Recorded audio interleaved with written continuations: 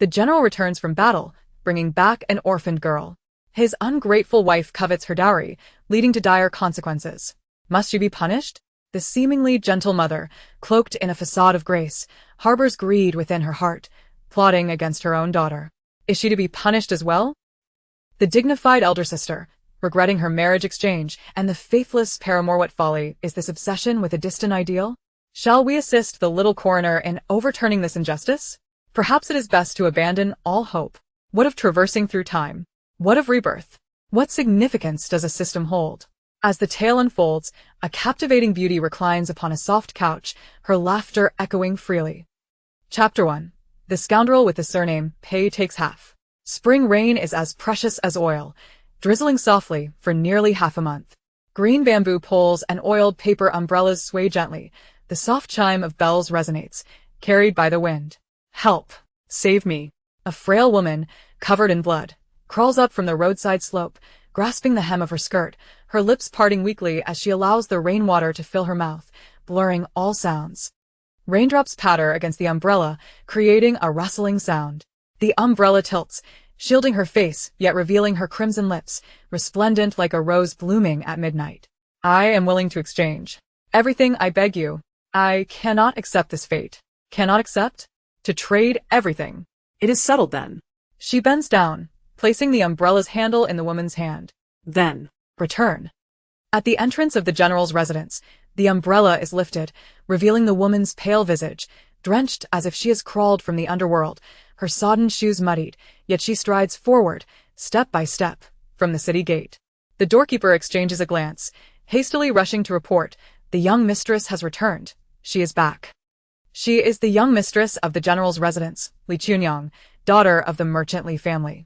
The first to emerge is her loyal maid, the accompanying servant Qiuniang, who gazes at her mistress with tear-streaked cheeks. Madam, where have you gone without a word? I thought. Sob, as long as you are safe, it is all that matters. The steward stands frozen, his expression trembling, terror evident in his eyes. Suddenly, Qiuniang's gaze sweeps over. The steward quickly composes himself, adopting an air of authority. The young mistress must amend her habit of leaving without notice.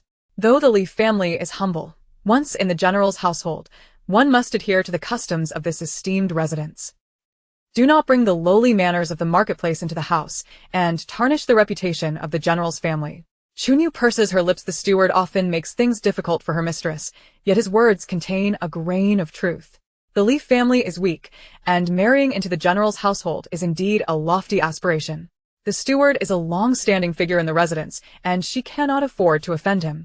To their surprise, with a sharp crack, everyone's eyes widen. Qiuniang sheds her usual meekness, her gaze as sharp as a blade. Have you lost your senses? Do you not recognize who I am? The steward covers his face, incredulous as he stares at Qiuniang. You tell him, what is my status? Qiuniang glances at Qiuniang.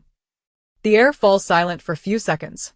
You are the young mistress of the general's residence, Qiuniang whispers. Qiuniang narrows her eyes. Louder, I cannot hear. Qiuniang pauses, then raises her voice. You are the young mistress of the general's residence. A stir arises among the crowd. How has the usually compliant young mistress suddenly changed her demeanor? Did you hear that? Qiuniang's face is pale, yet her presence is commanding, exuding the aura of authority. You, a mere servant, dare to question your master? Who granted you such audacity? Who taught you your manners? Is this how the general's residence conducts itself? With that, Qiuniang, holding the umbrella, strides inside without a backward glance. The steward remains rooted to the spot, stunned for a long moment before regaining his composure. What in the world? Today, Qiuniang seems possessed. What audacity! Humph. The steward turns to leave. This matter must be reported to the matriarch. Within the inner courtyard, Qiuniang leans against the wall, contemplating the surroundings of her chamber. Young mistress? Qiuniang asks anxiously. Are you all right? Qiuniang suddenly breaks into a smile. Fetch me some hot water. I wish to bathe and change. At once. Qiuniang hurries away. Priorities must be set aside. The mistress's well-being is paramount. Once she leaves, the courtyard falls silent, devoid of attendants, truly pitiful. A small mushroom sprouts on her shoulder, swaying contentedly in the breeze. Another day in the general's residence, another day as a merchant's daughter. I had hoped for a better life. Yet, Qiuniang places her hands on her hips, shaking her head in resignation. What a tragedy. Outside, hurried footsteps approach, and Qiuniang rushes back with hot water, breathless. Miss, the young general has arrived. Noticing her panicked expression, Qiuniang raises an eyebrow. The old general lingers in illness, detached from affairs, while the young General Pei Jinchao has recently returned victorious from the frontier, bringing with him an orphaned girl, proclaiming true love, and intending to demote his wife to a concubine. The little mushroom sways in the wind. Master, Pei Jinchao is here. The novels on Douyin are countless, yet half-feature scoundrels with the surname Pei. Qiuniang grimaces. What a misfortune. Chapter 2. The Fox in Sheep's Clothing. Witnessing his fierce approach, one might think Pei Jinchao had come to commit murder. Oh no, he has already done so once. Qiuniang, who gave you the audacity to act recklessly within these walls? Pei Jinchao's face is stern as he strides toward her, seizing her wrist. Suddenly, he recoils as if struck by lightning.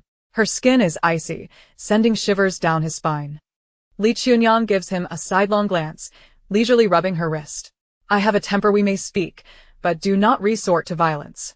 Where have you been? Pei Jinchao feels a chill in his palm. Qiuniang smirks. Did you not send me out of the city on your behalf?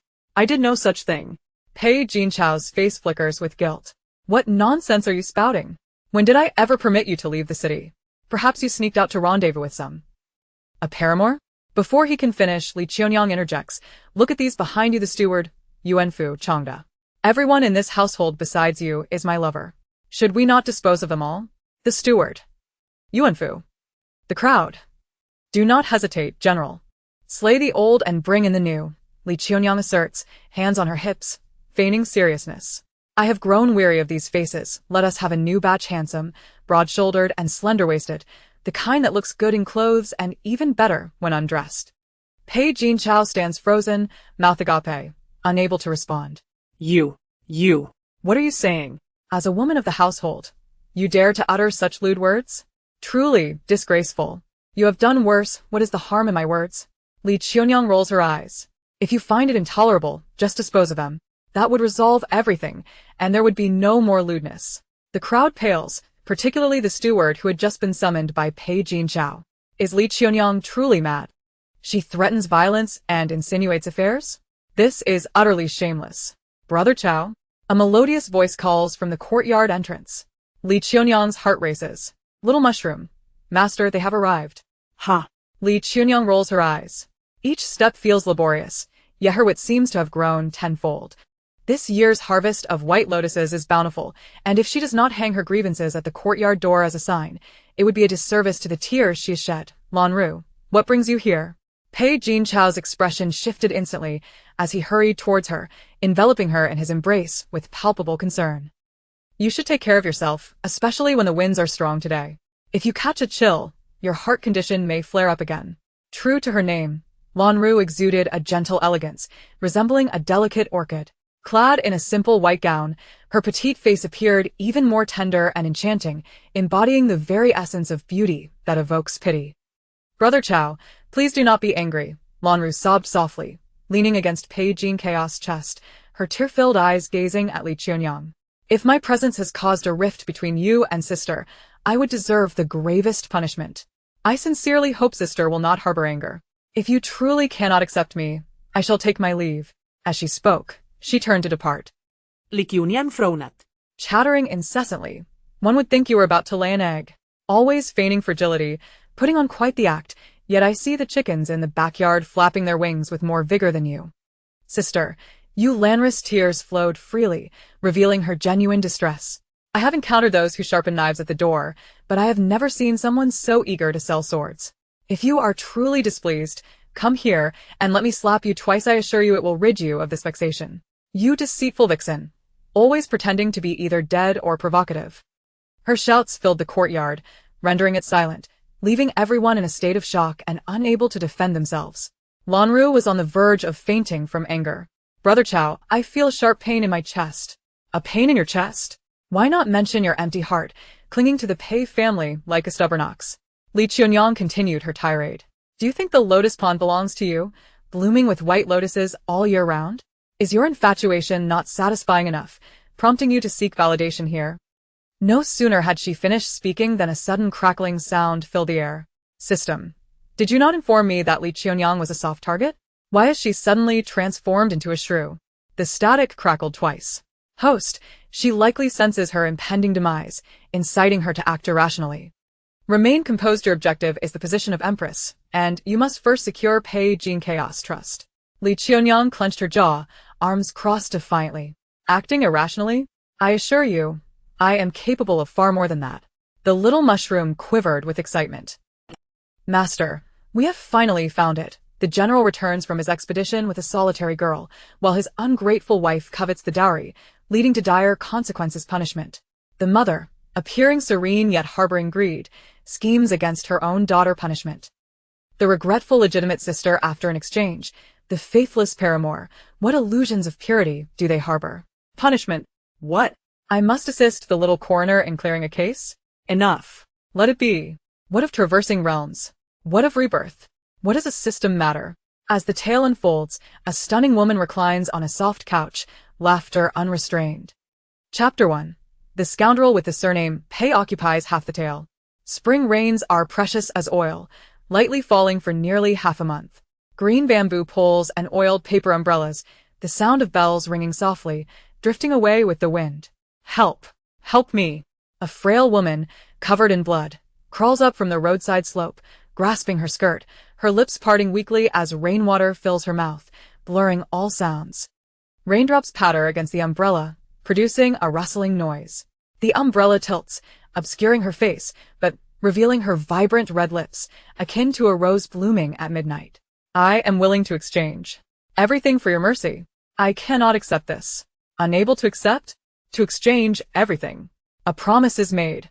She bends down, placing the umbrella in the woman's hands, then, return.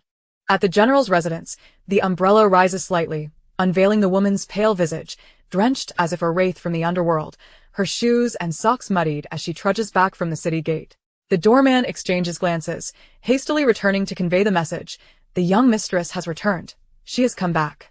She is the young mistress of the general's residence, Qiuniang, daughter of the merchant Li family. The first to emerge is her personal maid, the accompanying servant Qiuniang, tears streaming down her face at the sight of her mistress. Madam, you left without a word. Where have you been? I thought. Sob. It's good to see you back.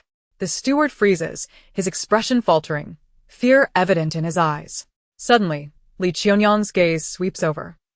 The steward quickly regains his composure, adopting an air of authority. The young mistress must amend her habit of leaving without notice.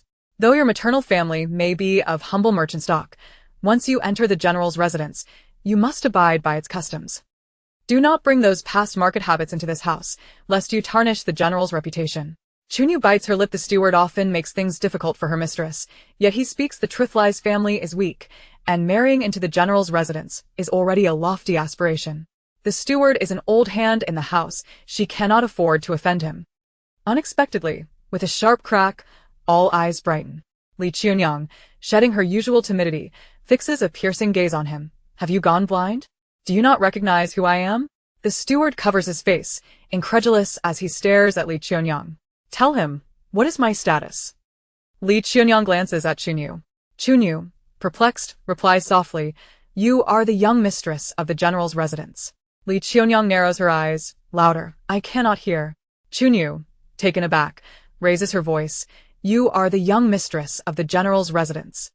The crowd gasps. The usually submissive young mistress has suddenly changed her demeanor. Did you hear that? Although her face is pale, her aura is fierce, exuding the pressure of one in authority. You, a mere servant, dare to question your master?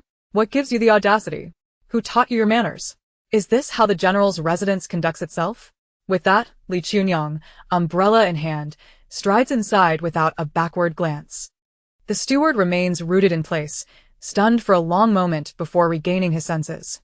What in the world has Qiuniang been possessed today? So fierce. Humph. The steward turns and leaves, thinking it best to inform the matriarch. In the inner courtyard, Qiuniang leans against the wall, lost in thought as she surveys the surroundings. Young mistress? Qiuniang, anxious, asks, are you all right? Qiuniang suddenly grins. Fetch me some hot water, I wish to bathe and change. Yes. Qiuniang promptly turns to comply. Setting aside other matters, her mistress's well-being is paramount. Once she leaves, the courtyard feels desolate, with not a soul in sight. It truly is pitiful. A small mushroom sprouts on her shoulder, swaying gently in the breeze. Another day in the general's residence, another day as a merchant's daughter. I thought life would be easier, but alas. Qiuniang places her hands on her hips, shaking her head in resignation. What a tragedy. Outside, hurried footsteps approach as Qiuniang rushes back, carrying hot water. Miss, the young general has arrived. Seeing the panic on her face, Qiuniang raises an eyebrow. The old general, bedridden, is not in charge, while the young General Pei Jinchao recently returned victorious from the frontier, bringing back a solitary girl and proclaiming a love so grand he intends to demote his wife to concubine. The small mushroom sways in the wind. Master, Pei Jinchao is here. In the world of novels, scoundrels with the surname Pei occupy half. Qiuniang shakes her head in disdain. What a calamity. Chapter 2. The Dead Fox Pretending to be Human. Observing the forceful entrance, one might think Pei Jinchao is here to commit murder. Oh no, he has already killed once. Qiuniang, who gave you the audacity to cause a ruckus in the residence? Pei Jinchao approaches her with a stern expression, seizing her wrist. Suddenly, he recoils as if struck by lightning. Her body is so cold it sends shivers down his spine. Qiuniang casts him a sidelong glance, leisurely rubbing her wrist. I have a temper, I speak my mind, but do not lay hands on me. Where have you been? Pei Jinchao feels an intense chill in his palm. Qiuniang smiles slyly. Did you not instruct me to leave the city to handle matters for you? When did I? A flicker of guilt crosses Pei Jinchao's face. What nonsense are you spouting? When did I tell you to leave the city? Perhaps you snuck out to rendezvous with someone. An illicit lover? Before Pei Jinchao can finish, Qiuniang interjects. Look, these few behind you, steward, Yuanfu, Changda. Aside from you, they are all my lovers. Shall we execute them all? The steward. Yuanfu. The crowd. Do not hold back. General, killing the old will make way for the new. Qiuniang asserts with her hands on her hips, feigning seriousness. I am tired of these people. Let's replace them with a fresh batch. They should be handsome, broad-shouldered, slim-waisted, and tall-fittingly attired, and pleasing beneath their garments. Pei Jinchao stands there, mouth agape, unable to respond. You. What are you saying? As a woman of the inner chamber, how can you utter such lewd words? It is simply scandalous. You have done as you wish, so what if I say a few words? Qiuniang rolls her eyes at him. If you are dissatisfied, just kill them all. That will resolve everything and silence all scandal. The crowd pales, especially the steward, who had just been summoned by Pei Jinchao. Has Qiuniang truly lost her sanity? Always threatening violence and claiming entanglements with them? Utterly shameless. Brother Chow? A bright voice calls from the courtyard entrance. Qiuniang's bro witches. The small mushroom. Master, they have arrived. Ha! Qiuniang rolls her eyes again. With each step, she gasps, her thoughts swirling wildly, as if she has cultivated a vast field of cunning. This year's harvest of white lotuses is abundant, and if her reputation is not hung at the gate as a sign, it would be an affront to the 2 drops of disdain in her eyes. Lan Ru, what brings you here? Pei Jinchao's expression shifted instantly as he hurried towards her, tenderly enveloping her in his embrace. You must take care of yourself with your fragile health. The strong winds today could exacerbate your heart condition. True to her name, Lan Ru exuded an elegance reminiscent of orchids, her delicate frame adorned in a simple white dress that accentuated her petite face, rendering her irresistibly charming, a true embodiment of beauty that evokes sympathy. Brother Zhao, please do not be angry, Lan Ru whimpered softly, nestled in Pei Jinchao's arms, her tear-filled eyes gazing at Qiuniang.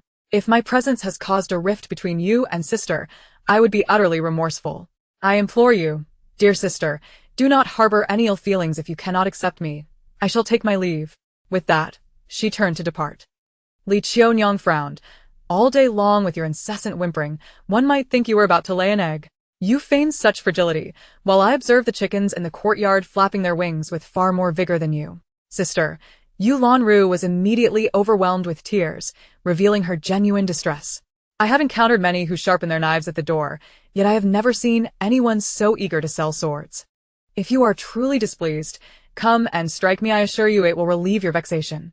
You deceitful vixen, always pretending to be innocent while either feigning death or acting provocatively. Qiuniang shouted, pointing at the 2.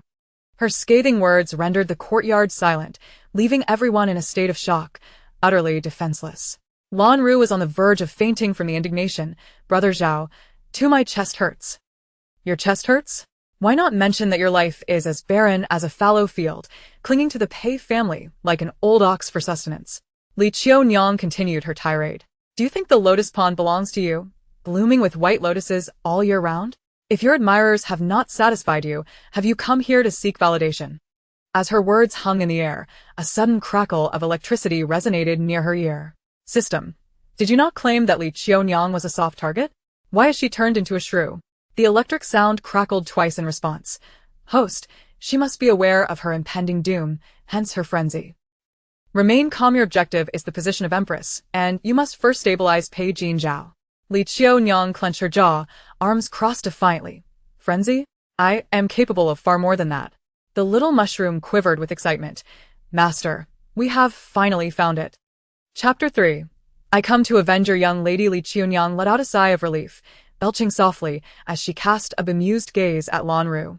The intensity of that look sent a chill down Lan Ru's spine, making her feel as though she might faint at any moment, practically collapsing against Pei Jinzhao.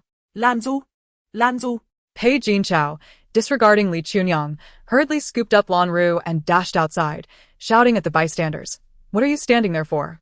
Go fetch a doctor. After running a few steps, he turned back to Qiuniang, exclaiming, Bring over that century-old ginseng. Watching the crowd hurriedly retreat, Qiuniang pointed at herself, questioning Chun Yu. Were they yelling at me?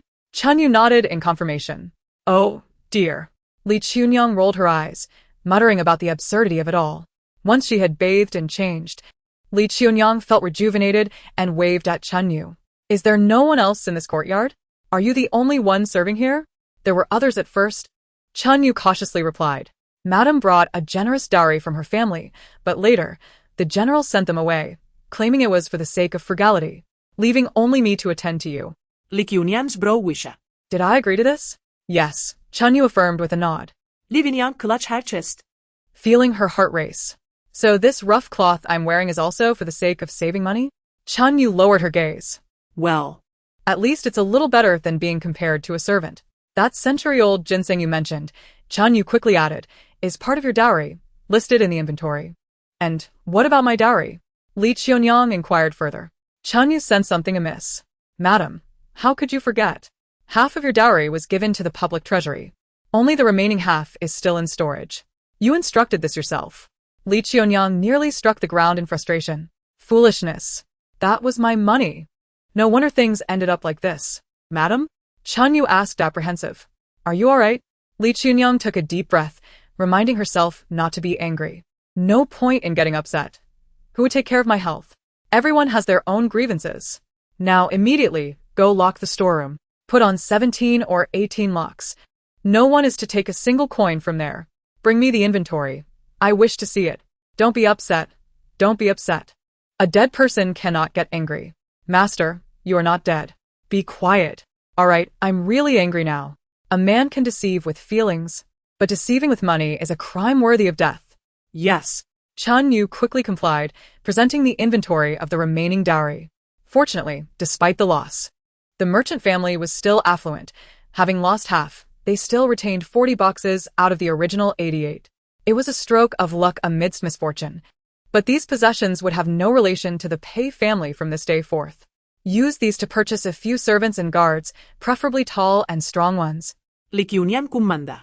Choose wisely. Don't pick cunning or sly ones, but ensure they are clever and presentable. Chun Yu was taken aback. Madam. From now on, do not call me madam. Address me as you would in my family. I want no more of this distasteful title. This is my Li family now. Qiuniang stated meaningfully. Do you understand? Chun Yu was overwhelmed with joy. Young lady. Why are you crying? From today onward, those who should be crying are them. I am here to avenge your young lady. Qiuniang declared with a smile. Chun Yu wiped her tears. What do you mean by your young lady? Isn't a young lady just a young lady? Good, go handle it. These days will be quite busy. Yes, indeed, for the next few days. Chun Yu busied herself buying servants and searching for people, scarcely finding a moment to rest, but she did not fail in her mission. The guards stood in neat rows, far more spirited than the sly ones at the general's residence, each tall and robust, fitting Qiuniang's preferences. A few maids and laborers stood nearby, all with decent features. To spend money on others instead of oneself is truly a sin, Qiuniang reflected. From today onwards, your monthly salaries will come from me. So heed only my words and ignore everyone else in the general's residence. Recognize who your true master is, understand? Yes. They replied in unison. As soon as she finished speaking, the steward swaggered in, momentarily stunned by the sight before him. What are you doing? Who are these people? The general's residence is not a place for idle folk. Get out. Throw him out. Teach him how to speak properly before allowing him to return, Qiuniang retorted, turning to recline on a rocking chair, relishing the moment. Qiuniang anxiously served tea, her face betraying her unease. Just as the steward was about to speak, he was unceremoniously ejected from the courtyard. With a crash, he landed on the ground, his shrill cries echoing, "I will report you to the old madam." Qiuniang trembled. "Young lady, do not panic," Qiuniang soothed, closing her eyes to rest as the rocking chair creaked. The turtle by the wishing pond is about to come out to bask in the sun. Chapter 4. The shameless truth. Qiuniang's sudden change in temperament set Pei Jinchao's heart racing, making him wonder if she had discovered something. The steward had reported with tears and snot. Once he left, Pei Jinchao sat there in silence with his mother, furrowing his brows. Wasn't it supposed to be foolproof? Pei Jinchao's mother, Lady Wang, regarded him with a stern expression. Not only is she alive, but she has also returned to cause trouble? Pei Jinchao clenched his fists within his sleeves. How could this happen? We had assuredly planned for everything. You heard what the steward just said. She has purchased a large number of servants from outside. This is a precaution against you, against everyone in the general's residence. If you continue to ignore this, it could very well come back to haunt us. Lady Wang huffed, her gaze sharp. Pei Jinchao hastily rose and saluted. Mother, rest assured. I will send someone to investigate. Why did you marry her in the first place? You should be fully aware of your reasons, the old madam said coldly. Since the first step has failed, there must be a second. Divorcing her and sending her back home is not out of the question. But we must first deal with certain obstacles to avoid being reported to the officials, as it would hinder your future. Pei Jinchao nodded. Mother, do not worry. I have already made preparations. In these past 2 years, for your future, money has been continually spent within the residence. The previous funds have already been depleted, so what remains cannot be allowed to go back with her. The old madam pursed her lips. To privately seize a wife's dowry is an act devoid of shame. And with the conversation thus far, the old madam found herself at a loss for words. Yet internally her greed festered. Indeed, Pei Jinchao lowered his gaze. Before Qiuniang entered the household, the general's residence was nearly an empty shell. It was she who upheld the facade with her dowry. If she were to be stripped of it, it would be akin to peeling away the skin and bones, leaving nothing behind. Yuan Fu? Pei Jinchao asked as he walked. Have you found Yiguang? Yuan Fu shook his head. What? Pei Jinchao's expression shifted, his steps halting. How could this be? Is it possible that it has fallen into Qiuniang's hands? Impossible, he mused. How could a woman of the inner chambers possess such capability? It is a miracle she returned alive, let alone capturing someone as vicious as Yiguang. Continue searching, Pei Jinchao instructed, his face stern, making a slicing gesture across his neck. If necessary, Yuan Fu nodded in agreement. Yes. Has the century-old ginseng not yet been delivered? Pei Jinchao inquired again. Yuan Fu shook his head. In an instant, Pei Jinchao's anger flared, and he strode purposefully toward the rear courtyard, muttering, that venomous woman. Venomous woman? Qiuniang Musha. Tending to the flowers and plants in the courtyard. Is that what everyone outside is saying? Yes. The young maid nodded awkwardly, for the rumors had intensified in recent days. Claiming that, miss, you were not adhering to the virtues of a wife, secretly meeting with men outside the city, and engaging in nightly revelries with various gentlemen. As she spoke, the young girl cast a glance at the guards stationed at the entrances. Well said. Qiuniang clapped her hands. You may leave now. The young maid bowed and withdrew, while Qiuniang, filled with concern, approached. Miss, they are saying such things about you. You should find a few storytellers and skilled painters. Qiuniang whispered into her ear, causing the girl to blush deeply, taking a while to regain her composure. Do you understand? Qiuniang nodded vigorously. Go now. Qiuniang smiled brightly at her. The sooner you return, the better. We shall wait for you for dinner. Qiuniang nodded and dashed away. As soon as she left, the courtyard door was kicked open. Pei Jinchao, his face dark as ink, strode in, accompanied by a retinue of guards. Casting a cold glance at the vigilant guards at each entrance. Qiuniang, you shameless woman. How dare you harbor men in the rear courtyard? Such disgrace. The barking of the military household's dog was becoming increasingly grating. Qiuniang, unfazed, stood up and cupped her ears, while the guards swiftly positioned themselves in front of her to shield her from Pei Jinchao. What are you shouting about? If you scare my century-old ginseng away, will you offer your kidney to your little lover as a remedy? Truly, a waste of a man, filled with impotent rage. Pei Jinchao trembled with anger. You dare to engage in such disgraceful acts and still act brazenly, spewing filthy words. A woman like you deserves to be punished by family law, and I shall not show mercy. A word from you is worth 10 years of study, Qiuniang interjected with a TSK. Oh, but you do not read. Your limbs are strong, but your mind is simple. Pei Jinchao's eyes blazed with fury. Arrest her. Yet, the guards drew their weapons in unison. Pei Jinchao was taken aback. The day before yesterday was the day for monthly allowances. The military household's public account is already depleted. Qiuniang stood on the steps, looking down at the crowd. None of you have received your allowances, right? How fortunate. Next month and the month after, and indeed, for this year and next, you shall receive nothing. The crowd gasped. What benefit is there in serving Pei Jinchao? Think carefully about who provides your meals. Qiuniang inhaled deeply. Today, those who protect me shall receive double their allowances. The crowd murmured. Pei Jinchao, trembling, shouted, Do not listen to her nonsense. I am the true master of this household. Arrest this venomous woman, and I will reward you handsomely. Indeed, they all knew who truly provided their allowances, but as long as their masters kept silent, they pretended it came from the military household. However, with the current tensions, even a fool could see the facade crumbling. The crowd hesitated. Pain from the screen? What nonsense! Seeing the hesitation among the crowd, Pei Jinchao was genuinely furious. This is the military household. Are you all plotting rebellion? Pei Jinchao, is your brain cobbled together by the neighbors? Qiuniang interrupted his tirade. You expect people to risk their lives for you, without offering a single coin? Why don't you first pay their allowances before you shout? Pei Jinchao, shaking with anger, retorted, You venomous woman. Change your words. Qiuniang tisit, srach harear. Pei Jinchao observed the imposing guards surrounding him, all glaring at him, clearly unwilling to heed his commands. Once you enter the military household, you must abide by the rules. Is there any difference between your unruly behavior and that of a shrew?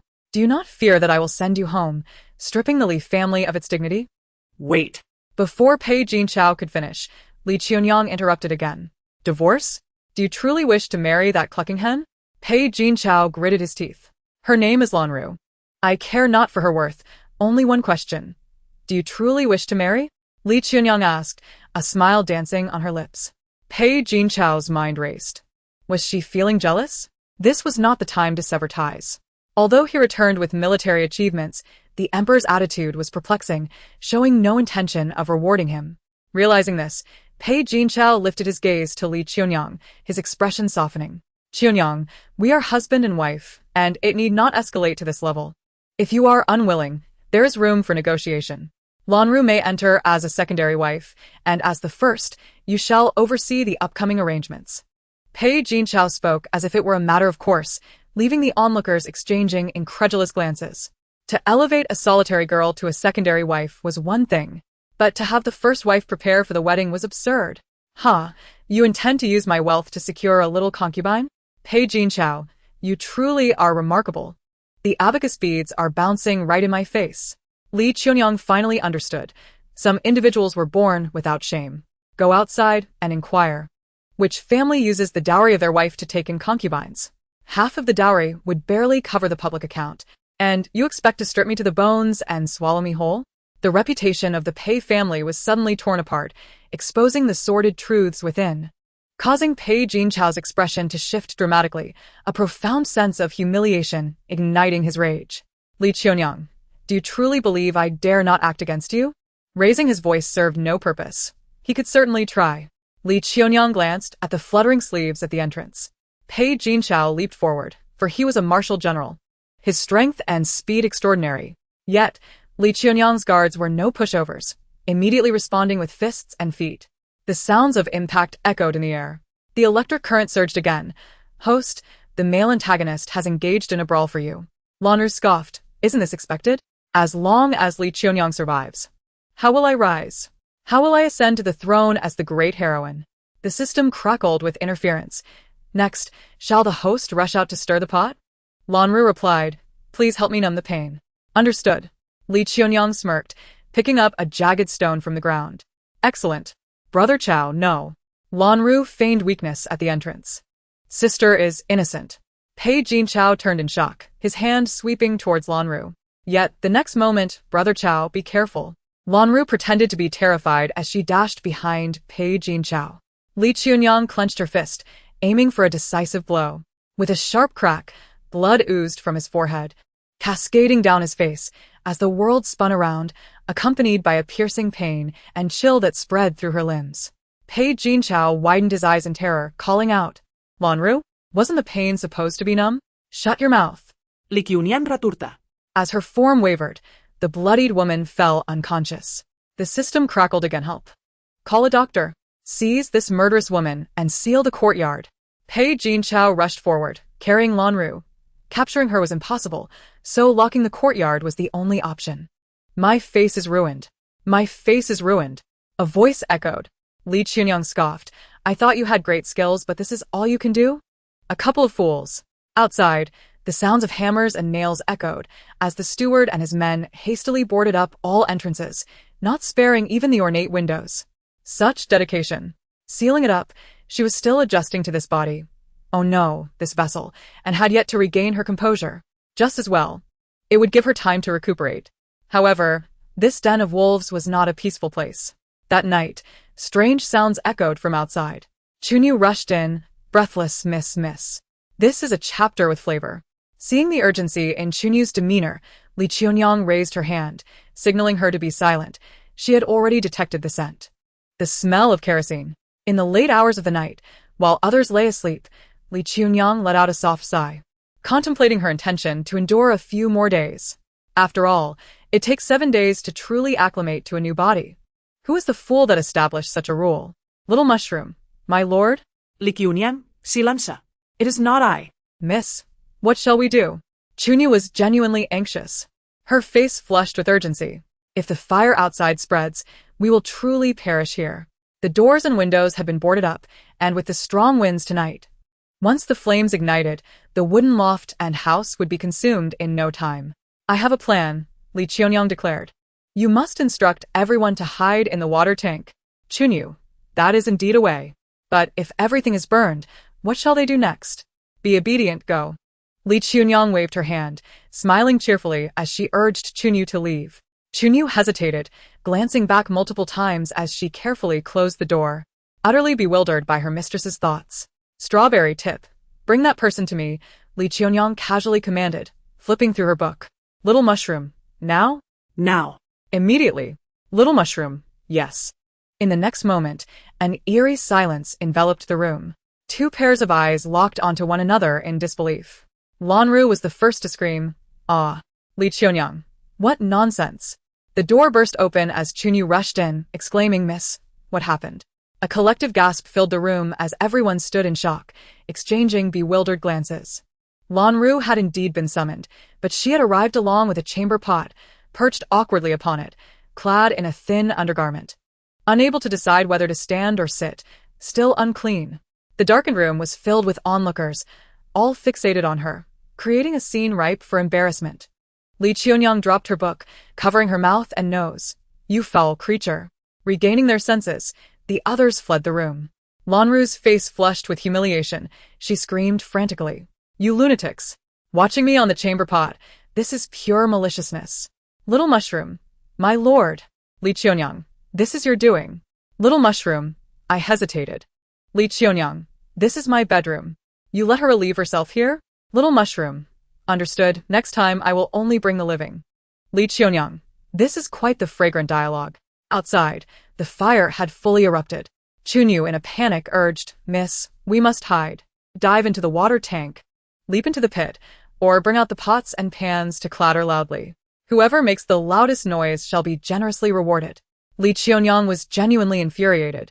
unable to swallow the foulness of the situation. Qiuniang. Huh? Go. Oh. In an instant, a cacophony of banging resounded through the night sky. Goodness. Not only could the entire military residence hear it, but even those within the city could clearly discern it, especially in the eerie quiet of the night. It was deafening enough to send the pigeons on the roof into a frenzy. Someone shouted, Pei Jinchao has killed his wife. Pei Jiangjun's concubine has murdered his wife. Pei Jinchao, help. Help! The crowd gathered to witness the spectacle. The officers and citizens, alongside the neighbors, could hear every word. As the townspeople rushed in to extinguish the flames, they were astonished to find the courtyard sealed with boards, even though the oil was nearly burned away. Those who arrived early could still catch the pungent scent in the air. The outcry of Pei Jinchao having killed his wife seemed to gain substantiation, and all eyes turned to the hurried figure of Pei Jinchao, filled with scrutiny and disdain. Kill his wife. They had long heard rumors of this Pei, who brought back a solitary girl from the frontier, intending to demote his wife to a concubine.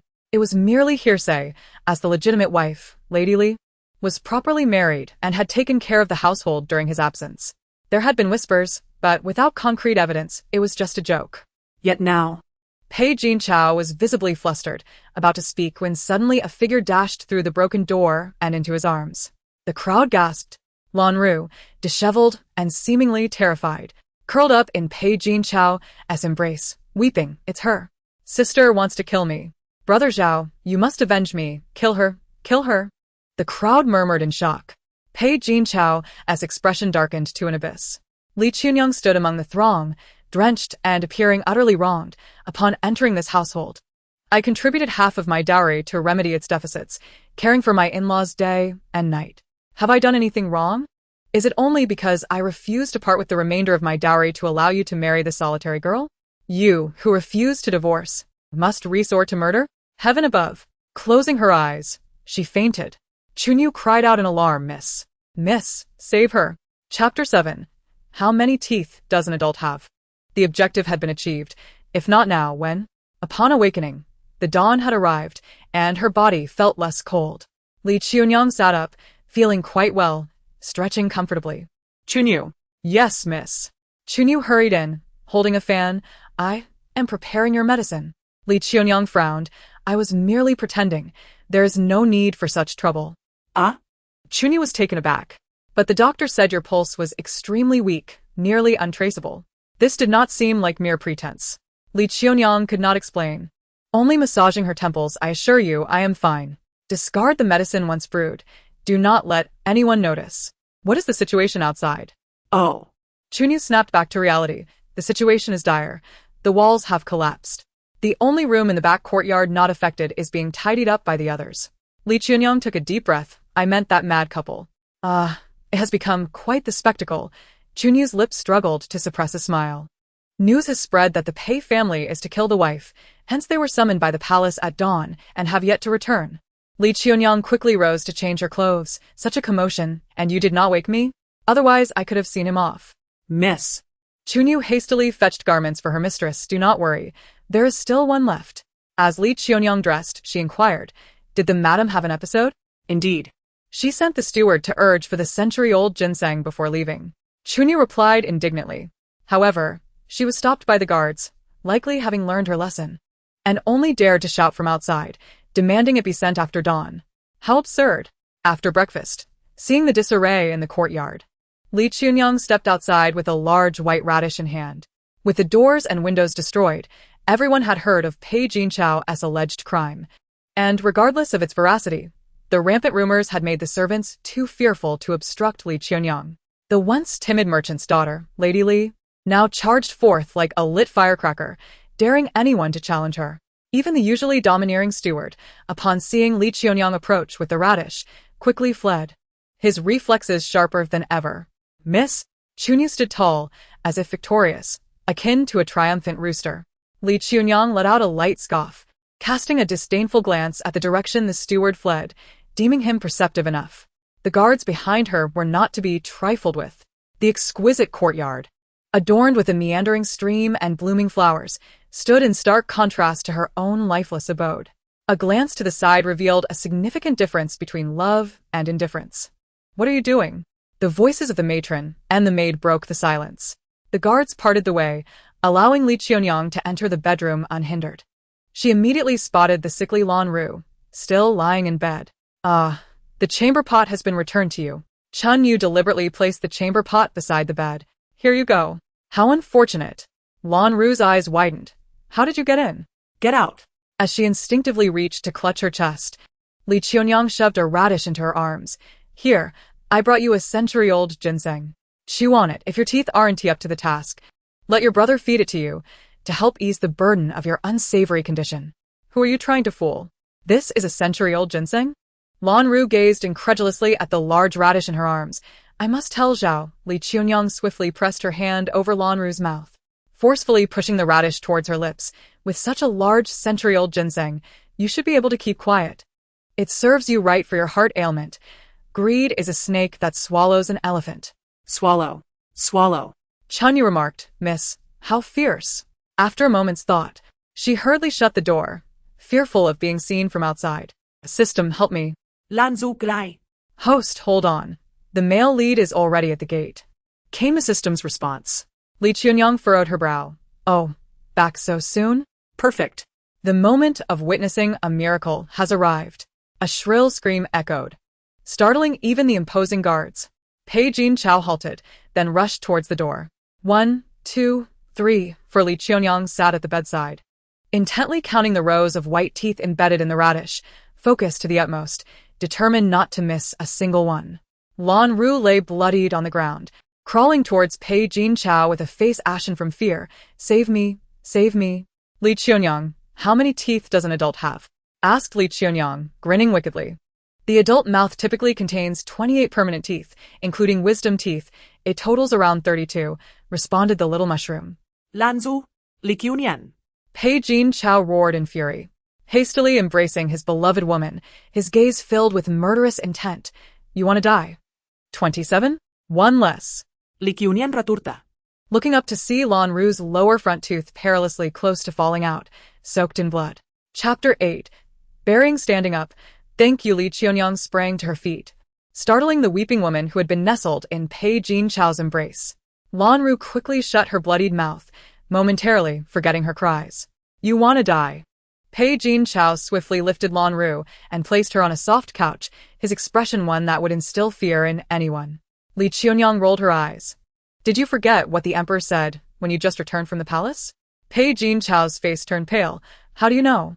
Suddenly, it dawned on him that she was trying to trick him. Qiuniang had never left. She couldn't possibly know what the emperor had said. If you can't even manage domestic affairs, you should stop pretending to be a general and go home to be Pei Gongzi.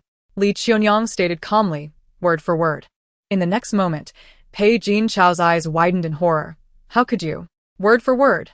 Qiuniang smirked, her demeanor resembling a vengeful spirit. Her eyes tinged with a hint of crimson, as she spoke through clenched teeth. What one does is observed by the heavens. Pei Jin Chao, you will eventually pay for your sins.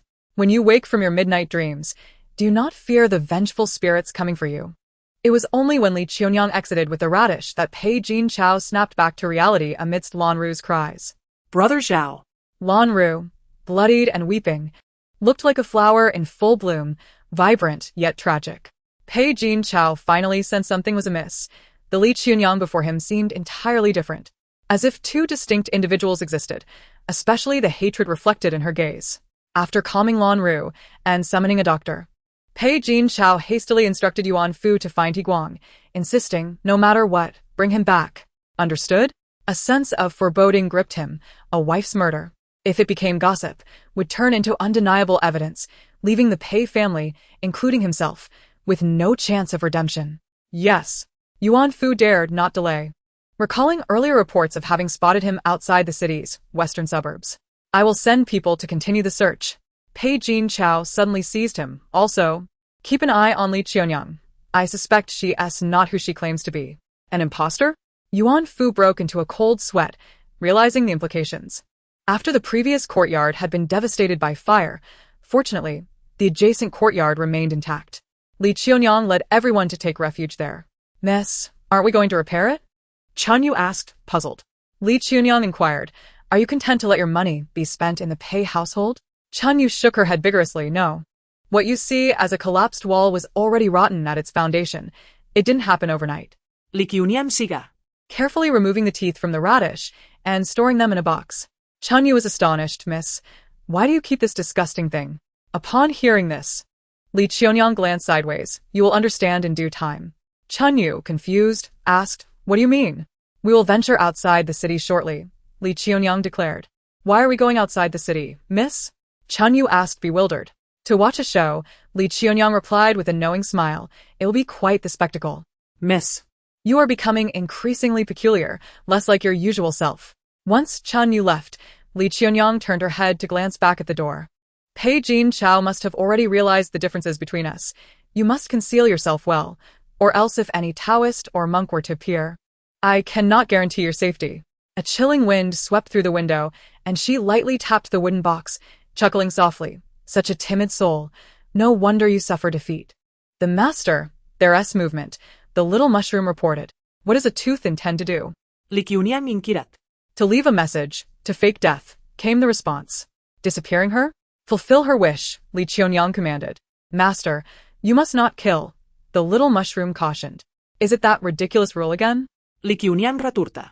Indeed. The little mushroom affirmed. Once I am gone, remember to bury me standing up. I have walked this life on my knees. Rules. Rules. How utterly ridiculous. Outside the city, in the western suburbs, the carriage came to a halt. Qiuniang leaped down, asking Miss, why are we stopping here? Qiuniang followed suit. We are waiting for someone. Waiting for whom? Chapter 9. The young lady goes for wild vegetables first.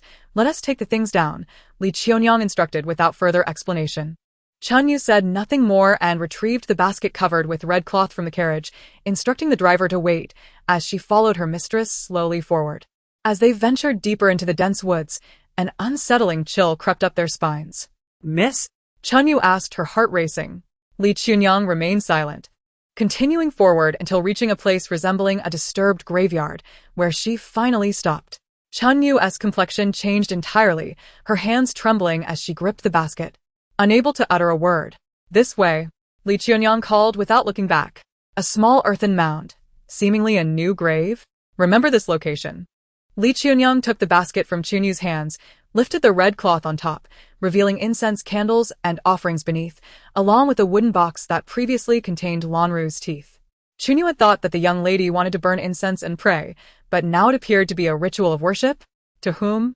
A vengeful spirit? As the wooden box opened, it revealed Lanru's teeth and a small porcelain vial. Qiuniang began to dig a small hole, burying the teeth within. Then uncapped the small vial, from which several drops of blood spilled forth. Miss, what is this? Qiuniang exclaimed, nearly in tears. Qiuniang siga. The blood of that deranged woman. A tribute to the deceased, Qiuniang pondered. Qiuniang gestured with her eyes for Qiuniang not to be afraid, suggesting that this might bring some solace and reduce the lingering resentment, preventing her from becoming a vengeful spirit. Qiuniang stared at her, lost in thought, her gaze shifting between Qiuniang and the small mound, eventually reddening her eyes, her lips trembling. All right, once it's done, I'll take you for candied hawthorn. Life is too bitter. Indulge yourself a little. Do not deny your own happiness. Qiuniang lit the incense candles and arranged the offerings, ready for the unfolding drama. Suddenly, a gust of wind swept by from behind. Qiuniang turned abruptly, but saw nothing. Perhaps it was the fear of those who yearned to see what was to come. Qiuniang stood up, casting her gaze towards a nearby tree, suppressing her anger. Thinking it better to lose herself in madness and blame others rather than reflect on her own faults. Reject inner turmoil. Little mushroom. Master, they have arrived. Let us go. Qiuniang turned and left. Qiuniang wiped her tears. Where to? What did I say earlier, silly girl? We're here to watch a show. Qiuniang dashed ahead with excitement. Qiuniang stood there, tears in her eyes, scanning her surroundings, and eventually hurriedly followed with her empty basket. Exiting the chaotic graveyard led them to a narrow path, not far from the main road. Miss, what made you think of this? Qiuniang glanced back. Qiuniang smirka, gas. The main road wound around the mountain, and from the side, one could see the temple at the foot of the hill. Look, who is that? Qiuniang crossed her arms. A few people jumped off their horses and hurried into the temple. From above, their faces were indistinguishable, but their figures were somewhat recognizable. Is that Yuanfu, beside the general? Qiuniang whispered. Qiuniang nodded. Now guess what they're searching for? It seems they're looking for someone. Qiuniang was puzzled. Aren't they searching for someone? Gathering everyone in the temple to check one by one. Unfortunately, the person Yuanfu sought was not among them. Not here, either. Yuanfu stood there, hands on his hips, huffing with frustration. Where on earth has that person gone? What mischief is he Qiuniang up to? He promised to settle the payment after the job was done. But now nothing is accomplished, and the money is gone, along with the person. This is truly bizarre. Amitabha. The old monk in a grey robe stood calmly before the crowd. Good and evil will eventually be repaid. Benefactor. Turning back is the way to salvation. Yuanfu frowned. I've killed countless on the battlefield, and you tell me to turn back? Step aside. Don't provoke me into violence. Could the information be mistaken? Suddenly, a faint whirlwind stirred up from the ground, rustling the clothing of those present. Amitabha. The old monk sighed. Turning back is the way to salvation. The wind abruptly ceased. Did you hide the person? Yuanfu suddenly drew his sword, swiftly pressing it against the monk's neck. The young acolyte was terrified, but the old monk remained unperturbed, calmly turning his prayer beads, his expression serene. TSK, TSK, TSK, I told you this general's mansion is a den of wolves. Qiuniang strolled in les urli. Hands on her hips, confronting the group. Look, the ones who fled are all a bunch of beasts. Yuanfu was taken aback. What are you doing here? Miss loves foraging for wild vegetables. Is that a problem? Qiuniang raised her chin. Yuanfu's eyes narrowed dangerously. Qiuniang has messed up, causing all this trouble. And now that no one else is around, it's better to, suddenly, a thunderous clap echoed, startling everyone into a tremor. Chapter 10. The Unlit Candle. The invisible presence, the old monk continued to chant, his verses unsettling Yuanfu, who felt an inexplicable chill creeping up his neck, turning back repeatedly, yet finding nothing. His face paling. The skies darkened, heavy clouds rolling in. Just moments ago, the sun shone brightly, yet now the atmosphere felt as if a storm was imminent. Old monk. We may need to come in to avoid the rain. Qiuniang turned and entered. Qiuniang followed, her complexion pale, and her legs trembling as they walked.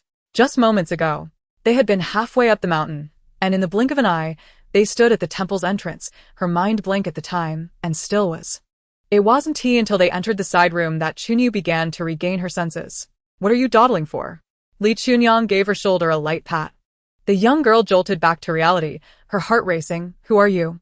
Qiuniang blurted out. As the words left her mouth, she was startled, her eyes turning red, trembling and hesitant to speak again. I told you from the very beginning. Qiuniang caressed her face. Do not fear. I do not kill. I merely send certain unwanted elements back from whence they came. Qiuniang shook her head, confused. To put it simply in your terms, there are foreign beings lurking around you, disrupting the established order here. Those who should have naturally passed away have met with untimely deaths, exploiting powers unknown to you to interfere here, violating the rules of this place. Qiuniang articulated each word clearly. Qiuniang seemed to grasp some understanding. The foreigner? You mean that lonely girl? Yes, Qiuniang nodded. Unauthorized intrusion leads to wrongdoing, altering the rules at will, manipulating hearts, exchanging items. Qiuniang felt a lump in her throat. So many innocent lives lost. Enough. Knowing too much is not beneficial for you.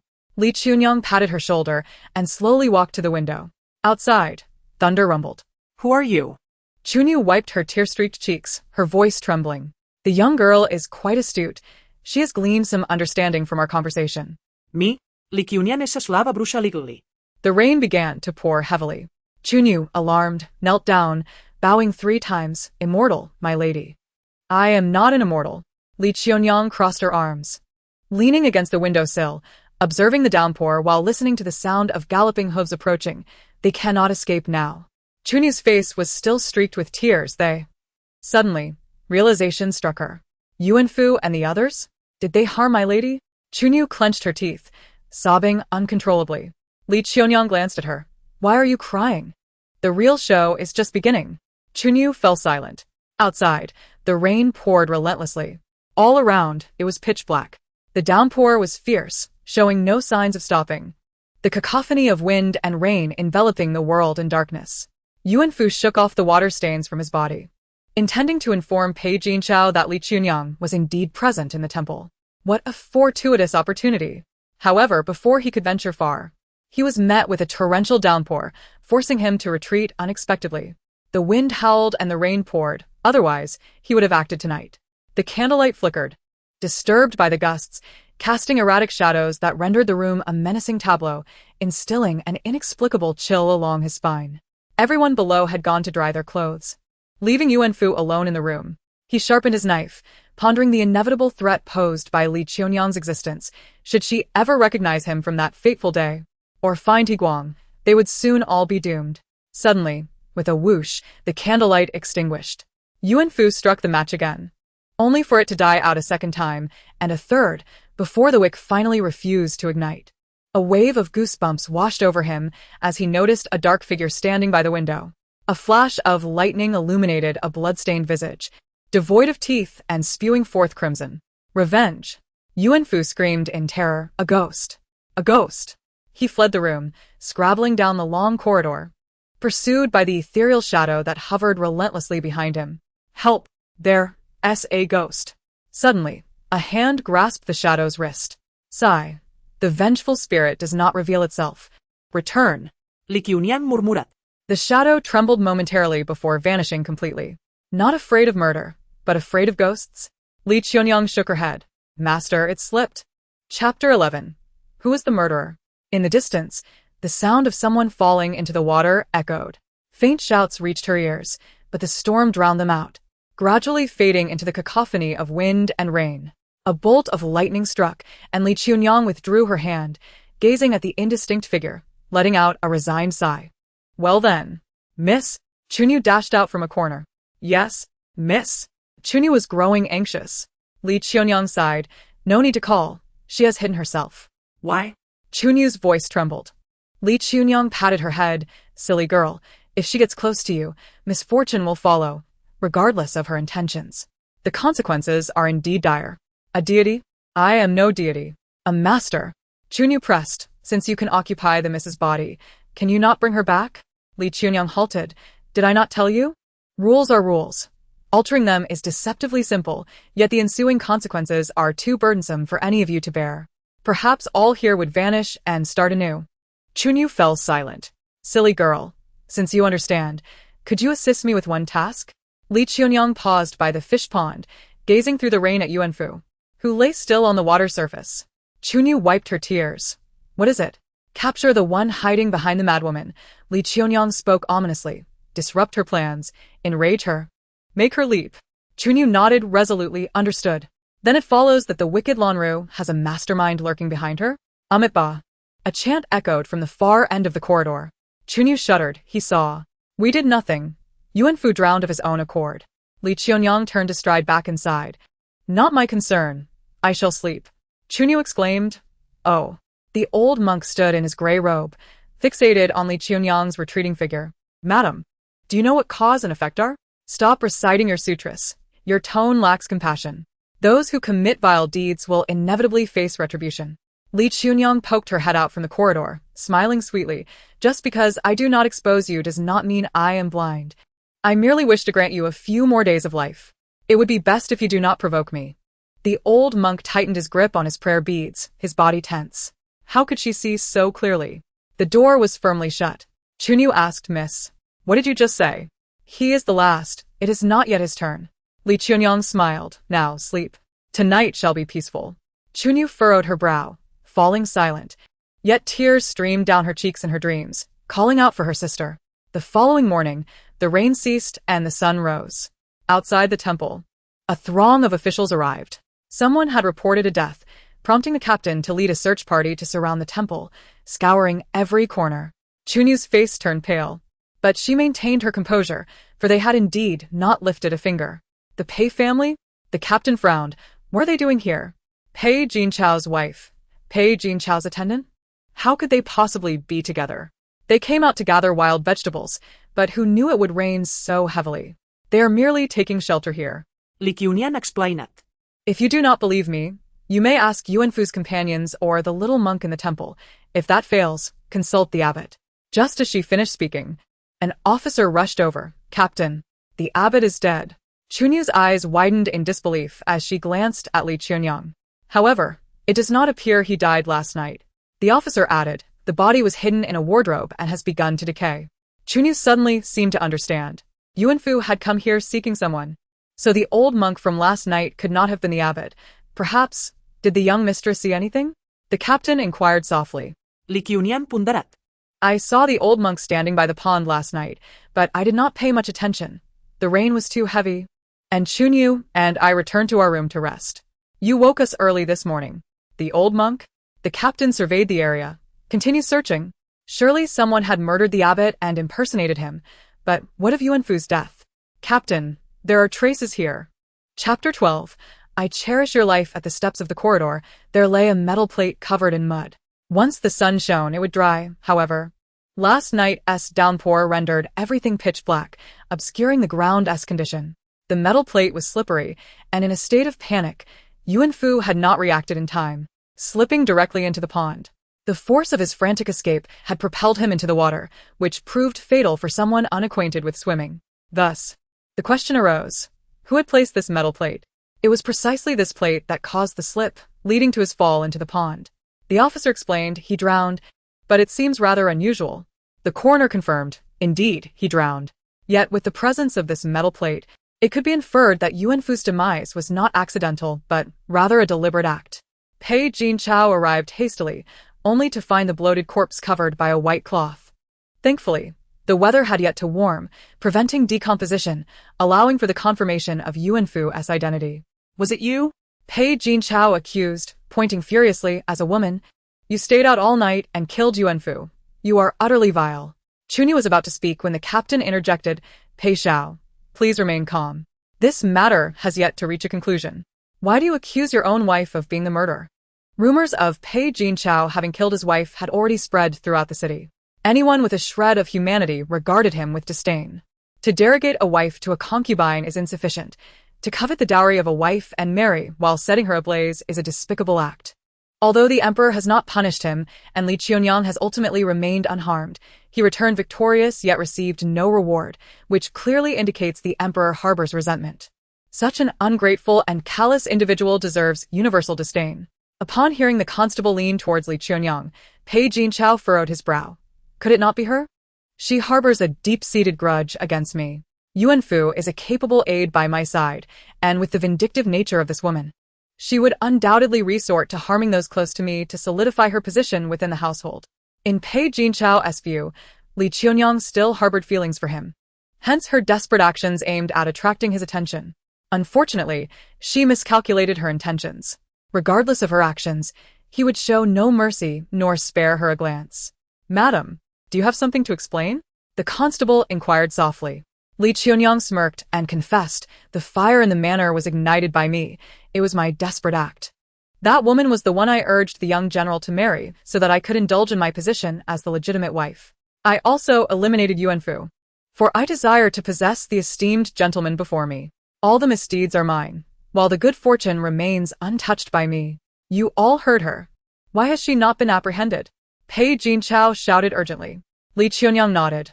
I too believe I am guilty and should indeed visit the magistrate. Otherwise, I fear I may lose control and slap you across the face. Her admission was clear. Pei Jinchao genuinely wished for her demise. The constable rubbed his temples. Madam, you jest. As long as our eyes are not blind, we can clearly see that the murderer of Yuanfu and the one responsible for the incident must be the same. Yet, we do not understand why he would want to kill Yuanfu. Perhaps the master committed a wrongdoing, and the servant took the blame?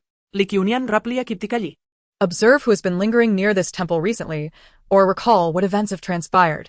One might discern the reasons, and uncover the true murderer. As soon as her words fell, Pei Jinchao seemed to recollect something, his complexion instantly paling, his lips trembling as his gaze fixated intently on Qiuniang. Yuanfu was seeking Higuang. Higuang. Could it be I have heard that bandits frequently roam this vicinity? Qiuniang remarked with a barely contained smile. It is said that the leader of the bandits is named Higuang, is it not? Upon hearing this, Pei Jinchao's hand, concealed within his sleeve, clenched into a fist, confirming her intent. She was deliberately threatening him. Did she wish to rekindle their past? Indeed, the constable replied, this is a fugitive sought by the court. Upon this revelation, the constable seemed to awaken to the truth. Higuang, he called, turning to summon the others to search for signs of the bandits. Pei Jinchao's expression grew increasingly grim. Should the magistrate discover this, he would be implicated in collusion with bandits. Li Qiuniang, what are you trying to achieve? Pei Jinchao grit his teeth. Even if you incite discord, I could never harbor feelings for you. With a sinister smile, Li Qiuniang replied, but I do. I adore you to the point of obsession. Pei Jinchao was momentarily speechless, then turned away in disgust. The little mushroom swayed in the wind. Master, we're rolling. Chapter 13. The difference between using a knife and committing murder. Li Qiuniang sighed, observing the departing carriage before her. They truly are relentless in their attempts to end my life. Miss? Qiuniang inquired, perplexed. Li Qiuniang glanced at Qiuniang. Rest assured, my dear. I shall always be by your side. Despite her uncertainty about the unfolding events, Qiuniang could sense Li Qiuniang's fixation on the carriage, leading her to believe that trouble was imminent. When Pei Jinchao arrived, he did not forget to inform the carriage drivers to follow along to pick someone up. The current driver was not the one from the previous day. Madam? The driver called out, are we not departing? Qiuniang assisted Li Qiuniang into the carriage, noting her pallor, and proceeded cautiously. Once seated, Li Qiuniang gently patted her hand. Do not fret. If anything occurs, simply shout and hold on to me tightly, understood? Qiuniang swallowed and nodded repeatedly. Understood. Miss, what might happen? Not much. Perhaps we might tumble? Li Qiuniang sighed. You know I possess ill fortune and am often beset by misadventures. I apologize for dragging you into my misfortunes. No sooner had she spoken than the horses neighed loudly. Madam, hold on tight. The horses are spooked, the driver shouted. In an instant, the two within the carriage were tossed about like rag dolls, followed by the sharp crack of the carriage wheel braking. The carriage rolled down the slope, resembling a tumbleweed, careening towards the rocky incline below. Although the slope was not steep, it was littered with jagged stones, and the depth was treacherous. This could lead to death or severe injury. Miss! Qiuniang cried out. Li Qiuniang instinctively embraced the young girl. Little mushroom. Master, teleport. Very well. The carriage rolled to the foot of the hill, leaving their fate uncertain, while the driver stood at the roadside, heart racing and face ashen. After all, this was murder, and maintaining composure was no simple task. However, he knew he had no favorable outcome ahead.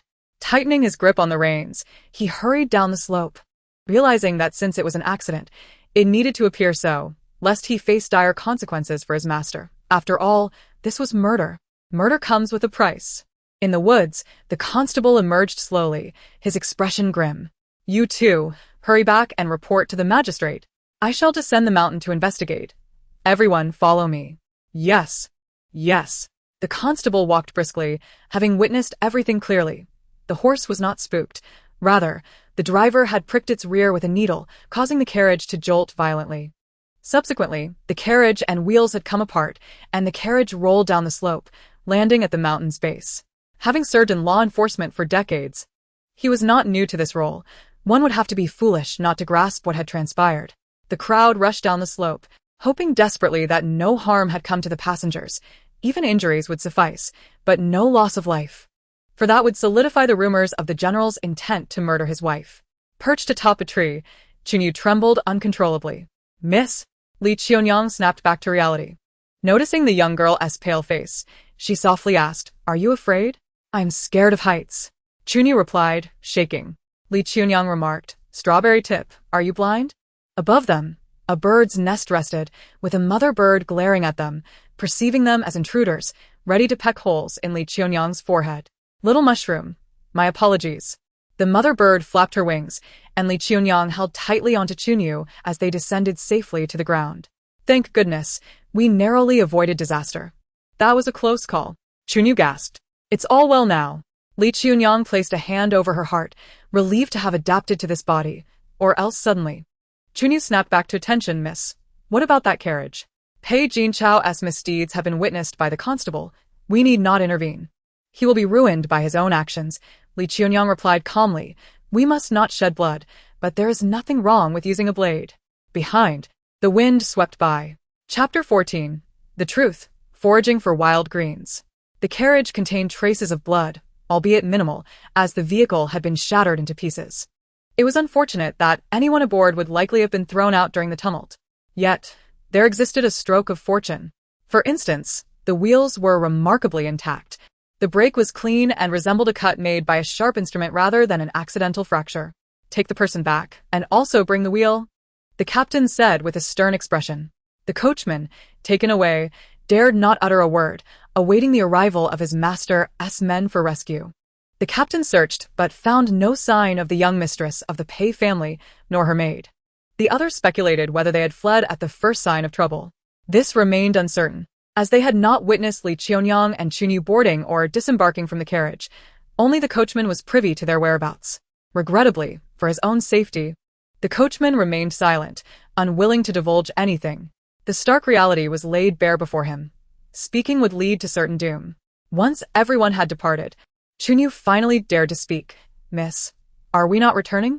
Remember, we are in a state of uncertainty regarding our lives, Qiuniang replied, unperturbed, for she had matters yet to attend to. Qiuniang was puzzled. What do you mean, beating the drum for justice? Qiuniang, with a swift tap on her head, remarked, what evidence do you have for that? When it comes time to untangle the situation, Pei's henchmen will erase all traces, leaving us powerless. Rubbing her head in pain, Qiuniang inquired, then what shall we do? Let the rumors escalate, allow them to believe they have succeeded in their schemes, and let down their guard. Qiuniang spoke slowly. After all, with this great fire, our dowry has been transferred, has it not? The Pei family is now but a hollow shell. Waiting for them to discover the truth, it will be utterly amusing. Qiuniang nodded, determined that they could not let the Pei family benefit from this. Indeed, Qiuniang strode forward. What I aim to do is anything but beneficial to them. Qiuniang, confused, asked, why are we truly foraging for wild greens? Miss, the sky is darkening, Qiuniang reminded her. Qiuniang acknowledged, I know, we shall kindle a fire once night falls. Are we truly not returning? Qiuniang asked in astonishment. We could stay at the tavern for the night. After all, it was a part of your dowry. Out here in the wilderness. What if wild dogs or wolves appear at night? Qiuniang chuckled while beginning to dig a pit and construct an earthen stove. No wild dogs or wolves here. Perhaps we might even encounter a Prince Charming. Qiuniang murmured under her breath, Miss, you speak nonsense. Yet, recalling the strange occurrences surrounding her mistress, she instinctively felt it might just come true. Miss, what is your name? Qiuniang inquired. Qiuniang smirked. Are you not afraid of me? Those who punish evil and promote good, even if fearsome in appearance, are not to be feared, much like the judge of hell in temples, worthy of respect. Qiuniang assured her solemnly. Qiuniang smiled. I shall tell you later. For now, we have more pressing matters at hand, such as nourishing ourselves. After washing the wild greens in a mountain stream, she prepared a pot of wild vegetable soup. Though tasteless, it was certainly better than an empty stomach. She could forego eating, but Qiuniang needed sustenance. As night fell, eerie bird cries echoed around them, accompanied by rustling sounds, causing Qiuniang's heart to race.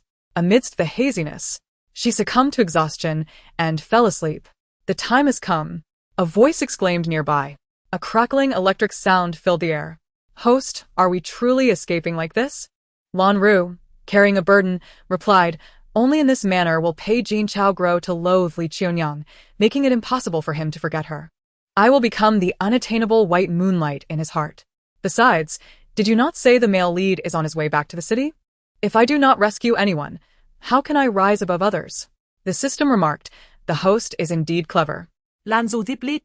I will not be foolish like Qiuniang, for I shall settle the score for the grievances against me. In the next moment, Qiuniang wishlet. Hearing the approaching sound of hooves, she stood up leisurely. Who is settling the score with whom? Chapter 15. A large, unexpected boy. The sound of hooves roused the slumbering Qiuniang, and as she rose, her legs buckled, sending her sprawling into the dirt. Miss, are you all right? Qiuniang mumbled groggily. What is happening? Qiuniang, rubbing her hands together, prepared to receive the incoming person. Suddenly, a cold whistling sound of arrows filled the air, followed by the chaotic thundering of hooves and shouts of protect the master. Protect the master. After the arrows came the jarring sounds of clashing blades. A cacophony that sent shivers down the spine. Even a fool would know what transpired above. Bandits or assassins, it could only be one of the two. Qiuniang's face turned pale. Miss? Hush. Qiuniang signaled for silence, her gaze fixed intently upward. Suddenly, she sprang to her feet. Here they come. A shadow tumbled down from above, accompanied by a cascade of stones and dirt, rolling past the two of them before crashing heavily against a tree trunk, coming to a halt. "Let us go," Qiuniang exclaimed. "Quickly, we must save them."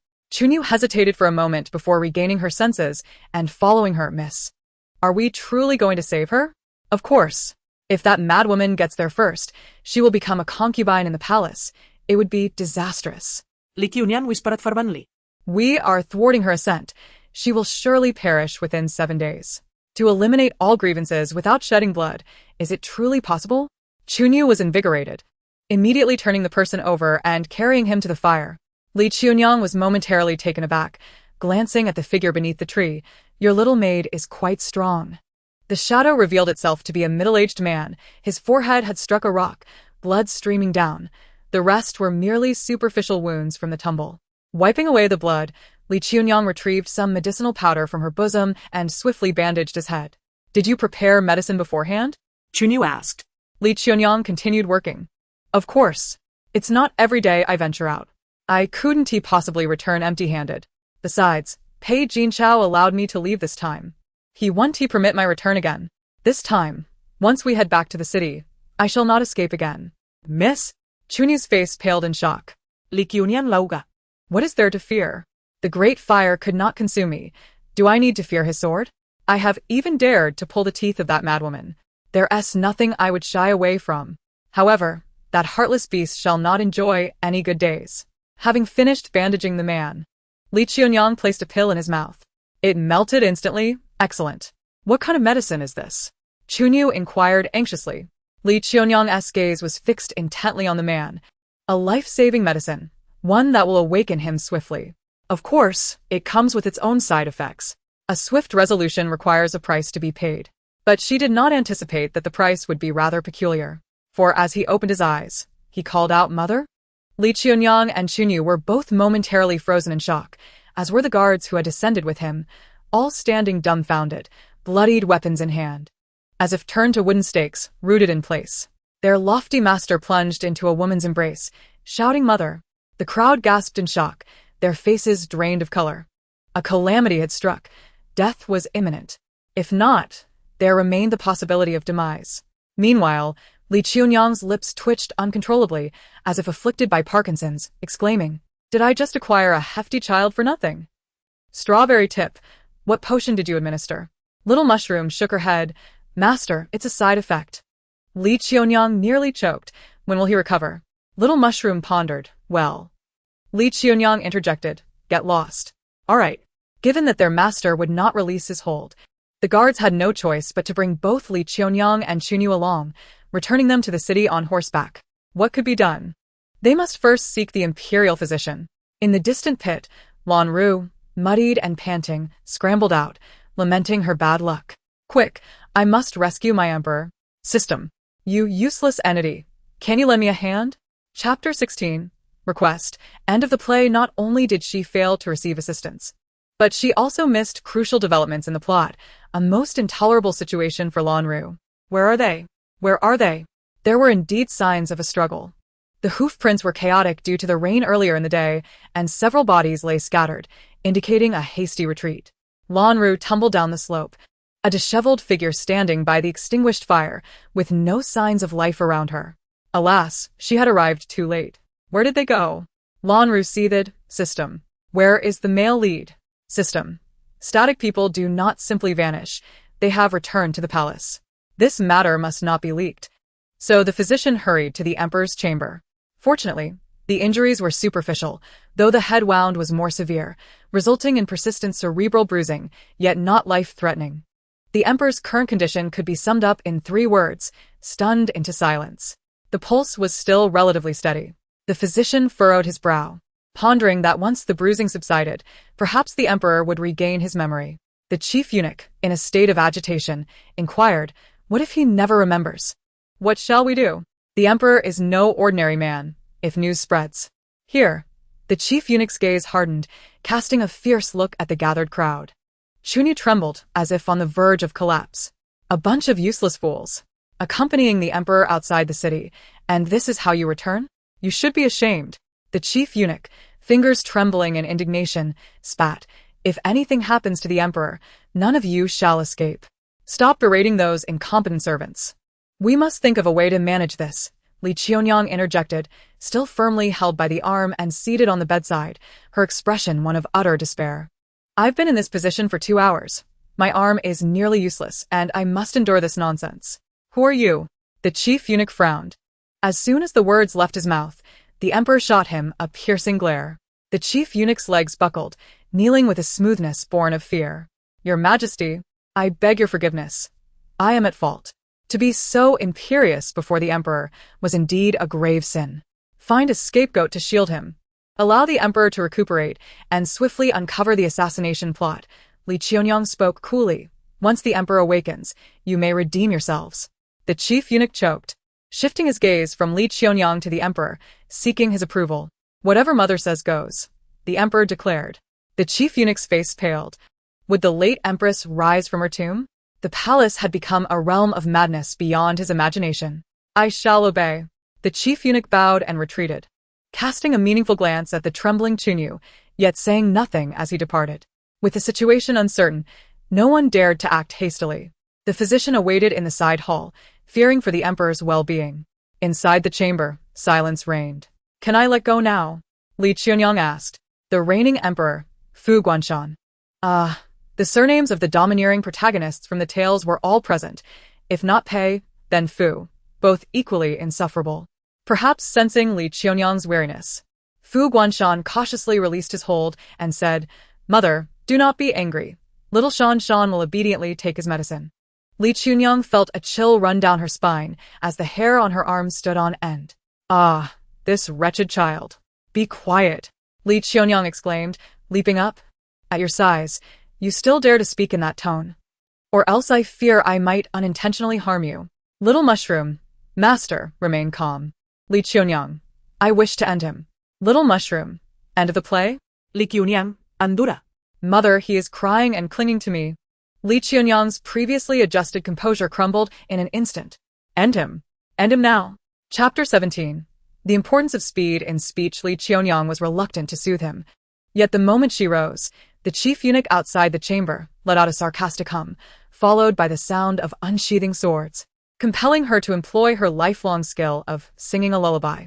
Perhaps due to the effects of the medicine, or perhaps her lullaby was effective. The hefty child finally fell asleep. Miss? Qiuniang still trembled. Qiuniang sighed. Stop shaking. Steady yourself. The chief eunuch peeked into the chamber. As Qiuniang diligently tucked Fu Guanshan in before stepping outside, it was inappropriate to speak inside, lest they disturb the emperor. Who are you really? The chief eunuch inquired, his voice low, glancing around to ensure the emperor was not disturbed. Did I not mention? We are the emperor's saviors. It just so happened that your emperor rolled down the hillside, and I found him. He was briefly unconscious, and fearing for his safety, I bandaged his wounds.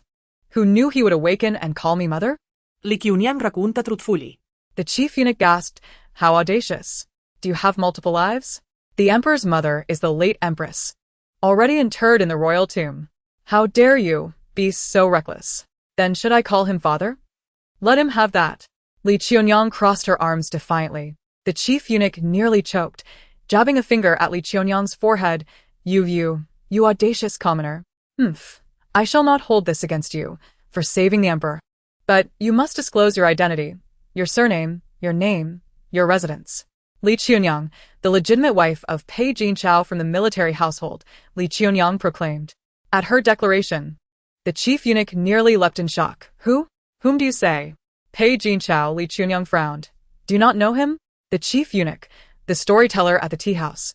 No one could weave such a tale, so coincidentally. How did you end up outside the city? The chief eunuch scrutinized her with suspicion. The rumors about Pei Jinchao taking a concubine had spread like wildfire, and later, there were whispers that he intended to set his wife ablaze to seize her dowry. Various chaotic tales abounded. Although the palace was not as rife with gossip as the outside world, some details still managed to seep through. I could not stay in the estate. Without food or drink, I had no choice but to venture outside the city to forage for wild vegetables. Qiuniang siga daepli. Her face reflecting helplessness as she settled down and lifted a cup to sip her tea, wearing an expression that suggested she was ready to share her tale at a leisurely pace. The Grand Eunuch interjected, impudent. Indeed, Pei Jinchao was exceedingly brazen, daring to murder his wife and seize her dowry right under the emperor's nose, all for the sake of marrying that insignificant orphan. Showing no regard for the bonds of matrimony, Qiuniang's voice trembled with sorrow, embodying the demeanor of a victim, declaring that remaining in the manor would lead only to her demise. Surely seeking a livelihood outside the city was not a mistake, was it? The Grand Eunuch momentarily faltered, acknowledging her point, yet Pei Jinchao relentlessly pursued her, even sending assassins after her once she left the city. Thus, they had no choice but to hide, fortuitously encountering the injured emperor and lending him their aid. Wiping away her ambiguous tears, Qiuniang rubbed her eyes until they turned red, asking the Grand Eunuch if all men in this world were truly so heartless and treacherous. Springyu pinched her thigh, tears immediately welling up, followed by quiet sobs. The Grand Eunuch took a deep breath, noting that while taking a concubine was not uncommon, murdering a first wife to seize her dowry for the sake of a new bride was a first. It was utterly shameless, a betrayal of imperial favor, marring the emperor's wisdom. With such treacherous subjects in the court, it was a grave humiliation for the dynasty. Should neighboring states learn of it, they would surely assume that all within the realm were equally unscrupulous. Qiuniang seized the opportunity to continue the conversation. The Grand Eunuch warned, "Such a crime bears significant weight." Qiuniang responded, "As long as I can keep the conversation flowing, I can ascribe any crime to that dog Pei." Little Mushroom chimed in, "Master, delightful." In Chapter 18, the monotonous declarations of purity unfolded. The Grand Eunuch found himself unable to fully agree with Qiuniang's words, yet felt powerless to refute them. After all, the impact of rumors and the words of those involved differed greatly. Together, they formed an undeniable truth. Pei Jinchao had indeed become intoxicated with arrogance due to his military achievements. Though the Grand Eunuch harbored a tinge of sympathy for Qiuniang, he dared not speak ill of Pei Jinchao, as it was a matter of court politics. A servant must not overstep their bounds. Aside from the emperor's unfortunate condition, the palace was relatively quiet. Young Fu Guanshan had taken the reins at a tender age, thus wielding absolute power over court and harem alike. Furthermore, having been preoccupied with state affairs for years, there were no consorts in the harem. This explained why Lan Ru felt so justified in believing she could become the empress. She aspired to be the stunning woman who would captivate the emperor and shine brightly with the grace of saving his life. News within the palace was tightly sealed, while outside, matters were far more complex. With Yuan Fu's death, Pei Jinchao firmly asserted that it was connected to Qiuniang, but come dawn, officials arrived from the local government, claiming it was a case involving the coachman's death, leaving Pei Jinchao overwhelmed. He was not foolish enough to admit his involvement with the coachman.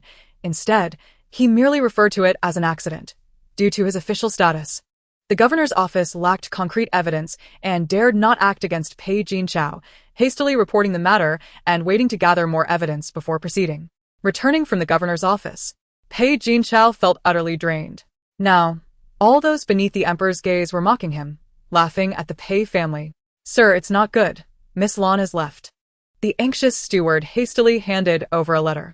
Last night, Lan Ru had wept and locked herself away, refusing to see him. Pei Jinchao surmised that it was likely due to that madwoman Qiuniang scaring his young girl, so he resolved to wait for her mood to stabilize before comforting her. To his astonishment, Lan Ru's letter revealed that she was unaware Pei Jinchao had already taken a wife. Had she known, she would never have returned with him, as she never intended to disrupt their marital bond. Yet, faced with Qiuniang's relentless pressure, she feared for her life if she remained. She truly loved Pei Jinchao, yearning for a lifetime together, but fate was cruel, and with deep affection yet shallow connections, she had to bid farewell, wishing him and his wife bliss, even from afar. Her tears a testament to her sacrifice. The letter was a poignant expression of longing, with tears staining its pages. Pei Jinchao's eyes reddened, filled with resentment towards Qiuniang. Had she not been so ruthless, how could she force such a gentle soul as Lan Ru to depart alone? "Sir, are you all right?" the steward called out. Noticing Pei Jinchao's fury, gritting his teeth, he seethed that she could not even tolerate someone as virtuous as Lan Ru. It was utterly intolerable. "Where is she?" The officials reported they had found neither a body nor a living soul, leading him to believe Qiuniang had not perished and would likely return. However, the courtyard was desolate. Not only was Li Qiuniang absent, but the guards and servants she had previously hired had vanished as well. The entire courtyard was left with only charred ruins and traces of having been cleared, with no signs of repair. She hasn't returned, the steward explained. Pei Jinchao was taken aback. She hasn't he returned? Where could she have gone? Back to Jiangzhou? Impossible. Recently, the Li family had sent word about their elder's failing health, and the neighboring clans were strategizing how to divide the inheritance. That old man was likely preoccupied with those matters, having no time to concern himself with Li Qiuniang from the Pei family. The journey to Jiangzhou was long, and Li Qiuniang lacked the means to travel alone. Otherwise, if she encountered bandits along the way, she would not know how she might perish. I must find Lan Ru, Pei Jinchao thought. She was so frail. What if something happened to her? As for Li Qiuniang, it would be best if she perished outside. Otherwise. Wait. In the moment he turned to leave, Pei Jinchao seemed to recall something, abruptly focusing on the few remaining houses nearby. One of the houses was locked with several locks. Likely the storeroom where Li Qiuniang kept her dowry. With the entire courtyard deserted, it was the perfect opportunity. In Chapter 19 he commanded open all the rooms. The steward was momentarily taken aback, then understood and quickly ordered the closure of the courtyard gate to guard the exterior. He then fetched an axe to break open the locks. It must be said, Li Qiuniang had truly taken precautions. Each door was secured with 2 locks, making the task quite inconvenient, especially for matters that should remain hidden from outsiders. The steward lacked strength, leaving Pei Jinchao to act.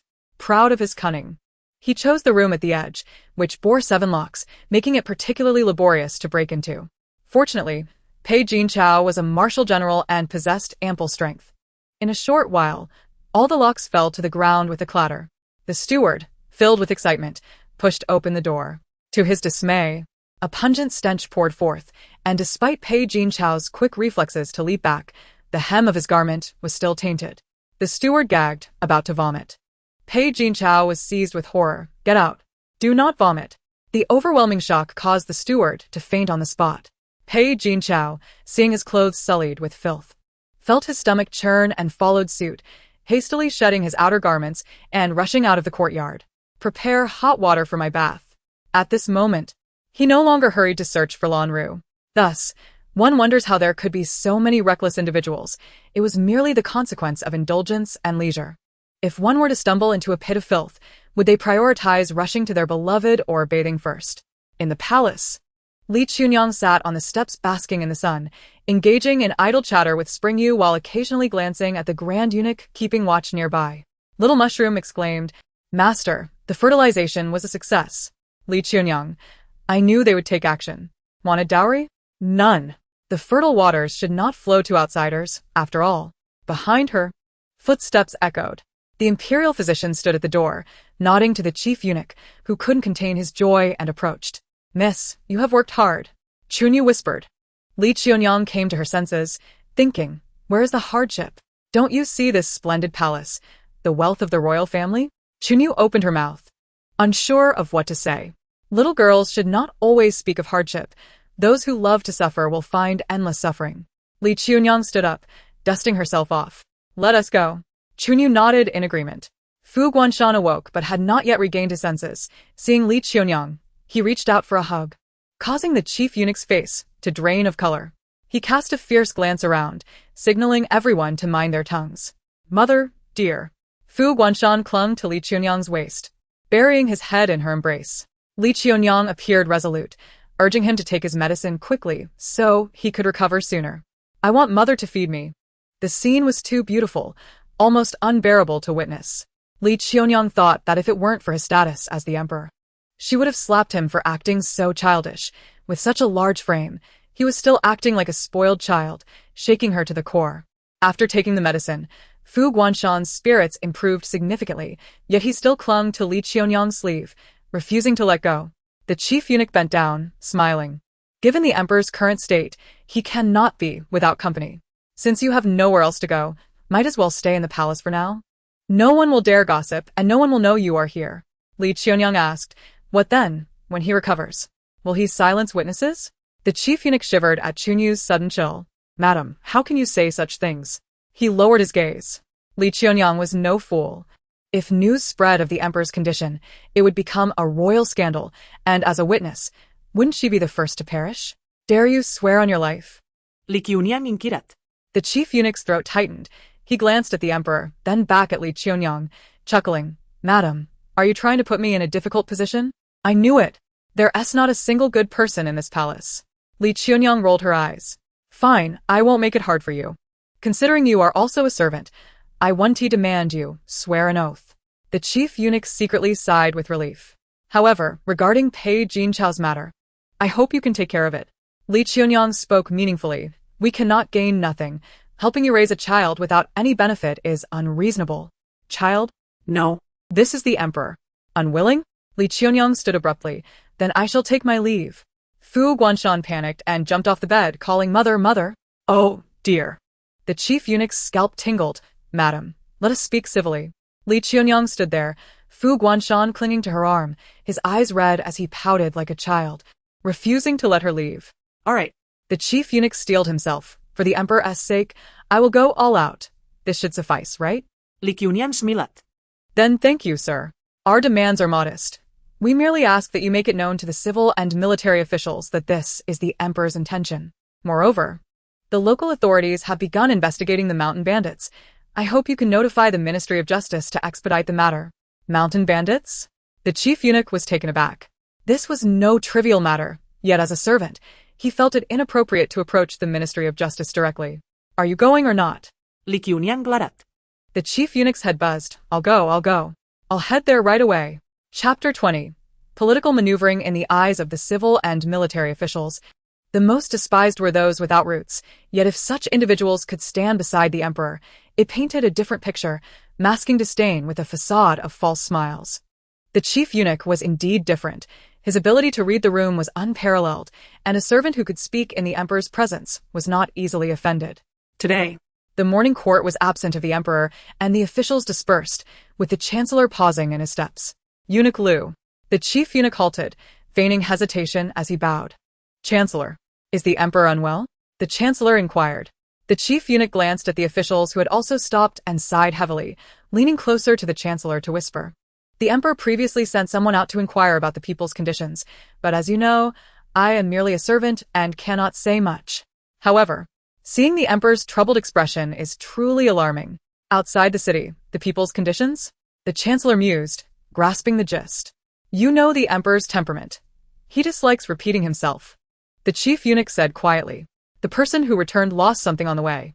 Having given enough hints, the chief eunuch bowed. I must return to serve the emperor. You should leave the palace soon. Thank you, Eunuch Lu. The chancellor maintained his composure. Once the chief eunuch departed, he sought out the Minister of Justice. It was time to take action, as the emperor's anger would bring no good to anyone. The matter of the mountain bandits outside the city needed swift resolution, and furthermore, Lu Ji mentioned that the emperor had lost something. Lost what? Regardless of what it was, it must be found promptly. This time it was a close call. Next time, it could cost someone their head. The court was abuzz with discussions, anxiety permeating the air. Speculation offers no answers, yet it leaves everyone on edge. Especially knowing that those in power can dictate life and death at will. The emperor is a good ruler, but that does not mean he would hesitate to kill. Speaking of the mountain bandits outside the city, the Ministry of Justice suddenly recalled something, discreetly informing the chancellor about the Pei family situation, especially since their coachman was still imprisoned. Really? The chancellor was astonished. Previously, it seemed they had some semblance of decorum. He never expected them to resort to such despicable acts. The Pei family was once known for their integrity. How had they fallen so low? The Minister of Justice nodded. The local authorities still have the coachman detained. The Pei family merely went to take a look, and there has been no official statement, yet we have no body. Only a witness. We do not know if the woman is still alive, so the case remains stalled until we gather more evidence. Let it be for now, the chancellor concluded. A mere coachman cannot serve as substantial evidence. We must first eliminate those mountain bandits outside. The Minister of Justice added.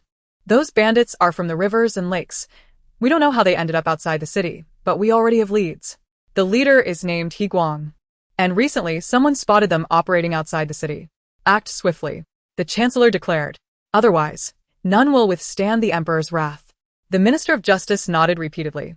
As long as the court is determined, many matters can be resolved quickly. When news of the court's mobilization against the mountain bandits spread, Pei Jinchao, who was still searching for Lan Ru's whereabouts, was utterly taken aback, never expecting such a turn of events. If Guang were to be found first and confessed, they must locate him before the court does. They had to either hide him or silence him. This was precisely the outcome Qiuniang desired. However, she did not anticipate encountering an acquaintance within the palace. Chapter 21. Calling Father Qiuniang emerged from the corner, pondering as she gazed at the figure ahead. How did they get in? Miss? Qiuniang called softly. Qiuniang placed her hands on her hips. Did you not see? An old acquaintance. They do seem somewhat familiar. Qiuniang replied, unsure. Lanzu?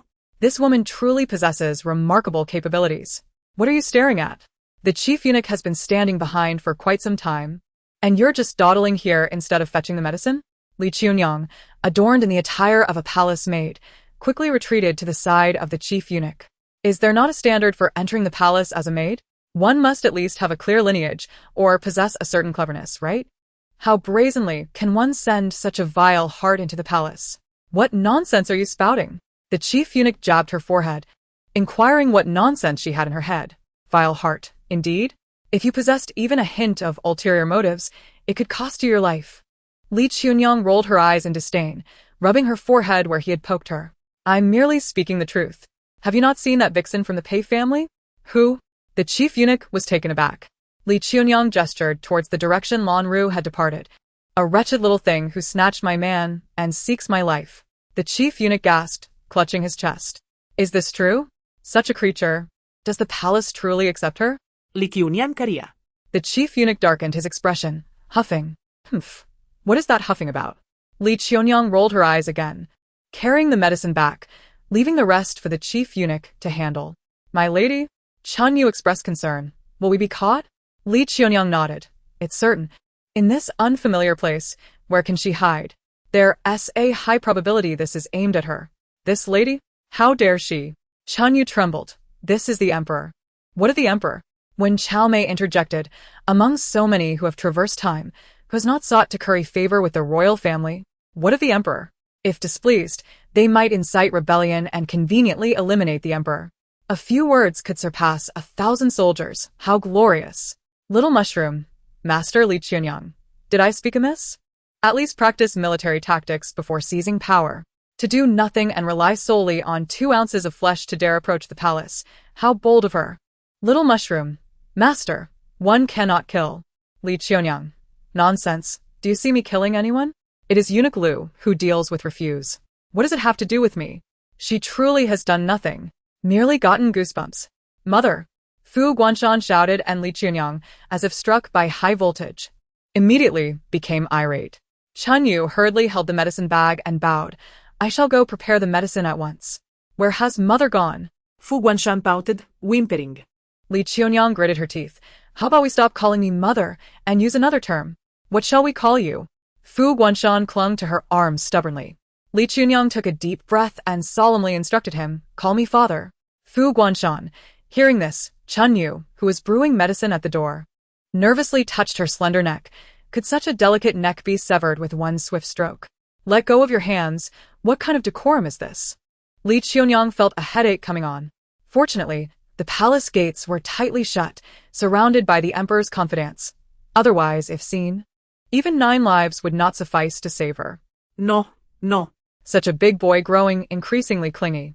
The chief eunuch hurriedly returned, asking, where is she? Qiuniang quickly inquired. The chief eunuch motioned with his chin. Here she is. Lan Ru had barely settled when she was seized, her head covered with a black bag. Tightly bound and utterly immobile, utterly unaware of what crime she had committed. Clearly, she had done nothing. Qiuniang puinta. And the chief eunuch tossed Lan Ru into an empty side chamber. Observing the capture, the chief eunuch understood. She isn't even a beauty. Alluring does not necessarily equate to beauty. Qiuniang smiled knowingly. A man of the palace for so many years should comprehend this truth. The chief eunuch nodded. A lady as astute and insightful as you is indeed rare. Please do take the time to engage with her. Qiuniang could not reveal herself just yet, otherwise Lan Ru would grow wary, and where could she find an opportunity? The chief eunuch frowned. You want me to go? Why? Her first words would surely be, I wish to see the emperor. Li Qiuniang interjected, and her second would be, I have a brilliant plan to present to the emperor that could assist our soldiers at the border and stabilize the realm. The chief eunuch gasped. And the third, if it fails, my life is yours. Li Qiuniang smiled luminously. The chief eunuch, what manner of creature is this Li Qiuniang? Her intelligence borders on the supernatural. Allow her to speak, record all she says. When the emperor regains his memory, you may offset your merits and demerits. Li Qiuniang chuckled. The chief eunuch's face turned a deep shade of anger. Why should I trust you? I have no desire to exchange pleasantries with you. But I do not wish to see her benefit from this, hence I must first win you over. Li Qiuniang's candid words nearly caused the chief eunuch a heart attack. Never have I encountered such straightforwardness. Father. Fu Guanshan sweetly chimed in. The chief eunuch, trembling with his whisk, finally grasped the significance of her words regarding merits and demerits, silently turning towards the side chamber. To hear a few more words might cost him his life. Chapter 22. Cornering her into desperation, yet the chief eunuch had to concede that Li Qiuniang indeed had some skill. For as soon as he opened his mouth, Lan Ru cried out, I wish to see the emperor. I wish to see the emperor. A jolt ran through him, and the chief eunuch tightened his grip on his whisk, sneering coldly. What are you? To dare approach the emperor and sully his eyes? I have a brilliant plan to offer the emperor, one that can help him repel enemies and ensure stability at the border, safeguarding the realm. Lan Zu hooded and spoke. Fearing that if she delayed even a moment, it would cost her life. A clatter rang out as the chief eunuch's whisk fell to the ground. A nearby young eunuch quickly picked it up, bowing deeply to present it. Eunuch? The chief eunuch's face turned an extreme shade of displeasure, a mix of ashen and dark tones, regaining his composure to take the whisk. Thankfully, all present in the side chamber were his own people, otherwise, he might have thought Li Qiuniang had conspired with them. Do you think that by spouting nonsense I would believe you? A mere woman. What gives you the audacity to speak such wild claims? The chief eunuch, being an experienced figure in the palace, quickly regained his composure and coldly reprimanded. Should you continue to spread wild claims, I shall show you how to write the word death. Hearing this, Lan Ru truly panicked. Eunuch, if it does not succeed, then take my life at your convenience.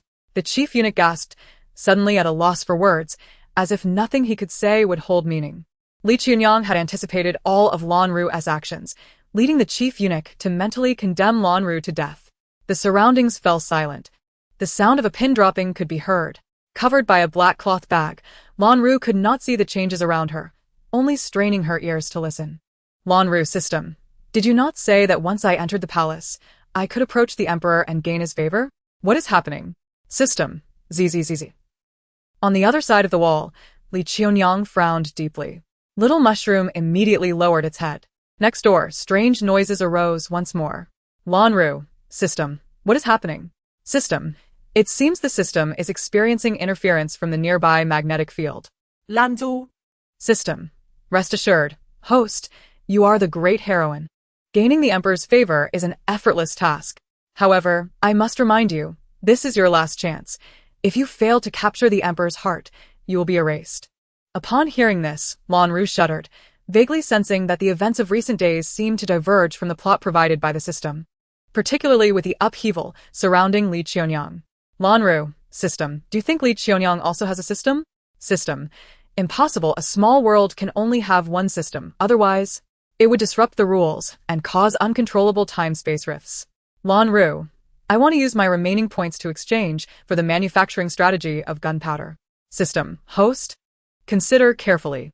After the exchange, your points will be reset to 0, and you will have no points left to use. Lan Ru, did you not say this is the last opportunity?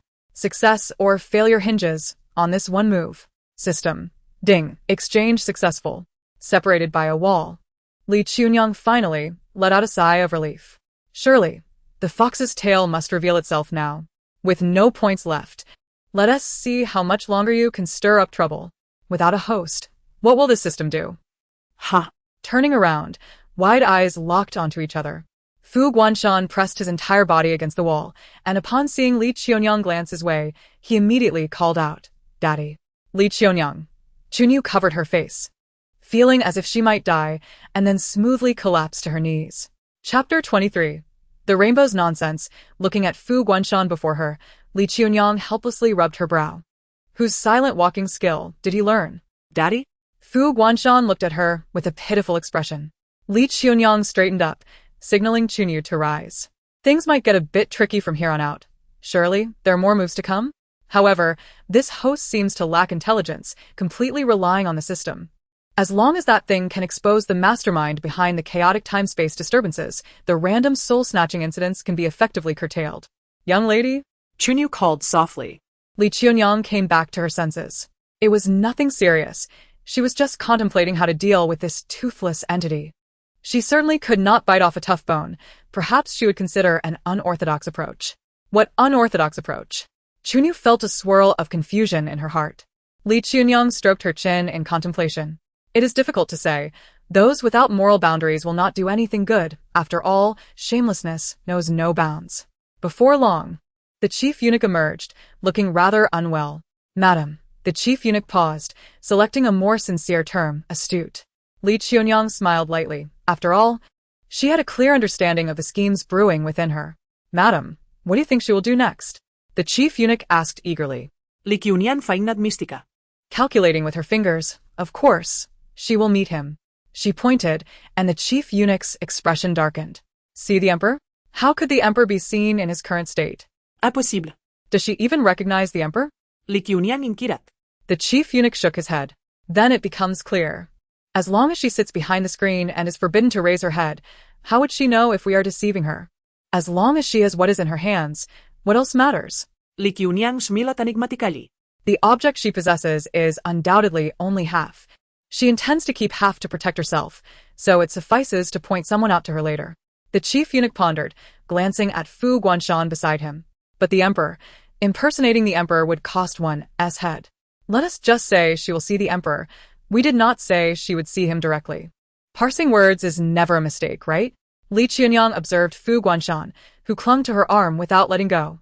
Truth be told, in his current state, even if she saw the emperor, she would not dare to recognize him as the sovereign. The chief eunuch fell silent. This indeed. Looking at Fu Guanshan before him. Aside from his attire, he bore no resemblance to an emperor whatsoever. Proceed as planned. Li Qiuniang smilat, anticipating unexpected gains. The object in her possession is indeed valuable. But matters outside the palace must also be monitored by the eunuch. Otherwise, the outcome may not be favorable. Who is the chief eunuch? With a glimmer of understanding. He grasped the gist. Pei Jinchao? Li Qiuniang chuckled, recognizing him as a clever individual. The chief eunuch is indeed a capable aide to the emperor, exceptionally astute and insightful.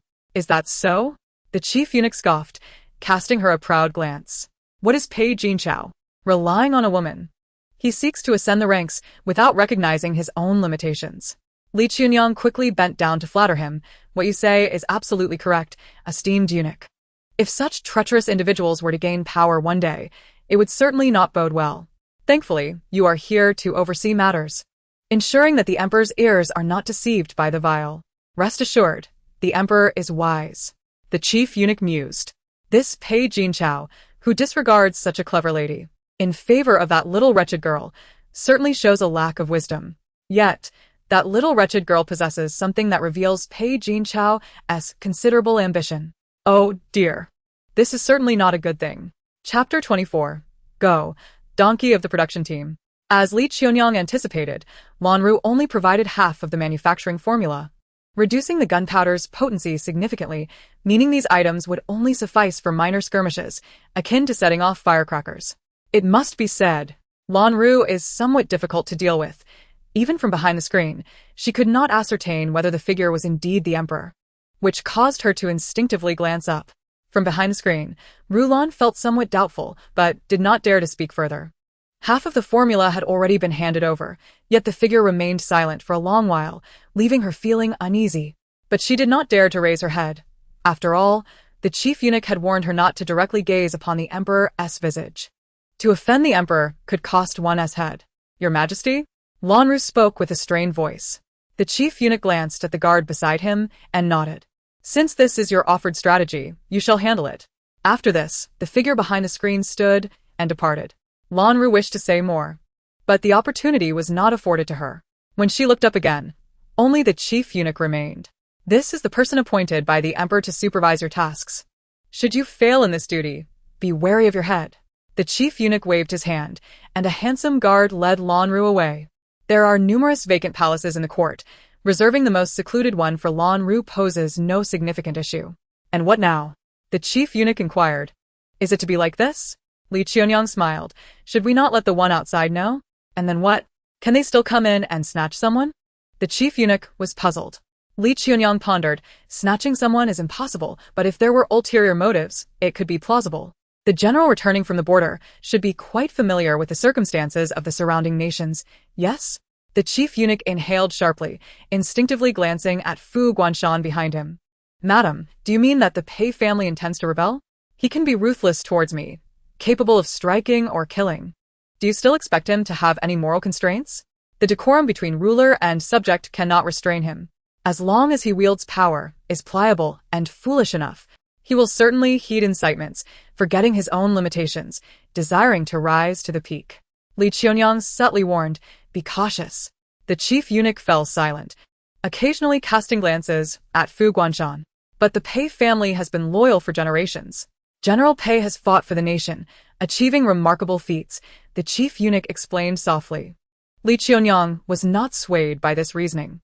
The chief eunuch must have heard the saying, a crooked beam will not yield straight timber.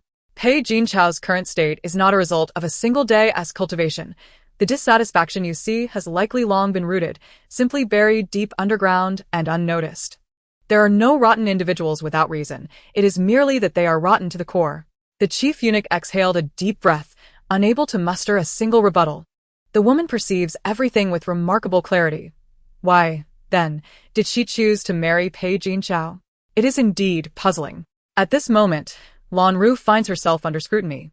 Akin to a donkey in a production team, tirelessly pursuing her grand ambitions as the leading lady, with not even a moment's respite, inwardly lamenting her plight.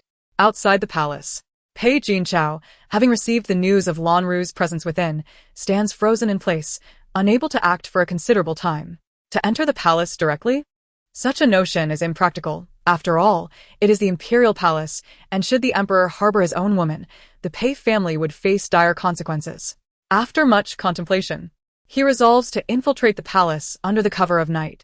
Conversely, Qiuniang enjoys a leisurely existence, merely tasked with attending to the emperor's needs.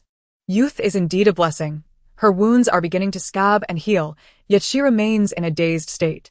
The imperial physician has advised that the bruising has yet to dissipate. The chief eunuch hastens to assure her that once the bruising subsides, there should be no significant issues. Qiuniang nods, inquiring if the assassins have been apprehended. Not yet, the eunuch shakes his head. Qiuniang, however, is indifferent to the identities of those who wish to harm the emperor. Her thoughts are wholly consumed by Lanru. When will that system collapse? When will the hidden hand reveal itself? That night, she falls into a deep slumber. In her half-conscious state, she feels a chill against her back, as if something cool has draped over her waist. Qiuniang awakens abruptly, her gaze meeting the penetrating eyes of someone nearby, glimmering in the dim light. Pure as a mountain spring, leading her to feel a twinge of guilt for her own thoughts. What does that look mean? What are you doing? After a moment, she regains her composure, glancing at the hand resting on her waist and the figure burrowing into her bed. Gritting her teeth, she questions whether he understands the distinction between men and women. The child, feeling aggrieved, pouts and calls for his mother. Qiuniang chokes on her words, pressing her forehead in exasperation. Go away. I want to sleep with my mother. He clings to her waist, diving into her embrace, pleading for her to hold him tight and sleep together. The little mushroom quickly shuts her eyes, thinking, goodness. Wait, hold on.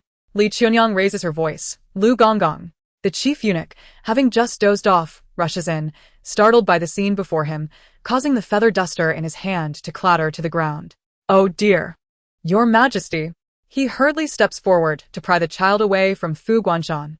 Qiuniang tumbles off the bed, and a sharp crack reverberates through the silence. In an instant, all is still. My back. My back. The chief eunuch, taken aback, rushes to support her. Qiuniang, who had just fallen asleep, stumbles over, confused, asking if she is all right. My back. Qiuniang winces in pain. This wretched body is far too fragile, a mere fall, and... Slowly.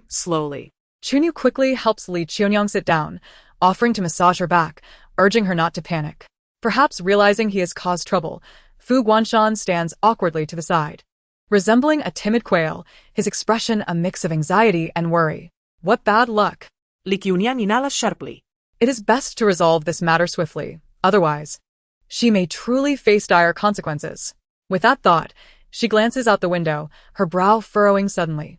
Just as she rises, a wave of pain forces her to hunch over. Strawberry, go take a look. The little mushroom replies promptly, received. Do not worry, my lady. It should not be a bone injury, perhaps just a sprain. Qiuniang reassures her, encouraging her to sit slowly and not rush. The chief eunuch frowns. Shall I call for the imperial physician? No need. Qiuniang shakes her head. The physician's frequent visits would certainly arouse suspicion. Let us assess the situation tomorrow. If all is well, take him away to prevent him from causing me misfortune. The chief eunuch retorts, but he is the emperor. How can you say he brings you misfortune? Unappreciative little girl. Once he leaves, Qiuniang casts a suspicious glance at the bed. My lady, lie down and rest. I shall continue to massage your back. Qiuniang gently helps her recline on the bed, massaging her waist. You were perfectly fine. How could you have fallen so severely? Qiuniang's gaze darkens. He brings me misfortune? Qiuniang, clearly puzzled, asks if she is referring to the emperor. Dare not speak carelessly. If the emperor regains his memory and learns of these words, he may very well flay us alive. Qiuniang comes back to her senses. Do you not smell something peculiar in this room? A smell? Qiuniang sniffs, suggesting the scent of incense. Qiuniang shakes her head. No, there is another odor. Another? None that I can detect. Qiuniang frowns, sniffing around the vicinity vigorously.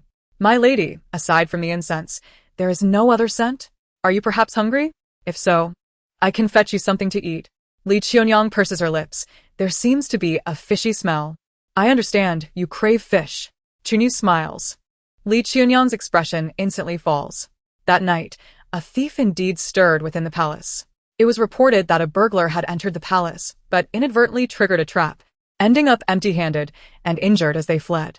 However, they escaped too swiftly, leaving the thief uncaptured, prompting the palace to double the guards, enhancing their vigilance.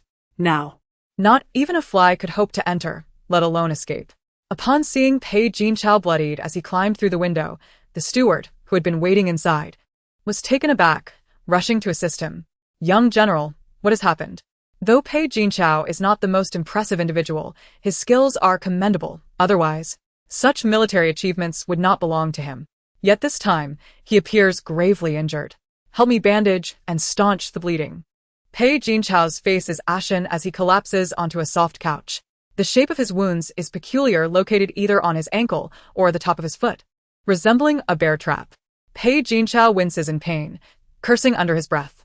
It remains unclear whether he has simply had bad luck or if his adversaries anticipated tonight's intrusion, for the ground was strewn with blackened bear traps. As soon as he landed, it was as if he had detonated a mine, the cacophony ringing out as each foot snagged multiple traps. Had he not acted swiftly, using the hilt of his sword to clear the traps, he would not have returned at all. His feet, torn and bloodied by the traps, he could only grit his teeth to make it home. Had it not been for the thick soles of his boots, he would have lost both feet. What a vicious tactic. The steward's heart races. The thick soles protected the bottoms of his feet, but his instep remained exposed, the flesh torn and bleeding profusely. Even after applying medicine, the blood continued to flow. Only after wrapping his feet in thick bandages was there any semblance of improvement. However, this predicament renders him unable to move freely in the coming days. And he must hide any signs of injury. Otherwise, news of his nighttime intrusion into the palace would implicate the entire Pei family. Is that girl within the palace? The steward inquires softly. Pei Jinchao falls silent. I have not seen her. From the very beginning, he has known that Lan Ru possesses a significant secret, one that could inflate a person's ambition rapidly, leading to power and control over the world. Yet now, she is lost, and all efforts seem in vain. Continue searching. Remain vigilant within the palace. Pei Jinchao regained his senses, realizing the urgency of finding Qiuniang ahead of time.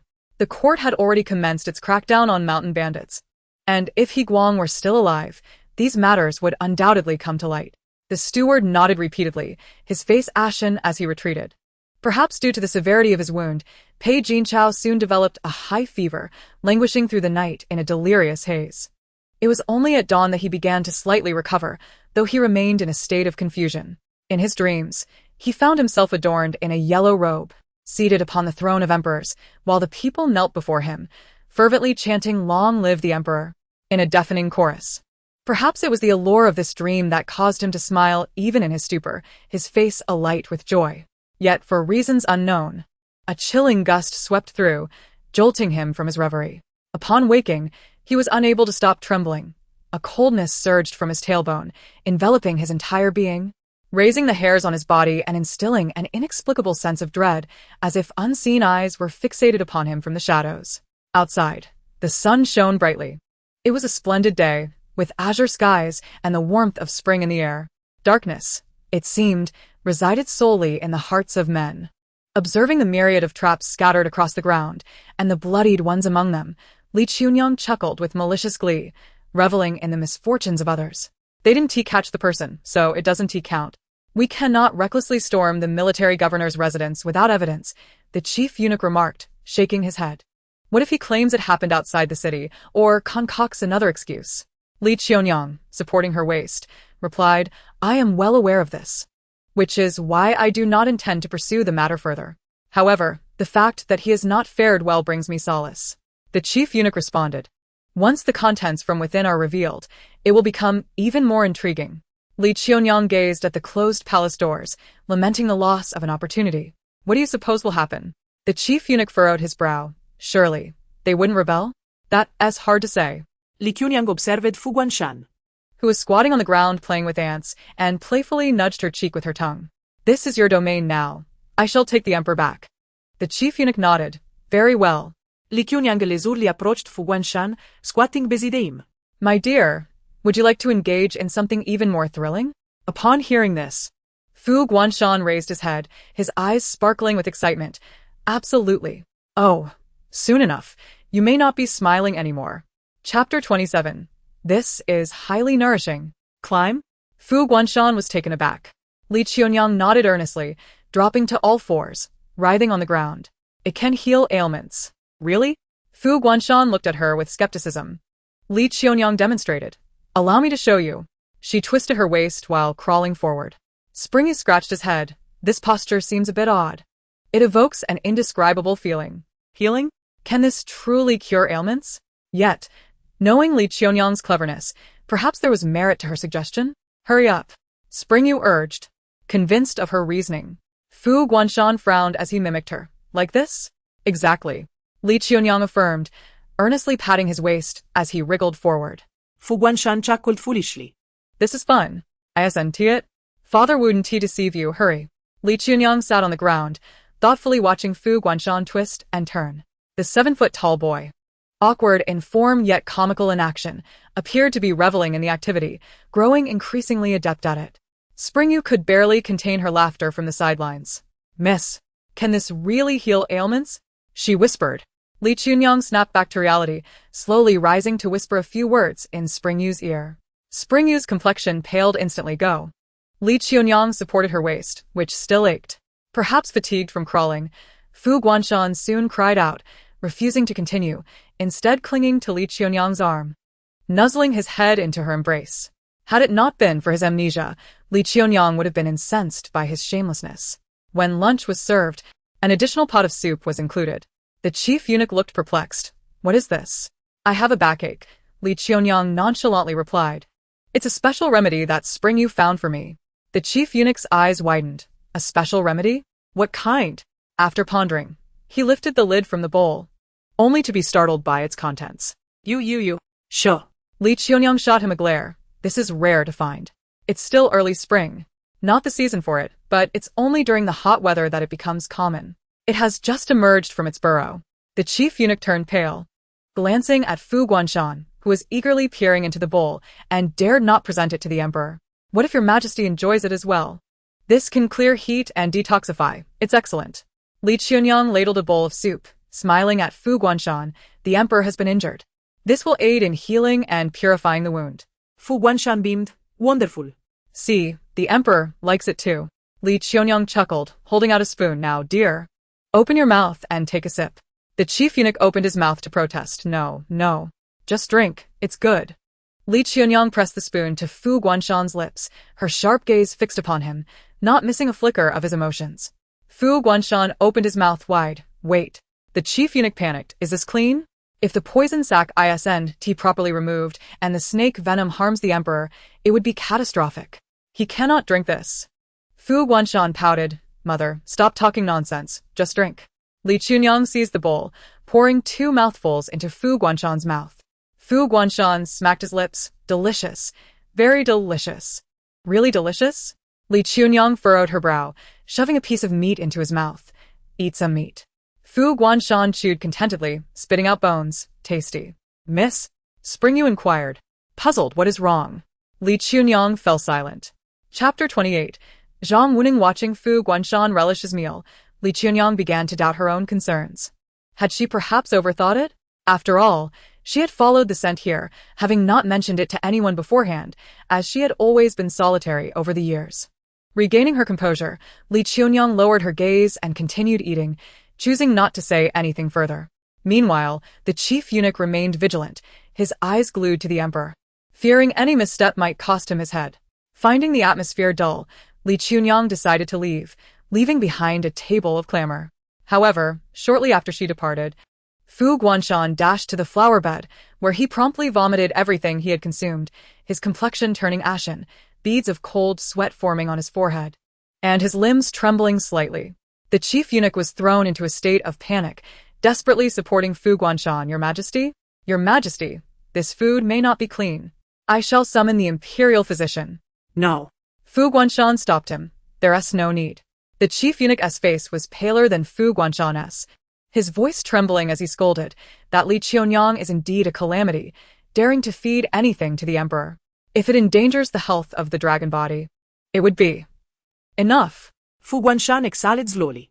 Returning to the table, he swished tea in his mouth, then spat it onto the ground. Thoughtfully observing Li Qiuniang's departing figure, his silence imbued with profound meaning.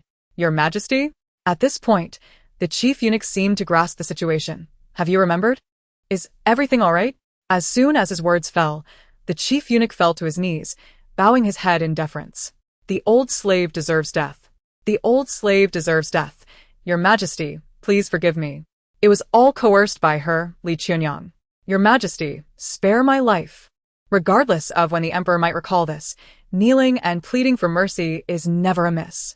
After all, the deeds he had committed were sufficient to warrant execution.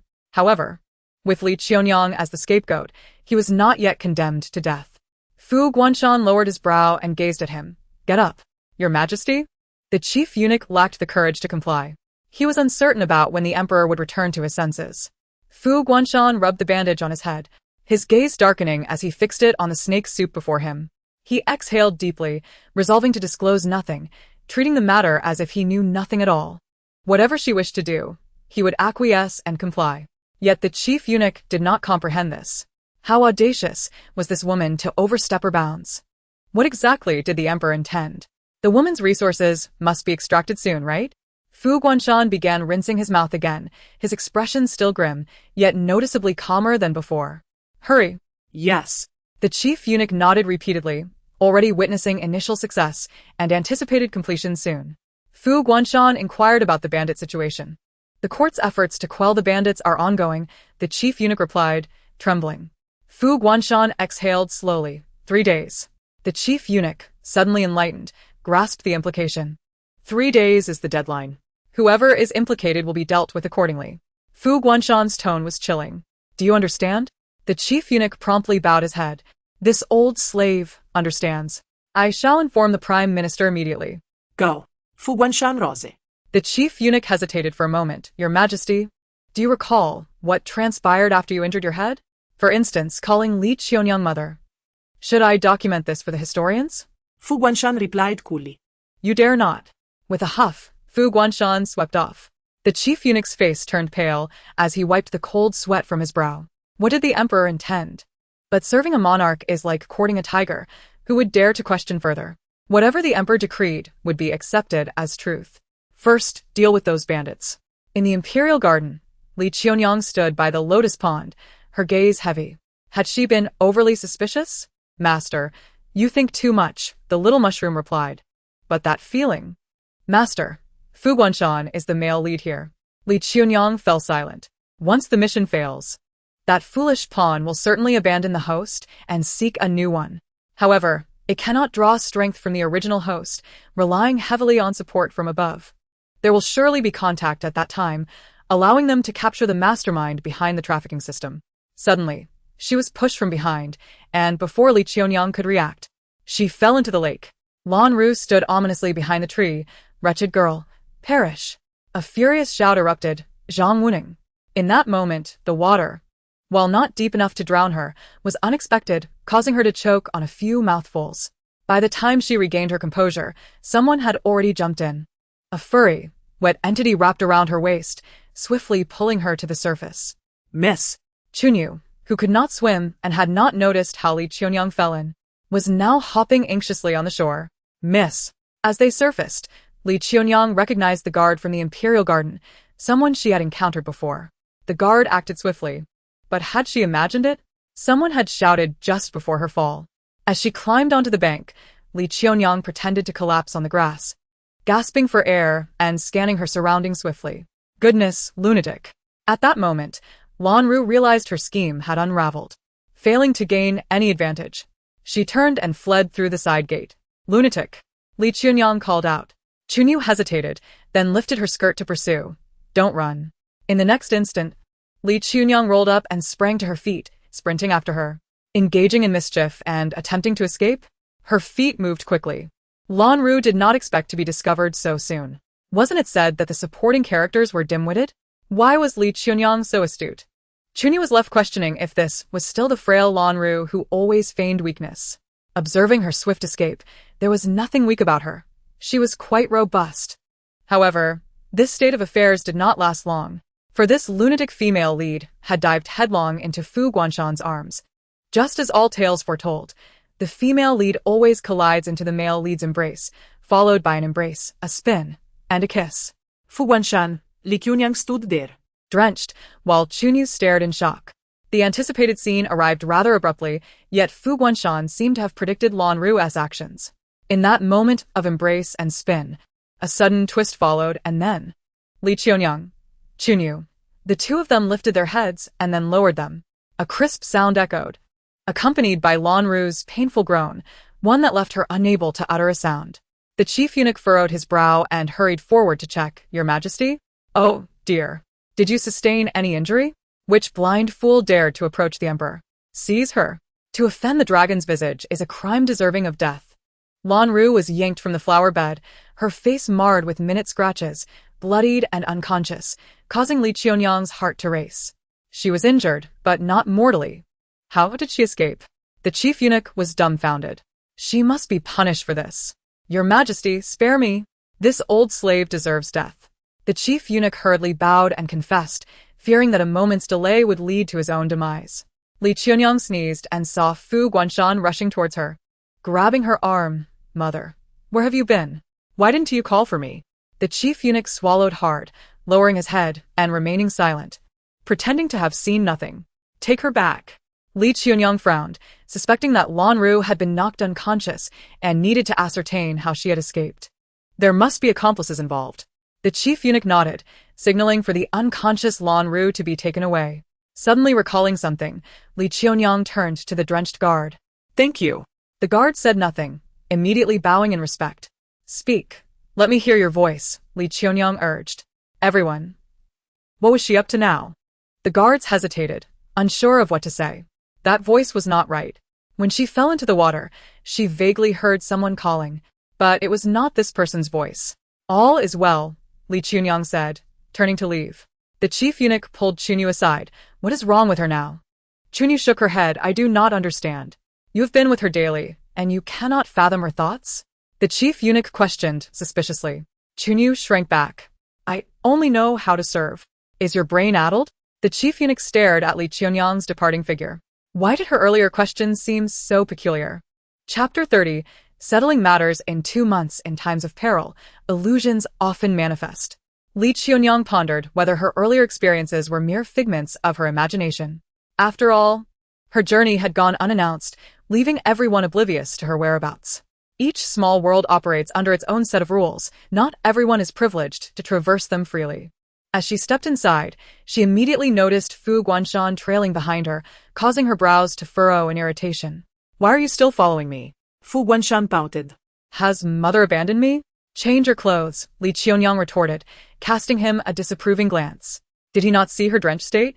Oh. Fu Guanshan obediently stood at the door. Qiuniang hastily closed the windows and urged, "Miss, you must change quickly. I will brew a pot of ginger soup. The cold is unrelenting, and we cannot risk you falling ill." That vile woman had truly overstepped this time. There would be no mercy for her. Yet Qiuniang felt perplexed. "Miss." Why did she move so swiftly, without a sound? It was as if she was far away, yet she never touched you. How is that possible? Does she possess remarkable skills, deliberately concealing her prowess? Qiuniang's face was etched with confusion. Li Qiuniang had changed out of her wet garments, but a sneeze escaped her. "Ashu." "Miss?" Qiuniang quickly brought over a cup of hot tea. "Please drink some warm tea, while I prepare the ginger soup." Li Qiuniang grasped her cup, glancing toward the door. "Do not mention me too much. Just speak about that person. Once the palace learns, they will be eager to send messages. They cannot enter the palace, but they will surely communicate, providing us with evidence. And then what?" Qiuniang inquired anxiously. "Qiuniang sipped her tea, stitting." "Then we will have irrefutable proof. Do you think Pei Jinchao will be able to restrain himself? He has lost his wealth and influence. He has nothing left. Not even the meager military merits that could earn him the emperor's favor. He will inevitably return to the borders. To gain military achievements again?" Qiuniang was taken aback. Upon his return, won't he only become more arrogant? Li Qiuniang shot her a glance. "Do you think military achievements come easily? Unless one risks their life. How can they be earned? This is not akin to collecting shells by the sea, where fortunes fall into one's lap. The border is rife with danger. And while he may possess some skills, his obstinacy and impatience render him unreliable. What can you expect from someone like that? What future could he possibly have?" Qiuniang nodded. Though she struggled to comprehend fully, yet she felt the wisdom in Li Qiuniang's words. If he were to die at the borders, it might be for the best. "Tea?" Li Qiuniang shook her head.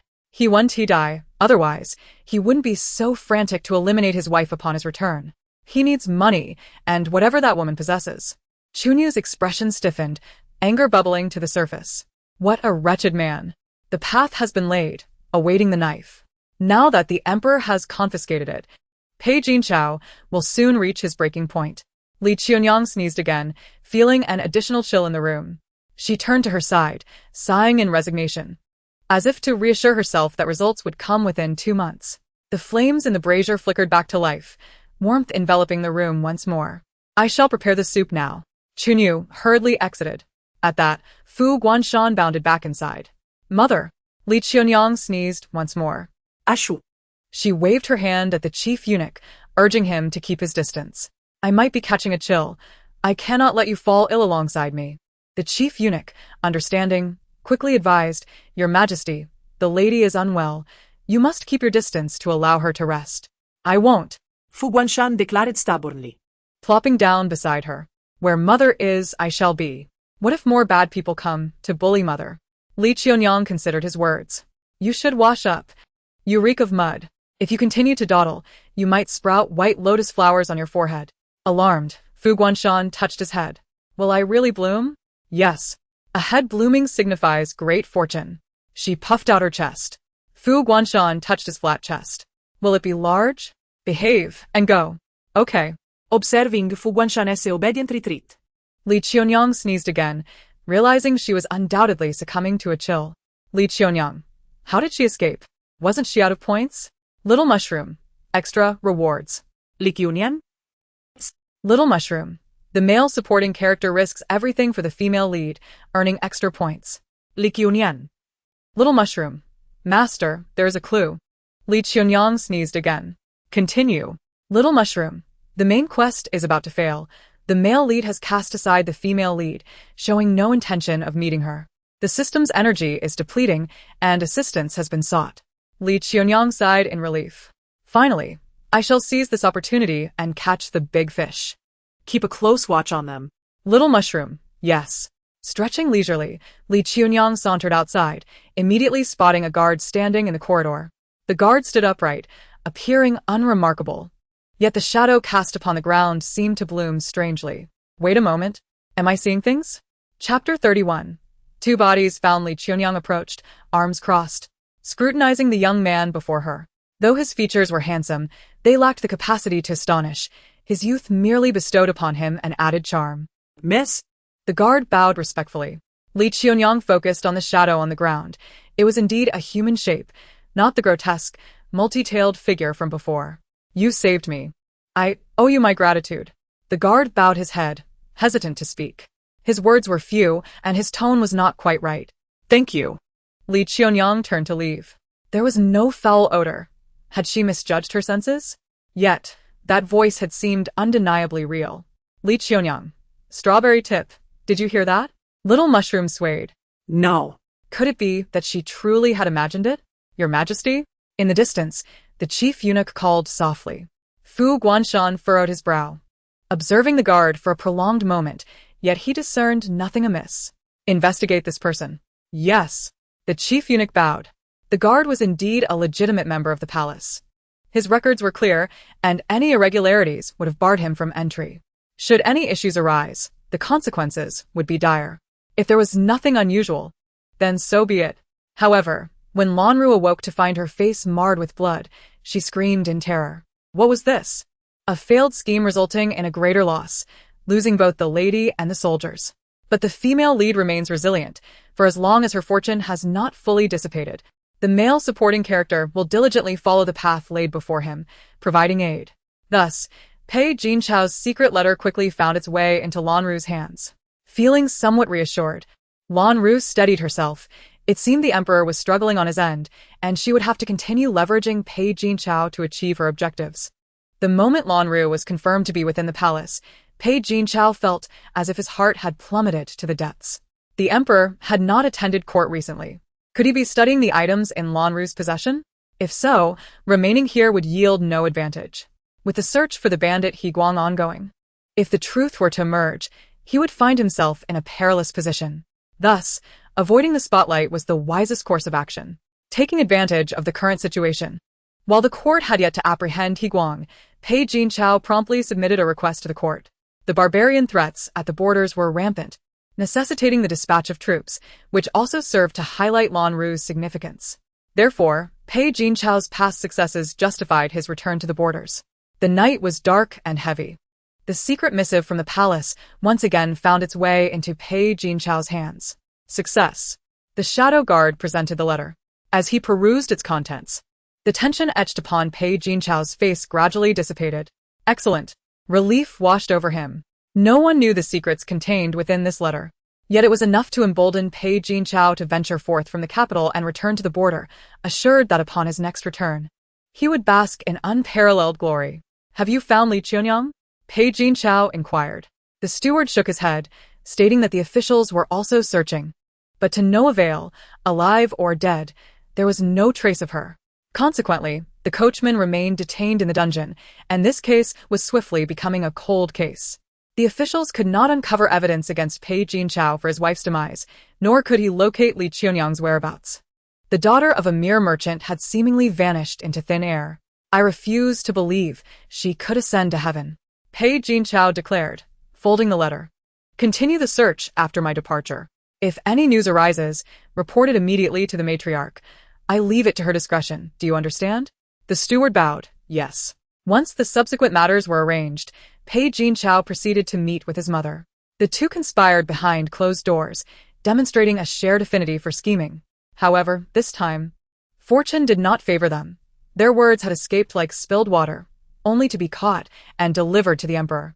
The grand eunuch observed the emperor standing in the shadows. Even in the dim light, the cold severity and oppressive aura emanating from the sovereign were palpable, prompting him to instinctively touch his throat. When the emperor's wrath was ignited, countless lives could be extinguished. Keep a close watch on the Pei family, Fu Guanshan instructed. The shadow guard bowed in acknowledgement, understanding without further elaboration. Scholars might engage in verbal sparring, but military leaders wielded power that could swiftly turn to violence. One could never be too cautious. Throughout history, which emperor did not guard against military usurpation? Military power was the foundation of authority within the court. Once the shadow guards departed, Fu Guanshan exhaled deeply. Have the woman's belongings been retrieved? Not yet, the Grand Eunuch replied, bowing. Fu Guanshan appeared unperturbed. Standing quietly in the shadows for a moment before turning towards the palace. Your Majesty? The Grand Eunuch asked, a hint of urgency in his tone.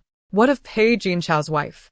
Fu Guanshan halted, recalling that Pei Jinchao's wife was supposed to be deceased. The notion of a general who had killed his wife piqued his interest. The Grand Eunuch opened his mouth to speak, but suddenly fell silent, as if realization dawned upon him. This time, it was the rumors surrounding Pei Jinchao's wife's murder that led the emperor to withhold rewards and chastise Pei Jinchao. If it could be substantiated that the general had indeed committed such an act, the entire court would likely distance themselves from him.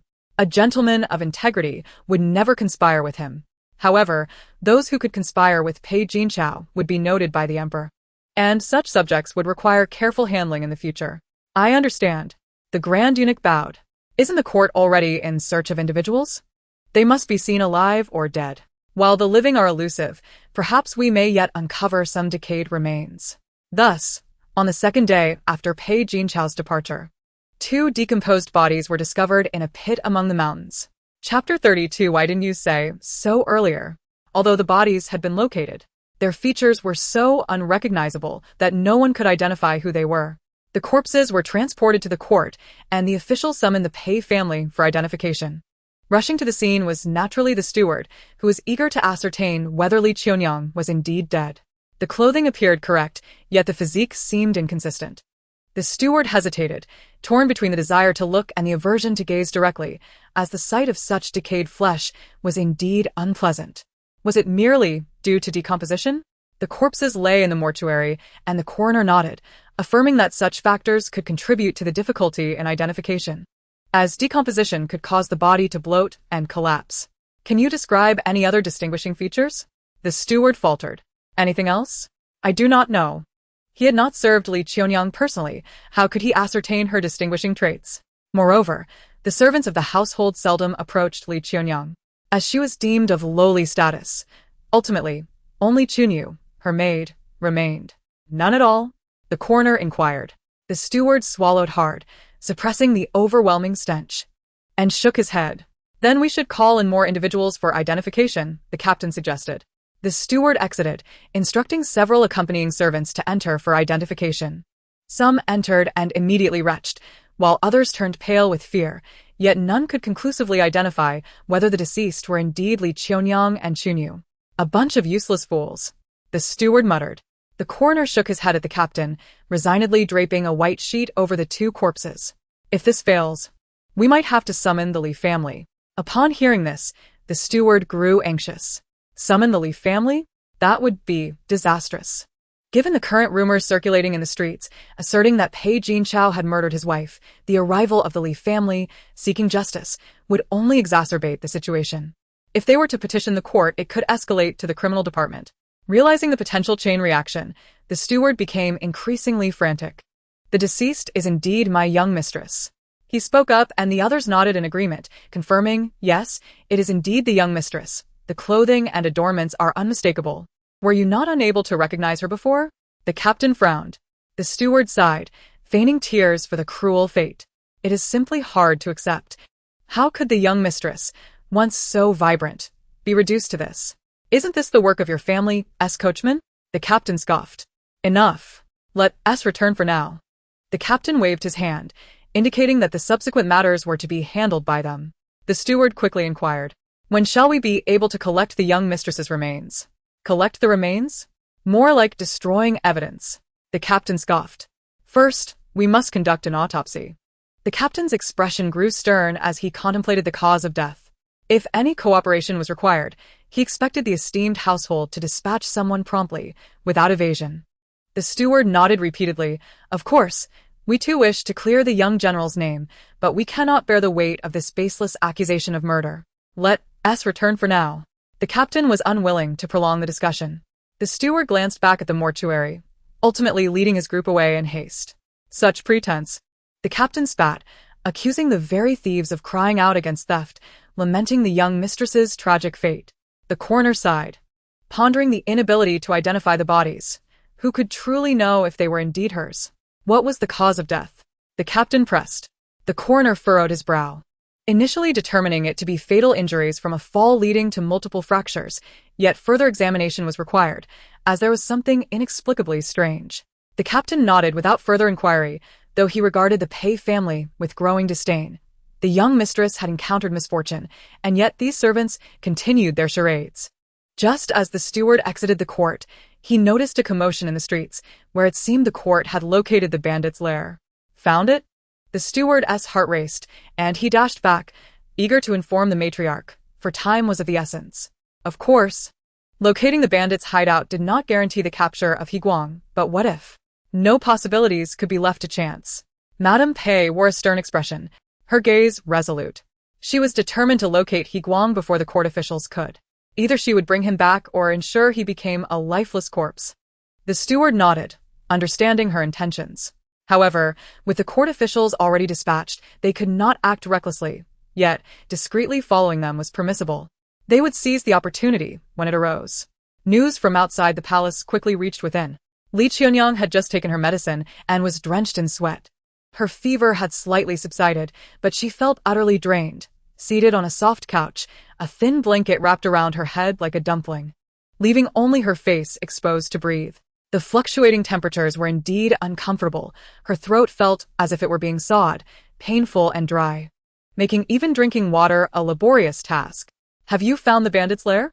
Qiuniang's voice was hoarse. From behind the screen, the chief eunuch nodded. "Yes. The soldiers have already gone. They estimate they will raid the lair tonight. Those to be captured will be apprehended, and those to be killed will meet their fate, leaving no loose ends." "Leave the leader alive," Qiuniang murmured, her eyelids heavy. She was aware of Pei Jinchao's secrets, and he might have been responsible for Yuan Fu's death. She knew she could not speak too plainly or too acutely. After all, overly clever individuals do not tend to live long, particularly in the emperor's presence. The emperor favored intelligent ministers, but was wary of those who were too astute, as exemplified by Yang Xiu's demise. Thus, Qiuniang could only offer vague hints, leaving the rest for them to decipher. "Very well," the chief eunuch replied. "This matter is manageable. You need only to rest well." As he spoke, he glanced at Fu Guanshan, who stood near the screen, to avoid any chance of the emperor catching a chill. At first glance, one might have thought they were star-crossed lovers gazing across a vast galaxy. Enough of this, Qiuniang thought, her breath feeling scorching. What more can I do? I barely have the strength to speak.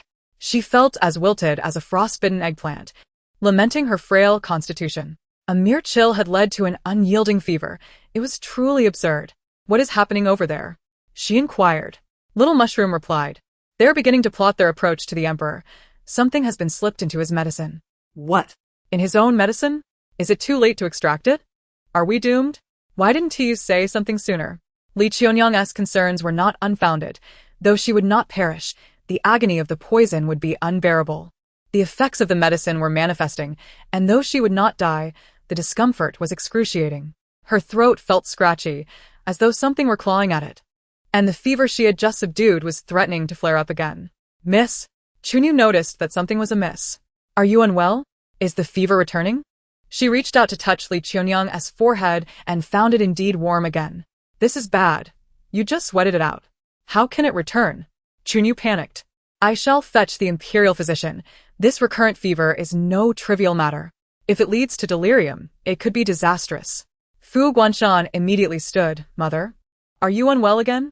Leave. Qiuniang snapat. She was no child.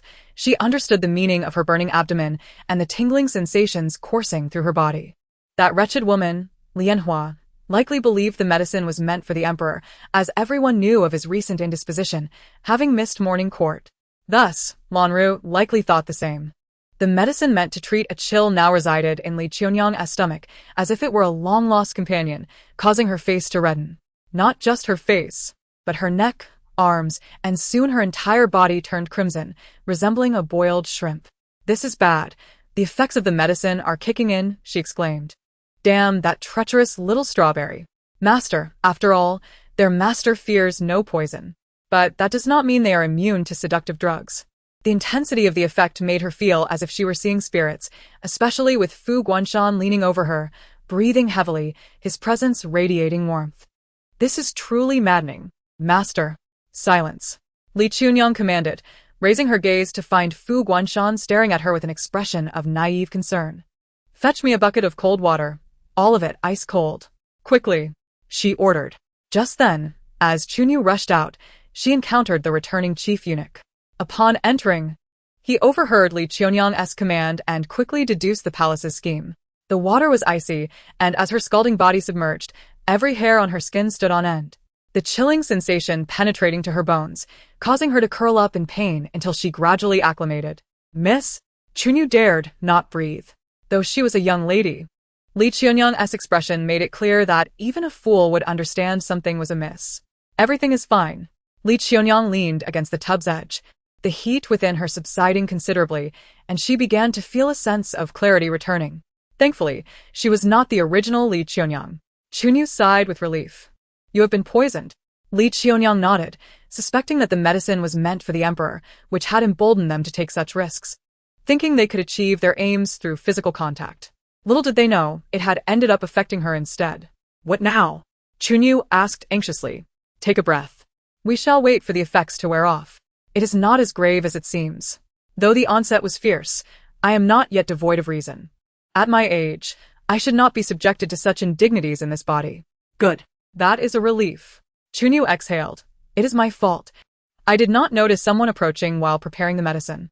When I heard a commotion, I stood up to investigate, but in that brief moment, someone took advantage of my distraction, leading to this predicament. It is not your fault. What is meant to happen will happen. Some individuals harbor ill intentions, and no amount of caution can prevent it. It must be dealt with decisively. No sooner had Qiuniang finished speaking than commotion erupted outside. Qiuniang quickly rose. I shall go check.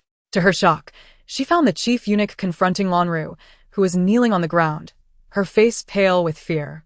The eunuch's brows knitted tightly in anger. He raised his feather duster and struck her. You little wretch. You've not succeeded in anything good. Yet you dare to employ such vile tactics against the emperor. How many heads and lives do you presume you possess? Should she succeed, the emperor would lay blame, and the ministers would seek retribution, dragging everyone who served them into the fray. It was infuriating. Let her die, but she will drag us down with her. She deserves to be punished. The chief eunuch's blows were not gentle. With just a few strikes, Lanru, delicate as she was, could not withstand it, immediately crying out. Losing all pretense of her previous airs, her voice ringing out painfully, much to the chief eunuch's disdain. Silence. Someone, gag her. I wish to see the emperor. Woe is me. How dare you, you wretched creature? The chief eunuch's voice was cold and harsh, reprimanding her for her audacity to raise her voice in such a manner. Do you think the emperor, a regal figure, would grant an audience to someone of your lowly stature? You are lost in a foolish dream. Through the crack of the door, Fu Guanshan observed everything with clarity, his gaze falling upon Qiuniang, who was peering out the window, presumably at the behest of Qiuniang. Since you are so eager to ascend the emperor's dragon bed, let me teach you the meaning of consequence. The chief eunuch soon composed himself. The emperor had decreed that no mercy was to be shown, leaving even a breath would be too lenient. Thus, she would learn the methods of the palace. Suddenly, she was seized and dragged away. Lanru's eyes widened in horror as she stared at the chief eunuch, who swiftly calmed the tumult within himself. Entering the torture chamber, she knew there would be no favorable outcome. You vile eunuch, I shall not let you escape my wrath. Lanru cried out in desperation, her mouth gagged, yet she strained her neck to shout, her hands bound, her body suspended in a half-dangling state, crying out for help in her mind to the system, but receiving no response. The executioner had received his orders and was merciless. Remember, eunuchs are still human. Do not underestimate their power, lest you suffer the consequences. Lanru struggled, her gaze scanning the crowd. Hadn't Pei Jinchao promised assistance within the palace? Where were they? The medicine had worked so smoothly. Why was there no one to support her now? What do you intend to do? Before she could finish, the sound of a club striking her body resonated. Fearing she might bite her tongue, they secured her mouth with a cloth, allowing her to emit only muffled cries. If you so detest us, then we shall grant you the role of a female eunuch. He he he. Chapter 34. Captured. The title of female eunuch was considered the most brutal punishment for women within the torture chamber, its bloodshed and terror far exceeding Lanru's comprehension. After all, the scant references in historical texts could hardly convey the gravity of the experiences endured by those who lived through it. Yet it was too late. Lanru truly regretted her decisions, but there was no turning back now. After the torment, she was discarded like a broken doll, her blood staining the straw, rendering her unconscious from the agony, her eyes tightly shut, her breaths becoming shallower. Of course, as long as the higher-ups had not decreed her death, she could not perish. The chief eunuch quickly relayed the message to the higher authority, confident that she would never again dare to approach the emperor and would henceforth regard men with trepidation, perhaps never to entertain such thoughts again.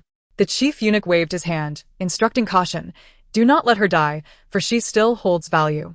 The subordinate eunuchs promptly bowed in compliance. After the others departed, the chief eunuch hurried to report to the emperor. Fu Guanshan sat quietly on the steps of the back garden, showing no reaction as the chief eunuch approached, merely leaning against a pillar and casting a sidelong glance at him. "Your Majesty." The chief eunuch knelt and bowed his head.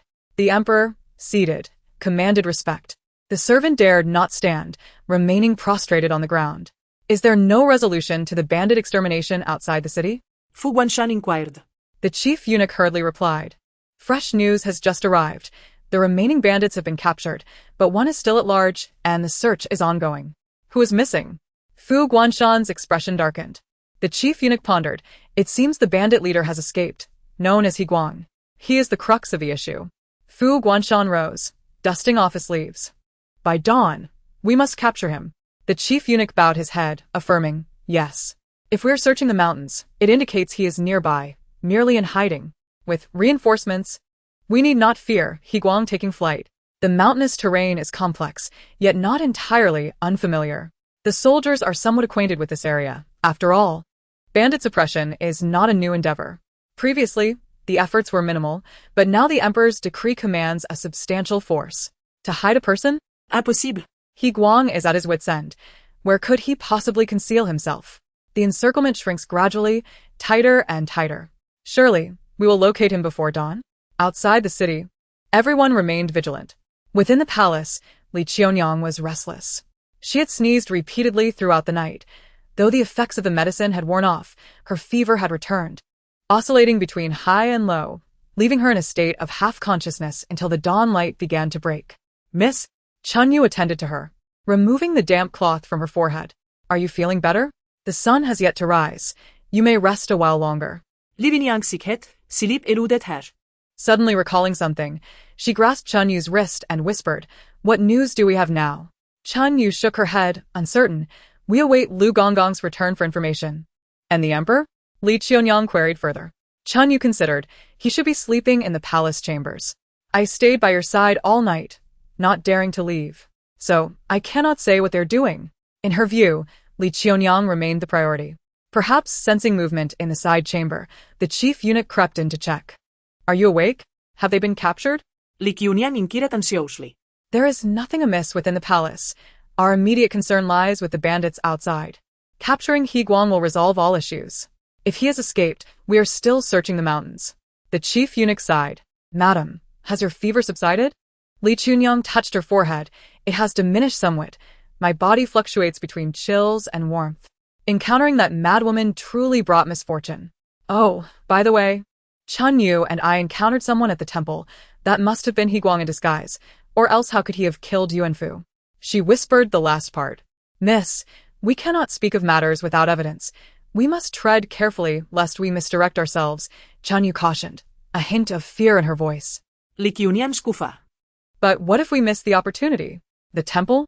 The chief eunuch furrowed his brow. "A monk?" Qiuniang nudda. "Very well." The chief eunuch seemed to grasp the implication. "Do you have any further insights?"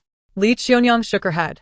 Seeing this, the chief eunuch turned to leave, instructing a guard outside to immediately ride out of the city and inform the commander leading the bandit suppression today that the rogue may appear near the temple, potentially disguised as a monk, capable of altering his appearance. "Hurry." "Yes."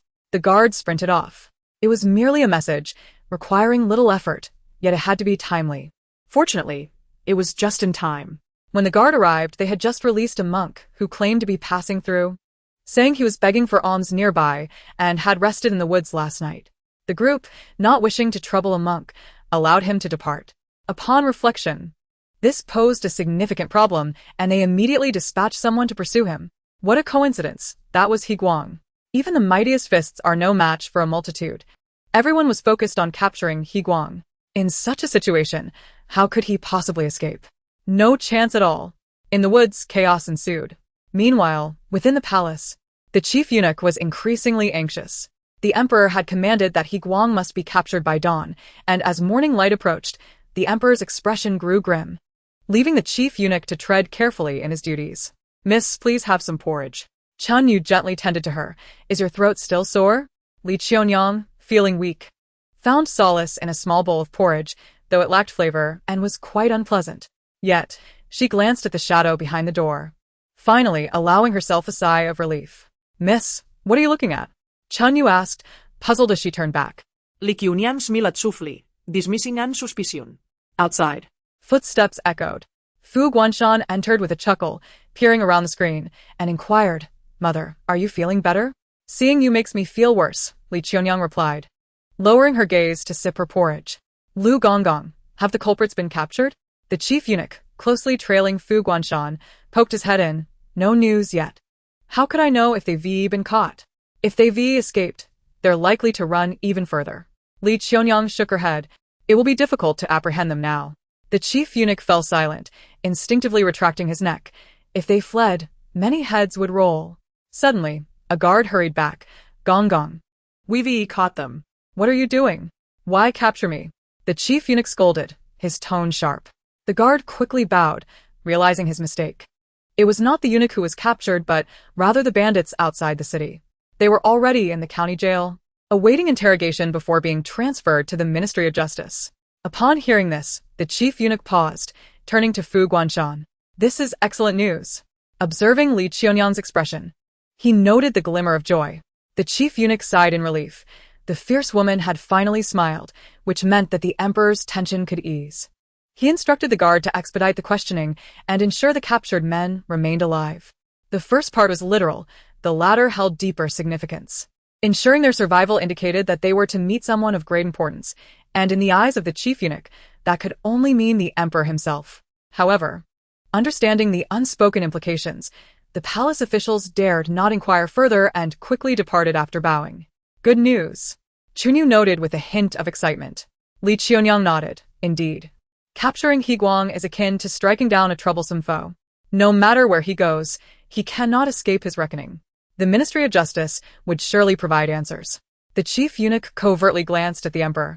The two of them still peered cautiously from behind the screen, speaking in hushed tones. Once the evidence was solid, the crime of the Pei family would not go unpunished. They awaited the return of the troops, for by then it would be too late for any regrets. "How can your emperor be so trusting?" Qiuniang sighed. "Such a morally corrupt general is allowed to lead troops into battle? Isn't he afraid of betrayal? When that time comes, it will be too late for tears." She had warned them. If trouble arose, she hoped they wouldn't place the blame on her. "Madam, focus on your recovery and nourishment," the chief eunuch interjected, cautious not to discuss state matters, as it was the emperor's domain. And to speak out of turn could be fatal. "Very well, I shall remain silent. After all, the grand affairs of the world are of no concern to me. I simply seek the truth. Evil must be met with justice." Qiuniang continued to sip her porridge. "Take care of yourselves and don't linger here. I wouldn't want you to catch my cold." A yawn. The chief eunuch stole a glance at the emperor's expression before inquiring, "Madam, do you not wish to know the fate of that woman? Speak it, let her revel in it." She wished to climb into the emperor's bed. "Would you let her go?" Qiuniang shot him a glance, unimpressed. The chief eunuch paused, disregarding palace rules that would endanger the emperor's health. He would certainly not let her escape. "Then that settles it." Qiuniang resumed her porridge. "As a woman, I cannot stoop to such shamelessness and ruthlessness. Better to remain ignorant. You have dealt with it according to palace regulations, so it is your affair, not mine. As women, we cannot afford to be ruthless, nor can we be overly soft-hearted. Indifference is the wisest course." The chief eunuch nodded. "Madam, your insights are profound. Clarity and discernment are essential for longevity. Whose grievances are not grievances? Qiuniang rolled her eyes. What are grievances? The chief eunuch asked. Qiuniang paused, her frustration evident. What I mean is, avoid unnecessary grievances. Oh, the chief eunuch nodded, somewhat understanding. The capture of Qiuniang was indeed fortuitous. After finishing her porridge, Qiuniang felt rejuvenated. The sun shone brightly outside. She stood in the courtyard, stretching vigorously until she expelled all the stale air from her lungs and inhaled fresh air before stopping. A light sheen of sweat appeared on her forehead. Qiuniang hurriedly offered her a handkerchief. Miss, please wipe your brow. We wouldn't want you to catch a chill. My chill stems from cold water, not the wind. Once the moisture leaves my body, I will be fine, Qiuniang replied with a knowing smile, wiping her brow. Qiuniang, not fully understanding, felt relieved to see her well. Miss, what do you think has become of that woman? Qiuniang asked, genuinely curious about Lan Ru's fate. Qiuniang regarded her. Why not ask Lu Gonggong? You would know then. I dare not, Qiuniang whispered. Qiuniang patted her shoulder. Don't be too curious. There are too many affairs in the palace. The more you know, the less beneficial it is. Remember your purpose, and do not meddle in others' business. Never be soft-hearted. Especially as a girl. It can lead to great losses. Yes. Qiuniang nodded vigorously. Just as Qiuniang was about to turn back, the chief eunuch hurriedly approached. Madam, there's a splendid show to behold. Would you like to watch? A splendid show? What kind? Qiuniang pondered, dismissing the farce involving the man in the violent chamber. The chief eunuch shook his head. Qiuniang. They simply wish to ensure the Pei family cannot rise again. With Qiuniang captured, it is tantamount to holding evidence. Upon hearing this, Qiuniang and Qiuniang exchanged glances, their eyes sparkling with delight. We shall bring the emperor along, the chief eunuch whispered. A hint of flattery in his tone. You know the emperor, hasn't he regained his memory yet? Should he remember in the future? My involvement in these matters could be seen as meddling in state affairs, and I fear for my neck. Qiuniang understood. Yes. It is my desire to meddle in this matter, my fault, not yours. Should the emperor lay blame, I, Qiuniang, shall bear it alone. The chief eunuch smirked, finding her tone oddly sardonic. Gonggong, may we proceed? Qiuniang urged eagerly, eager to confront the wretched bandit. The chief eunuch nodded and followed. It must be said that Qiuniang was indeed fortunate, from the county jail to the Ministry of Justice, and now to the celestial prison. He had experienced an elevation in confinement that few could imagine. To prevent others from witnessing the emperor's bandaged head, the chief eunuch discreetly dismissed the crowd, leaving only the emperor's closest attendants.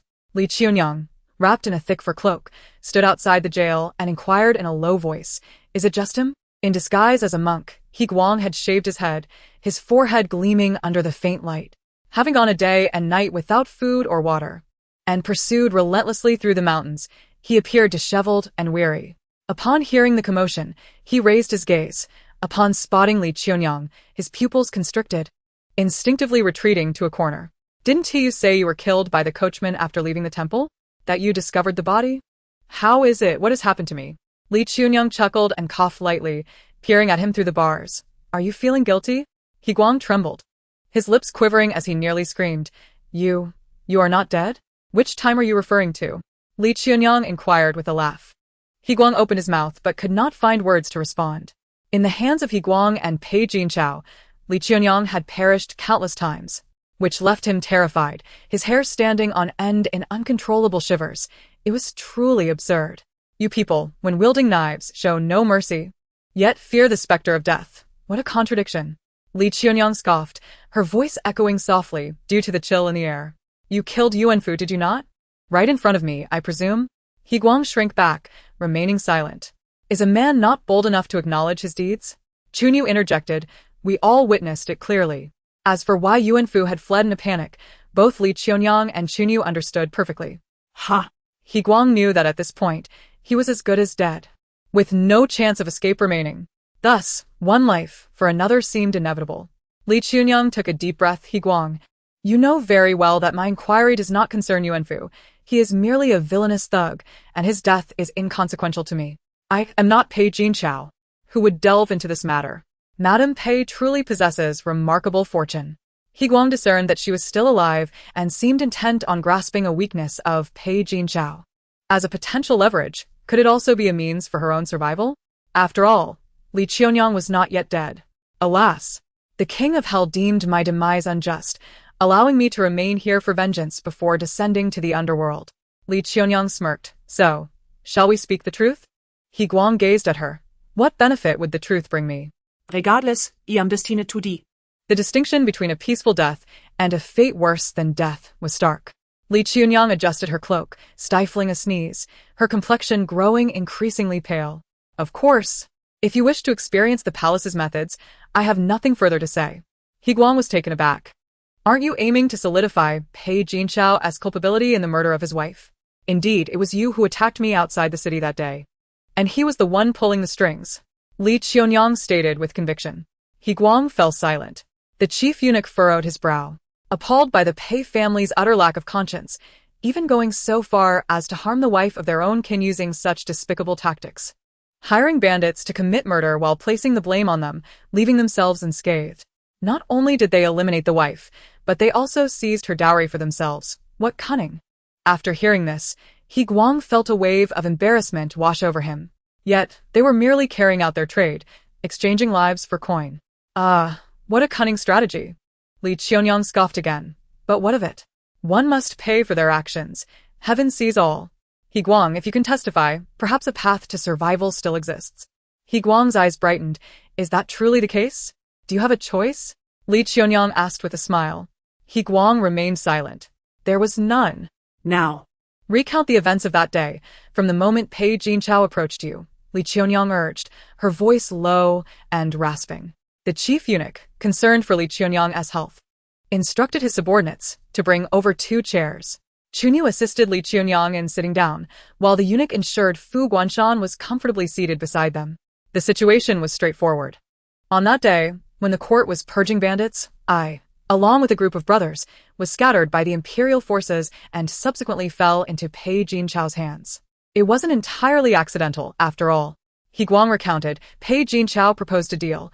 If I helped him eliminate you, Qiuniang, he would reward me handsomely, enabling my escape with my brothers. The amount he offered was substantial. Every risk taken was for the sake of profit. Thus, I agreed. After all, we are bandits, driven by the allure of silver.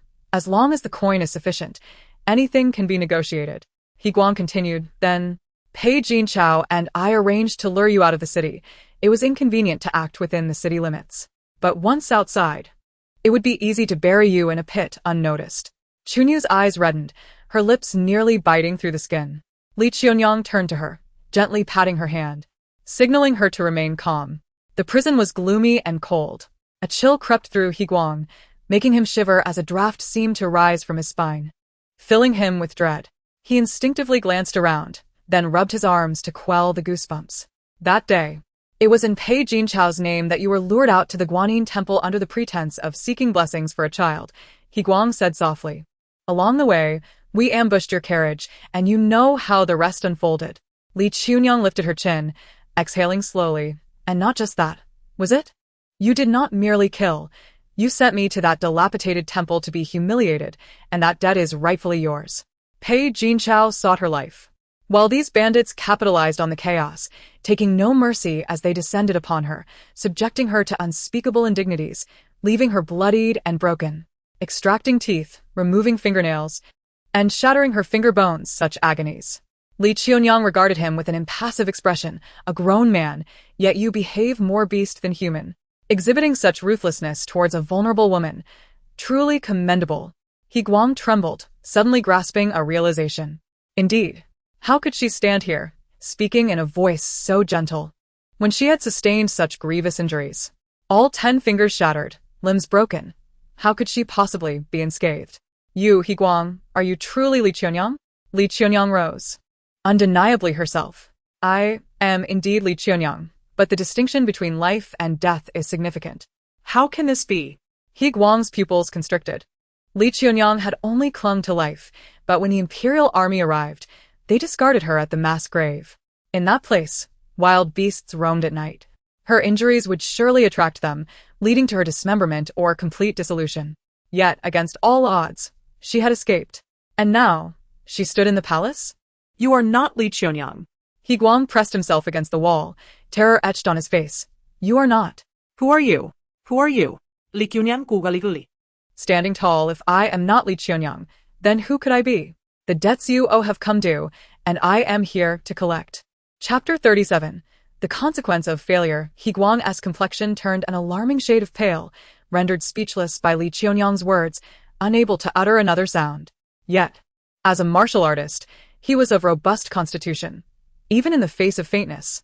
He could only watch as the smile at the corner of Qiuniang's lips grew ever more pronounced. That expression resembled a malevolent spirit rising from the underworld, as if it were poised to devour him. Well, all that needs to be known has been revealed. Qiuniang adjusted her cloak and turned back to the dazed chief eunuch, offering a gentle smile. Kindly have him sign, as my recovery is not yet complete. And I would rather not linger in this frigid place. The chief eunuch nodded. Having confessed, it was only right for him to sign. Before leaving, Qiuniang cast one last glance at Qiuniang, who cowered in the corner. Do not expect Pei Jinchao's men to come to your rescue. If he learns of your presence here, he will only send someone to silence you. A corpse is far more tranquil than a living man. And do not even think about recanting your testimony. I shall keep a watchful eye on you, always. Fu Guanshan shot a glance at the chief eunuch before swiftly following Qiuniang out of the prison. She is not Qiuniang. She is not. You have all been deceived by her. She is an impostor. As soon as Qiuniang departed, Qiuniang frantically grasped the bars of his cell, bellowing at the chief eunuch. She is not. The chief eunuch, bewildered, pondered the implications of this assertion. Who, if not Qiuniang? No. Qiuniang is dead. She is truly dead. Qiuniang trembled uncontrollably, and despite being a notorious bandit, his speech became a tangled mess, reduced to hoarse cries. Qiuniang is dead. The one before us seeks vengeance. She is not human at all. She must be no mortal. The chief eunuch retorted angrily. How dare you act so brazenly in this sacred palace? If you continue your antics, I shall have your tongue severed. Sign the document, at once. Or, if you wish to prolong your life, cease your tricks. I have seen many schemes, and will not be fooled by yours. I will not sign. She is not Qiuniang. She is not. Qiuniang continued his ramblings, displaying signs of a nervous breakdown. The chief eunuch had no time for his nonsense and ordered his subordinates to ensure he signed the document. Yes, they replied promptly. Yet, just a few paces away, the chief eunuch hesitated and glanced back. Not Qiuniang? It was indeed peculiar. How could the merchant-born Qiuniang, who once humbly served the Pei family, suddenly behave with such audacity in the palace, resembling a wild horse unbridled? Furthermore, her agile movements and self-assured demeanor exuded an aura of authority, far removed from that of a merchant's daughter. Could it be that what Qiuniang claimed was true? Was this woman truly not the Qiuniang from the Pei family? Realizing this, the chief eunuch gasped, instinctively tightening his grip on his feather duster. Amitba, this is no jest. To toy with such matters before the emperor is to court death. Meanwhile, back in her quarters, Qiuniang lay down again, appearing to have developed a slight fever. Her cheeks flushed, breathing hot, and her eyes tightly shut, as if utterly exhausted. Miss? Qiuniang, attending to her, inquired, Are you feeling unwell again? Qiuniang opened her eyes. Prepare the medicine. Let it simmer a bit longer. Qiuniang nodded and respectfully withdrew. From behind the screen, Fu Guanshan peeked out, gazing at her intently. Mother, please keep your distance, lest my aura of despair infect you. As soon as Qiuniang uttered these words, the chief eunuch's complexion drained of color, his body trembling slightly. After a moment's thought, the chief eunuch quickly stated, Your Majesty, the lady is unwell and ought to rest. It is also time to change the dressing on your wound. Let us attend to that first. This was a perfect excuse to steer the emperor away, for he dared not let the emperor near this enigmatic woman. Hurry. Qiuniang shut her eyes again. I am feeling very unwell. Do not disturb me. Having heard her words, Fu Guanshan could only relent. Once mother feels better, I shall return to see her. Hurry, hurry. How bothersome. Qiuniang turned over. Exiting the side hall, Fu Guanshan's anxious expression swiftly vanished, replaced by contemplation as he turned to the chief eunuch. Your Majesty, Qiuniang insists she is not Qiuniang. The chief eunuch inhaled deeply, summoning his courage to speak. I must admit, there is something peculiar about her. It does seem rather off. Fu Guanshan remained silent. Was there some hidden secret within this matter? The chief eunuch hesitated before continuing. Fu Guanshan, however, said nothing and turned to leave. Seeing this, the chief eunuch dared not speak further and quickly followed, knowing the emperor would make his own judgment. He was a man of strong opinions, and none dared to interject. Finally, the side hall fell silent. The moment the footsteps faded, Qiuniang sat up. Observing the shadow seated at the table, the features gradually sharpening into clarity. Go frighten him, Qiuniang instructed. The shadow turned to her, finally speaking. Are you not afraid I will kill him? Now, do you believe what I say? Qiuniang quería. The shadow nodded. A vengeful spirit does not reveal itself. Do you wish to be a vengeful spirit? She asked. The shadow shook its head. Then frighten him. Let out your anger, or he may refuse to sign. Qiuniang crossed her arms. It would be best to induce a state of madness in him. After all, only in confusion can more truths be revealed. The shadow inquired. What if he goes mad? I shall not let him go mad. He cannot if I do not allow it, Qiuniang replied. I can save lives. I simply cannot take one.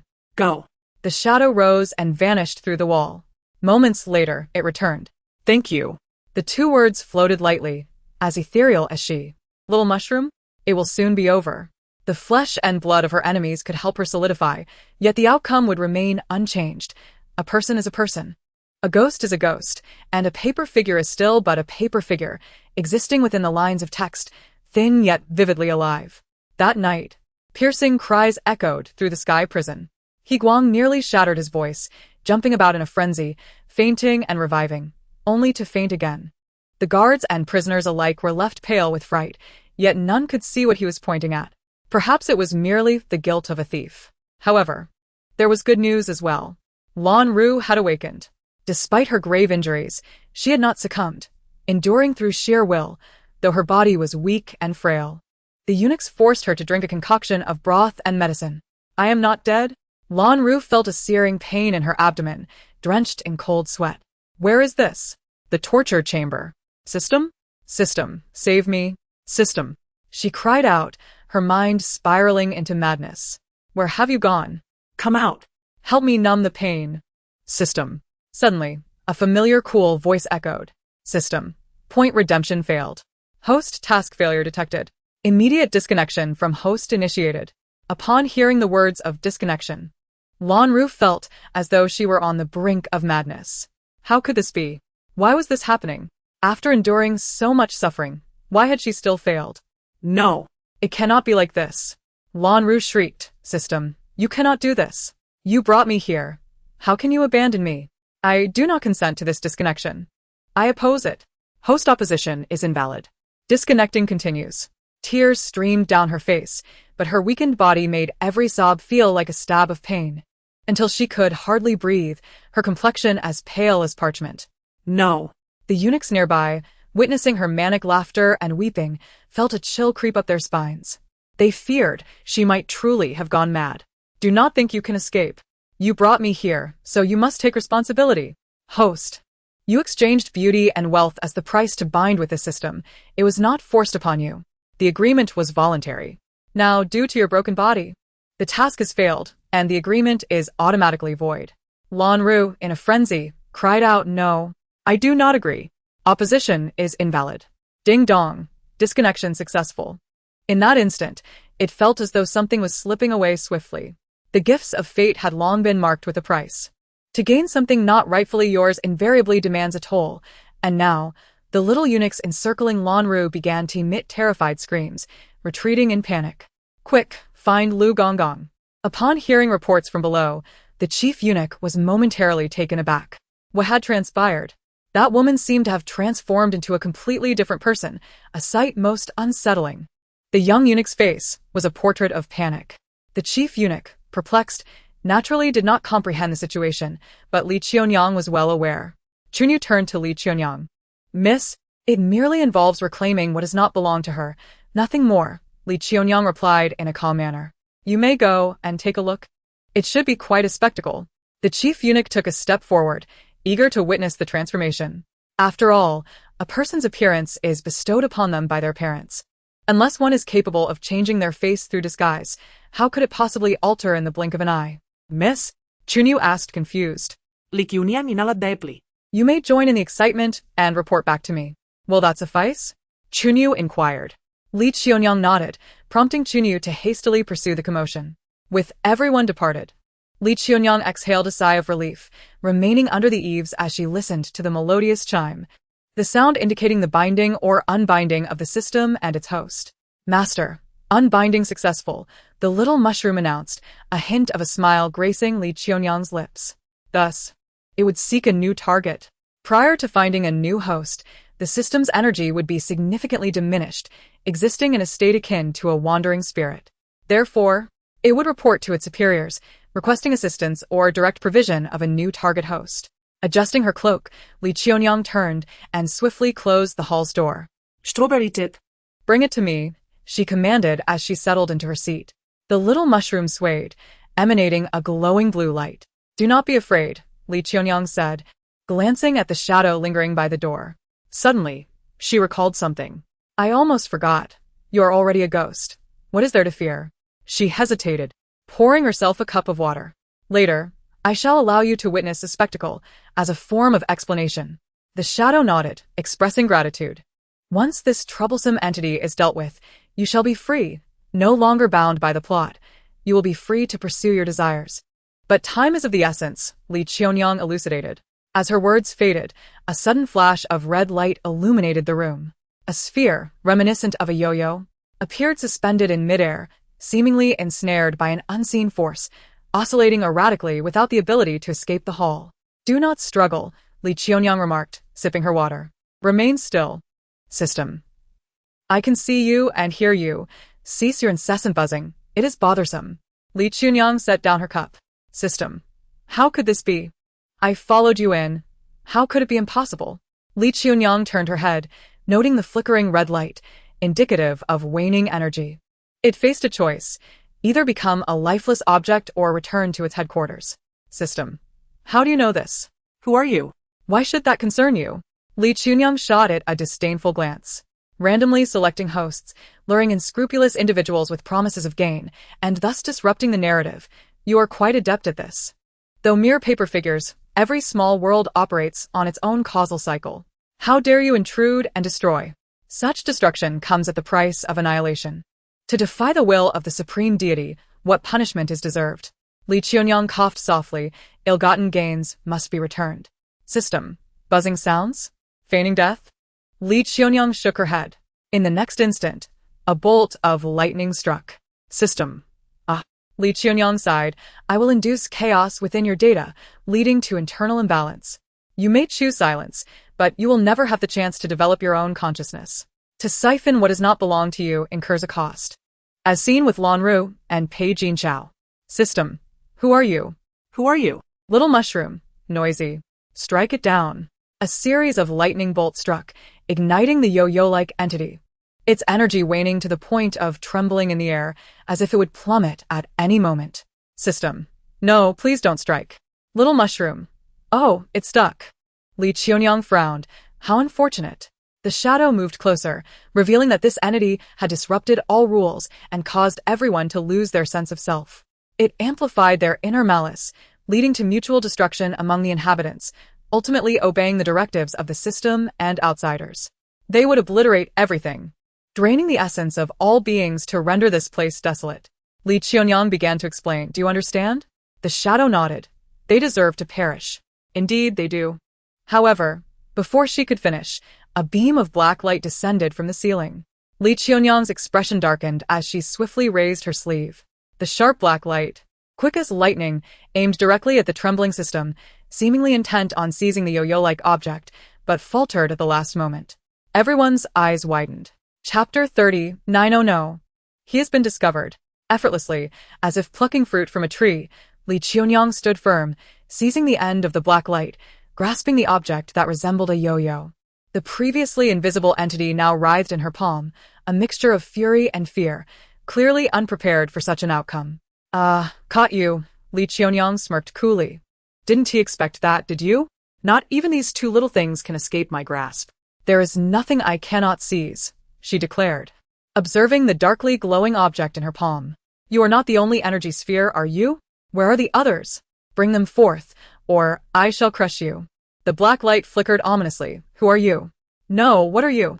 Li Qiuniang offered no answer, but instead surveyed her surroundings thoughtfully, finding no others. Could it be that only one had arrived, or were others concealed elsewhere? Little mushroom. No abnormal energy fluctuations detected. So, only one has come? Li Qiuniang felt a twinge of disappointment, turning to the shadow. Do you believe it? The shadow seemed to ponder before shaking its head. I do not believe it either. She smiled, her fingers slowly curling. Suddenly, all light vanished. In her palm lay a lifeless object, the size of a yo-yo, silent and devoid of light, showing no signs of life. Upon seeing this, the system, still hovering in the air, began to tremble violently, as if gripped by sheer terror. A lifeless entity possesses intelligence.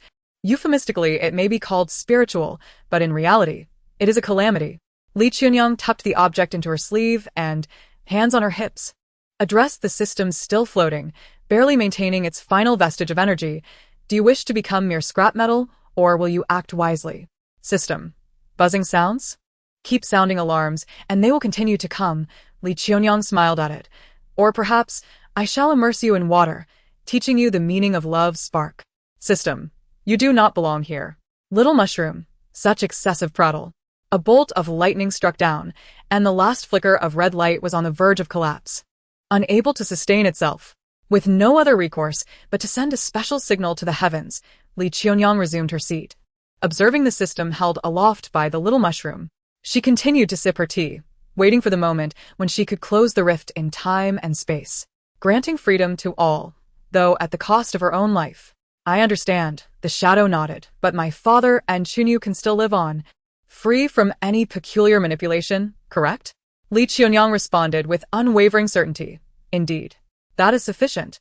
A silence ensued as Li Qiuniang turned her gaze away. Outside. Footsteps could be heard. Qiuniang hurried back, calling out, Miss. Miss.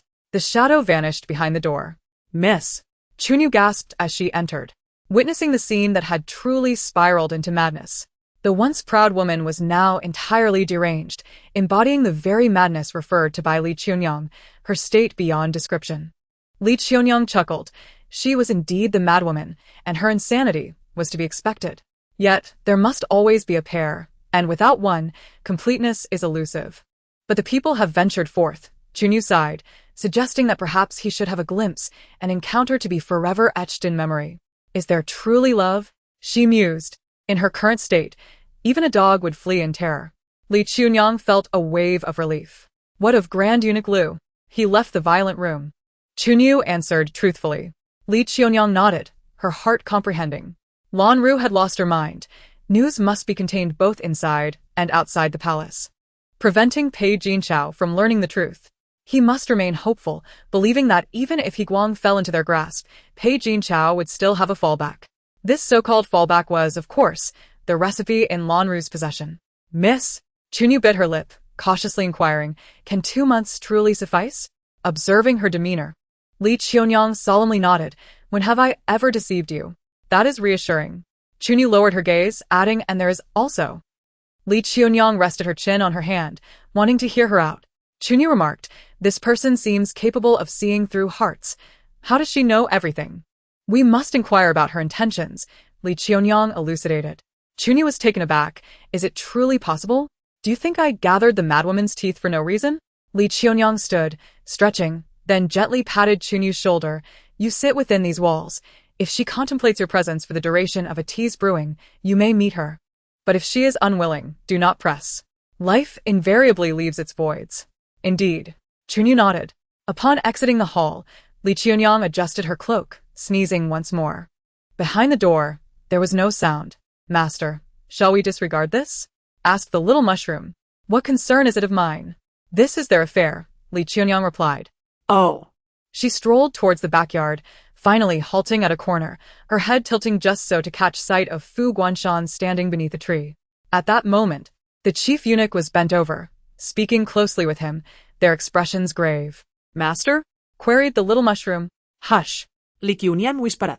As if sensing something, Fu Guanshan suddenly lifted his gaze. In an instant, he scanned the surroundings. The master and servant were acting furtively, akin to thieves, causing Li Qiuniang to furrow her brow, gaining an inkling of understanding. What a fine act. The next moment, Fu Guanshan frowned, ascending the stairs to the corridor, then walking towards its far end. His countenance darkening as he focused intently ahead. The chief eunuch's heart tightened, daring not to utter a word. 1 step, 2 steps, 3 or 4. Yet, at the end of the corridor, there was nothing but emptiness. Qiuniang's figure was nowhere to be found. Advancing further, through the door of the side hall, faint voices could be heard, seemingly Qiuniang in conversation. Fu Guanshan stood still, exhaling a sigh of relief, glancing at the chief eunuch as they both quietly departed. Everyone has left, yet you still hold on? Qiuniang turned her head, her gaze eerily calm. Chapter 40. A temperament strong. A heart small. The guard retreated a couple of steps, asking, Miss, are you well? That question should be directed at you. Are you well? Qiuniang crossed her arms, suddenly breaking into a smile. Your timing is impeccable. The guard bowed his head and turned to leave. Most coincidences in this world are man-made. Actions follow the heart's direction.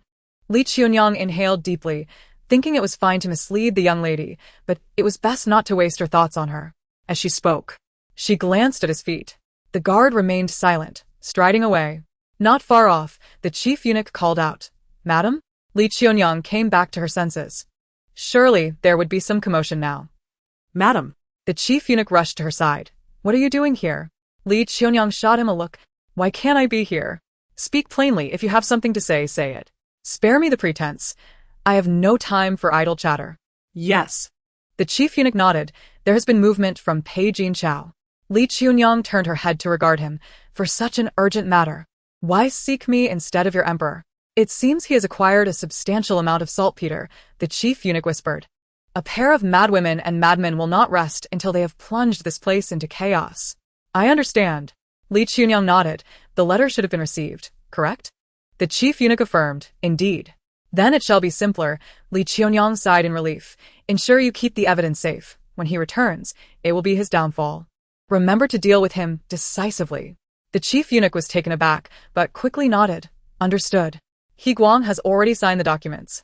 Lan Ru and Pei Jinchao have been corresponding, and thereafter, Pei Jinchao conspired with his subordinates to rebel. This string of events is sufficient to bring ruin upon the Pei family. As for whether Pei Jinchao's recently tested artillery can be used, that remains uncertain. For there is but a single word's difference between cannon and dud. Given the current circumstances, Pei Jinchao lacks the capability to produce a sufficient number of cannons to raise the palace or capital to the ground in the near term. His impatience to return stems from Lan Ru's letter revealing the emperor's intention to take action against her, seeking to enshrine her as a consort. Once the emperor succeeds, there will be no possibility of a courtier and a consort. If he wishes to avoid suspicion, how can Pei Jinchao learn more advantageous information? Ambition flourishes.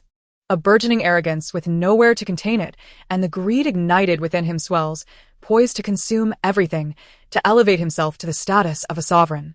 In merely 1 month's time, Pei Jinchao contacted his trusted allies at the border, colluding with foreign enemies, then turned back midway, intending to assault the imperial city with the freshly completed artillery, as if bewitched, aiming to claim everything for himself. He could not wait any longer. Outside the city gate, Pei Jinchao rode back triumphantly. Observing his exuberant demeanor, he appeared utterly transformed from the man who had fled the city in disarray. Pei Jinchao, what do you intend to do? The Prime Minister stood atop the city gate tower, his voice cold and authoritative. Are you plotting rebellion? Pei Jinchao smirked. The Emperor is unjust, usurping my wife. Am I not entitled to seek justice for myself? Preposterous. The Prime Minister thundered. What nonsense is this?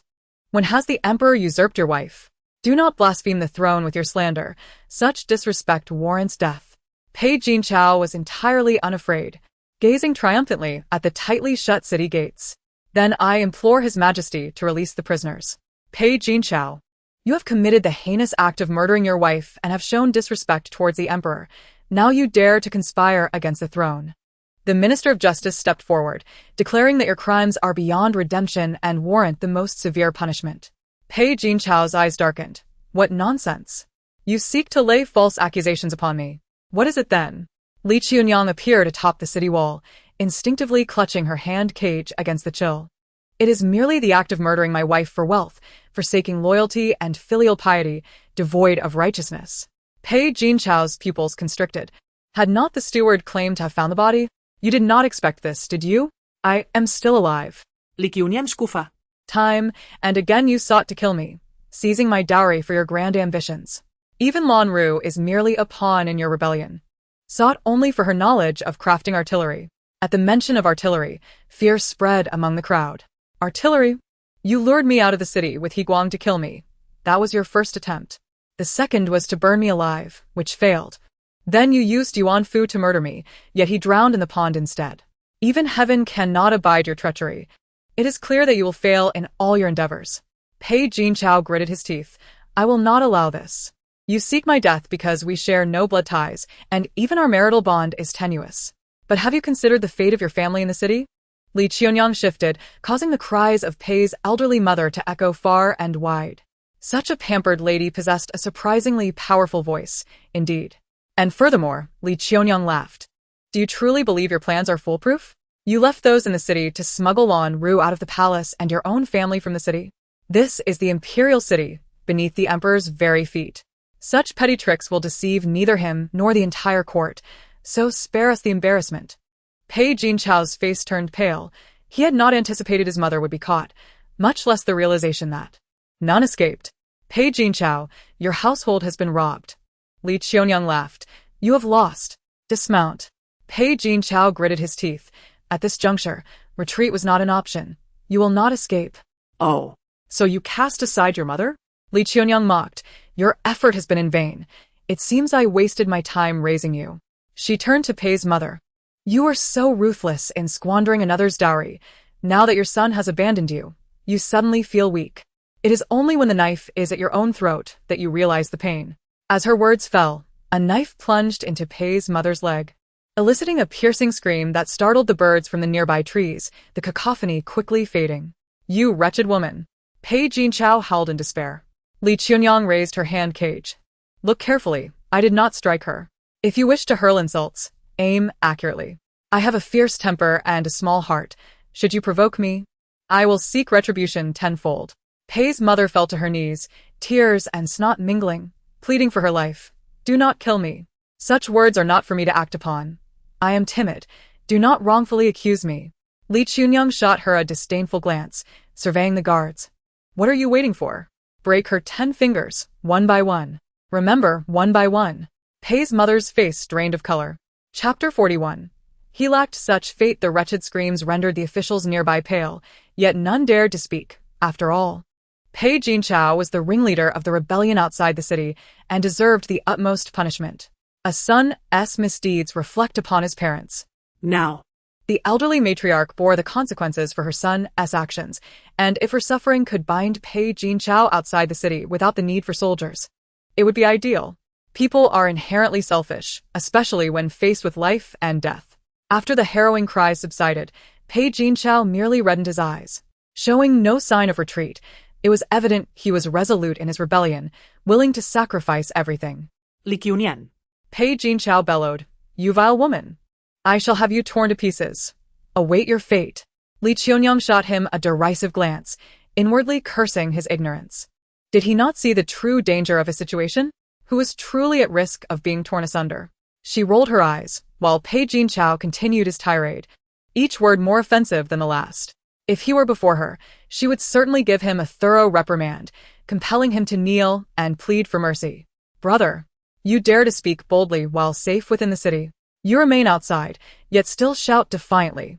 Is it your limping mother or your bedridden father who grants you such courage? Qiuniang could no longer contain herself. With a mere elastic band, you act like a grand master, yet you are merely a fool, spinning in circles and making a spectacle of yourself. Pei Jinchao nearly choked on his rage. You wretched woman. Qiuniang embraced her hand cage. You dare to prattle here with such ignorance, unable to count to 10, yet you fancy yourself a rebel. Truly, you have lost your mind. Pei Jinchao nearly fell from his horse, his face flushed with anger, the intensity of his rage palpable even from a distance. Unable to contain himself, he ultimately shouted, Attack the city. Oh, how you rage in embarrassment. Qiuniang shook her head. The officials exclaimed, My lady, that is artillery. Indeed. But it must be ignited. A torrential downpour drenched the torches, rendering them useless. The artillery was less effective than swords in hand, rendering its purpose moot. Suddenly, Pei Jinchao was struck dumb as thunder rumbled above, followed by hailstones the size of eggs crashing down. With no shelter outside the city, chaos ensued, and Pei Jinchao cried out in distress as his followers scattered. The scene descended into turmoil. The officials stood beneath heavy shields, dumbfounded by the enormous hailstones, scratching their heads in disbelief. Heaven bless our dynasty. Thank the heavens. The crowd descended into disarray, ultimately retreating into the nearby woods for cover. Many lay on the ground, some unconscious, others trampled. Yet, there was a certain satisfaction in the chaos, as without a single soldier, nearly half of the rebels were effectively subdued. Fate is unpredictable. Perhaps this is the meaning of it all. The spirits of Pei Jinchao's troops wavered. If even heaven abandoned them, it was evident they were destined to lose. Once morale falters, it is difficult to regain. As the hail ceased, leaving only rain, the city gates suddenly swung open, and a throng of soldiers surged forth, charging into the woods. Having already been shaken, each soldier was injured, and faced with the formidable forces, Pei Jinchao's army crumbled, with no need for artillery. Caught off guard, Pei Jinchao became like a stray dog, scattered by the sudden calamity, forced to flee with his remaining followers, too wary to engage further. He understood that he had lost the advantage. What a pity! Qiuniang shook her head, but it mattered not. The chase was far more entertaining. Upon returning to the palace, Qiuniang paid no mind to other matters and lay down to rest. My lady? Qiuniang looked at her with concern. Shall I summon the physician?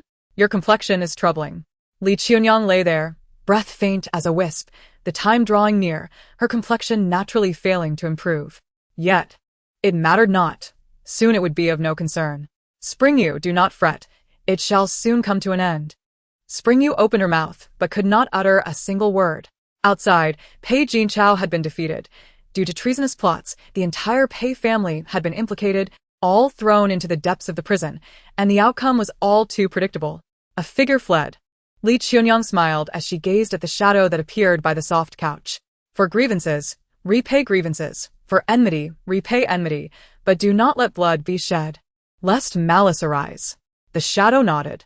Springyu turned her head to look. Mississippi. The shadow paused, then turned and vanished without a trace. Rest assured. She knows what she is doing. Qiuniang smiled as she clasped Springyu's hand. From now on, it shall be just you. You must take care. Springyu's eyes reddened, unable to speak a word. The Grand Eunuch hurried into the room. Madam, are you unwell? On his return, he had heard the subordinate say that Qiuniang struggled even to walk, and he felt a pang of fear, though he was not a particularly sympathetic man. Still, he held a degree of admiration for Qiuniang. She seemed to foresee all, grasp every situation, and accomplish everything. Such a person was truly rare. I am fine. Qiuniang shook her head. Eunuch, may I ask a favor of you? The Grand Eunuch was taken aback, then nodded. Anything within my ability. If Pei Jinchao has gone missing, then do not seek him, Qiuniang stated. The Grand Eunuch was puzzled, but suddenly recalled the Emperor's admonition. Could he return? He asked cautiously. Qiuniang shook her head. He does not have that fate. Receiving her affirmative answer, the Grand Eunuch let out a sigh of relief. That's good. I know what to do.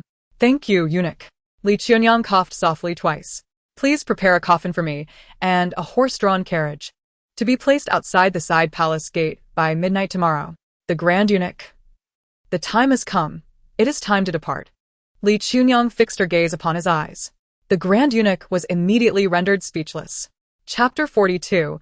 A grievance has its head. A debt has its master. The Grand Eunuch was at a loss for words, merely feigning compliance before turning to report to the Emperor. Regarding the matters proposed by Qiuniang, Fu Guanshan said little, merely instructing the Grand Eunuch to comply with each request, ensuring the coffin was of the finest quality, to be placed on the carriage awaiting. The Grand Eunuch felt anxious. Who prepares a coffin for themselves while still living, declaring their imminent departure? It was chilling. Truly, too chilling. Yet, the Grand Eunuch pondered that Qiuniang was astute and perhaps could indeed predict her own demise. If so, that was terrifying. This person was simply not human. Your Majesty, are we truly not pursuing Pei Jinchao? The Grand Eunuch inquired softly. No pursuit. What if he escapes? Although Qiuniang claimed that Pei Jinchao lacked the fate to return, the uncertainties of the world were manifold. A misstep could spell disaster for the entire court. Treason and rebellion are such matters that, once ignited, could bring ruin upon all. It could not be allowed to happen a second or a third time. No need. Fu Guanshan replied tersely. Pei Jinchao will not return. The Grand Eunuch? The emperor seemed to have unwavering faith in Qiuniang's words. In truth, Pei Jinchao truly could not return. He galloped away like a stray dog, fleeing, and as fate would have it, encountered a torrential downpour. Upon reaching a crossroads, he found himself separated from his companions, who had not noticed that the one who had been leading had vanished without a trace. By the time Pei Jinchao realized something was amiss, he was utterly alone, trudging forward through the rain. Where is everyone? Pei Jinchao cried out, panic-stricken. Where is everyone? Should the court's pursuers find him, he would be no match against their numbers, destined to be captured. Thus, the absence of his companions brought him no comfort. Rather, it left him isolated and facing a grim fate. The rain poured heavily, prompting Pei Jinchao to seek refuge in a cave at the mountain's base.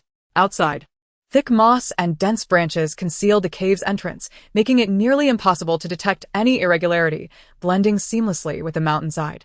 Pei Jinchao, trembling, removed his outer garment. With nothing to start a fire, he could only hang it at the cave's mouth, allowing the wind to dry his wet clothes. Inside the cave it was pitch black. One could not see their own hand before their face. Silence reigned. A deathly stillness enveloped the space, as if the sound of the rain had ceased, leaving only the rhythm of his own breathing and heartbeat echoing within the quiet cave. Pei Jinchao strained to listen for any sounds outside, fearing the approach of pursuers. But after a long while, he heard nothing, no hoofbeats. Surely the pursuers had gone after his followers?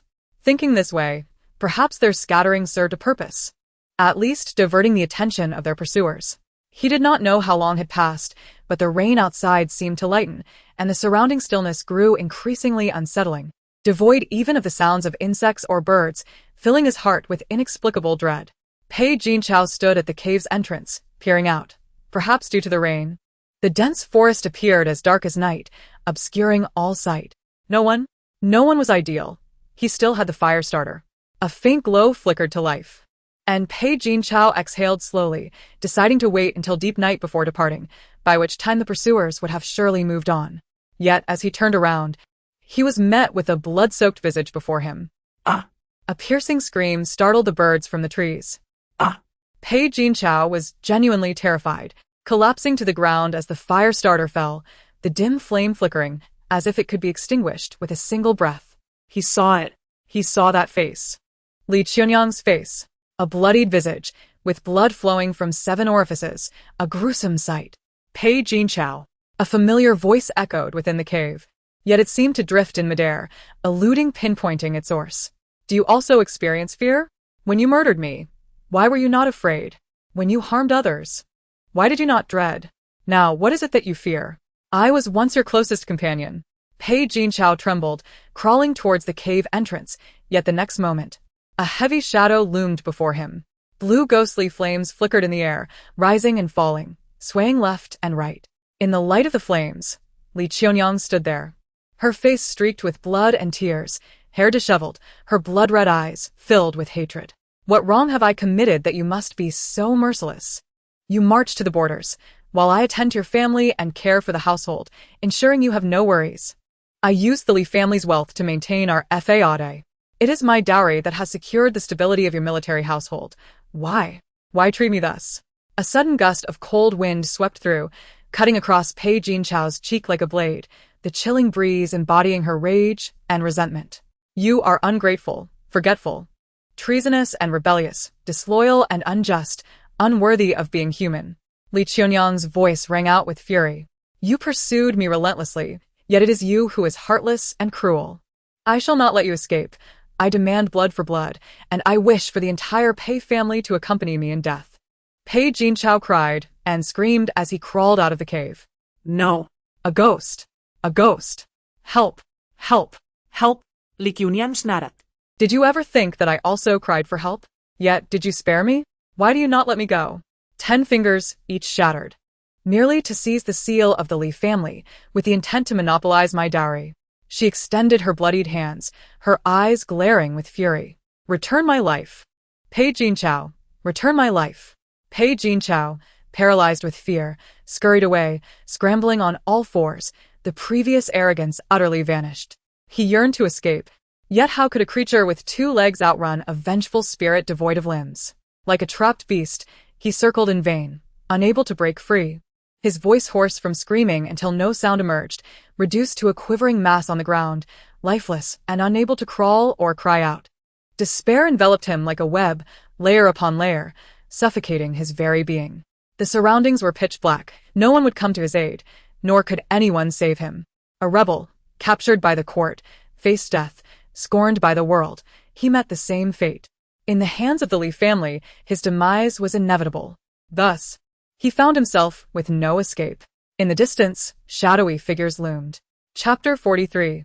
Speak of death, and it shall come. My dear aunt has departed.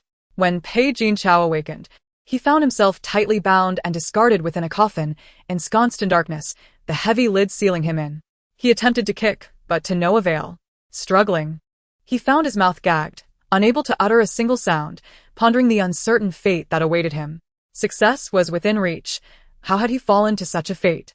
He could not fathom it. Prepared as he had been, how could it all unravel? Even more bewildering was the thought that someone might take advantage of his misfortune. Where was he, who had captured him? One thing was certain. These were not the court officials. Otherwise, he would have found himself in the dungeons. Not trapped in this dark abyss, oblivious to life and death. After a while, the coffin lid creaked open, and several figures clad in black masks hoisted Pei Jinchao from the coffin. They showed no intention of releasing him, merely positioning him at the edge of a cliff. The desolate wilderness stretched before him. The biting wind from the cliff made even the bravest tremble. Pei Jinchao teetered precariously, the cold gusts threatening to hurl him into the abyss, his bound limbs rendering him weak and unsteady, forcing him to grit his teeth and endure. Who are you? What do you want? Let me go. But before Pei Jinchao could finish, silence fell upon him, his voice lost. The Leaf family of Zhangzhou. Do you think the Leaf family is merely a merchant clan, allowing you to kill and maim without reprisal for my daughter? The figure before him slowly peeled away the black cloth covering his face. In the dim light of the flickering torch, the visage of a white-haired elder emerged, embodying the fury of a father who had learned the truth. So, what if you are a general? You were raised by your parents, and she is my cherished jewel. You see only the lowly status, forgetting that even a merchant's family would risk their lives for their children. The Leaf family may indeed be merchants, but I am also a father. She concealed her troubles not for you, but to spare me, her father, from worry. Yet, this does not justify your cruelty towards her. Behind him stood the companions brought by the father of the Leaf family. I am too old to fight you, but I shall not spare the silver. If you disdain my merchant family, why seek to marry my precious daughter? Having wed, why not cherish her? For the sake of her silver, you would commit murder and arson. Then today, I shall use silver to end your life. This shall be your retribution. With a wave of his hand, he signaled for his men to step forward, and in an instant, Pei Jinchao was kicked off the cliff. A piercing scream echoed, quickly swallowed by the wind. Pei Jinchao did not perish. A rope tethered to him allowed him to be pulled back up, though terror had shattered his spirit, leaving him half dead. His previously hoarse voice was now utterly silent, his expression vacant as he slumped at the cliff's edge, as if his very soul had fled. Rest assured, it will not be so easy for you to die. The father of the Leaf family gazed down at him, for that would be too lenient. I can afford to lose silver. Your life, however, is a game I can play. You are now a lost dog, with no one to rescue you. The terror in Pei Jinchao's eyes defied description. He opened his mouth to plead for mercy, yet no sound emerged. What goes around comes around, and retribution is inescapable. At dawn, a letter arrived at the magistrate's office. A confession penned in Pei Jinchao's own hand detailed his collusion with subordinates, the attempts to aid foreign enemies, and the conspiracy with Lan Ru to incite rebellion through the manufacture of cannons. Each accusation warranted execution. In an instant, the confession was presented, and the court ordered the capture of all those who conspired with Pei Jinchao, be they frontier soldiers, court ministers, or anyone connected to the Pei family. None would escape. Panic ensued. However, wrongdoing necessitates a price. No one is exempt. In the dark confines, Lan Ru awaited Pei Jinchao's rescue, but when she was cast out, madness had overtaken her, muttering incoherently about systems and a desire to return home. Alas, no one paid her heed. When Pei Jinchao's letter reached the palace, Li Qiuniang stood by a side door, her hand caressing an exquisite coffin, unable to deny the efficiency of the palace's operations. This item was of the highest quality. As she spoke, she glanced at Qiuniang, who was on the verge of collapse from weeping. Qiuniang's face was a mess of tears and snot. She could utter no words beyond her sobs. "What are you crying for? Such a fine thing, and your esteemed elder could not even purchase it with silver." Li Qiuniang shot her a disdainful look before turning to a nearby shadow. "In your next life, keep your eyes open. Do not let your mind cloud your judgment." Moreover, a mouth was given to speak, not merely to eat and remain silent as one invites blows. If one cannot respect oneself, how can one expect respect from others? Love oneself first. The shadow nodded, expressing gratitude. "Thank your father instead." Li Qiuniang smiled at her, stating that while it was admirable to conceal troubles, once misfortune struck, they would not even have a chance to bid farewell. "Do you think such filial piety holds any meaning?" The shadow bowed, shoulders trembling. "Enough. Ghosts do not shed tears. Endure your sorrow." Li Qiuniang shook off her garments, satisfied with them. The shadow responded, while Qiuniang pleaded, "Miss? Enough, we are leaving." Li Qiuniang climbed onto the carriage. In the distance, the chief eunuch accompanied Fu Guanshan, bewildered by Li Qiuniang's actions. Was she intending to climb into the coffin and lie within? And then what? Afterward, she would never awaken again. Qiuniang crouched, covering her face in anguish. The sound of her cries sent shivers down the chief eunuch's spine. "Your Majesty?" Go and check. Fu Guanshan instructed. The chief eunuch bowed and hastened forward, exclaiming, "Why are you crying so? Madam, this coffin is not a place for rest. If you are weary, return to your quarters. It is ill-omened here." Li Qiuniang lay there quietly, eyes shut, hands folded upon her abdomen, serene as a corpse. "Madam?" The chief eunuch's back chilled, and he cautiously approached. "Madam?" The silence was terrifying. "Madam?" The chief eunuch trembled as he reached out to check Li Qiuniang's breath, nearly losing his composure. "Oh my heavens!" The imperial physician, hastily summoned, arrived amidst the cries of Qiuniang, whose eyes were swollen with grief. "No need," she shouted. The chief eunuch trembled, questioning the sanity of the girl. "Is it true? Has the young lady departed?" Qiuniang wept inconsolably, urging the young lady to rest peacefully on her journey. The chief eunuch remarked incredulously, "It seems she departed as if it were preordained, as if she had merely chosen the moment of her death." Chapter 44. Father. "I am sorry." Yet the truth was, Li Qiuniang was truly gone. She lay still, lifeless. By the time the physician arrived, her body had already begun to show signs of death, rendering any attempt at revival utterly futile. Nevertheless, she had left this world with a serene expression, as though she had anticipated this day long before. Qiuniang's sobs grew so intense that her voice became hoarse, her entire being enveloped in a haze. She managed to pass a letter to the chief eunuch, in which Li Qiuniang expressed her final wishes, to return home after death. This was a reasonable desire, especially considering the impending downfall of the Pei family. Yet, as a meritorious subject who aided the court, Li Qiuniang should have been exempt from such fates, along with her family, as they bore no blame, but instead had contributed greatly. Li Qiuniang cared little for accolades. Her sole wish was for her family's safety. As Qiuniang sat at the front of the carriage, carrying Li Qiuniang's coffin out of the city, the townsfolk halted in unison, parting to stand on either side of the road, silently bidding farewell to this heroine of peace. It was said she was a woman, that she had emerged from the palace, that she had bravely repelled the traitorous Pei forces. Such a paragon of virtue, regardless of her station or anonymity, commanded the utmost respect from the people, who instinctively honored her departure. Though the circumstances of her death remained shrouded in mystery, the truth of her valor was undeniable. In fact, the officials were left bewildered.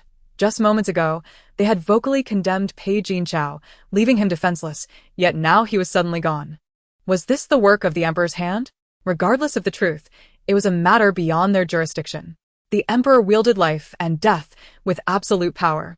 As the carriage continued onward, it did not stop until all who had come to pay their respects had faded from view.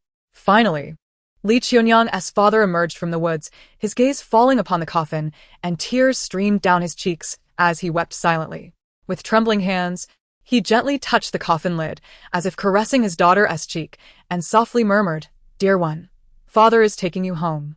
A shadow lingered by the coffin, reaching out to touch the father's face, but it passed through as if it were a mere illusion.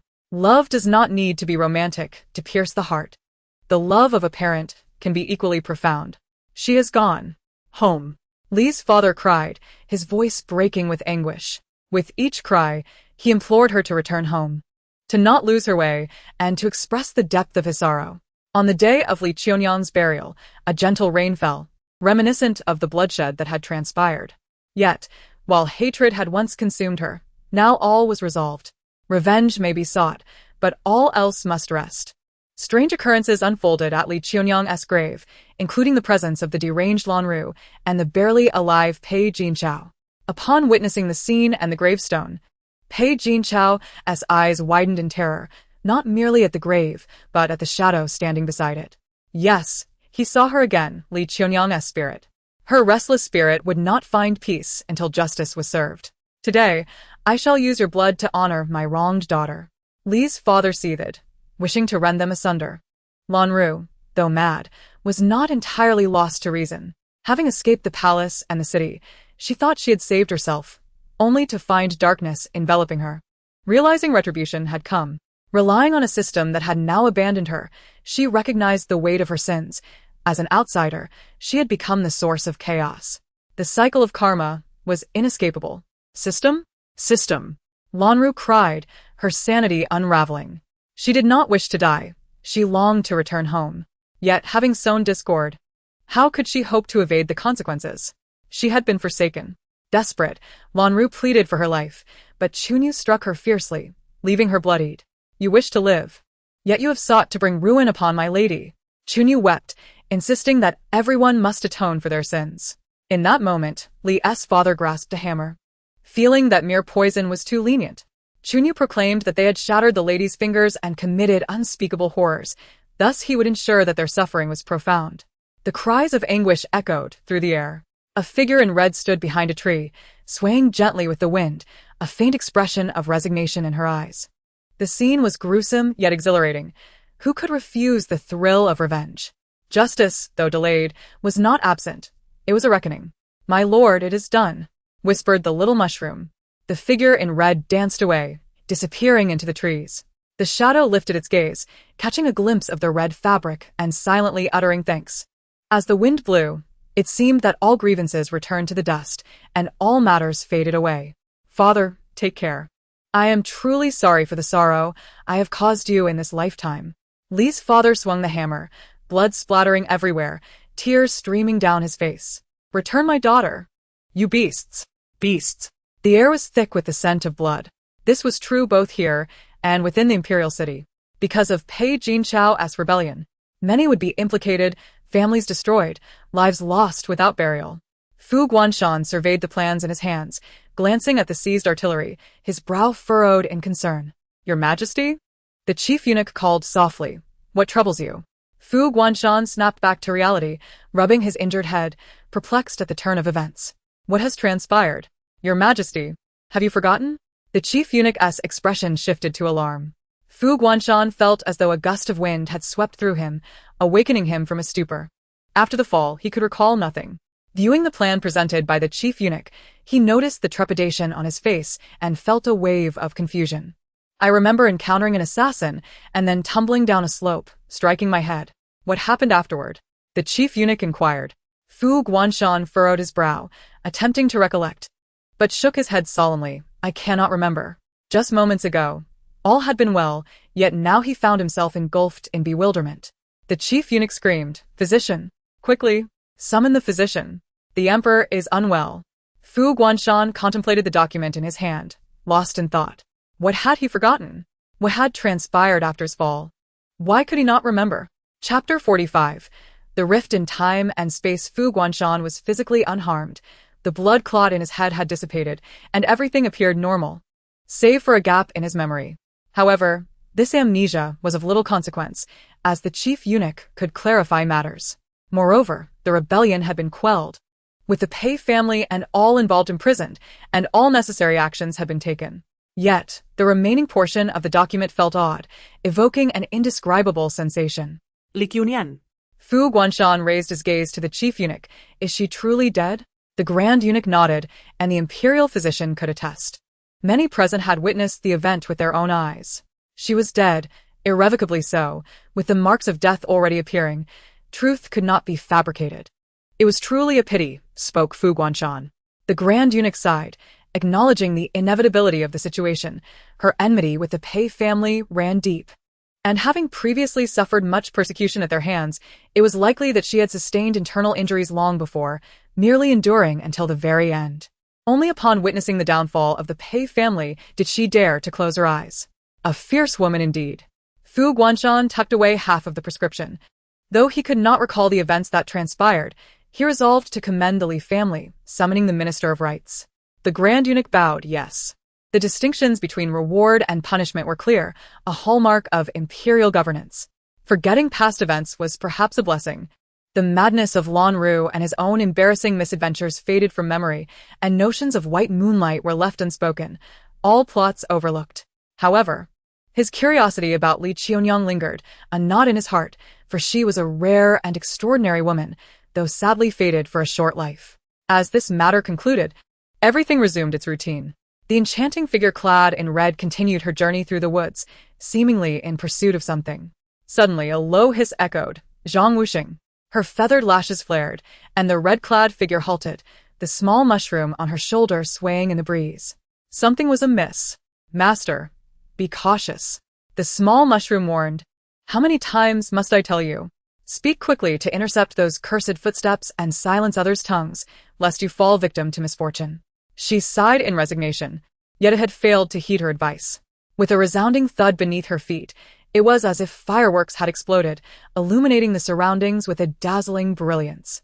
A series of rippling waves ensued, revealing a halo reminiscent of runes, whirling in overlapping circles, seemingly intent on ensnaring her. The small mushroom emitted crackling sounds, evidently disturbed, yet it struggled fiercely against the confinement. Master, truly unaware of the peril, daring to play such tricks at this moment. She slowly raised her head, the wind rustling her red attire, revealing all manner of filth beneath the sunlight. Surrounding her were a circle of small spinning orbs, each emanating a faint black glow, laboring to maintain the halo beneath her feet, as if striving to pin her in place.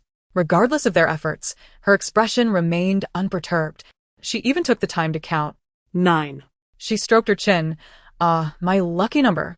Master, it's been ages since your last upgrade, the small mushroom remarked, trembling like one afflicted with Parkinson's, unable to provide an answer. Useless. She shot it a glance, plucking one of the orbs from the air, holding it in her palm to toy with. Though its energy was scant, combined, they were sufficient for a minor benefit. Is it usable?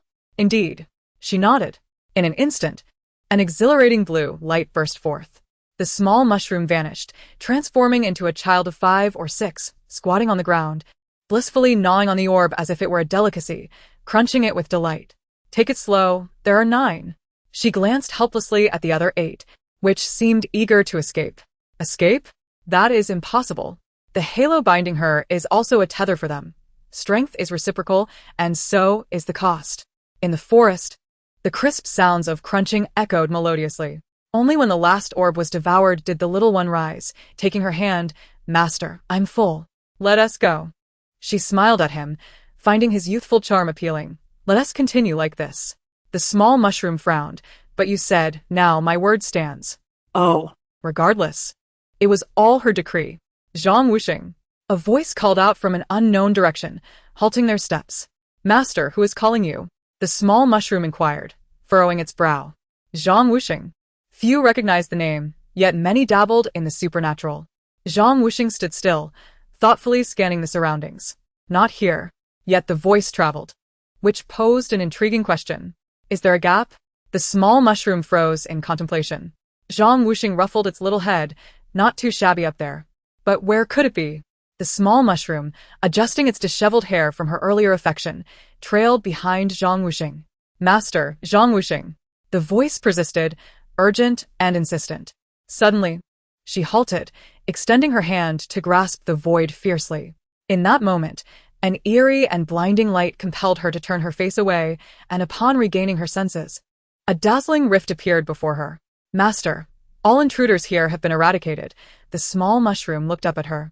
Whether it was the system Lan Ru, or the few auxiliary systems monitoring this small world, all had been rendered ineffective. Indeed, there was no reason to linger. Let us go. She took the small mushroom's hand, stepping into the bright rift. The narrow passage was resplendent, filled with energy, yet intertwined with strands of somber light, evidently torn from some dark force. She advanced slowly, the brilliance behind her fading one by one, as if all fissures were being repaired, isolating each small world's passage, preventing chaos from disrupting the rules of their realms. Upon reaching the end of the light, darkness loomed behind her. The moment she emerged, she exhaled softly, her brow relaxing. Glancing back at the path she had traversed, it resembled a healing wound, along with the scar vanishing without a trace. Master? The small mushroom stood still, its eyes flashing with blue light. Something was amiss. Not far off was a long street, bustling with people. It appeared to be a market day. Truly a scene of great liveliness. The aroma of smoke and fire filled the air, the essence of humanity. Yet, a chorus of cries accompanied by curses pierced through. An unwelcome disruption. Let us go. Join the commotion. She stepped forward. Behind her, the small mushroom lagged. Upon turning back, she felt her brow twitch with annoyance. A rather tall youth, handsome and striking, stood at least a head taller than most, unable to see the excitement. Too short, can't see a thing. The small mushroom blushed in explanation. Zhang Wuxing remarked, one must admit, this lad has an appealing visage. He is just a bit too vain. Not forgetting to add a pair of double doors for himself. Chapter 46. Not all parents love their children. A little girl knelt before a carriage, crying and bowing repeatedly, pleading for the lady to spare the young miss. The young miss is in dire straits, madam. I implore you. She seemed a sensible girl, faithful to her mistress. But her cries were so heart-wrenching, yet no sign of the lady inside the carriage emerged to respond. Nearby, the townsfolk began to murmur, exchanging gossip. Isn't that the carriage of the Marquis? Oh, you might not know this, but I have a relative working in the Marquis's household. They say at the Marquis's birthday feast, the second daughter fell into the water and was rescued by an outsider. Now the Marquis intends to wed her off, but the second daughter refuses, hence she has been confined. As this was shared, the crowd became increasingly animated. Who is this fortunate soul, rescuing the second daughter and gaining a connection to the Marquis's family? I hear it's some impoverished household residing at the Marquis's estate. No wonder she wouldn't agree. How could the Marquis and Madame bear to part with her? Afterward, the crowd began to murmur with concern. The young girl continued to weep. Madam, please release the young lady. She is at death's door. Madam, I implore you, summon a physician for her. Alas, the girl's heartfelt pleas failed to elicit any compassion from those within the carriage. Instead, a distant voice emerged from inside. The Marquis, known for its integrity and adherence to fairness, had never engaged in any unscrupulous deeds.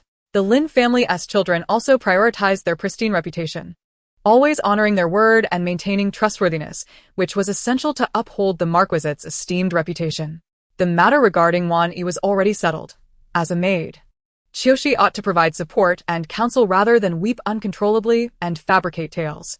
Her words were delivered with a righteous and gentle tone.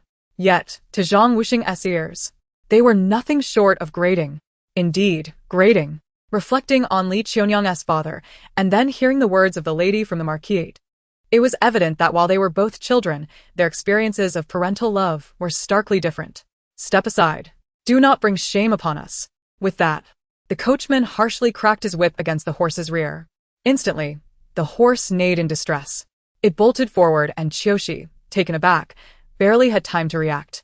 Fortunately, Zhang Wuxing, quick-witted and agile, pulled her aside, sparing her from peril. Are you courting death? Zhang Wuxing frowned. A horse's hoof descending upon her would surely mean injury or worse. Qiushi appeared as though she had lost her spirit, wiping her tears away and trembling as she turned to leave. Once the spectacle concluded, the crowd naturally dispersed. Madam?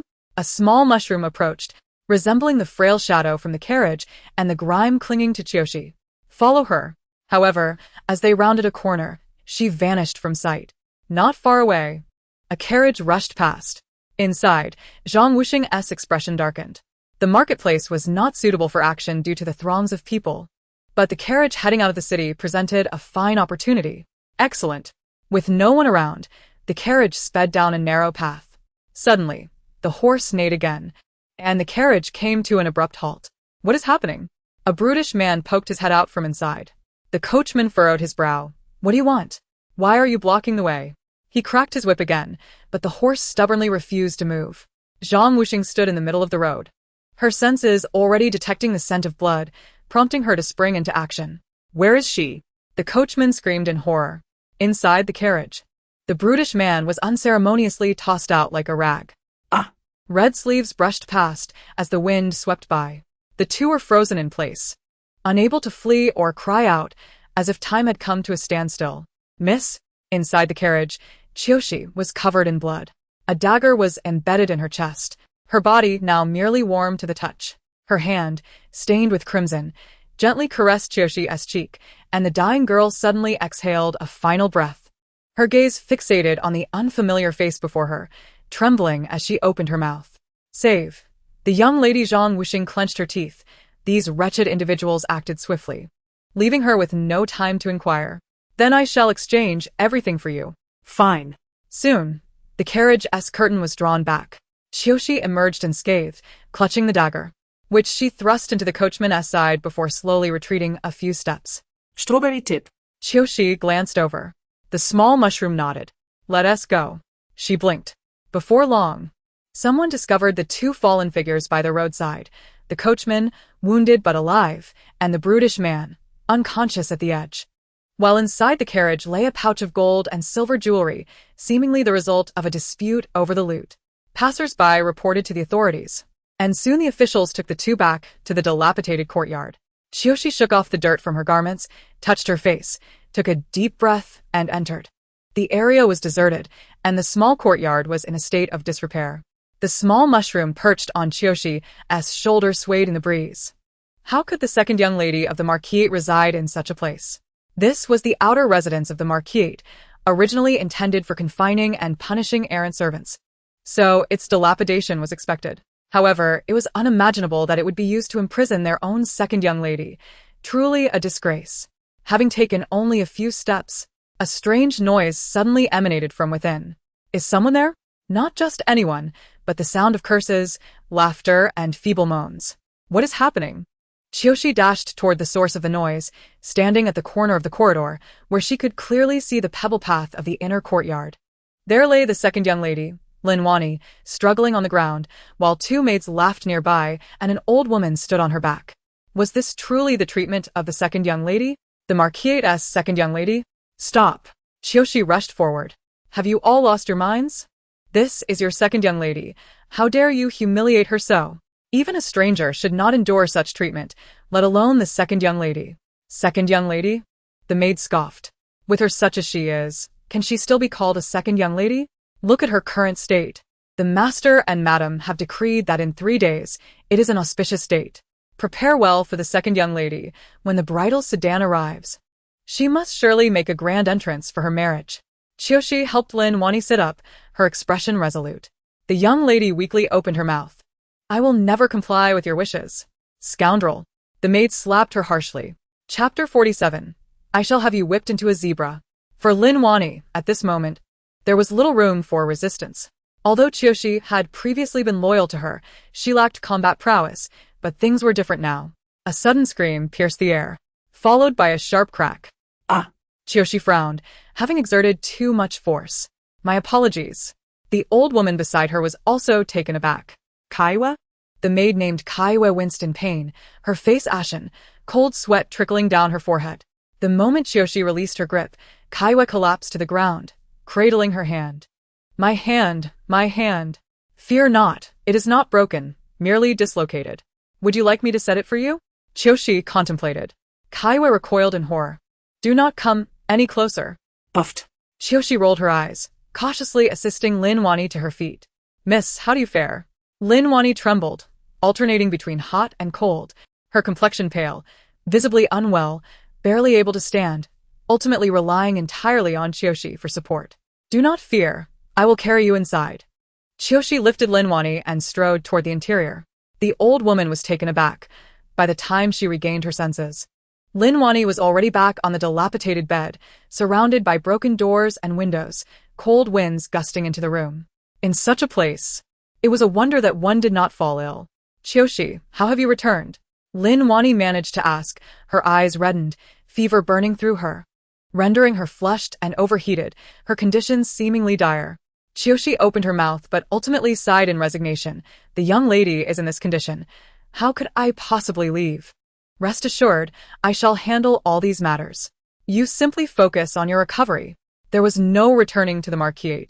Lin Wani swallowed hard, feeling dizzy from the fever. I fear I may perish here.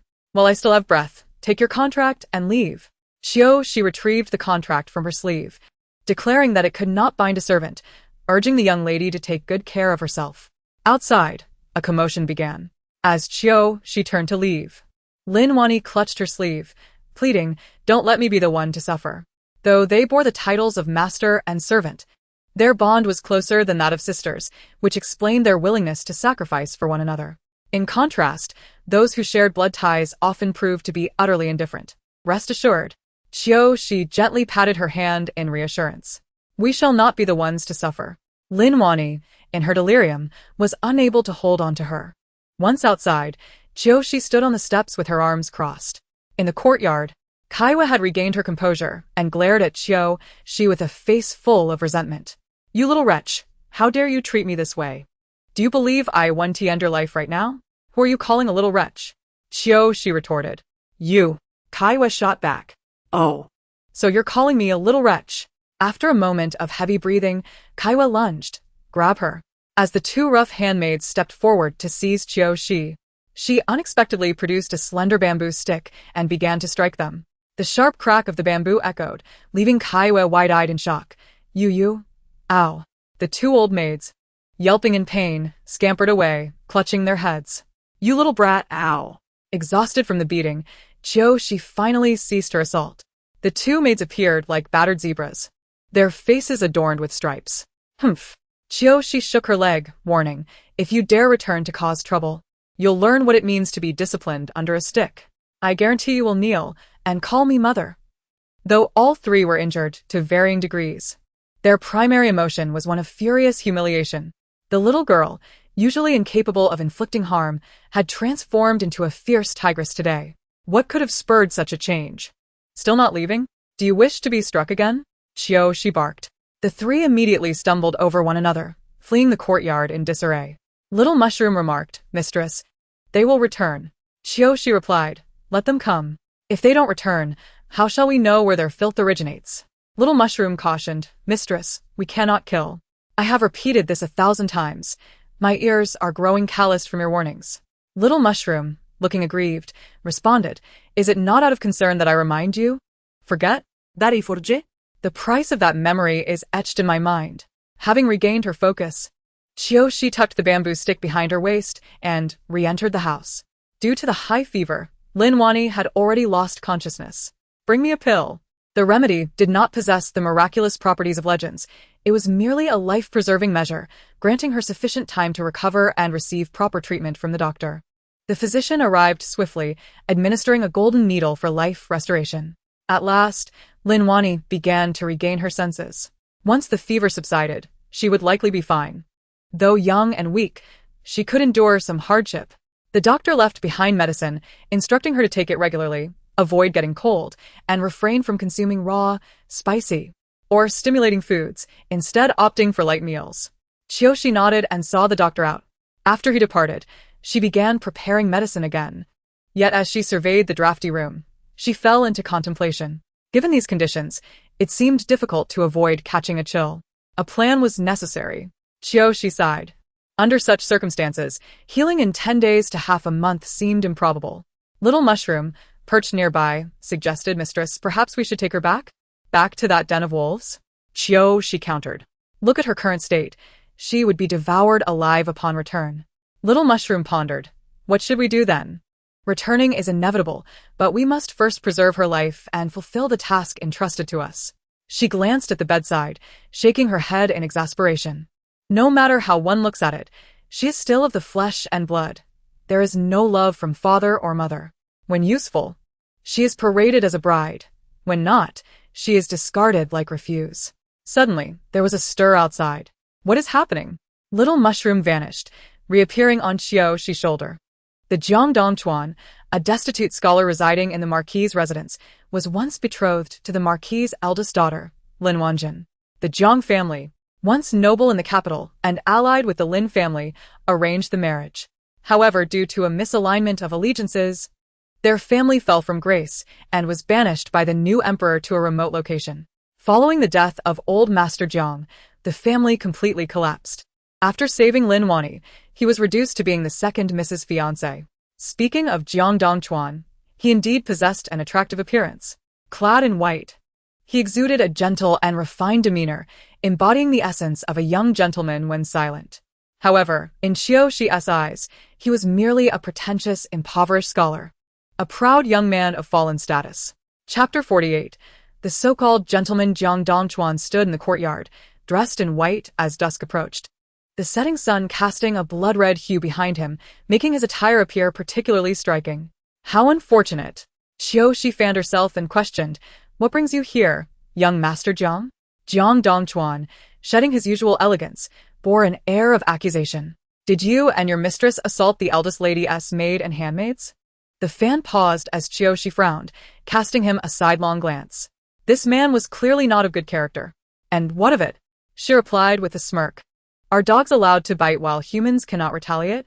Qiuniang immediately adopted a stern expression, chastising. "The eldest lady is the legitimate daughter of the Marquis's family and Wani's elder sister. What is inappropriate about a sister reprimanding her younger sibling? How dare you raise your hand against them? Where do you place the Marquis's family traditions and rules? To defy an elder sister and resort to violence. Truly, you are beneath contempt." Before Qiuniang could finish, Qiuxi interjected loudly. "You wish to reprimand, do you? Seeking a scolding, are you?" Oh. "This is not your comfort zone. This is my territory. What are you, a worthless outsider living off the Marquis's hospitality, daring to meddle in family matters? Is there no mirror in your home? A mere 2 tails of worthless bones, stuffed full, and then going to the latrine, crawling out of the pit. And suddenly thinking yourself a person? How capable you are." With a roll of her eyes, Qiuxi waved her fan vigorously. Her words rendered the scholar's face pale, as he trembled while attempting to point at her, at a loss for words. You speak nonsense. It is a disgrace to culture. Only you, a cultured scoundrel, are allowed to disgrace culture?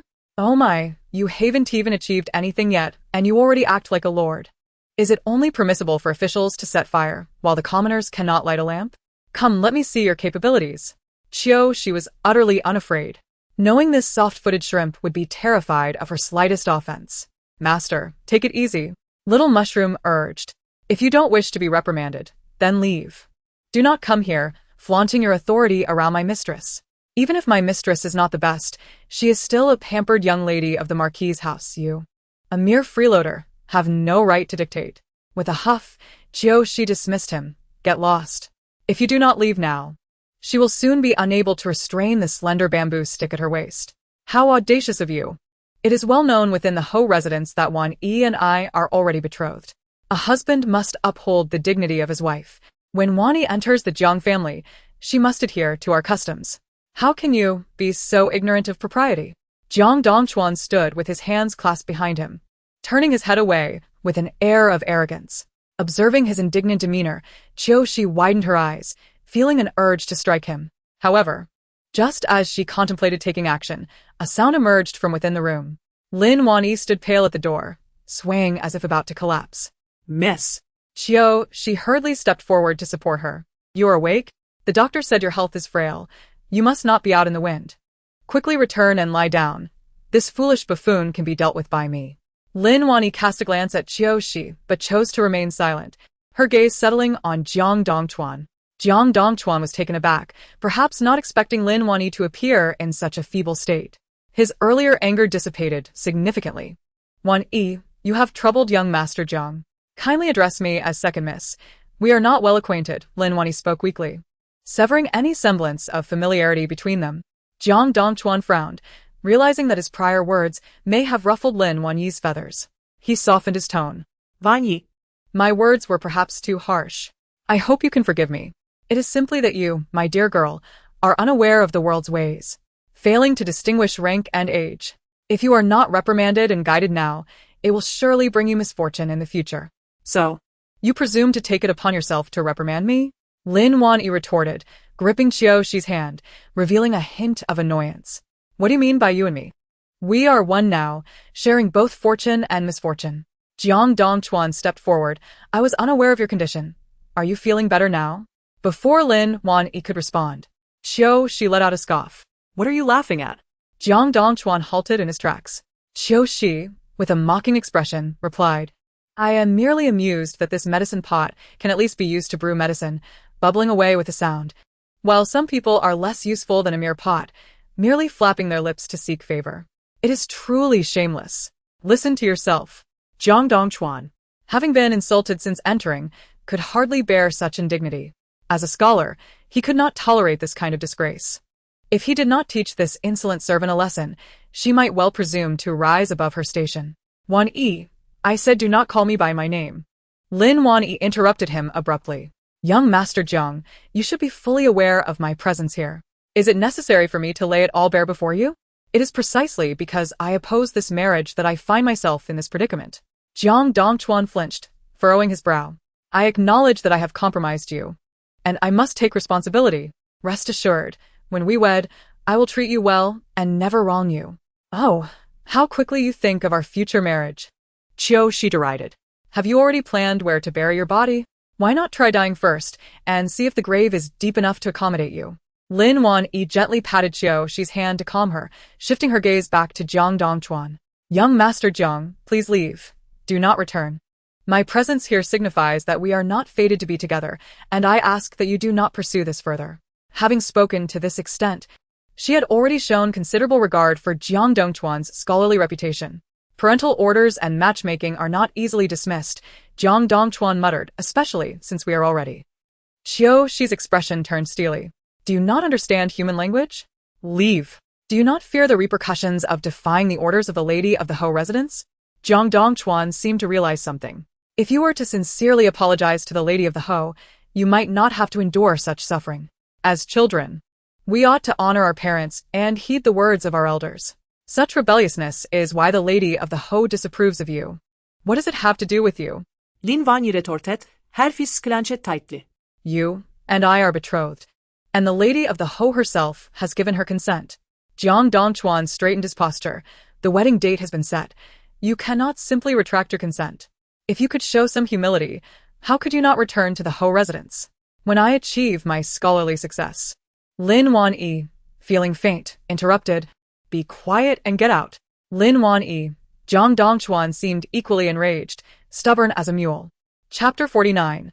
A mother is related by blood, yet does not love her child thus. It is evident that this gentleman is, in fact, at a loss when it comes to them. He possesses a profound self-awareness yet continues to deceive himself, believing he can intimidate everyone. In reality, he is merely a fragile facade, a mere empty vessel. Having spoken in such terms, if Jiang Dongchuan were to linger further, it would truly tarnish his scholarly image. After all, he still possessed a sense of propriety. Jiang Dongchuan, fuming, turned to leave, stating, if there are matters in the future, do not come to me in tears. Once outside, Jiang Dongchuan did not hear the sound of capitulation behind him. He stood at the door for a moment, ultimately gritting his teeth and departing, looking quite unwilling. How did he muster the courage to dive in and save someone that day? Qiuxi mumbled softly. What did you say? Lin Wanyi inhuited. Nothing. Qiuxi quickly assisted her to the bed. You must rest well. Do not dwell on anything else. Lin Wanyi lay on the bed. You are not Qiuxi. She paused as Qiuxi tucked her in. Qiuxi does not possess such a temperament. She is not the type to learn such things. Lin Wanyi spoke weakly. She has grown up with me. I know her nature better than anyone. It is impossible not to recognize someone you have spent day and night with. Her last words were calm, yet trembled with emotion. Qiuxi sat helplessly by the bedside. Can you not simply refrain from exposing the truth? Where is Qiuxi? Lin Wanyi's voice quivered. In truth, she was quite perceptive and had grasped her situation. When she asked that question, she had likely already guessed Qiuxi's predicament. She risked her life to stop the lady's carriage for you. Qiuxi took a deep breath. Second miss, you must understand what this signifies. Your mother appears to be indifferent to worldly affairs, yet her heart is dark. Lin Wanyi opened her mouth to speak. Do not cry. Before her tears could fall, She had already covered her mouth. Now is not the time. Do not let yourself perish in vain. Lin Wanyi trembled all over, finally closing her eyes tightly, swallowing back the tears that threatened to overflow. I know, second miss, you are not a coward, otherwise you would not be here. I understand that you have been clinging to a thread of familial affection, but you see clearly now, do you not? Do you still wish to remain a turtle with its head withdrawn? She inquired. Lin Wanyi struggled to keep herself upright, gasping for breath. They are far too overbearing. Perhaps you could share some details with me, so I may better understand the sordid past of the Ho residence. She smiled. Lin Wanyi's eyes glinted red. Who exactly are you? If I were to say I am your twin sister, you would surely not believe me. She stroked her chin. There is no point in deceiving you. I have not yet devised a story. Lin Wanyi responded. But I truly wish to accompany you into the Ho residence. I do not seek to harm or kill, nor do I wish to act against the heavens. I merely promised She that I would save you and, in the process, seek something within the Ho residence, something belonging to a certain individual. Lin Wanyi choked up. What is this item? Did my She die for it? Yes and no. She shook her head. I cannot confirm it for now. I can only tell you that the existence of this item can cloud one's judgment, leading them to act irrationally. Lin Wanyi felt at a loss for words, her heart heavy with sorrow. The death of She was like a dagger plunged deep into her heart, causing a pain that made her want to cry. Yet she found herself unable to shed tears. Gazing at the familiar face before her, she felt overwhelmed with grief and nearly fainted. Hey, she frowned. Fainted? Excessive sorrow can be quite taxing. Fortunately, she was not in mortal danger. When Lin Wanyi awoke, it was already the following morning. She was diligently applying glue to the windows, and a fire was burning in the brazier. No wonder she had slept so soundly through the latter half of the night. Upon looking again, it was clear that she had not slept at all, her complexion pale and haggard. Awake? She smiled faintly. I've finished gluing. It should hold as long as there's no strong wind. Lin Wanyi was at a loss for words. Thank you. May I ask a question? This body belongs to She. She seemed to have anticipated Lin Wanyi's inquiry. Lin Wanyi opened her mouth. Huh? It's just a change of souls. Nothing to be alarmed about. She set down the brush, hands on her hips, looking at the astonished Lin Wanyi. Don't be so surprised. This was the condition I negotiated with her. Once the task is complete, I will leave and return her to you. Lin Wanyi felt as though a lump of cotton had lodged in her throat. So you are still her? For now, yes. If you're not afraid. Before she could finish, Lin Wanyi rushed forward and embraced her tightly. Even though she felt cold to the touch. Lacking the warmth of a living being, Lin Wanyi held her with all her might. She was momentarily taken aback, but soon gathered herself, gently patting Lin Wanyi's back, assuring her that everything would pass. Lin Wanyi sobbed softly, her body trembling slightly, but after a while, she managed to regain control and release Qiushi. Lin Wanjin is not my biological sister, but Madame Ho is indeed my birth mother. Upon hearing this, Qiushi's lips twitched in response. I would rather. She is not your true mother. She is a concubine. Lin Wanyi sat on the threshold, speaking to herself. After Madame Ho's recent passing, the old matriarch had favored her for her unassuming nature, believing she would treat the children of the first wife kindly, which is why she became the second wife of the Ho family. Thus, my mother has always treated Lin Wanjin better than me, to the extent that it could be described as complete favoritism. Qiushi retrieved an outer garment from her bundle and draped it over Lin Wanyi. You are still recovering. You should wear more. To maintain her facade, she devoted all her energy to Lin Wanjin, ensuring that the citizens of the capital praised her for her benevolence and virtue. Although I am her biological daughter, I was raised by a wet nurse, and the most I ever received from her was admonishment. Do not compete. Yield to your elder sister. Lin Wanyi offered a bitter smile. She opened a medicine jar with a damp cloth, using chopsticks to stir the herbs inside. She would rather bully her own daughter to preserve her reputation. What a truly remarkable mother. There are indeed parents who neglect their children, and unfortunately, I am one of them. Lin Wanyi was clear-headed, understanding her plight, but lamented that being born into the Ho family meant she had no autonomy. Only parents, with no choice. How unfortunate. She waved a fan as she spoke. Just then, the courtyard door was kicked open. Who have I offended? Why does anyone feel the need to kick my door? Chapter 50. Who has damaged the lady's door? A gang of fierce-looking individuals stormed in, Far more than just a palace maid and 2 matrons. Kaiwa led the charge, followed by 4 bodyguards, their spirits high and confidence palpable. Humph! Kaiwa immediately barked. Grab that little wretch. Lin Wani's expression turned cold. Qiushi is my maid. I dare you to touch her. The second young lady must be ill. Qiushi is your maid, but she is also a maid of the Ho residence. If she has broken the rules of the estate, even if she belongs to you, she must be dealt with according to the regulations. Kaiwa pretended to bow, then waved her hand. The 4 bodyguards advanced towards Qiushi. Just as Lin Wani intended to step forward, she was stopped by Qiushi, who kicked down my lady's door. Qiushi stood on the steps, hands on her hips, her voice cold and commanding. The bodyguards hesitated. This girl had never had such audacity before. Had she suddenly gained courage? Did they not see that they were coming for her? Who is it? Qiushi grit her teeth. Which scoundrel kicked down my lady's door? Step forward. If this door is not repaired today, I will make sure you enter standing and leave lying down. Little mushroom, we're finished. Their master didn't sleep all night, fixing doors and windows, and now someone has kicked half the door down. Is he courting death? We're doomed. Cover your eyes. I can't bear to watch. The expressions of the 4 bodyguards changed at once as they exchanged glances. What are you still doing? Grab her. Are you 4 big men afraid of a little wretch? Kaiwa shouted in exasperation. What of a door? I could tear down your courtyard and bury you alive, and it would be your fault. Little wretch, don't you see who you are following? An unprivileged master means even the servants have to endure bullying. Lin Wani nearly bit her lip until it bled, realizing it was her own shortcomings as a master that allowed Qiushi to be bullied by these dogs in the Ho residence. You shall not touch her. Lin Wani wanted to rush forward, but as a patient, she was too weak to move. A slight push from a bodyguard sent her tumbling to the ground.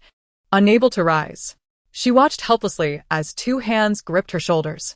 Sayue's smile widened. Just then, Qiushi executed a sudden shoulder throw, swiftly drawing out a slender bamboo stick from her waist.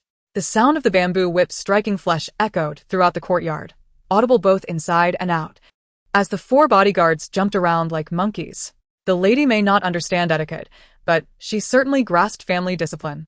It was one thing to serve the masters, but in critical moments, she would not hesitate to make them dance like fools.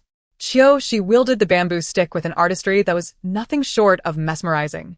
There is a distinction between a line and a bar. If I want to strike horizontally, I shall not strike vertically. You. Kaiwa was furious.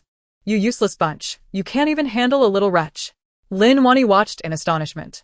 Previously, in a daze from her illness, she had only seen vague outlines. Now, however, everything was vividly clear, and she could hear the sharp cracks of the bamboo against flesh. How impressive! Kaiwa screamed in horror as the 4 bodyguards, faces marked with stripes, scattered to the side, terrified as they witnessed Qiushi kick Kaiwa to the ground. They gasped in shock. Kaiwa fell face first, and before she could react, Qiushi knelt on her back, yanking her hair. The pain made Kaiwa cry out, her face instantly a blend of red and white. The bamboo stick pressed against her neck, its cold touch silencing her, as the sensation of the bamboo's joints made her close her mouth, no longer daring to scream. I warned you. My temper is fierce, and I hold grudges. Do not provoke me. Qiushi spat on the ground. You think I'm easy to bully? Just because I can't open a bottle cap doesn't mean I can't crack your skull. Kaiwa began to cry, terrified. Shut up. With a firm tug, Qiushi yanked her hair once more. The pain changed Sayue's expression, but she dared not utter a sound, only shedding silent tears. Coward. Autumn Evening released her grip, rising to tuck the bamboo strip behind her. You lot, fix the door for me. If there's even a crack left, I'll flay you alive. A chill ran through the crowd. What are you still standing there for? Autumn Evening bellowed. The 4 guards, along with the nanny, hastily supported Kaiwa and silently began to gather the splintered pieces of the door. The dilapidated courtyard had long been neglected, and the wooden door was already in a state of decay. It could withstand the gentle opening and closing of daily use, but it could hardly endure a kick from a grown man, especially one with some martial prowess. Though they were perplexed by Autumn Evening's extraordinary strength, their desire to avoid punishment was palpable. Observing the bloodied marks on each other's faces and feeling the sharp pangs of pain coursing through their bodies.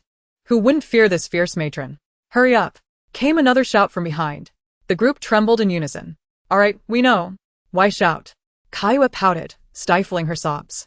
Just fix it, no need to be so fierce. Once they returned, she would surely inform the young lady and the lady of the house, urging them to deal with this little tyrant. Autumn Evening assisted Lin Wani as they sat by the railing. Miss, be vigilant. We must not suffer losses. We can't allow this matter to be charged against us. Whoever broke it should be the one to fix it. It has nothing to do with us. Indeed. Lin Wani glanced at her, her brows slightly easing. Autumn Evening fanned herself, engrossed in preparing medicine. Autumn Evening. If they don't see us return, they will soon send someone over, Lin Wani said weakly. You might manage a few of them alone, but the entire Marquis' residence has its own guards. You stand no chance. This was indeed the truth. Autumn Evening nodded. So, according to your wishes, should I just surrender? Before you left, I had her send a letter. Lin Wani exhaled softly. But it will take some time on the road. Autumn Evening frowned. So, if the letter arrives, someone will come. Is that the implication? Yes. Lin Wani confirmed. Autumn Evening pursed her lips. Then this means we must buy time. Indeed. Lin Wani nodded. Autumn Evening sighed. I understand. Rest assured. Who is it that you seek? Lin Wani furrowed her brow. Autumn Evening shook her head. I am uncertain. I must see them to know for sure. Otherwise, I cannot ascertain. As Lin Wani finished her medicine, Kaiwe and the others used wooden planks and nails to repair the door once more. When suddenly there was a commotion from outside. The group froze, looking towards the source of the noise. Autumn Evening and Lin Wani exchanged glances. This was going to be troublesome. Chapter 51. The honest always suffer indeed. It was the Marquis' wife, Qiuniang Fong, accompanied by the ever-elusive legitimate daughter, Lin Wanjin. Autumn Evening frowned. It was remarkable that they could glean so much without entering the Marquis' residence. Upon entering, instead of chaos, they found their own people, marked with bloodied whip scars, pitifully repairing the door, while Lin Wanjin's face showed a spectrum of emotions. What are you doing? Lin Wanjin was taken aback. She then glanced at Lin Wani and her servant, who appeared unfazed. Sister, can you not see? We are repairing the door. Lin Wani, feeling much warmer after the medicine, gathered her strength to speak first, determined that Autumn Evening shouldn't suffer. After all, this is our courtyard. Our servants should know better than to enter and wreak havoc. Such behavior is unacceptable. Upon hearing this, Lin Wanjin momentarily choked on her words. Enough, Qiuniang Fong spoke coolly, appearing indifferent to the situation, as if it were not her daughter who had been wronged. Her gaze held a hint of reproach and dissatisfaction. The servants below were naturally reprimanded. As the second daughter of the Marquis' residence, how could she truly quibble with the common folk and lose her dignity? In their eyes, the servants bullying the mistress morphed into Lin Wani's pettiness and narrow-mindedness. Disdain was evident. No matter what she did, she was always wrong in their eyes. Even her very existence was deemed a transgression, with a multitude of reasons to condemn her without a shred of remorse. Mother, you are absolutely right, Lin Wani acquiesced. This mild compliance took both Lin Wanjin and Qiuniang Fong aback. After all, Lin Wani had always represented rebellion in their eyes. Since you acknowledge your mistake, you should return and tidy up. Qiuniang Fong's tone was light, yet the underlying meaning was that this place was not suitable for a young lady of her stature. Punishing Lin Wani here, disregarding her well-being, was her prerogative. Now, with just a few words, she expected Lin Wani to bow her head and leave. Mother, I am quite content here. It is peaceful, Lin Wani replied calmly. You need not persuade me further. Qiuniang Fong's expression darkened immediately. What did you say? Not going back. You wish to stay in this shabby place? Mother, Lin Wanjin interjected at the opportune moment. After all, we are family. My sister is still young. Once she understands, she will recognize your good intentions. A girl's reputation is of utmost importance. In front of everyone, being rescued by Jiang Gongzi from the water. Although Jiang Gongzi and I have been betrothed since childhood, for my sister's sake, I am willing to relinquish my fiancé, just hoping she will not remain angry with me. Qiuniang Fong sighed. If only she had your understanding and foresight, would I need to endure this pressure as a mother? Autumn Evening looked at Lin Wani in disbelief. Had they been so oblivious, speaking in unison like this? Lin Wani remained calm as if accustomed to it, yet her hands, hidden in her sleeves, involuntarily clenched. Youth still bore the mark of emotion. Mother, it is still crucial to counsel my sister, Lin Wanjin said, clinging to Qiuniang Fong's arm. Given that the wedding date is set, wouldn't my sister make our family the laughingstock? Her words brought Qiuniang Fong back to reality, and she lost patience. with Lin Wani. Your elder sister and I have advised you kindly, always considering your well-being. Do not continue to be so ungrateful. Hurry back and prepare to be a bride. You wish to push onto me what you do not want, and if I refuse, I am forced into it? Lin Wani's anger simmered beneath the surface. Mother, am I truly your biological daughter? At the mention of this, Lin Wanjin's tears flowed freely. Sister, how can you say such things? If it weren't for you and Jiang Gongzi, I would not have been left with the title of broken engagement. Everything is for your sake. How can you not understand your sister's intentions? Enough. Hu Yuanfang could not bear Lin Wanjin's tears. As a daughter of the Marquis's residence, she ought to understand decorum and propriety, no more unreasonable tantrums. With that, the two nannies behind her stepped forward to offer their respects. Second miss, please. Lin Wani's eyes reddened slightly, her body stiffening. It was evident she had suffered at the hands of these two nannies more than once. A muscle memory that could not deceive. At that moment, the little mushroom began to stir with excitement. Master, we found it. The peculiar electromagnetic waves indicated that something foreign, not of this world, had been detected, likely in invasive system data. Similar to the previous small world, it exploited human greed, forming an unjust pact with the external host, leading to distorted values, altering the narrative and draining the fortunes of all, ultimately resulting in the collapse of the small world. The plot must be absorbed immediately. In the original storyline, Lin Wani ultimately obeyed her mother's arrangements and married Jiang Dongchuan, after which he rose to prominence as the top scholar, leading to a life of prosperity. However, Lin Wanjin, harboring resentment, became a source of discord, resulting in a rift between the couple. Jiang Dongchuan, heartless and ungrateful, turned around to marry Lin Wanjin as his primary wife, casting Lin Wani away to a distant estate, allowing her to fend for herself. Ultimately, Lin Wani found herself in a state of utter despair, leading to a tragic demise. As she turned to glance at Lin Wani, questioning whether the life she sacrificed for this reversal was worth it. The plot seemed destined to unfold a certain way. Yet, with external forces at play, the narrative shifted. Misfortune sometimes begets fortune. From the outset, Lin Wani's plight was inextricably linked to Lin Wanjin's interference, but another figure loomed large, the scheming Madame Hu Yuanfang. The betrayal from her own mother was the final straw that crushed her spirit. Why did Lin Wani relent? The answer lay with Hu Yuanfang. Do not worry, miss. She said, approaching her. You need to take care of your health. Since they are so warm, let us retreat for now. The Ho residence was a cage that devoured its inhabitants. Entering was easy, but leaving was another matter entirely. Lin Wani looked at her, hesitating to speak. She did not wish to drag Qiushi back into that treacherous place. What are you waiting for? Hurry and escort the second miss back, Hu Yuanfang stated indifferently. The matron stepped forward, her gaze predatory as she eyed Lin Wani. Kaiyue, who had remained silent, awaited Qiushi's response, curious if she would lash out at the matron again, provoking Madame Ho's wrath and risking dire consequences. This time, however, Qiushi exhibited remarkable composure, refraining from uttering a word and relinquishing all decision-making power to Lin Wani, reverting to her previous, submissive demeanor. Yet, she was not truly obedient. Do not touch me. I can walk on my own. Lin Wani gritted her teeth. The two matrons exchanged glances. Hu Yuanfang had no intention of making things difficult for her, as long as they could take her back without causing injury. However, Lin Wanjin disagreed. What is the meaning of this? Who did this? Preoccupied with dealing with Lin Wani and her maid, she had neglected to inquire about the state of these individuals, and now, upon closer inspection, they appeared utterly ridiculous. Everyone turned their gaze towards Qiushi. Gently supporting Lin Wani, Qiushi warned, Miss, be careful. Did the second miss do this? Lin Wanjin inquired. Kaiyue opened her mouth to speak, but was met with Qiushi's sharp glare, causing her to swallow her words. Fearful of provoking a confrontation that could lead to dire repercussions. Uncertain of Qiushi's strength, Kaiyue chose to remain silent, opting to bide her time and report to the young lady privately once they returned to the Ho residence. Qiushi assisted Lin Wani as they slowly exited.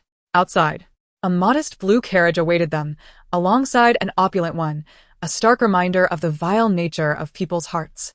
Do not mind it, Lin Wani murmured softly. Qiushi felt a pang of sympathy for her. Despite being her biological mother, all maternal affection was bestowed upon others, leaving Lin Wani to endure scorn and blame, with no benefit to herself, only burdens piling upon her. How tragic.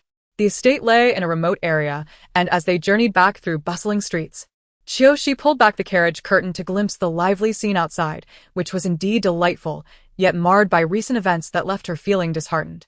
Suddenly, her brow furrowed. A tall figure stood by the roadside, their gaze piercing. The carriage sped past, obscuring their features, but in a fleeting moment, she perceived a handsome youth. Vaguely familiar. What are you looking at?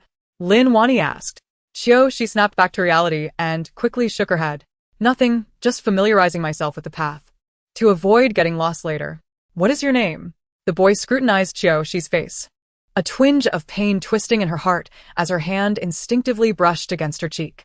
Qiushi felt a chill run through her, yet she was alive, evoking both joy and sorrow, ultimately leading to profound sadness. I am still Qiushi, she replied with a smile. Miss, do not ask too much. Some matters are best left unspoken. Ignorance is bliss, is it not? Lin Wani contemplated this, solemnly nodding. Will you always be there? Though Qiushi's physical presence would not endure, she glanced at Lin Wani's side, her heart eternally intertwined with hers. Their bond as mistress and maid surpassed that of mere sisters. Lin Wani silently wiped away her tears, choosing not to pry further.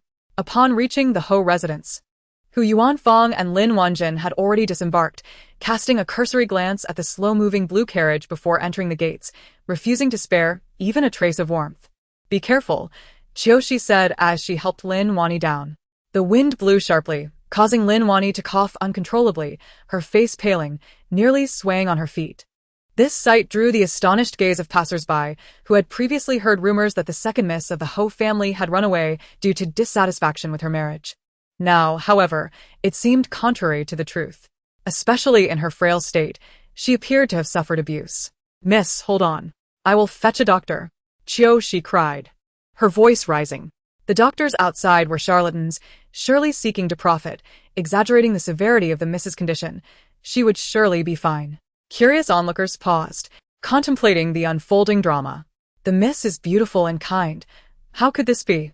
Qiushi could not contain her tears, yet she hesitated to finish her thought. Madam and the young lady are truly heartless. In order to annul the engagement with Jiang Gongzi, they pushed you into the water, fully aware that you could not endure such turmoil. To see you on the brink of collapse, they still sacrificed your life to protect the eldest daughter. How cruel. Qiushi supported Lin Wani, sobbing as they entered. Lin Wani mused, this girl acts quite convincingly. Not merely convincing. Within half a day, the rumor had spread throughout the city that the second miss of the Ho family had little time left to live. It was said that after a doctor's examination, her health was severely compromised. Coincidentally, Zhang Dongchuan, a fallen nobleman, sought her hand in marriage, clutching an old marriage contract. To preserve her legitimate daughter, Madame Ho intended to offer her younger daughter as a substitute. However, the second miss, exhibiting fierce independence, adamantly refused, only to be pushed into the lake by Madame Ho and the eldest daughter, leading to Zhang Dongchuan's rescue, resulting in an intimate encounter that compelled the second miss into the union. Oh, dear, how tragic. What sort of mother forsakes her own daughter to care for another's, only to exacerbate her daughter's illness? Is this not a form of murder? Previously, it was said that Madame Ho was a gentle and unambitious woman, yet now she appeared to be quite the opposite. You do not understand. It is all an act. Even a tiger would not harm its cubs.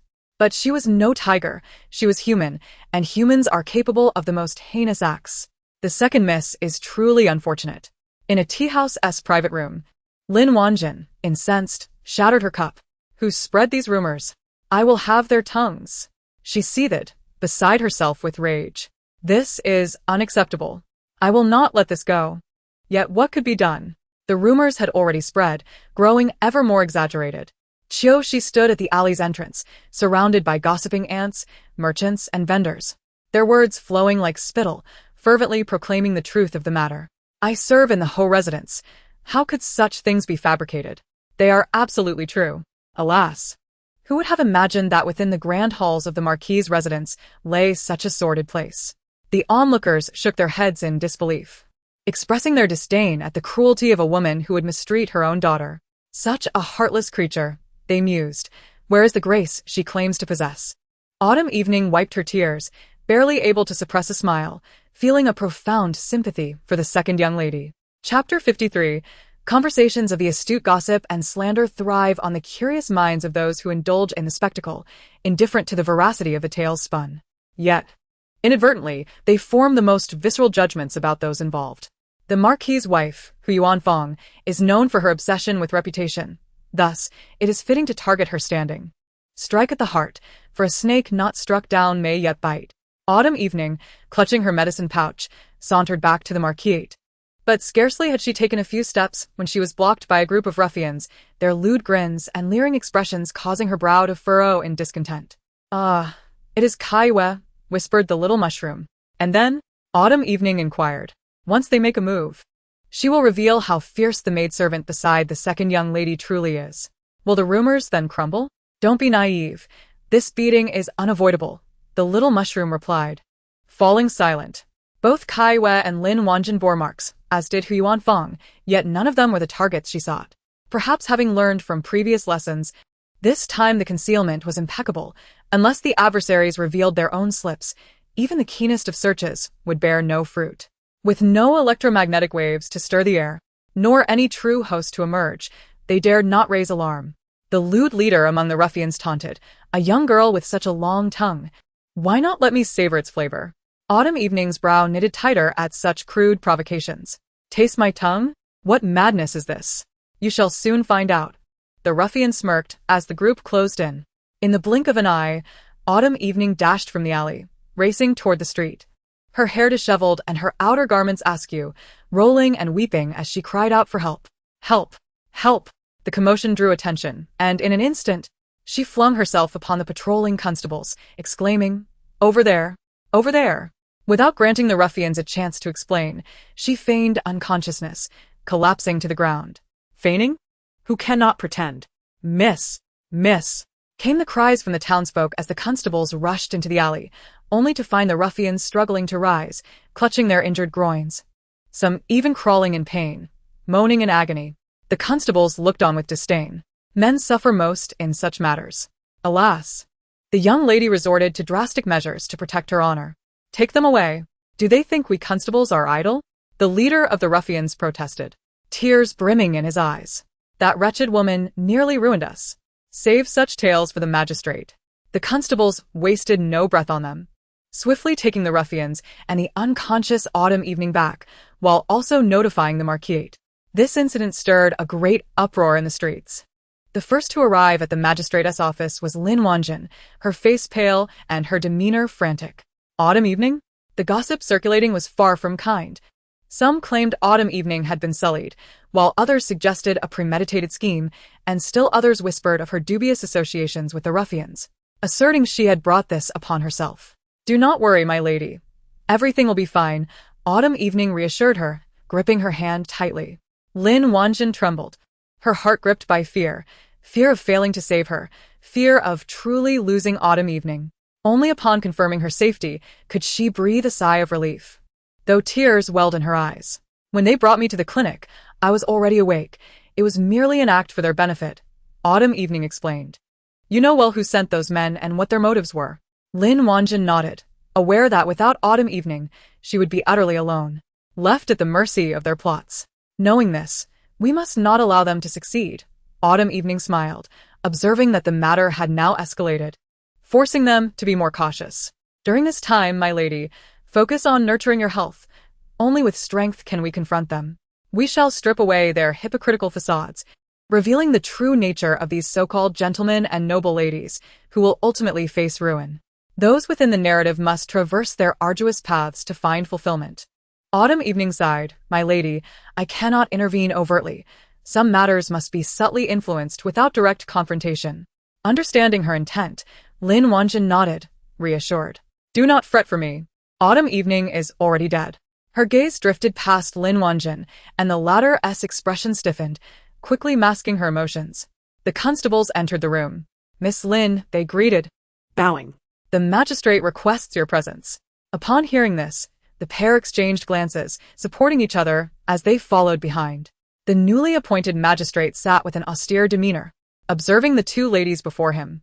"Do you comprehend why my court has not convened?" he inquired. Lin Wanjin bowed. expressing her gratitude to the magistrate for safeguarding Autumn Evening's reputation. Once we convene, a torrent of vile accusations will arise, potentially leading to a young lady's plight, even if her virtue remains intact. Thus, it is best to resolve this matter privately. Of course, capturing the instigators would be ideal. The magistrate inhaled deeply, questioning whether there had been a misunderstanding. Lin Wanjin's brow furrowed. She pressed down on Autumn Evening's hand. Indeed, it must be a misunderstanding. My girl is timid and cowardly, surely frightened by those ruffians. Very well, the magistrate nodded, pleased with Lin Wanjin's words. If it is a misunderstanding, I shall reprimand them on behalf of Miss Autumn Evening. I hope both Miss Lin and Miss Autumn will not take this matter to heart. Once again, Lin Wanjin bowed, expressing her thanks. With that, there was little more to discuss. The magistrate intended to downplay the incident, ensuring that someone from his office would accompany them back to the Marquisate. Lin Wanjin nodded in agreement. As the two departed, the captain approached. Sir, those ruffians have confessed. If a true uproar were to ensue, whom do you believe the Marquis would favor? Regardless of who is injured, it will ultimately reflect poorly on our office. Making our efforts seem futile, the captain replied. The magistrate sipped from his cup, contemplating. This matter should remain confidential. Keep all witnesses and evidence secured, for one never knows when it may prove useful. The captain, puzzled, asked, will there truly be a need for it? Indeed. Chapter 54. Discovery. Lin Wanjin returned to the Marquisate with Autumn Evening, and upon entering, she spotted Lin Wanjin standing at a distance. The latter froze, clearly taken aback by their unexpected return. Perhaps she did not anticipate our safe arrival, Autumn Evening remarked. Lin Wanjin nodded. Let us proceed. It is not the time for conflict. It would be wiser to return for now. In the small courtyard, there were few attendants serving Lin Wani. Most of the servants in the Ho residence were sycophantic, aware of Lin Wani's circumstances, and thus, when their mistress returned, they did not exhibit any warmth, merely tending to their duties without approaching her. When her wet nurse was still present, these servants dared not behave in such a manner. After the wet nurse's departure, their neglect only grew, and one could easily pretend not to notice. Lin Wani entered the door. Qiushi observed her, remarking that she had already said this once before when they had just returned. You have my sympathy. Lin Wani, still recovering from her illness, felt weak and lay down again. Qiushi said little more and turned to prepare medicine. Seizing the moment, Lin Wani closed her eyes to rest for a while, but when she reopened them, there was a commotion outside. The voice sounded like Jiang Dongchuan. Qiushi blocked the doorway, saying, regardless of your current status, Mrs. Resting, you, an outsider, think you can brazenly enter the young lady's chamber? How shameless! Such behavior is a disgrace. Jiang Dongchuan thought that since Lin Wani had returned, it meant she accepted this marriage, and they were now betrothed. It was not yet time to arrange the wedding, so why this distance? Qiushi, hands on her hips, retorted, when you were shamelessly pursuing her, did you ever think of propriety? Only now do you wish to maintain your dignity? You can find your way out to the left. The latrine is that way. Good luck. I merely came to see Wani out of goodwill. Why such hostility from you? Jiang Dongchuan said, his irritation rising. This is truly outrageous. Do you believe I will report you to the madam and ensure you regret it? Jiang Dongchuan was also enraged. In the outer residence, Qiushi had not only used words but also resorted to physical confrontation. Now that they had returned to the Ho residence, her audacity was astonishing. Should this news spread, wouldn't it mock the Jiang family for not being able to manage even a servant? Indeed, he now regarded Qiushi merely as Lin Wani's accompanying maid, akin to a servant of the Jiang family. Go ahead and report. You can shout to the heavens, but you still cannot intrude upon my lady's chamber. Qiushi was unafraid. If you have the ability, stop trying to intimidate me here. Why not storm into the madam's or the eldest young lady's rooms? You think my lady is easy to bully? Let me tell you, I am not a soft persimmon to be squeezed. She had already restrained herself considerably. Had they been in the outer residence, she would have thoroughly dealt with this hypocrite. Jiang Dongchuan finally realized what it meant when a scholar encounters a soldier. Reason loses its clarity in such a confrontation. You are utterly unreasonable, you shrew. A shrew? Only one who acts like a shrew is truly a shrew. I am merely speaking my mind. If you are unsatisfied, I can show you what true force feels like, Qiushi declared, arms crossed. Now, I will count to 3. If you persist in your nonsense, I will throw you out. At that point, you will be the laughingstock of the entire Ho residence. 1, 2. Jiang Dongchuan, having witnessed Qiushi's fierce demeanor, fled before she could finish counting, retreating several paces to avoid being thrown out. Fool, Qiushi muttered, returning to her task of preparing the medicine. Jiang Dongchuan stood in the courtyard, caught between entering and leaving. The nearby maidservants and household staff observed, unable to suppress their laughter. They had not expected Jiang Dongchuan to be such a pitiful figure, unable to handle even a maid. Perhaps the laughter was too piercing. For Jiang Dongchuan's face shifted between red and white. Stop laughing. What is all this noise? Lin Wani appeared at the door. Qiushi quickly rose. Miss, why are you up? Shouldn't you rest a bit longer? It is causing quite the headache. Lin Wani glared at Jiang Dongchuan. What brings you here? Have you not said all that needs to be said? Do not prolong this, and lose the dignity of a scholar. Jiang Dongchuan frowned. Wani, you returned because you promised the madam. Be silent. Qiushi interrupted. A toad seeking a frog. How ugly you are. Do you even look at yourself? Do you not realize how ridiculous you are to continue this? Jiang Dongchuan's face paled momentarily, lost for words. What nonsense are you spouting? Lin Wanjin entered. This is the Ho residence, not a place for your baseless talk. Hurry and apologize to young Master Jiang. If you continue to spread rumors, I will have your tongue cut out. Suddenly, Jiang Dongchuan seemed to regain some composure, straightening his back. Apologize? That is impossible. Perhaps I can throw him a couple of insults instead. Qiushi chimed in. Sister, this marriage was arranged by our mother, and grandmother has also agreed. We are merely waiting for the auspicious day next month. I understand your health is poor, which affects your temper, but we are all family. There is no need for harsh words, Lin Wanjin said, appearing magnanimous. It seemed as though she was speaking on Lin Wani's behalf, but each word was a subtle coercion to make her yield. So, sister, you're quite pleased with young Master Jiang. Lin Wani, typically disinclined to argue, felt her stubbornness grow like a vine upon seeing Qiushi's face, and she could no longer endure it. Qiushi's life was at stake. If it could not bring Lin Wani clarity, would Qiushi's sacrifice have been in vain? Indeed. Qiushi quickly added, look at how well Miss and young Master Jiang match. They are a perfect pair. One virtuous and gentle, the other learned and gentlemanly. What a splendid combination. Lin Wanjin's face darkened. Sister, do you not understand how vital a girl's reputation is? How dare you slander me so? If you have grievances against me, direct them at me and do not involve young Master Jiang. He has sacrificed much for your sake. How can you be so ungrateful? Oh. So now you bring up gratitude? Qiushi was about to retort when suddenly a small figure entered the scene, trembling with excitement. Master, they have come. They have come. Qiushi abruptly lifted her gaze. Chapter 55. A flower and another flower. White the newcomer was a timid little maid, frail in stature. Yet her features bore a resemblance to Qiuyang. Who is she? Qiushi whispered. Lin Wanjin's personal maid, Qiuyang, younger sister of Qiuyang, Lin Wani replied succinctly. Is she the one you mentioned? Lin Wani suddenly came to her senses.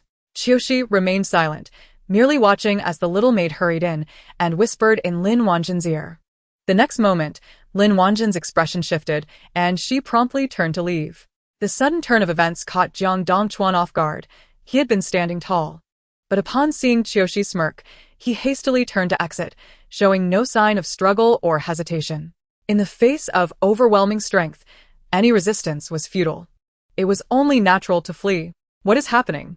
Lin Wani was taken aback. Just a moment ago, he had seemed fierce, and now he was gone without a trace? The young master from the Grand Tutor's residence has arrived and is in the main hall, Qiushi informed her. Lin Wani looked at her in astonishment. Do you know the young master from the Grand Tutor's residence? I do not, Qiushi replied dismissively. It was Qiuyang who mentioned it. But how had she heard it when the voice was so soft? Can you read lips?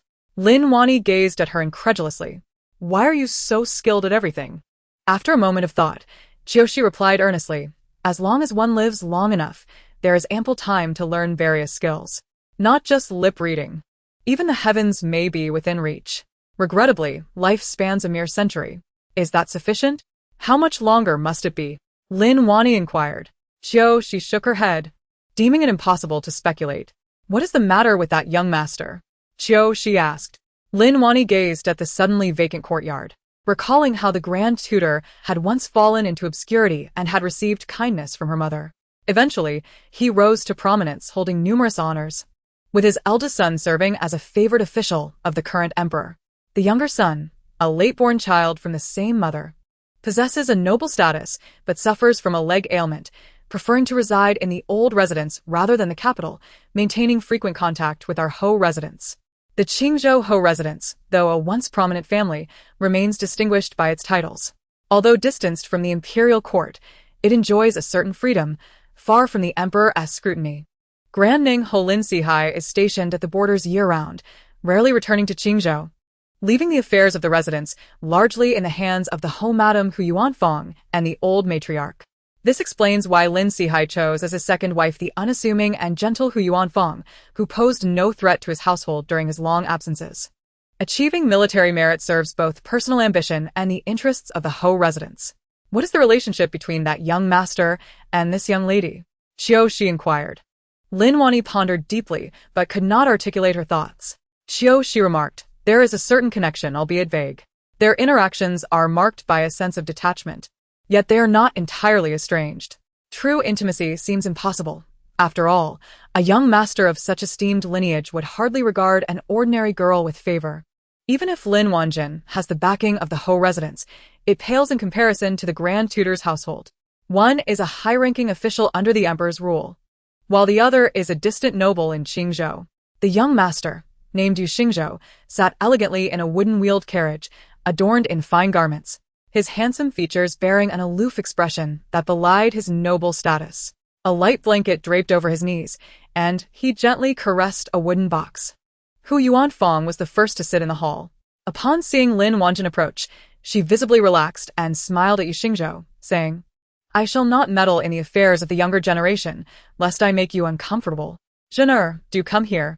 Seeing Yu Xingzhou seated, Lin Wanjin could hardly contain her joy as she stepped forward to greet him. Good day, young Master Yu. He responded in his usual indifferent manner, as if the world around him stirred not a ripple in his heart, perpetually maintaining an air of distant reserve. Having entered, there was no turning back. Yu Xingzhou's gaze fell upon Lin Wanjin before drifting momentarily to her rear, his brow furrowing slightly. After a brief pause, he opened the wooden box resting on his lap, revealing 2 hairpin boxes within. He handed one to her, explaining that he had returned from the capital and brought gifts for both young ladies. Upon hearing this, Lin Wanjin's face blossomed with a radiant smile as she thanked him profusely. However, her gaze soon shifted to the other hairpin box, and a realization dawned upon her. This meant she was not unique. If there was one for her, there must be one for Lin Wani as well. I heard the second young lady is unwell? Yu Xingzhou inquired. Matters concerning the Ho residents were not lost on him. However, as long as he did not press the issue, Lin Wanjin felt no need to elaborate. My second sister is ill. The doctor says she has caught a chill and requires rest. If young Master Yu has any instructions, please do let me know, and I shall convey them to her. Your sisterly bond is truly admirable, Yu Xingzhou remarked, his tone lacking discernible sincerity. Was this statement genuine or laced with ulterior motives? Naturally, Lin Wanjin replied, clutching the hairpin box tightly, I only have this one sister, so I must treat her well. Yu Xingzhou did not elaborate further, merely closing the wooden box with a quiet finality. Observing this, Lin Wanjin's expression faltered, a frown creasing her brow. Does young master doubt my sincerity? The last words escaped her lips almost in a whimper, laden with a sense of injustice. What leads you to think so? Yu Xingzhou handed the box to an attendant beside him, his scrutinizing gaze resting upon Lin Wanjin. Have I said something erroneous? Why does the young lady misunderstand me so? Lin Wanjin had intended to shed a few tears, but Yu Xingzhou's abrupt retort left her at a loss for how to proceed. I did not mean to, I did not. She stammered, shaking her head in a flustered panic. Yet, Yu Xingzhou afforded her no chance to defend herself, declaring, if the Ho residence is so unwelcoming, it would be best for me to refrain from visiting, lest I inadvertently cause distress to the young lady. Those unaware might think I have committed some heinous act. I bid you farewell. The attendant quickly maneuvered the wooden carriage, propelling Yu Xingzhou away. I did not. Lin Wanjin clutched the hairpin box tightly, her intentions misrepresented. She had not anticipated Yu Xingzhou's strong reaction, and by the time she attempted to pursue him, he had already exited the gates of the Ho residence. The opulent carriage awaited outside. Despite her reluctance, she could not act impolitely in public, risking her dignity as a young lady of the Ho family. Helplessly watching as Yu Xingzhou departed. I am infuriated. Chapter 56. Lame of leg, not of mind. Lin Wanjin fumed, stamping her feet in frustration, utterly powerless against Yu Xingzhou. His status rendered her incapable of pursuing him. He would have to choose her of his own volition. Miss? Kaiwa frowned, observing. It seems that young Master Yu is quite taken with. What do you mean seems? It is evident. Even Lin Wanjin could discern that Yu Xingzhou clearly favored Lin Wani. If not, why would she have gone to such lengths to bind Lin Wani to Jiang Dongchuan? Yet now, even with knowledge of Lin Wani's connection to Jiang Dongchuan, Yu Xingzhou did not regard her with any special consideration, revealing that Lin Wanjin was not merely a second choice. She lacked even the status of a fallback option. With such thoughts, how could Lin Wanjin not be incensed? Her frustration simmered, seeking an outlet as she stomped in place. However, disfavor is disfavor. No amount of stomping would compel Yu Xingzhou to reconsider unless she could force his hand. Force his hand? Miss? Qiuniang stepped forward respectfully. Lin Wanjin regained her composure. Addressing her, you are usually quite resourceful. In light of our current predicament, do you have any solutions? We cannot simply stand by and watch them unite, can we? We are all daughters of the Lin family. Why am I without a mother while Lin Wani is one? Why does Lin Wani effortlessly capture everyone's attention, while I am left to employ every stratagem? Why can she so easily possess the life I covet yet cannot attain? No. Without comparison, there is no pain. Lin Wanjin felt like the one who had suffered. Is that what you mean, miss? Qiuniang hesitated. System. Host. She is contemplating a course of action to force the issue. Qiuniang. Such coercive actions, contrary to a woman's will, are not commendable. Though it may be the man who is forced, it remains a troubling affair. Lacking genuine consent and merely imposing difficulty upon him. System. Please execute the task reflecting the female lead's thoughts, or face punitive measures. Qiuniang. You may not be human, but you certainly act like a dog. You do nothing to aid the good, yet you excel at performing the tasks of a dog. Ugh. The system reiterated its instructions, urging the host to execute the female protagonist's orders. Qiuniang retorted sharply, silence. Do you wish to be the first to act? With a grimace that resembled a forced smile, she contemplated using the name of the second young lady to summon young Master Yu. She would then send someone to notify the Yu family and invite the madam as well, thus ensuring the plan's success. Lin Wanjin cast a sidelong glance at her. You audacious girl. Do you dare speak such words? Is your mistress truly that kind of person? I merely believe that since my second sister has already established a connection with Jiang Dongchuan, they should be bound together tightly to prevent any further disruption to young Master Yu's happiness. I am sacrificing my own interests for their sake, if they remain ungrateful. Where shall I seek justice? With that, Lin Wanjin huffed and turned away. Qiuniang, along with Kaiwa, approached, pondering the feasibility of their plan.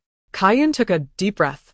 The matter of purchasing medicine will require your assistance, dear sister. If it pleases the young lady, we, as her servants, shall also benefit. Why not embrace the opportunity? Very well. Kaiwa agreed, and turned to leave. After taking a few steps, she glanced back. Do you have something else to say? Qiuniang inquired. Sayue's brow furrowed slightly. How is your health? It's merely an old ailment, as you well know, Qiuniang replied with a forced smile. Kaiwa nodded. If you feel unwell, please inform me early. I shall attend to the young lady, even if it means a heavier workload for me. Otherwise, if something were to happen to you, how would I explain it to our parents? Indeed. Qiuniang responded with a compliant smile. Thank you, sister. Kaiwa departed, while Qiuniang leaned against the stone lion at the door, taking time to gather herself. The previous shock had been quite intense, nearly overwhelming her, but she had finally regained her composure. Perhaps the despicable system, fearing her demise, had intentionally granted her a moment of respite. The system acknowledged her efforts. Qiuniang replied, I fear the outside world. As dinner approached, Kaiwa stealthily handed Qiuniang a package. Remember, this matter requires utmost caution. After all, we are servants in the Grand Tutor's residence. If we provoke them, we shall become the scapegoats for our masters.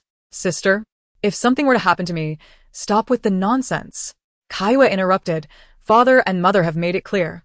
Should anything happen to you, I shall never return home. You wouldn't want to burden me with that, would you? Do not dwell on such thoughts. Once the young lady is married, if we can obtain a release document, we can reclaim our contracts and return home to care for our parents, reuniting as a family. Qiuniang gazed at her solemnly and nodded earnestly, clutching the medicine package tightly. Ensure you handle this with care. Qiuniang instructed and hurried away. Qiuniang remained standing, her pale face turned towards the evening sky, sighing, "Oh, how I long to return home and savor my mother's cooking." Upon returning to her room, Qiuniang performed a respectful bow. "Is everything prepared?" Lin Wanjin inquired, raising her gaze. Qiuniang nodded. "Rest assured, young lady, everything is ready. Now we await young Master Yu's willingness to emerge. If he does, we shall have no issues. But if he does not, then it indicates that Yu Xingzhou holds little affection for Lin Wani." "Indeed, I may have overthought the situation," Lin Wanjin continued. "In that case, it becomes simpler. In Xingzhou, only our marquis family is worthy of him. Beyond Xingzhou, the nobility is countless." "Indeed," Qiuniang responded, bowing again, her grip tightening on the medicine package. "Let us hope," she mused, "that Yu Xingzhou is not a fool. Although he may be physically impaired, his intellect remains intact."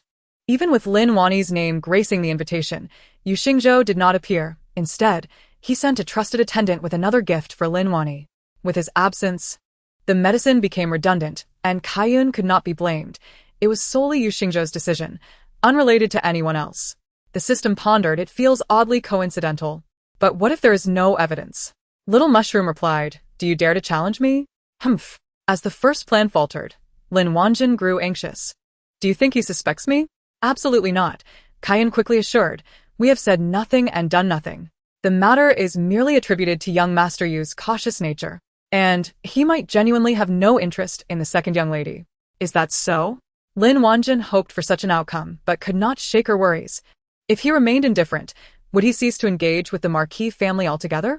"Then we must test the waters," Qiuniang suggested. Lin Wanjin nodded. "How shall we proceed?" "Spend some silver to inquire among young Master Yu's associates. A little investigation will yield insight, and we can tailor our approach accordingly," Qiuniang contemplated, thinking it could be delayed further. However, at that moment, Lin Wanjin seemed to recall something, her gaze intensifying upon Qiuniang. Qiuniang felt a surge of anger. How could a sister betray her? In her own era, there might have been a path forward, but in this time, a woman's honor was paramount, and losing it equated to death. Administering this medicine would seal the fate of those already suffering. The system prompted, "Please execute the task assigned by the female protagonist." Qiuniang replied, "Understood, my master." Yet, she found herself powerless against the excruciating pain coursing through her, leaving her no choice but to comply with the system's demands. In truth, dealing with Lin Wani posed no challenge, as even the Marquis matron sided with Lin Wanjin. Should trouble arise, Lin Wanjin would be protected first, leaving Lin Wani, the biological daughter, abandoned. "Do you understand what must be done?" Lin Wanjin's gaze was penetrating. What choice did Qiuniang have? She bowed. "This servant understands." "I knew you were clever," Lin Wanjin declared, sweeping away. Now, a sense of relief washed over her, regardless of Yu Xingzhou's feelings for Lin Wani. Once they surpassed this hurdle, all emotions would become irrelevant. Lin Wani's escape routes would be severed, leaving her to be manipulated as desired. Recently born defiance must be quelled for peace of mind. Nearby, Qiushi watched with arms crossed, sauntering out nonchalantly. "Fortunate that I held back," she sighed, her brow furrowing. Little Mushroom commented, "Direct confrontation is tricky." Indeed. Qiushi turned to retreat, expressing frustration. Had Qiuniang been malicious, there would be no guilt in dealing with her. But she appeared more like a victim of coercion. This was why Zhang Wuning had to tread carefully when handling such troublesome individuals. Hostages. These so-called contract signers were merely pawns in the hands of the trafficking system. If they perish together. The discarded remnants were inconsequential. But those hosts had once lived in their original worlds, not subject to the whims of the small world as overseers. Some were forced into this life, others deceived, and some were simply greedy traitors. Human nature is the most elusive of all things. Sometimes what we perceive is not illusory, and only time can truly reveal one's heart. Does she appear somewhat irritable? Lin Wani, whose health has improved, sits by the window engrossed in a book, her brow furrowed in mild perplexity. Did she not find the person? Is it that she cannot take them away? Qiushi nodded and plopped down across from her. People can be both good and bad. Encountering malevolence can be dealt with promptly, yet when faced with the helpless and vulnerable, it becomes a different matter altogether. I understand. Lin Wani poured a glass of water and placed it in front of Qiushi. I used to place all my hopes in my mother, longing for the day when she would open her eyes to see my endurance and grievances, awakening in realization to treat me better, thereby filling the void of maternal love within me. Qiushi raised her gaze to meet Lin Wani's. Generally, in tales, one must witness bloodshed to gain understanding. But who among the virtuous would relish the death of another? Lin Wani shook her head. Qiushi smiled slightly. Those unspoken feelings and affections are inherently false. True affection cannot be concealed, whether it be familial, platonic, or romantic. What is not felt holds no weight. Indeed. Lin Wani concurred. Qiushi grasped her hand gently, admonishing her to blame others less and to complain about herself even less. The greatest folly is to be at odds with oneself. If only I had met you sooner.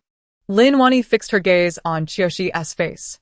Had I encountered you earlier, perhaps Qiushi would not have perished. There are no ifs in this world.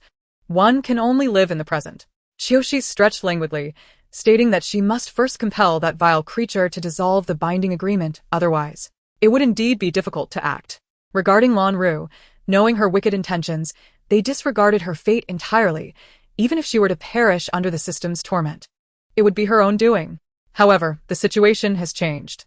Forcing a disconnection is not impossible, but should Qiuniang show any sign of retreat, those assisting her would face a backlash 1,000-fold, potentially exacerbating the temporal rifts surrounding them.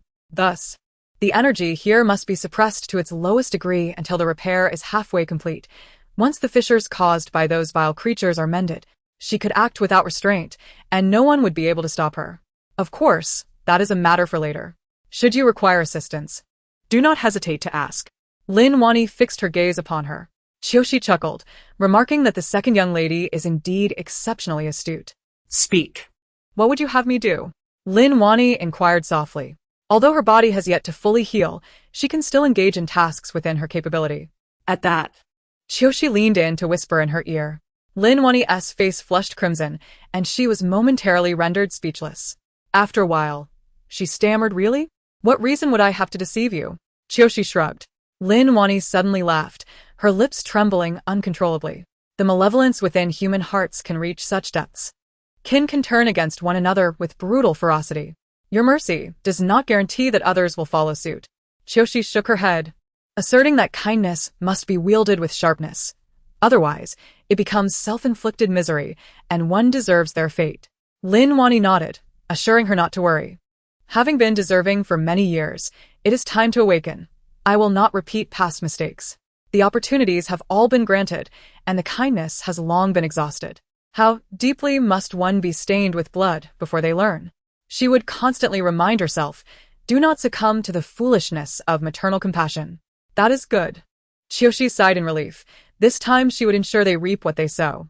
Be cautious of my mother and grandmother. Chapter 58. The Banquet of Hades. Upon mentioning the matriarch of the Ho family, Qiushi couldn't help but furrow her brow. She had only gleaned fragments of knowledge about that reclusive old woman through her own memories.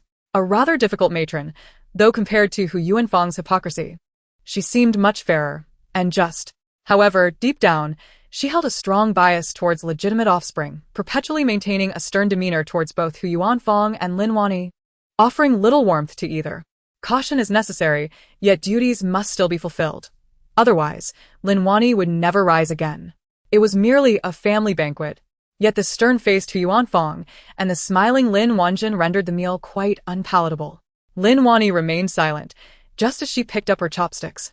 She noticed the hurried arrival of Jiang Dongchuan, instantly losing all her thoughts, feeling as if this family banquet was rapidly turning into a banquet of doom. Oh no. This was always a banquet of doom. Apologies for my tardiness, esteemed lady and young miss. Jiang Dongchuan bowed respectfully. Lin Wanjin said nothing. Casting a glance at the side of Hu Yuanfang, her brow slightly lowered, adopting an obedient demeanor. Please have a seat. Hu Yuanfang spoke, declaring that they were now family and should not be so formal. Jiang Dongchuan cautiously stole a glance at Lin Wani, choosing not to say anything further, and carefully sat beside her. Seeing that Lin Wani offered no objections, he began to entertain ulterior motives, tentatively calling out, "Wani? One mustn't speak while eating or sleep while talking. Lin Wanyi shot him a cold glare, questioning whether this principle needed reiteration. The Ho family is unlike your Jiang family. A small household. The rules that must be observed must be upheld. Otherwise, should you provoke mother and sister's displeasure, you might find yourself without the right to even sit down for meal. Jiang Dongchuan felt a tightening in his throat and turned to look at Hu Yuanfang and Lin Wanjin. The two clearly did not anticipate that Lin Wanyi seemed to have truly transformed, her sharp tongue leaving them momentarily speechless. After a brief pause, Hu Yuanfang took a deep breath, asserting that Dongchuan is a guest and that there is no need for such harsh words. It is just a meal. Do not put on airs and invite mockery. The Ho family has always treated people with generosity. If this continues, how will others perceive our family? With so few people present, who among them would dare to spread rumors? Lin Wanyi swept her gaze across the table. Lin Wanjin furrowed her brow slightly, and Jiang Dongchuan hastily declared, I would not dare. Lin Wanyi smiled sweetly, mother. You see, young Master Jiang claims he would not dare. If this matter were to be spread, it would not be you who said it, but rather it would be sister who spoke. Impudent. Hu Yuanfang rebuked sharply. Yet, it was merely a single remark. After all, preserving the family's reputation is of utmost importance, and no one could afford the stigma. Mother? Lin Wanjin's eyes reddened. Sister's words reflect a lingering grievance in her heart. As the elder sister, I have failed to guide her properly, and I have not been able to fulfill her wishes. I am truly remorseful. Lin Wanyi continued to eat, eager to hear how they would articulate their next words. Sister, please do not hold a grudge against me. I have done my utmost to mediate your situation with young Master Jiang, and I am powerless against the gossip outside. Lin Wanjin stammered. Hu Yuanfang looked at her with concern. Enough, do not say more. It is she who does not understand your good intentions. After all these years of guidance, I have failed to teach her the meaning of respect and composure, only nurturing a competitive spirit. I truly apologize to your father and the old matriarch for this. Mother.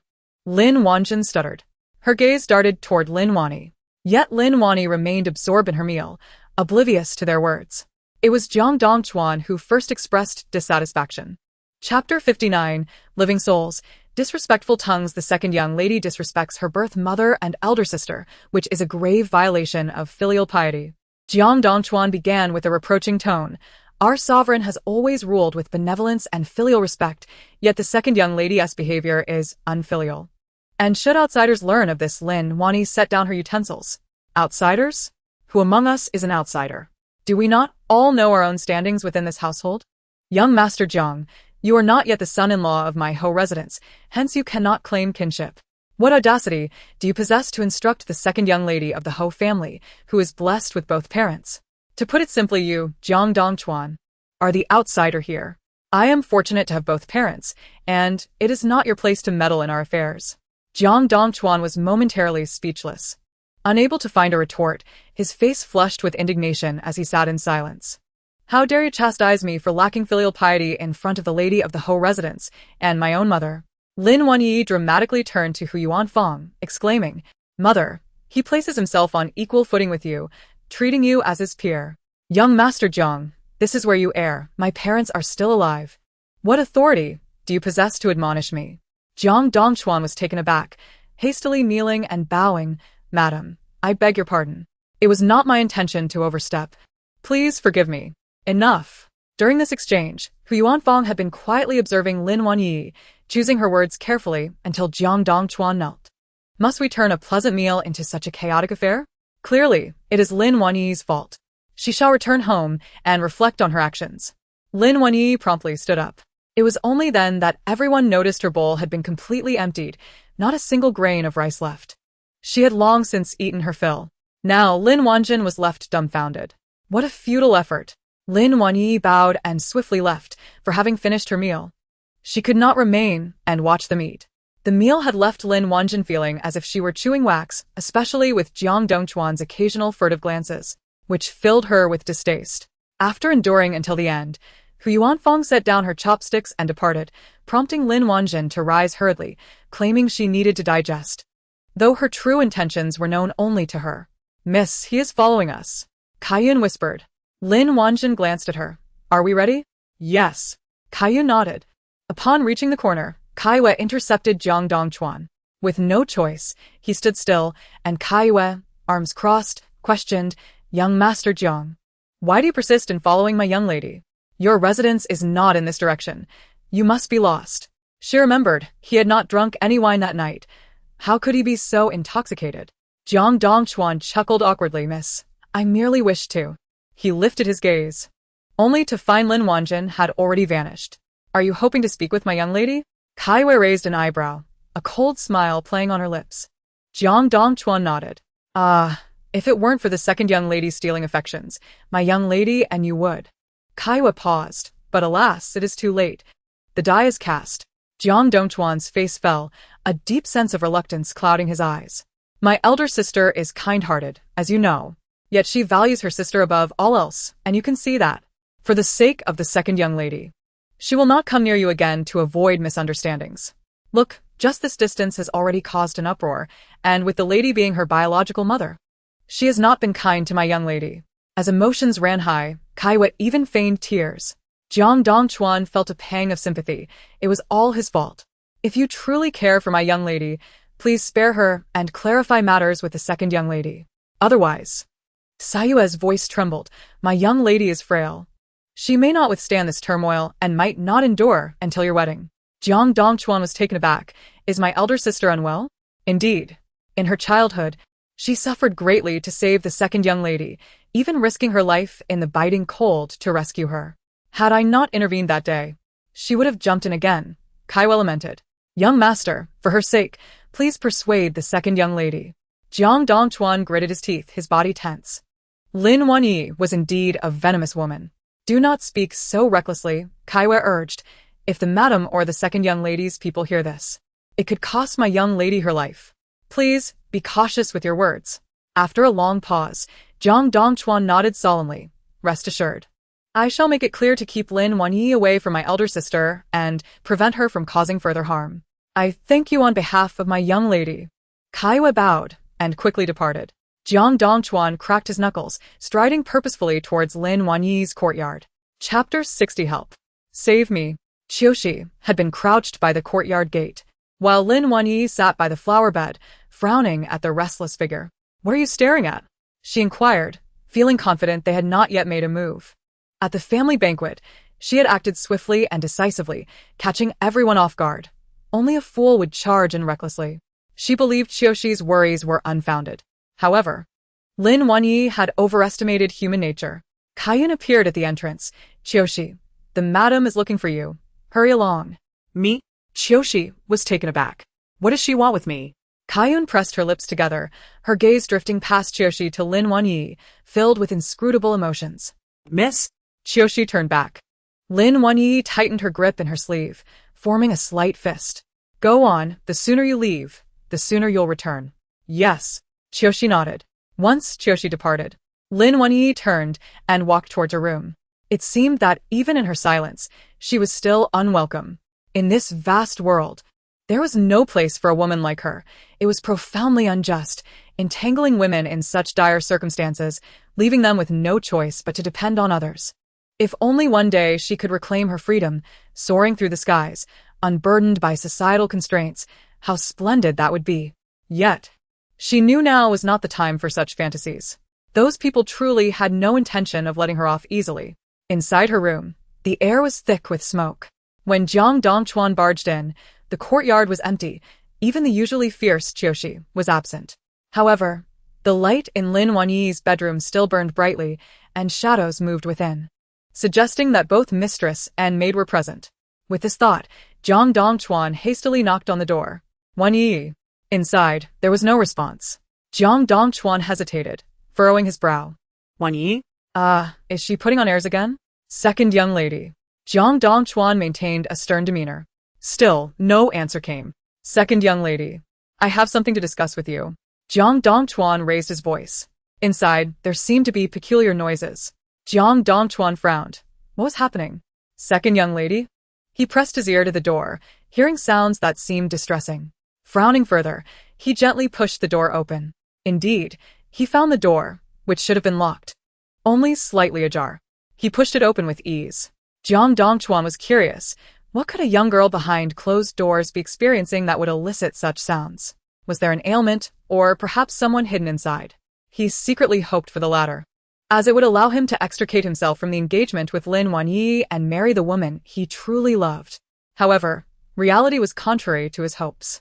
The room was empty, save for a footprint left on the window. The stool was positioned by the window, evidently indicating that someone had fled through it. Observing the size of the footprints, broad and long, one could ascertain they did not belong to a woman. A heaviness settled in Jiang Dongquan's heart, as if he had stumbled upon something momentous. He dared not linger on the thought, swiftly grasping the stool and climbing through the window, emerging into the night. Not far off, flickering lights caught his attention. A surge of joy filled his heart. It seemed that Lin Wanyi was not the virtuous maiden she pretended to be. Clandestinely meeting a man in the dead of night, potentially engaging in unspeakable acts. Perhaps she believed that the decline of the Jiang family would render her unaccountable, thinking she could manipulate the situation without consequence. It was evident that this affair had been weighed by Madame Ho, who, for the sake of her daughter, sacrificed the happiness of the eldest daughter. How infuriating! Jiang Dongquan pursued, though his frail scholar's body hindered his speed, causing him to stumble in the darkness. It was impossible to tread quietly, yet the figures ahead remained oblivious. The light vanished amidst the rockery. Jiang Dongquan, disregarding everything else, hurriedly slipped inside, cautiously searching for the source of illumination. Where could a person be concealed? Suddenly, he perceived a noise, crouching low as he entered the cave within the rockery. The sudden chill within the cave sent a shiver down his spine, each hair on his body standing on end. It was pitch dark, with no light penetrating, the only sound being the occasional drip of water from the rocky walls. Before he could fully comprehend the situation, a warm body lunged at him. Ah! Help! Help! Chapter 61. Who is truly kin, when one cannot discern? Jiang Dongquan nearly cried out in desperation. Truly a pitiable sight for such a fragile scholar. Unable to fight back or flee, he found himself pinned to the ground, his mouth silenced by an unknown entity. A chaotic struggle ensued. Despite his desperate resistance, he could not preserve his innocence. Sobs echoed within the cave, gradually morphing into muffled sounds of reluctant pleasure. "Madam, over here." Footsteps hurriedly approached, followed by the flickering of flames. Leading the way was Qiuyang, her face alight with excitement, as if victory was within reach. "Madam." Qiuyang heard the sounds from within the cave. Indeed, it was Jiang Dongquan's voice. The initial whimpers had transformed into sounds of fervor. The guards and maidservants rushed in, and upon their exit, every face bore a myriad of expressions, casting furtive glances at Qiuyang and Madame Ho. What expression was this? Qiuyang frowned, realizing that the second young lady's scandalous rendezvous with a man had tarnished the Ho family's reputation. If this were to spread, the eldest daughter would have no face left to show. At that moment, Qiuyang seemed to choke on her words, incredulous as she gazed at the disheveled woman before her, whose face was flushed with humiliation. "This is the eldest lady." A nearby maid leaned closer to Qiuniang. "Madam, it is indeed the eldest lady and young Master Jiang." What a scandal! Currently, in the eyes of everyone present, the truth was undeniable. Qiuniang looked at the two in disbelief, her voice trembling as she questioned. "It is these two?" "Yes." The guards pay their respects. In the next instant, Qiuniang fainted, her eyes rolling back. "Madam! Madam!" The crowd cried out in alarm. Not far away, Qiushi stood with her hands on her hips, snickering as she walked back, clearly amused by the unfolding drama. In the courtyard, Lin Wanyi anxiously awaited, fully aware of the commotion outside. However, Qiushi had forbidden her from going out, so after Jiang Dongquan climbed out the window, she remained concealed among the shrubs.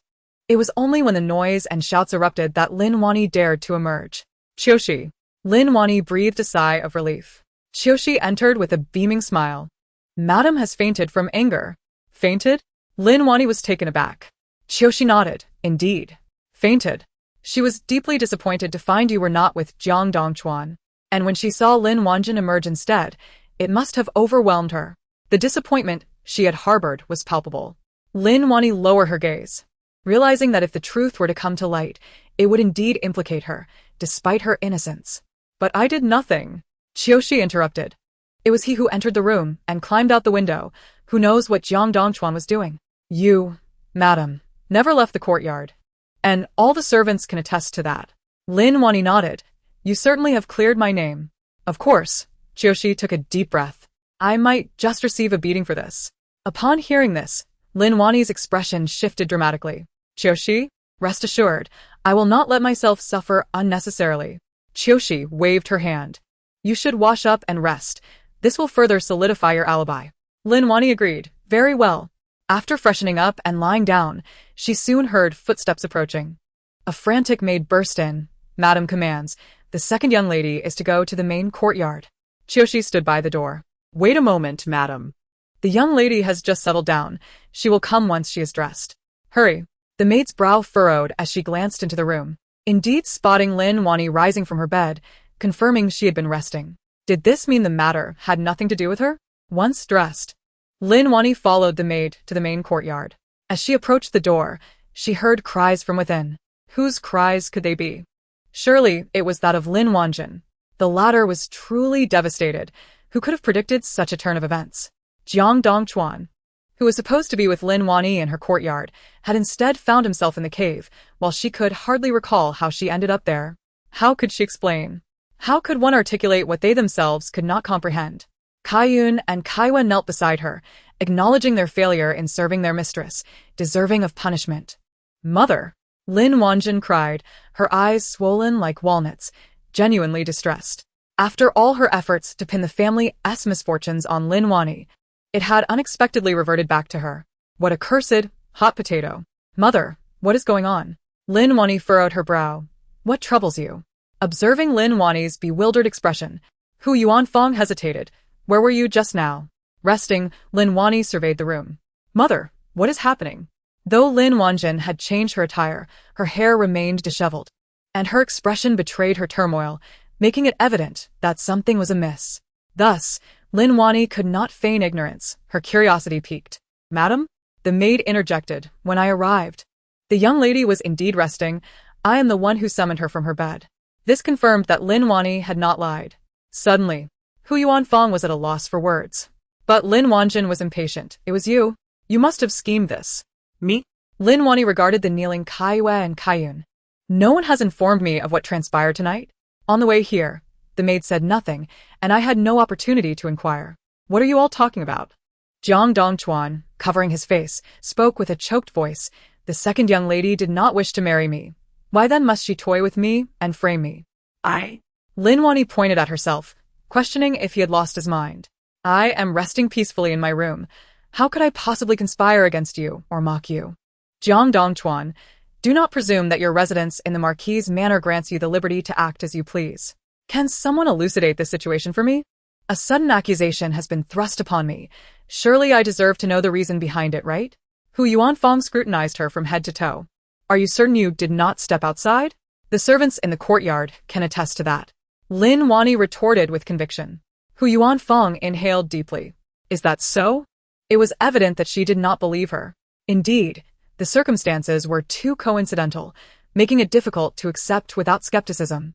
Yet, upon reflection, the fact that a mother would doubt her own child is a profound sorrow. Fortunately, Lin Wani had grown accustomed to such melancholy, and at this moment, she exhibited no emotional turmoil. She stood tall before those present, asserting that if her mother did not believe her, she could simply summon the servants from the courtyard to testify. As you know, there are not many in my courtyard. Those present were personally chosen by you. The implication was unmistakable. The servants were not her allies, but rather her spies. Hu Yuanfang remained silent, knowing her matron would seek verification and would not deceive her. Thus, there was no need to delve deeper. The initiative remained firmly in her hands. However, Lin Wanjin was obstinate, having lost her virtue. She was destined to follow Jiang Dongchuan for the rest of her life. Jiang Dongchuan should have been pleased, as he had gained what he desired. However, being in such a predicament with Lin Wanjin compromised his dignity as a scholar and tarnished the reputation of the Jiang family. Given that the incident occurred in the Marquis's manor, he felt entirely victimized.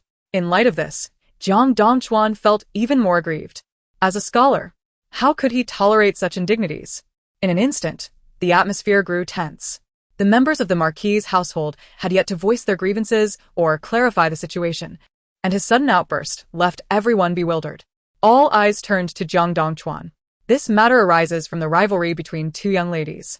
The honor of the Jiang family and the dignity of a scholar have been stripped bare.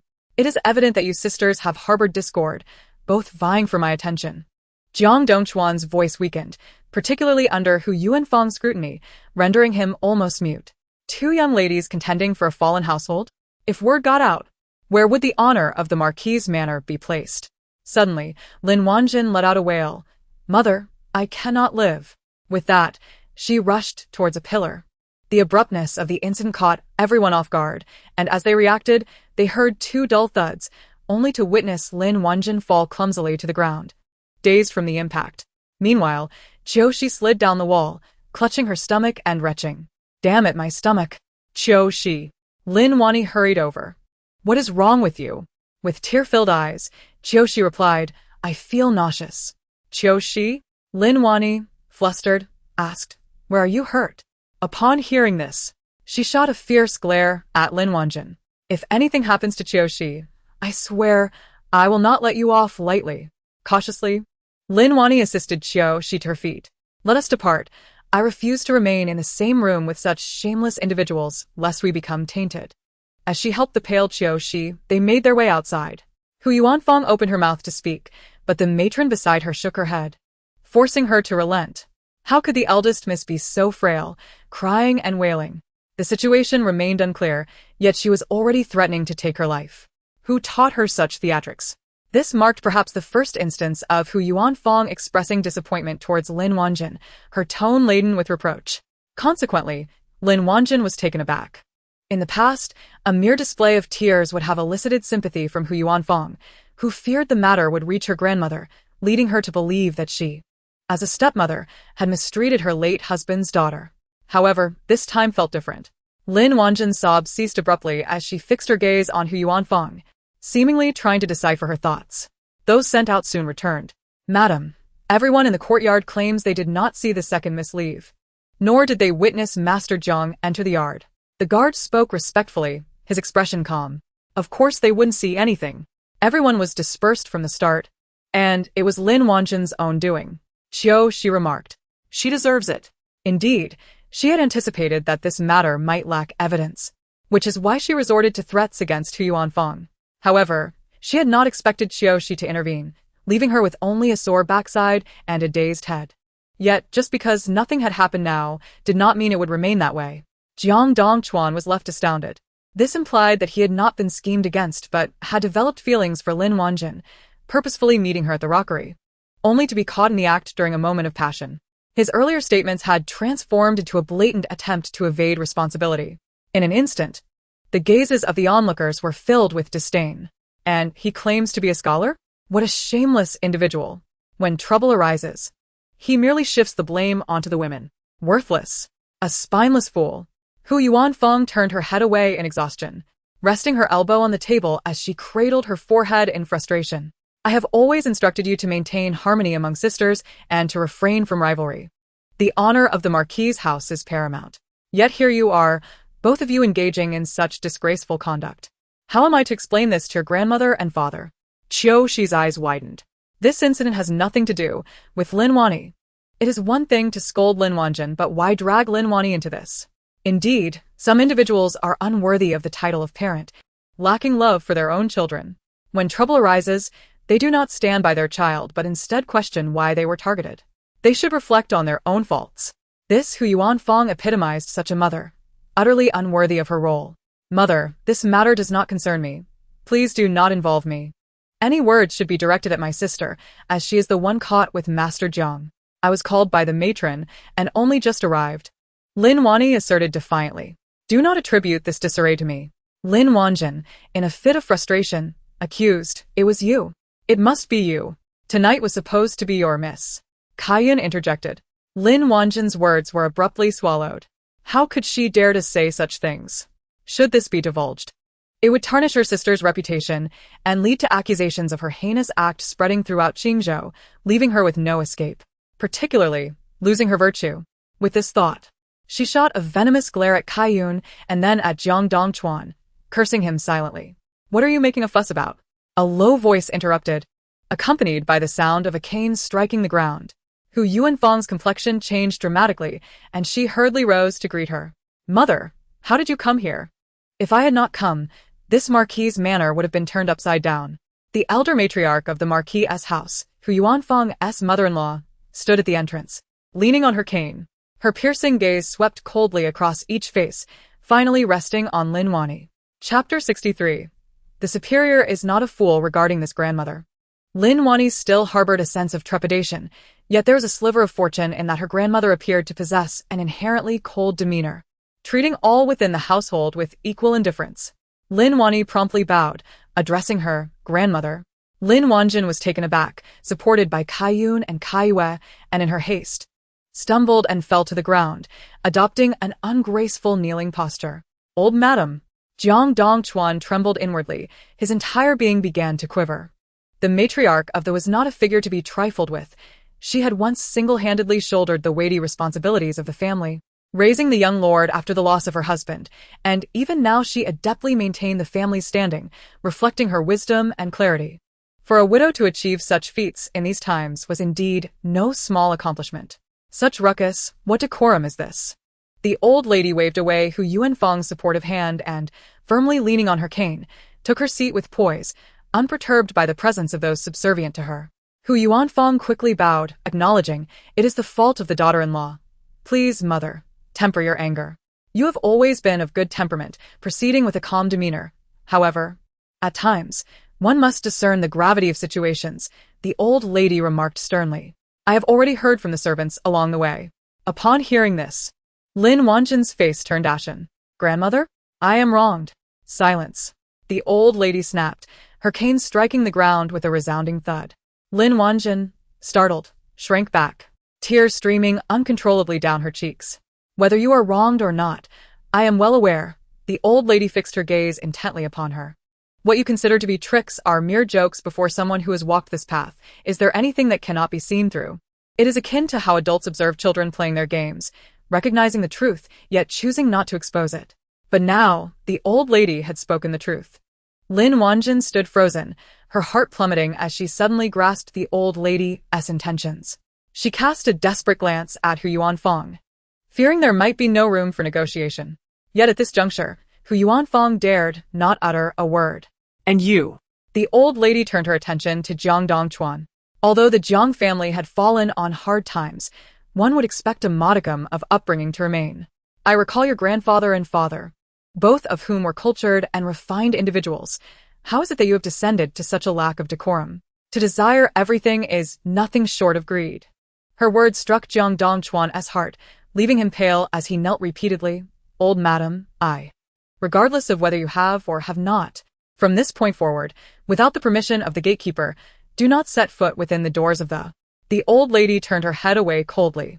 You are not a member of the Lin family. The resources spent to prepare you for the examinations have already been more than generous. Now, you have stirred unrest within my household. Who truly owes who more? At her words, Jiang Dongchuan felt both shame and anger.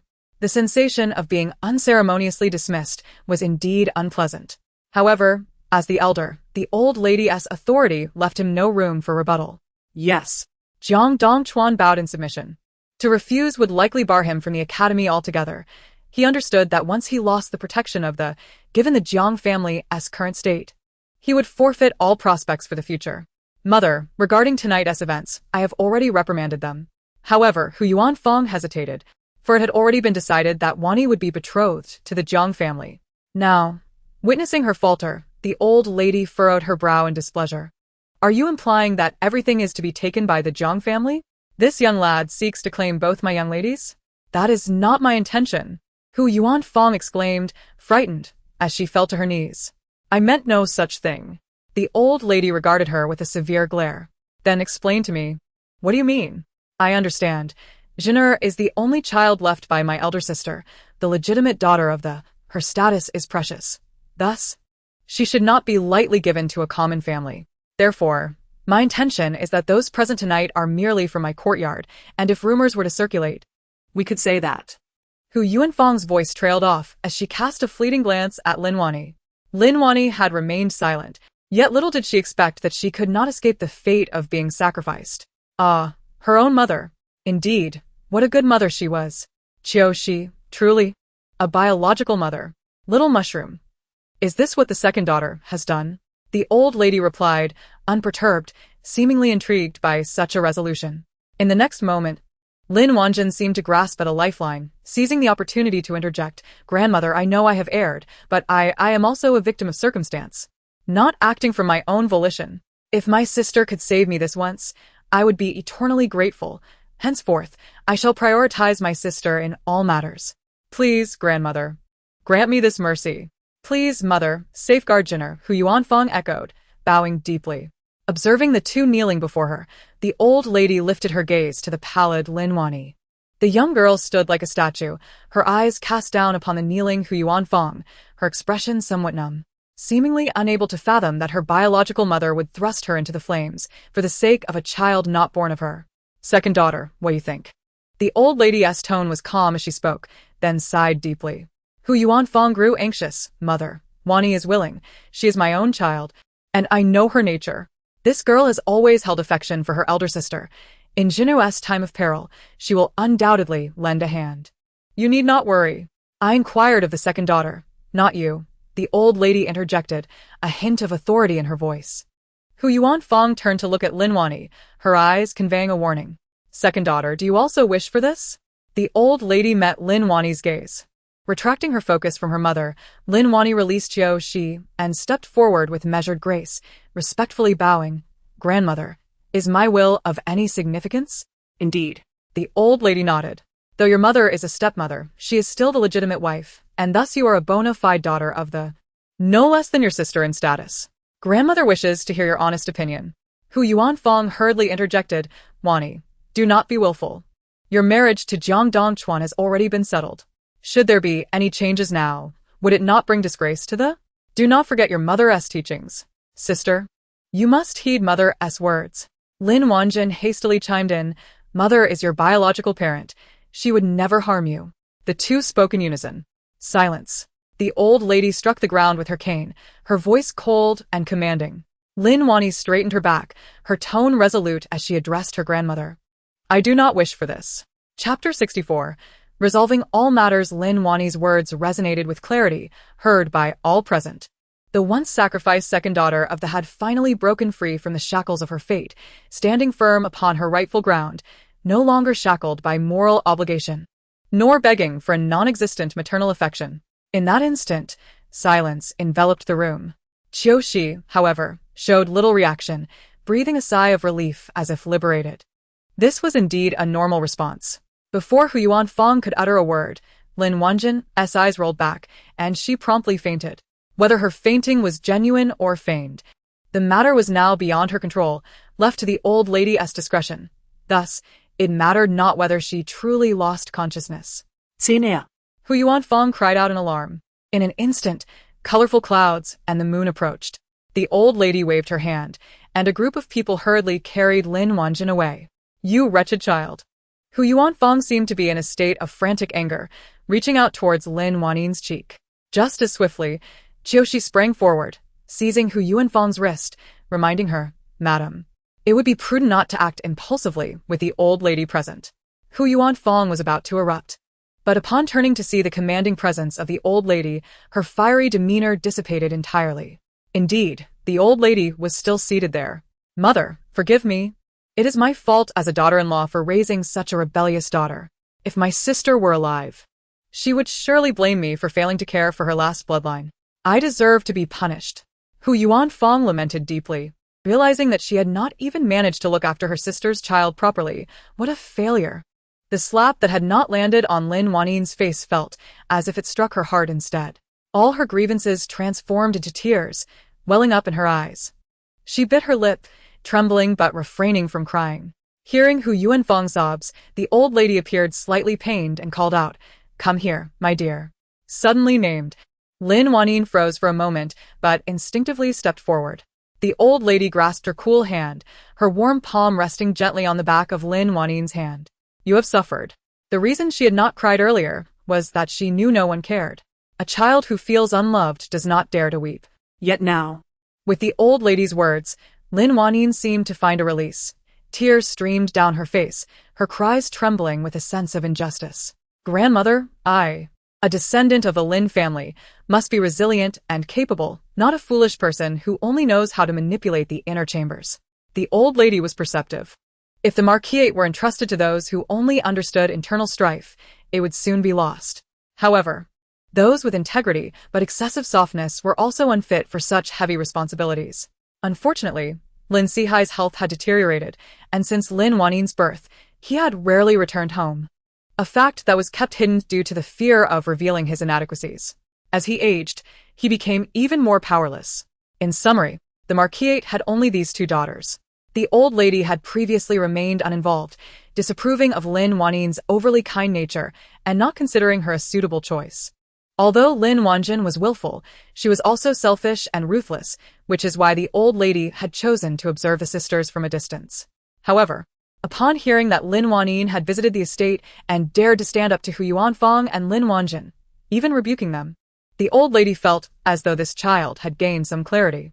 Perhaps there was hope. Grandmother? Lin Wannin could not help but sniffle. What do you mean by that? The old lady did not answer, but turned to the astonished Hu Yuanfang. Hu Yuanfang was not foolish. She quickly grasped the old lady's underlying meaning. She opened her mouth but found herself at a loss for words, trembling as she asked, Mother, do you mean to disregard Wanjin? Is she not the only bloodline of the Marquis? And what of the Marquis's bloodline? What difference does it make? Moreover, she is your own child. If you cannot even favor your own, while blindly protecting another's, it reflects a lack of basic humanity. The old lady's tone bore disappointment, stating that parental instinct is innate. To abandon even that suggests a profound deficiency in character. She shook her head, sighing deeply. Hu Yuanfang's complexion turned pale, and just as she was about to speak, a maid beside the old lady interrupted, Madam, you should return to check on the eldest young lady. The old lady will handle the remaining matters. The implication was unmistakable.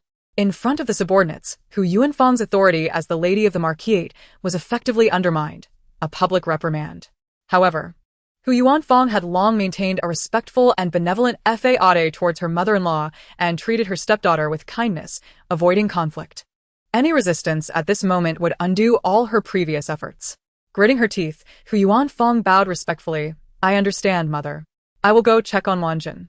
As she departed, she shot a venomous glare at Jiang Dongchuan, but dared not cast another glance at Lin Wannin, who stood beside the old lady. Qiushi remarked, See. She knows where the knife is aimed. Xiao Mushroom added, She seeks out the softest target.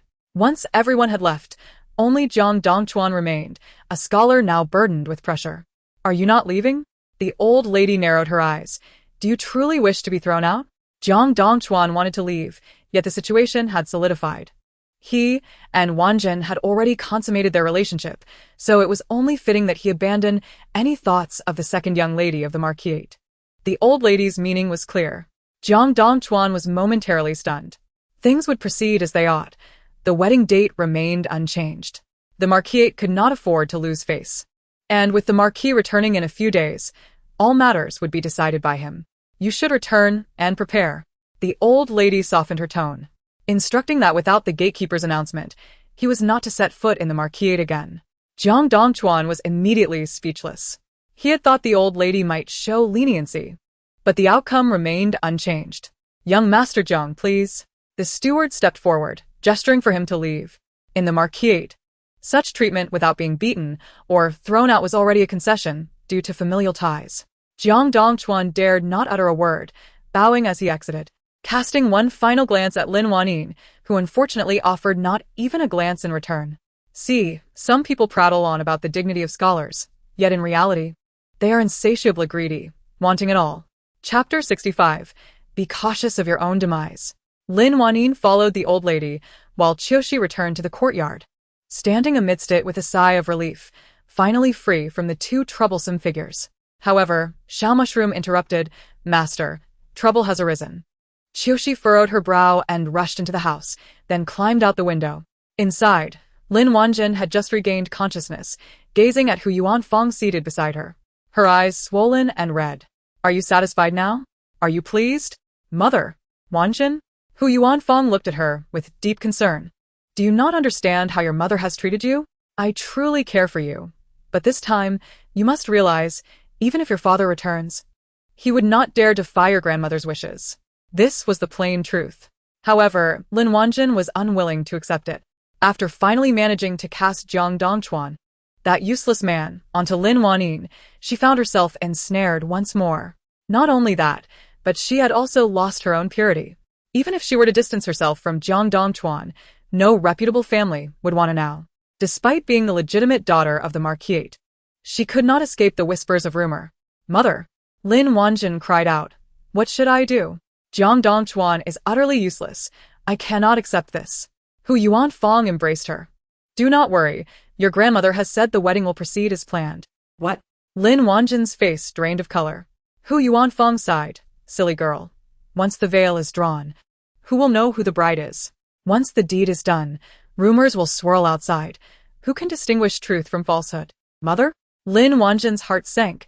Then she burst into laughter. I knew it. Mother cares for me the most. Hu Yuanfang's expression remained calm, yet Qiuyang and Kaiwe beside her were filled with trepidation. Indeed. Experience reigns supreme. Perhaps feeling her spirits lift, Kaiwe stayed to attend, while Qiuyang withdrew. Certainly, she was indeed on the verge of breaking down. The moment the door closed behind her, Qiuyang clutched herself tightly, sliding down the wall to the floor, her expression twisted in agony, veins protruding from her neck and forehead. Biting her lip with desperation, the metallic taste of blood flooding her mouth. The torment was so intense that her features contorted in a grotesque manner, rendering her almost unrecognizable. System. Host task failed. Electric shock punishment. Qiuyang. Damn you. Her head felt as though it might split open. This inhuman suffering was unbearable. Death would be a relief. Yet Qiuyang found herself unable to die, bound to a system that left her neither able to live nor to die. Damn you. Suddenly, something felt amiss. System. Buzzing sounds that seemed to be affected by some interference. In an instant, the pain appeared to dissipate considerably. Qiuyang's previously contorted expression began to relax. The sensation of being gnawed by a multitude of insects was diminishing. What was happening? In that moment, Qiuyang understood. Sweat beading on her forehead as she lifted her gaze towards the back window. A shadow, a motion resembling a gesture of a peace sign. It turned out she was telling the truth. The system indeed appeared to be malfunctioning, the electromagnetic interference rendering the data incapable of functioning properly. As if it had been stunned, disoriented, and incapable of issuing or executing commands. A pile of scrap metal, garbled data. Qiuyang lay weakly on the ground, rolling over and exhaling deeply. The back window was gently pushed open, revealing Qiuxi's smiling face. Is it fun? How did you manage it? Qiuyang inquired. Qiuxi shrugged. I don't want to teach my apprentice and starve my master. Impressive. Qiuyang gave a thumbs up. Help me. Qiuxi received. This time, her response was decisive. During their last encounter, Qiuyang had hesitated, even regarding Qiuxi with suspicion, fearing she might be sent by someone to test her. After all, in this grand estate, how much sincerity could there be? How much humanity? What must I do? Qiuyang asked weakly. Having endured inhuman torment, she was utterly weary of this heap of scrap metal. Yearning only to return home, to avoid misdeeds, to shun actions that defied morality and shattered her worldview. Let it automatically sever the bond with you. Qiuxi rested her chin on the windowsill. You can accomplish this. Qiuyang was taken aback. How is that possible? You don't understand how persistent it is. It shocks me at every turn. I feel as though I might be burnt to a crisp. It drives me insane. Exhibit some incompetence. Let it grow anxious. Let it become impatient. I will find a way to exhaust its abilities to the limit. It will be too occupied with its own survival to keep urging you. But you will remain unable to comply. In moments of life and death, even corrupted data will possess the instinct to survive. Qiuxi smiled mischievously. I guarantee you won't die and you won't feel so much pain. How does that sound? Qiuyang pondered. Could this truly work? Isn't this supposed to be painless? Qiuxi replied with evidence. Qiuyang gritted her teeth, realizing she had no other options left. You're not doing this voluntarily? Qiuxi asked. Qiuyang shook her head. My mother has early-stage breast cancer and needs money for surgery. But I'm from a single-parent family, having not even graduated from university. Where would I find the money? I want to save my mother's life. It just so happened that the system approached me, promising a sum would be deposited into the hospital's account upon success. So, I agreed. Oh, a schemer. Qiuxi nodded thoughtfully. You've been deceived. Qiuniang pressed her lips together. Right now, I just want to return home. My mother is hospitalized and cannot be left unattended. I will find the money myself. If you can deal with it, you can surely send me home, right? Follow my instructions, and I will help you get back. She considered. As for the money, we will address that later. All right. Qiuniang nodded, sealing the agreement. She glanced back at the spinning yo-yo in midair, shaking her head in disdain. What good is learning to hide? It's still useless. Who exactly are you? Qiuniang looked at her suspiciously. She sighed. Am I not Qiushi? The personal maid of the second young lady. I arrived early, you did not. Qiuniang stared at her intently. She chuckled. What I say is true. Your words hold no weight. Continue your pretense. Such matters will soon come to an end. Now that I understand the situation, I need not expend efforts dealing with you. Just focus on handling this useless thing. Useless? Qiuniang laughed. It nearly killed me. She shot her glance. There's no free lunch in this world. Every benefit comes at a cost. Don't be so naive in the future, believing everything you hear. Electric shocks are mild. If it decides to go after your kidneys or draw your blood, you'll have nowhere to cry. Qiuniang, this time, I really can't laugh anymore. Chapter 66. The schemes of my biological mother. Qiuniang sighed. This routine sounded somewhat familiar. However, it mattered little. Both parties had reached an understanding to deal with a heap of scrap metal, making things much more convenient. Though the process would still involve some suffering and listening to a torrent of broken data issuing commands. Protect yourself, she advised. The person you're following isn't good news. Qiuniang facepalmed. Do you even need to tell me? I've long found her displeasing. A thing that destroys one's worldview.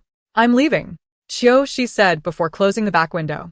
Qiuniang lay back down on the ground. The remnants of pain lingered, her muscles still twitching with instinctive memory. Thus, when the system began to restore itself, this thing seemed a bit dazed, perhaps not comprehending how it had ceased its torment. Next time, be gentler. Qiuniang thought her acting skills were commendable, along with her pale complexion and the cold sweat soaking her, indeed resembling someone who had just undergone punishment. What benefit would it gain from killing me? System. The host will not die. Qiuniang laboriously turned over, leaning against the wall. The chill from the damp wall made her shiver uncontrollably. Are you so sure? The system. It seemed the system hadn't anticipated that this time, Qiuniang would not unleash a torrent of curses, but instead exhibit such calmness, leaving it momentarily speechless. You say I can't die, is that so? Qiuniang inquired once more. System, yes. And if I refuse to execute orders, what punishment will you face? Qiuniang smirked, her expression sinister. The overseer is merely a servant. Surely there are more powerful masters above you? If you fail to complete your tasks, will you not suffer as I do now, in a fate worse than death? System. Oh, you would. Qiuniang almost answered herself. Then I can rest easy. System. Host, are you alright? Well, I can't die. You don't know whether I'm fine or not. Qiuniang struggled, using the wall for support as she stood. The earlier pain had drained her of strength. And even after a brief respite, she staggered as she stood, her limbs numb and weak, her mouth filled with a salty, metallic taste. System. As long as the host obediently executes the commands, there will be no punishment. Nonsense, it must succeed to be considered executing. Failure still leads to punishment. Qiuniang spat. Do you think I'm some kind of Aladdin-esque lamp? Just make a wish, and I can accomplish it? You lot of data. With your garbled messages and Trojan attacks, how can you expect me to succeed 100%? If she were that successful, would she be struggling to raise her mother's surgical fees? Remembering her mother, Qiuniang suppressed the rage boiling within her. Whatever will be, will be. I'm in this state. If you can't kill me, then keep shocking me. Get lost. I'm done. System. A rebellious host. What can it do? It can issue commands, impose punishments, yet it cannot change the host's resolve. Ultimately, it relies on energy to sustain itself, yet it cannot divulge this truth to its host. Otherwise, it would risk becoming nothing more than a heap of scrap metal. When she returned to the courtyard, Lin Wan had yet to arrive. It was not until the following morning, after breakfast, that Lin Wan finally emerged from the old lady's quarters. Miss? She hurriedly approached. It was the head maid, personally escorting Lin Wan back, and many had witnessed their journey, suggesting that the old lady intended to send a message to everyone. Regardless of whether the madam favored her second daughter, Lin Wan would always be their mistress. And they would likely think twice before treating her with disdain in the future. Thank you, Madam, Lin Huanyi smiled. The head maid, not daring to overstep, quickly bowed and replied, "This humble servant is merely following the old lady's orders. You are too kind." With that, she turned to leave. After she departed, Lin Huanyi exchanged a knowing glance with Qiushi, and the two hastily returned to their room. "Miss," Qiushi remarked with a smile, "the old lady's actions are quite profound." Lin Huanyi settled into her seat, motioning for Qiushi to join her. "What about you?" Qiushi was taken aback. Lin Huanyi pointed at her. "With such force, she collided with you, yet you seem fine." Qiushi took her seat. "Surely you don't believe she genuinely wished to harm herself? Those who feign distress seldom possess real strength." Lin Huanyi paused before breaking into a smile. "Indeed, she is someone who values her life too much to seek death. Now, it appears the old lady is quite pleased with you, and they will undoubtedly grow more anxious." Qiushi remarked with significance.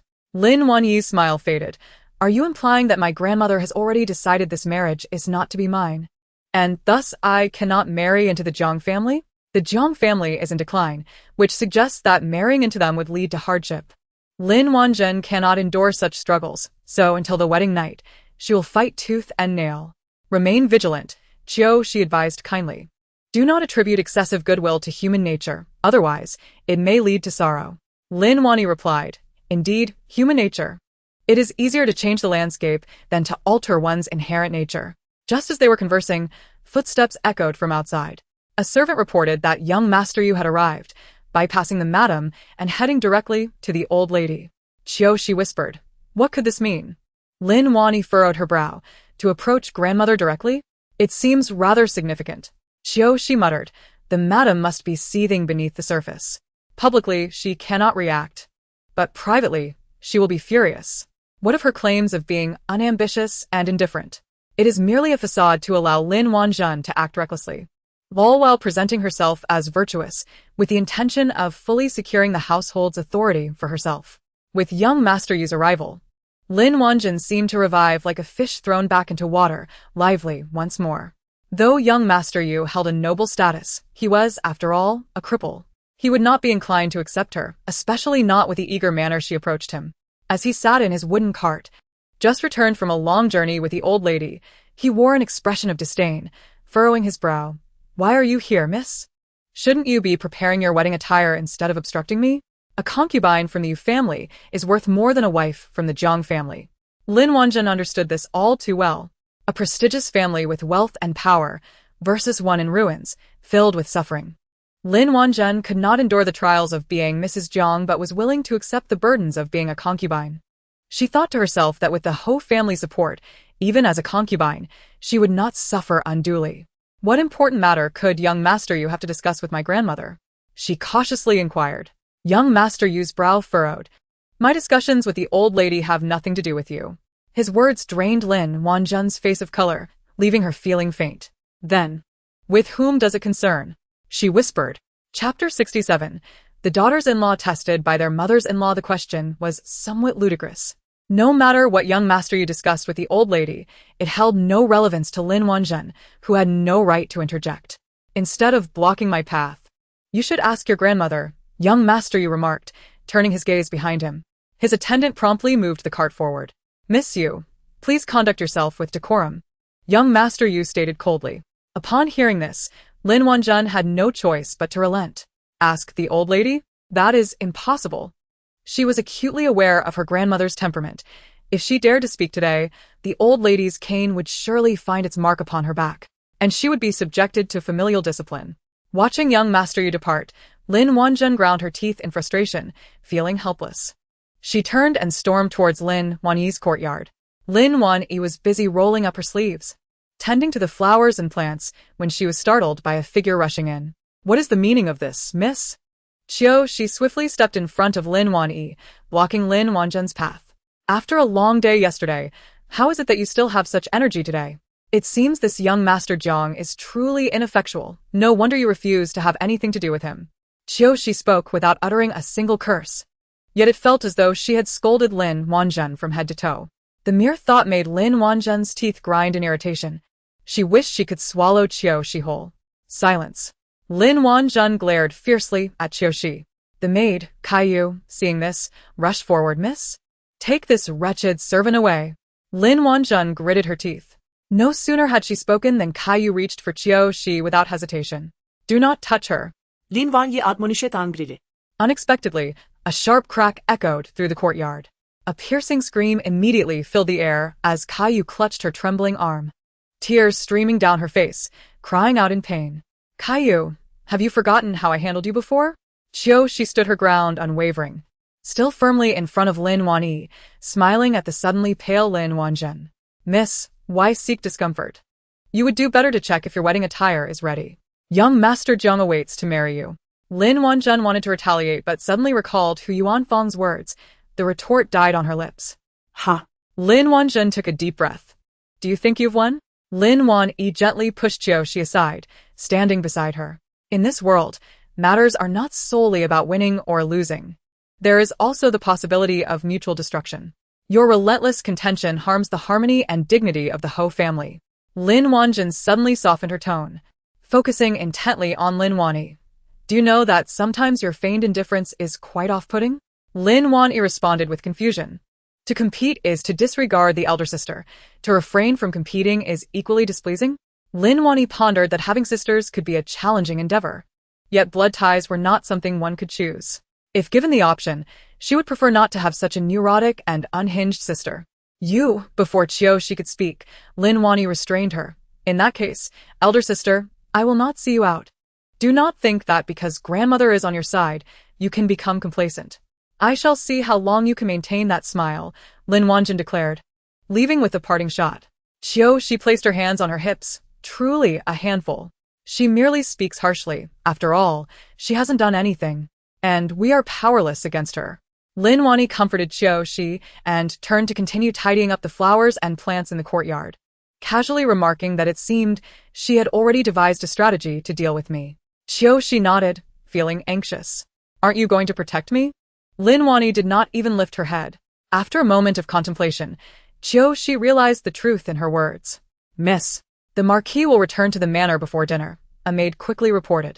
Stopping her movements, Lin Wanyi turned to look at Qiu. He certainly returns quite swiftly. Lin Sihai was punctual, arriving just as promised. Led by the old matriarch, everyone awaited at the manor's entrance. Even Yu Xingzhou was present. Mother. Lin Sihai dismounted swiftly and bowed to the old matriarch. Overcome with joy, she exclaimed, it's good to have you back, though you've lost weight. Mother, that's not true. The border has been quite stable recently, and I've even gained a bit of weight. Lin Sihai supported his mother and hurried into the manor. The entrance was not the place for conversation, and they naturally retreated indoors. Zhou is also here. Lin Sihai smiled at Yu Xingzhou, who was seated in a wooden cart. Uncle Lin, Yu Xingzhou greeted. Marquis, you should go freshen up first. I will instruct the kitchen to prepare the dishes. And we shall dine once you are ready. Hu Yuanfang approached, her words caring and her smile radiant. Lin Sihai glanced at her, slightly retracting his smile. Very well. It seemed the family was complete for the dinner, though there was an additional Yu Xingzhou. Hu Yuanfang felt a twinge of unease as she observed him, for he typically did not stay for meals. Was he here today merely because of the Marquis? She sensed he had something to say. Did he? She looked at Lin Wanyi, her brow furrowing slightly. During my son's absence in Qingzhou, I am grateful to Mother and Fanger for managing the household affairs. Relieving me of my worries, Lin Sihai expressed his gratitude to the old matriarch, then exchanged a glance with Hu Yuanfang. Hu Yuanfang snapped back to reality. Marquis, you speak too highly of me. This is indeed the duty of the head of the household.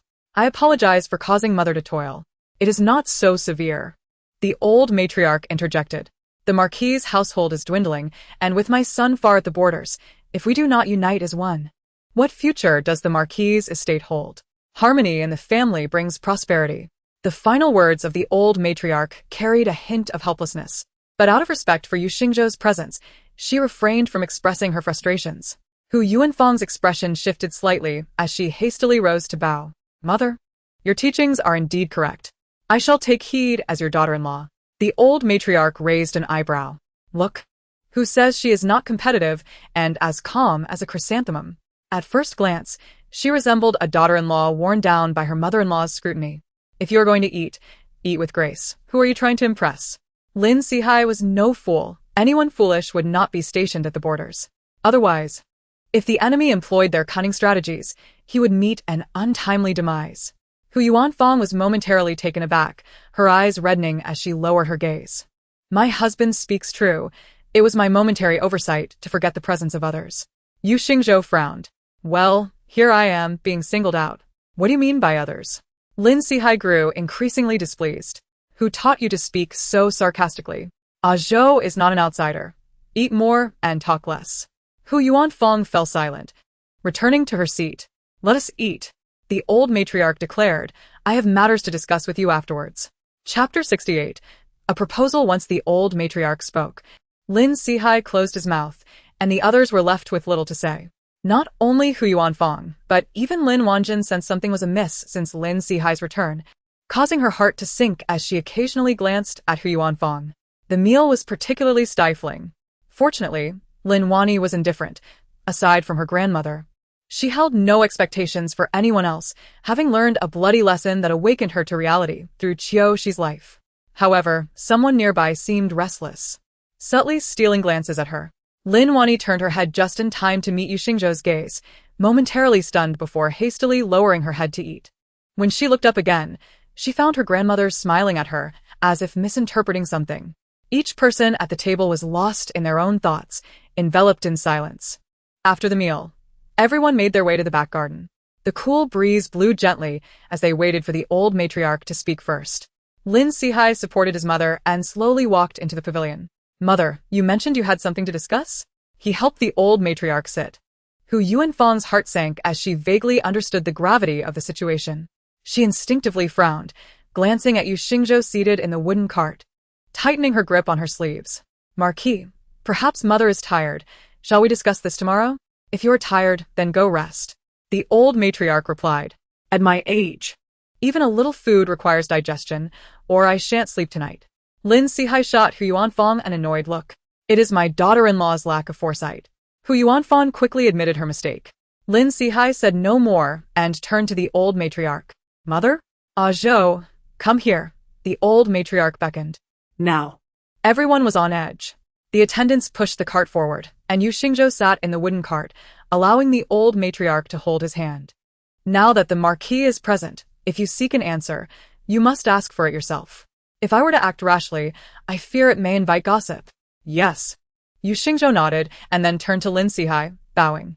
Uncle Lin, I, Yu Xingzhou, have intentions towards the second young lady and wish to propose marriage. But I am uncertain if she is agreeable or if the Marquis can permit this. The young man of noble birth blushed slightly, shedding his usual aloof demeanor, speaking with a hint of hesitation, yet his gaze remained steadfast and gentle. In that moment, Lin Wanjin's jealousy surged to its peak. Father? Don't speak. Lin Sihai waved his hand. This is not a matter for a young lady to discuss, especially since it has nothing to do with you. Lin Wanjin gritted her teeth, swallowing her words under Qiuniang's watchful gaze. Is what you say true, Zhou? Lin Sihai asked earnestly. Yu Xingzhou nodded seriously. From the moment I arrived in Qingzhou, I felt it was her. Lin Wani felt an inexplicable sentiment blossoming within her. In truth, she had been aware of his feelings. Yu Xingzhou always brought 2 portions of gifts, never allowing Lin Wanjin to touch her share, personally delivering it to her as if guarding against Lin Wanjin. He remained cold and distant towards Lin Wanjin, never showing a kind expression, while she always approached him, yet he never reciprocated. Over the years, nearly all the jewelry on her dressing table had been gifts from Yu Xingzhou, as her mother, Qiuniang, only valued Lin Wanjin and never considered providing for her own daughter. Oh, only during festivals did she receive new clothes, deemed presentable due to her identity as the second young lady of the Marquis' household, so as not to appear too neglected. Now that the second young lady had reached the age of maturity, I returned to the capital recently to report this matter to my parents, and with their approval, I brought the betrothal gifts back to the ancestral home. However, matters of kinship are not to be taken lightly. Without the Duke's permission, I would never dare to approach recklessly, nor would I wish to tarnish the young lady's reputation if the second young lady is unwilling. After careful consideration, I shall proceed with caution. Upon hearing that the Duke has returned today, I mentioned it briefly to the matriarch earlier, who kindly invited me to dine with her. Which is why I now feel emboldened to report to the Duke, hoping for his benevolence and the second young lady's favorable disposition. Yu Xingzhou succinctly conveyed the essence of the situation, his words imbued with sincerity. She discreetly glanced at Lin Wani, noticing that the young lady was blushing. Could there be a spark of hope? She had never mentioned it before. The locked jewelry box by the dressing table? The girl certainly knows how to keep her secrets. Wani? Lin Sihai turned to look at her. Lin Wani paused and promptly stepped forward to bow. Father. Wani possesses a gentle temperament, yet I have only 2 daughters, and I cannot allow anyone to bully them. They are my cherished treasures. Lin Sihai regarded Lin Wani and inquired, "What is your opinion?" Lin Wani bit her lip. "Father, may I have some time to think?" Lin Sihai hesitated. Yu Xingzhou quickly interjected, "Such significant matters in life must be pondered carefully. We shall await Wani's good news." "Very well." Lin Sihai nodded in satisfaction with the match. However, Lin Wanjin, standing nearby, exhibited a different demeanor, nearly wringing her handkerchief to shreds, her lips almost bleeding from biting them, her envious gaze fixed on Lin Wani. Hu Yuanfang smiled and said, "Duke, this is indeed a joyous occasion, but Wani has always been shy, and she requires time to contemplate. Of course, before that, we must first address Qiuniang's affairs.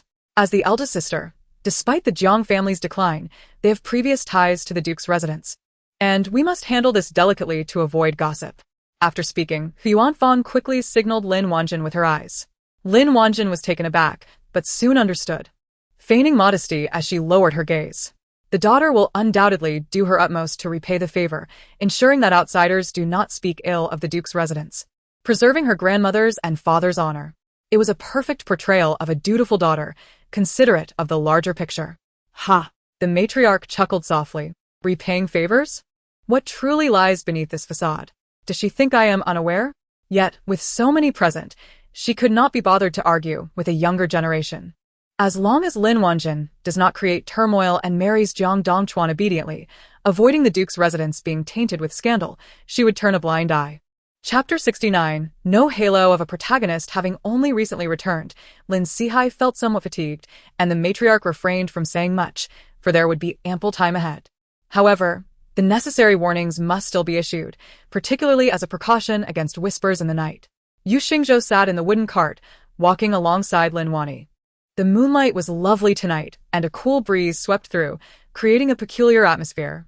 She followed behind, her brow slightly furrowed. "Master, do you wish to prevent this marriage? Does anyone have the right to interfere with another's choices?" She responded. "Then why do you seem displeased?" She pondered, considering what Hu Yuanfang and Lin Wanjin were truly plotting. The glances exchanged hinted at ulterior motives. They would undoubtedly not comply graciously on the day of the wedding. "Let us stop here." Lin Wani halted her steps. The cart came to a stop and Yu Xingzhou, as if performing a magic trick, produced a brocade box from his sleeve and presented it to the second young lady. Lin Wani was taken aback, gazing at the brocade box in his hand. Yu Xingzhou had often gifted her items, but she had the words "I must refuse" clearly written on her face. How could I decline a gift from an elder? Yu Xingzhou smiled, an unusual expression for him. Upon hearing her words, Lin Wani's expression changed. An elder? Does that mean it is a gift from either your father or mother? Such a valuable item. I cannot accept it lightly. Lin Wani shook her head vigorously. Without further ado, Yu Xingzhou pressed the brocade box into her hands. "Take it and ensure its safekeeping." "What is it?" Lin Wani furrowed her brow. Yu Xingzhou's eyes glimmered. "A precious item." With that, the wooden cart gradually moved away. Lin Wani remained rooted in place until she spoke, bringing her back to reality as she cautiously opened the brocade box. Inside lay a jade pendant. This would suffice.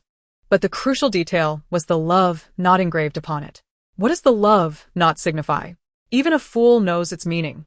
Thus, Yu Xingzhou's gift was a clear declaration of his intentions. "Do you truly wish to marry him?" She asked softly. Lin Wani closed the brocade box and turned to her, seemingly lacking a better option. She remained silent. The demands placed on women in this era could be described as cruel. There are not many extraordinary individuals, nor are there numerous talented women. The desire for a lifelong partner is exceedingly rare. Such is the current state of affairs. I am acutely aware of my own worth. Even if it were not for you Gongzi today, others would come, as exemplified by Jiang Dongchuan. Lin Wani forced a smile. "My father is a duke, yet a woman must still marry." Merely possessing a gender can create a sense of superiority, allowing one to dominate women and regard them as mere appendages. Why is that? Though unwilling, one finds no recourse. If you are not the most outstanding, you lack the right to voice your grievances. Even if you were to fight for it with your life, you would leave no trace behind. The winds here continue to blow against me. Since it is unavoidable, I shall choose a partner with mutual affection and a suitable match. Lin Wani stepped through the courtyard doors, realizing that, in truth, I am far happier than many ordinary girls. Although my mother is not dependable, I have never lacked for food or clothing, nor have I been forced into labor or sold off for silver. Compared to those hardships, being able to choose a worthy husband is already a blessing from my past life. Between discontent and contentment, she chose the latter. One must strive to live towards the sun, regardless of their circumstances. I hope you maintain this mindset. She followed closely. Some people can thrive no matter where they go. Dignity is something one must create for oneself. What is worth fighting for must be pursued diligently. Upon entering the room, Lin Wani considered the current situation. The Yu family is indeed the best option. Noticing Qiush's silence, Lin Wani chuckled. You don't think I should mimic my mother? Feigning a cold and aloof demeanor, then bending to the will of others, allowing them to speak on my behalf, whether to refuse or to consent. Do you? You see it clearer than anyone, Qiushi replied. Lin Wani shook her head. They say no one knows a daughter better than her mother, yet in my case, she does not understand me at all. Conversely, I know her well. I simply cannot bear to expose the truth. A single call of mother makes her feel entitled to my life, yet as time passes, hearts grow cold, and that word becomes a shackle. A child who is unloved understands our situation all too well, yet still awaits charity with hopeful eyes, until they are left with countless wounds. Once the shackles are removed, parental love becomes inconsequential, and indifference prevails. The cloth doll once yearned for in childhood holds no significance when obtained as an adult. Lin Wani sat at the table, placing the brocade box upon it, her voice tinged with resignation. What is there left for me to be entangled with? Do not worry. It will soon come to an end, Qiushi spoke. Lin Wani's expression faltered. Then will you leave? Will Qiushi perish? Upon seeing you married, she will be joyful. As Qiushi cast a glance towards the door, she beamed at Lin Wani and spoke. Lin Wani opened her mouth, yet ultimately swallowed her words, feeling a wave of bitterness rise in her throat. Hadn't her autumn evening already faded away? Now, the entire marquise was aware that the second young lady might be marrying into the Yu family, who was unaware of the Yu family's esteemed background. Even though Yu Xingzhou was not particularly adept in his pursuits, he was not truly incapacitated. Merely based on his appearance and lineage, he surpassed all the sons of officials in Qingzhou, rendering his minor disadvantages insignificant. For everyone else, this union was a source of pride. A noble marriage would enhance the marquisate's glory, and the lives of the servants would improve as well. Yet, some held differing views. The following day, Jiang Dongchuan visited once more. Naturally, the old matriarch's verbal agreement would be put into action. The Jiang family, having fallen from grace, could hardly provide a substantial dowry. Yet their past kindness towards the Lin family was well known. Hence, the significance of the dowry was diminished, serving merely as a form of restitution. To maintain the marquisate's dignity, the so-called dowry was discreetly delivered through a side entrance, merely serving as a facade for the Jiang family, before being presented at the marquisate's main gate. Ultimately, it was the Lin family that provided the dowry to send off their daughter. The marquisate had always valued loyalty, filial piety, benevolence, and righteousness. Even if they knew they were incurring significant losses, they could not waver for the sake of appearances. Wasn't it previously established that the second young lady was to marry? Wasn't she the eldest daughter? Was she not? Opinions varied widely. The relationship between the marquisate and the Jiang family was indeed difficult to assess. One moment, it was the eldest daughter. The next, it was the second. It seemed that the true identity would only be confirmed on the day of the wedding. My lord, this marriage from the marquisate is truly perplexing, the scribe remarked. The governor, clad in plain clothes, sipped tea while gazing out the window, his expression unchanged. Wasn't this all rather obvious? After he spoke, his gaze lingered. Chapter 70, that was her own grandmother. How could she dare? Qiushi assisted in procuring some items and took the opportunity to stroll around the city, checking for any loose ends beyond Qiuniang. Previously, she had been either in the outer residence or confined within the marquisate, entangled with those two women. She feared Lin Wani might suffer, leaving her little opportunity for leisure. Now that most matters had settled, it was time for a leisurely walk. Recalling a previous incident, she silently cursed, revealing the governor's true character. Master, one must not speak ill of others behind their backs, came a voice from the little mushroom. Qiuxi's brows twitched in annoyance. That plant. He is surnamed Chao, the little mushroom replied. Miss Qiuxi, a familiar voice called out. She turned slowly, her heart racing at the sight of the gentleman at the tea house entrance. Her eyelids fluttered. The left eye signified misfortune, while the right signified wealth. However, this time, it was the right eye, the god of wealth. My lord. Qiuxi approached to pay her respects. Since they had encountered each other, it was only fitting to acknowledge his presence.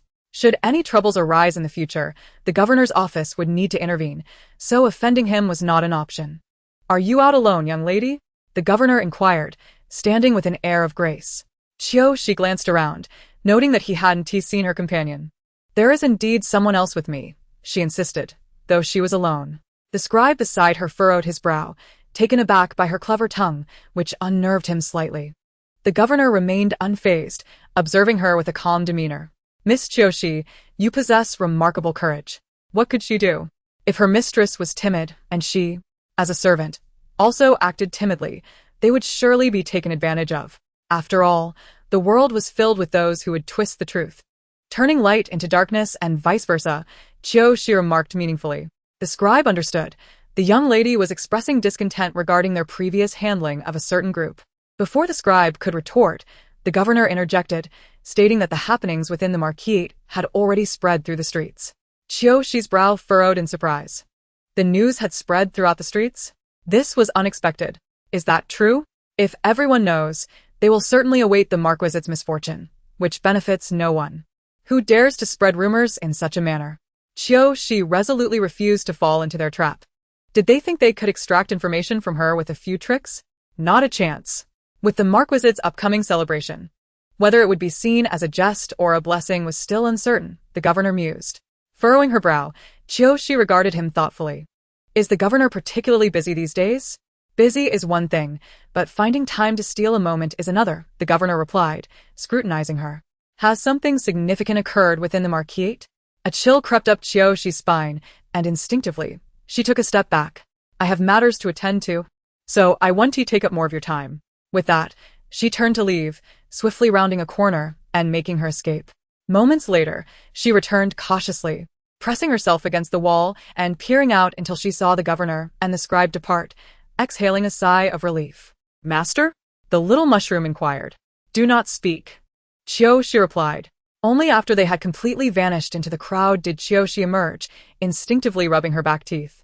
There was something familiar about that man, as if he did not belong there. Like Qiuniang, he is an outsider? The little mushroom suggested. Qiuxi couldn't be sure, sensing an oddity, but decided to handle matters within the residence first. Up ahead, the little mushroom pointed out. Not far away, in the apothecary, Qiua crept inside. Soon after, she dashed out, glancing around to ensure no one was watching before hastily leaving. Qiuxi turned into the apothecary. Excuse me, what did that young lady purchase earlier? The clerk looked up, silent. I would like to procure the same medicine. Qiuxi placed silver coins on the counter. This must be correct, yes? I want to ask too many questions. I simply need the medicine. The clerk smiled. Of course. Please wait a moment. While you fetch my medicine, you might as well offer a few reminders, Qiuxi replied with a knowing smile. The clerk paused, then, after preparing the medicine, cheerfully remarked, this tonic is highly nourishing. It's fine to consume sparingly, but there are taboos, such as not supplementing when weak. Upon hearing this, Qiuxi instantly understood. Thank you. With her medicine in hand, Qiuxi ambled out of the apothecary. Standing under the bright sun, a chill surged from her toes to her heart. The malevolence of human nature, the wickedness of humanity. Master, the little mushroom prompted. Qiuxi rubbed her temples. Do not speak. I need some quiet. Without blood ties, one could merely declare ingratitude. But if there were blood ties, how could one dare to act so? This marquise was indeed not a good place. The flowers nurtured here were all man-eating. Qiuniang feared for her father's worries, only reporting good news and withholding sorrow. Even if she became a ghost, she longed to see her father one last time. sacrificing her chance for revenge because love surpassed hatred. His father would stop at nothing to avenge his daughter, even if it meant facing death upon discovery. Such familial devotion is truly moving, prompting her to lend a hand. Yet, the bonds within the Ho residence are as insipid as the rice porridge she had for breakfast. One sip reveals nothing but water. Inside the Ho residence, Lin Wani gazed in disbelief at the medicine on the table. Are you suggesting they might target grandmother or father? The lord is in good health and requires no tonics. But it is well known that the old matriarch has been on medication for years. She spoke up. If the tonic is mixed into the old lady's soup, the effects could be dire. Miss, you nearly lost your life to a chill. Consider the old lady's age. Lin Wani nearly burst through the door, but was firmly restrained by Qiushi. Without evidence, what purpose would it serve? We must first ascertain when the poison was administered, ideally catching them red-handed. How dare they? Lin Wani gritted her teeth. That is her own grandmother. The two sisters, though sharing the same father, were not born of the same mother, and thus their bond was shallow. Yet, a grandmother is a direct blood relative. Chapter 71. What are you? Under Qiushi's soothing words, Lin Wani finally calmed down, though her pallor remained. She had envisioned countless scenarios, all limited to Qiuanfang and Lin Wanjin targeting her directly, never considering the implications for the innocent, especially her grandmother. Despite their not being particularly close, she understood that a grandmother must be respected, cared for, and served, even if there were grievances. To commit such an act of violence was utterly unconscionable. I will keep a close watch on their actions, she reassured her softly. You must not get involved. Focus on your relationship with Yuxingzhou. Leave the rest to me. Lin Wani remained unconvinced. Do you not trust my abilities? She inquired. I trust you. I only trust you, Lin Wani replied, but I worry for you. They seem truly deranged now, previously only intent on tarnishing my reputation. But now it appears they care not for the family's honor, nor even spare my grandmother. Because they are cornered, their flaws will become increasingly apparent. Qiushi took a deep breath, waiting for the right moment to act. Just as before, they sought only to ruin your name and eliminate you. That was merely a conflict between sisters, easily smoothed over by your mother. But if it involves the old lady, your father will not spare them. Lin Wani's expression grew anxious. You must be careful. Better to miss an opportunity than to be harmed. I understand. She signaled with her eyes to remain calm. Things are progressing positively. As long as we exercise caution, it will be fine. Your father is here. They would not dare to go too far. Lin Wani fell silent. After Qiushi left, she could no longer sit idle and decided to follow her out. Lin Sihai returned from the border, primarily to address the marriages of his children. The old matriarch had taken charge, arranging for Lin Wanjin's marriage to Jiang Dongchuan to take place at the beginning of next month. After all, Lin Wanjin had already lost her virtue, and this matter required swift handling to cover up the scandal completely. The servants had been busy preparing, and once the old matriarch made her decision, they became even more frantic. Perhaps fearing that Lin Wanjin would be upset, Qiuanfang suggested taking her for a stroll. Miss, let us head that way, Qian eagerly urged. Lin Wanjin's face darkened. It was too late. She had already seen it. On the shimmering waters, on a pleasure boat, with the window ajar, she could clearly see the two seated within, Yuxingzhou and Lin Wani, facing each other with smiles, 2 cups of tea and an assortment of pastries between them. The gentle breeze swayed the willow branches at the shore, touching the heart silently.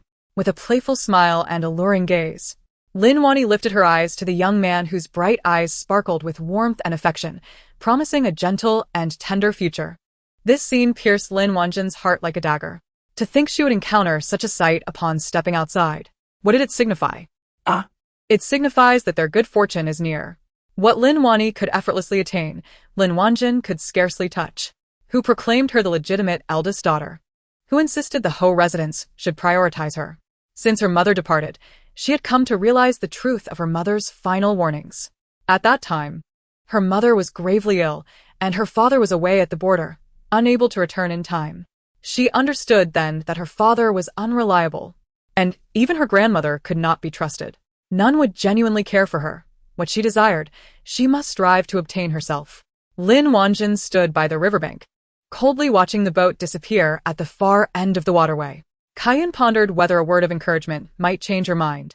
However, the thought was swallowed back. Why? Because Lin Wanjin had always been selfish. How could she possibly be swayed by the words of a servant? A servant is merely a servant in her eyes. An object meant to serve. With that thought, Qiuniang abandoned the idea. Respect the fate of others. Relinquish the urge to assist. Character determines destiny. Mother had said that once she left, no one would protect her. Father would marry a stepmother, who would bear children. When a son was born, there would be no place for her. Lin Wanjin's eyes reddened. Thus, her mother had prepared thoroughly for her departure. Qiuniang listened, her hair standing on end, a chill creeping up her spine, causing her to shiver uncontrollably, her heart racing in inexplicable fear. Thorough preparation? What could that entail? Miss? Qiuniang ventured softly. Are you all right? A cold breeze brushed past, snapping Lin Wanjin back to reality. She shot Qiuniang an irritated glance. You're the one who should worry. I am perfectly fine. Quite well. In fact, I intend to remain so for a long time. These fools dare to contend with me? Humph. With that, she flicked her sleeve and turned away. Qiuniang's lips twitched in exasperation. She truly felt helpless. Fools? Indeed, both foolish and wicked. Yet, as she turned, she happened upon Jiang Mu and Jiang Dongchuan standing on the street. Traditionally, engaged couples were not supposed to meet before marriage, but this encounter was coincidental. Thus not a deliberate breach of protocol. Jiang Dongchuan intended to approach, but was restrained by Jiang Mu. Seeing Lin Wanjin turn to leave, Jiang Mu quickly approached. Qiuniang? Aunt Jiang, Lin Wanjin replied, not deigning to acknowledge Jiang Mu, having never held the Jiang family in high regard. She merely called out and continued her departure. To her surprise, Jiang Mu suddenly adopted a stern expression. Lin Wanjin. This caught Qiuniang off guard, drawing the attention of passers-by. As your soon-to-be mother-in-law, is this how you choose to behave? Jiang Mu asserted, raising her voice. A new bride must understand the customs. If you do not, I shall teach you until you do. Although the Jiang family had fallen from grace, they were not to be trifled with. They hailed from a scholarly lineage and had once held positions of power. Thus, they maintained a certain stature and decorum. Hearing Jiang Mu's words, Lin Wanjin stared at her as if she were a fool, disbelief evident in her eyes. You are reprimanding me? Lin Wanjin pointed at herself. Jiang Mu's expression remained serious. Jinner, you are to enter the Jiang family and become one of us. How can you be so ignorant of propriety? What a surprise. I am your future mother-in-law. Even if you refuse to acknowledge it now, you must understand the propriety of respecting elders. Ha! Lin Wanjin nearly laughed out loud, glancing at Jiang Dongchuan, who stood nearby with an anxious expression. Did he truly believe his son was something remarkable? Not only has he yet to enter the Jiang family, but even if he did, it would not grant you the right to look down upon me. What does a fallen family have to compare with the illustrious Lin family? If you wish to elevate your status, conduct yourself accordingly. Put away your arrogance. I am the legitimate daughter of the Marquis, and you are nothing. Jiang mother immediately clutched her heart, her body swaying precariously. You. Chapter 72. Do not pay for others' ruthlessness. Lin Wanjin was not one to be trifled with. She scorned any concern for Jiang mother's well-being and simply walked away. Not far off, Jiang Dongchuan watched Lin Wanjin leave and noticed his mother appeared unwell. Rushing over in panic. Mother? What is wrong? This unfilial Jiang mother must genuinely be distressed. As soon as Jiang Dongchuan approached, she escalated her performance, suddenly wailing. What sins has our Jiang family committed? In fact, when Lin Wanjin confronted Jiang mother, there were already onlookers feigning indifference. For the commotion surrounding the Marquis' residence was far too intriguing to ignore. Mother? Jiang Dongchuan was taken aback. Faced with a choice between his beloved and his mother, he, of course, prioritized filial piety. Qiuniang? Jiang Dongchuan called out. Lin Wanjin turned back, her gaze icy. I have not yet entered your household. Put away your facade. Only when you have the ability to marry me and bring me home should you speak to me. Otherwise, keep your cowardly words to yourself. That old shrew sought her own demise, attempting to impose rules upon me in public. Whether she dies of anger is of her own making. When did you become so acerbic? So devoid of manners? Jiang Dongchuan seemingly no longer recognized her. Where had that gentle and kind daughter of the Marquis gone? Lin Wanjin's disdain for him was palpable, her eyes glinting with coldness. This is your mother, not mine. Get your facts straight. Jiang Dongchuan, do not overstep. With that, she did not linger. Son, you have seen it. Even before officially entering the household, they bully your mother like this. If I were to enter, I fear I would have no way to survive. Jiang mother lamented, leaning heavily against Jiang Dongchuan, tears streaming down her face. To outsiders, it truly appeared pitiable. News of Lin Wanjin, the legitimate daughter of the Marquis, bullying her mother-in-law before officially entering the family, spread like wildfire, and within half a day, it was known throughout the streets. Lin Sihai was naturally enraged and immediately decreed that Lin Wanjin was to be confined to her quarters, reflecting on her actions. If she did not repent, she would face the family's punishment. The reputation of the Marquis' household was something he had fought for on the battlefield. How could it be so easily tarnished? Not even his own daughter would be exempt. Lin Wanjin was placed under house arrest, confined within her small courtyard.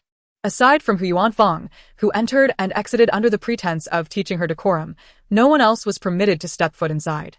To outsiders, this seemed entirely normal. But to Lin Wani and Qiushi, it appeared to carry deeper implications. With her father often away, he likely remained unaware of the intricacies at play here. Their mother always presented herself as virtuous. Without daily interaction, one could hardly guess her true nature. Lin Wani sighed. Qiushi nodded, observing, I find Lin Wanjin's behavior oddly conspicuous. It feels as though she is deliberately provoking them.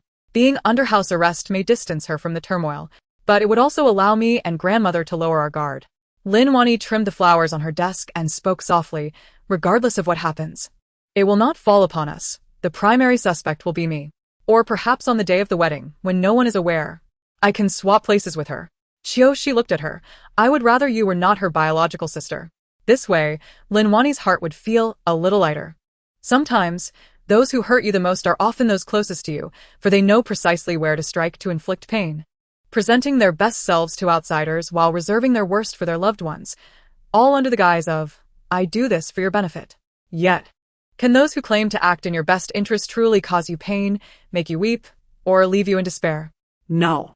Therefore, one must avoid becoming ensnared in self-destructive conflicts, for it serves no purpose. They will not feel guilt, but will instead view you as melodramatic, fragile, and ineffectual. Is it really such a big deal to be so calculating? Lin Wani had begun to see the truth, since they showed no compassion. She would not be bound by duty. Qiushi nodded. I will step out for a moment.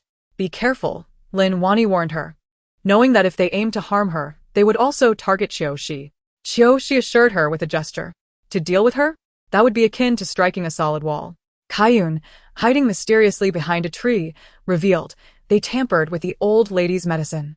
I know, Qiushi nodded. Qiun was taken aback, you know? She averted her gaze momentarily. Do not worry. It is not capable of such a feat, Qiushi reassured her. Qiun sighed in relief. Indeed, her mind felt chaotic, akin to a frenzy. Are you not worried? Qiun asked. The old lady is elderly. It could affect her health. Medicine is easy to ingest but hard to expel. At her age, she might not handle the strain well, Qiushi remarked. Finally, she is beginning to regain her humanity. Qiushi smiled. Qiun pouted. I cannot tell if you are complimenting or criticizing me. Let us consider it a compliment, Qiushi said, scanning the surroundings. One must think positively to cease internal strife, to discover oneself and thrive. Qiun chuckled. You are quite interesting. If I can return, I will surely pray for your well-being at the temple.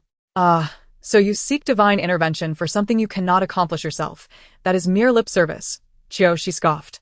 Qiun, a superficial woman? As for the old lady, do as you wish. I have arranged for someone to replace the medicine. She will not come to harm. Qiushi took a deep breath. They cannot linger here for long. Take care of yourself and do not let those worthless individuals bully you. Qiun nodded repeatedly. Just as she was about to leave, she suddenly turned and asked, after everything is settled, can you grant me one request? What is it? Qiushi inquired, puzzled. Qiun bit her lip. Regardless of circumstances, let my sister have a chance at life. Qiuniang? She truly cares for me, even if she is aided in wrongdoing. As a servant, she often finds herself helpless, Qiun pleaded. Her nature is not malicious, merely misguided. Qiushi frowned. I cannot promise that. But I will mention it to the second young lady. That will suffice, Qiun said before departing. Watching her retreating figure, Qiushi sighed. Little girl, stand your ground. Resolve this matter swiftly and leave this place. lest you become too entangled in these affairs and feel reluctant to depart, ultimately creating chaos. Little mushroom, master, it is starting to weaken. Chiu, she smirked, unable to draw upon Lin Wanjin's fortune while continuously consuming energy to punish Qiuniang. No wonder it is faltering. Keep a close watch on it. Little mushroom, yes. Chapter 73. Those who wish to marry you have already made preparations. Lin Wanjin's small courtyard was tightly shut. However, beneath the surface, turmoil persisted. Although the strategy of retreating to advance was indeed clever, it also verged on the tedious. Lin Wanjin sat by the window and glanced at Hu Yuanfang, who entered with pastries. Is there truly no other way? Hu Yuanfang sighed, placing the food box on the table. You must endure for a short while longer. It will only be a few days. The outside world has begun to lower its guard. Mother, do you genuinely wish to help me? Lin Wanjin furrowed her brow, staring intently at her. Hu Yuanfang hesitated briefly in her task of arranging the snacks, then sighed. Do you still not trust me? Have you forgotten how I have protected you all these years? But she is your own flesh and blood, Lin Wanjin retorted sharply. Hu Yuanfang stepped closer, took Lin Wanjin's hand, and urged her to sit and enjoy the pastries. Your mother showed me great kindness in her lifetime. Were it not for her schemes, I would still be trapped in the den of wolves that is the Hu family, at the mercy of my father and brothers. Such kindness I, Hu Yuanfang, shall never forget. Moreover, from the moment I first laid eyes on you at the Ho residence, I felt a deep affection. Who else would I protect if not you? Wani is my own, yet she has always been thoughtless, causing you such torment. A mother's heart aches for you. Lin Wanjin picked up a piece of pastry, contemplating the sincerity of her words.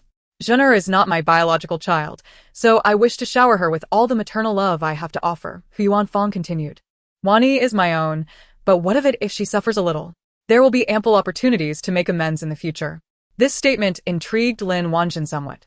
She refrained from further comment and quietly continued eating, for she found it impossible to place her trust in anyone around her, fearing that she alone would bear the consequences.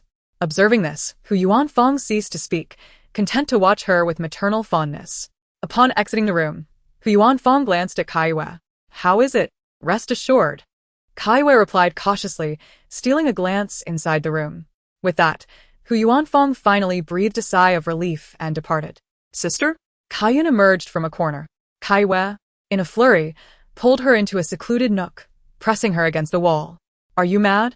If anyone sees or hears us, you'll be courting death. Do not be deceived by the lady's outward benevolence. She is nothing but a ravenous tiger. Why do you continue to assist her, knowing the risks? Sayun's grip tightened. Sister, this is a matter of life and death. If the Lord finds out, we will be beaten to death. Qiue pursed her lips. The lady has given me some silver. Is silver more important than our lives? Sister, you are being foolish. Qiuniang, exasperated, stamped her foot. The lady despises betrayal and deception above all. No one will save you if it comes to that. Sayue's face turned pale. But what if? Stop.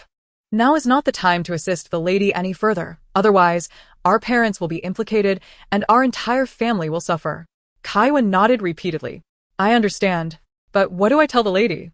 Poison her. Qiuniang sighed. Can't you just add some sugar or other harmless ingredients? Even a bit of minced garlic and mushroom would be better than poison, wouldn't it? That seems reasonable, Qiue replied. The lady will certainly not instruct you to kill the old madam. She merely expects you to prepare the medicine according to the recipe and mix it into the old madam's medicine, correct? Qiue nodded. Then you can prepare your own medicine to consume and mix the other into the old madam's. Wouldn't that fulfill the task? Qiuniang offered a cunning suggestion. Is that permissible? Qiue asked, bewildered. If you don't want to die, then follow through. Understood. The two sisters emerged cautiously, each sharing a silent understanding. In the grand manor, the servants struggled to survive, wary of making any missteps. Before Lin Wanjin married into the Jiang family, the Yu family had come to propose. With a bride price of 88 taels, they entered the Ho residence. The 10-mile bridal procession was the envy of many. Without comparison, there is no pain. The Jiang Dongchuan, as shabby offerings, had become a laughingstock throughout Qingzhou. The eldest daughter married into a fallen household, while the second entered the Yu family. The contrast was stark, as disparate as heaven and earth. When news reached Lin Wanjin, she was incensed, shattering everything within her reach, hurling curses at the servants, who fled, covering their ears in fear. Lin Sihai beamed with delight. Having two daughters marry well was a cause for celebration, and he exchanged a knowing smile with the old madam, his heart swelling with joy. The Yu family was prominent, well connected to the emperor. This union would ensure the Ho residence's enduring prestige. The old madam cast a sidelong glance at Qiuniang, whose face betrayed no joy. Surely, a daughter's marriage should not be met with such a solemn demeanor? Her words served as both a reminder and a warning. You are right, mother. It is indeed hard to part with my only daughter. As she spoke, Qiuniang feigned wiping away tears, making it appear as if she were truly grieving her daughter's departure. The family was occupied, and it would take a few days for them to arrive. However, the younger generation was anxious, so they brought their father's handwritten letter, leading the household servants to deliver the bride price ahead of time. Yu Xingzhou sat in the wooden cart, apologizing.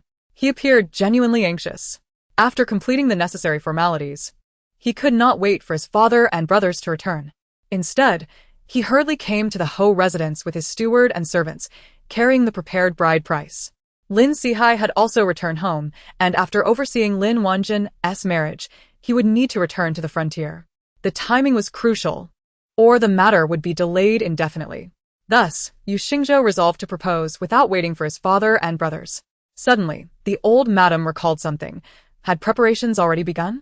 Yu Xingzhou's ears turned slightly red as he glanced at Lin Wani, whose face was flushed. It had been prepared long ago, waiting for Wani to come of age. Recently, due to the commotion surrounding the Jiang family, I rushed back to report to my parents and received their approval before returning in haste. How considerate, the old madam observed. Satisfied, glancing at Lin Wani, Lin Sihai was equally pleased.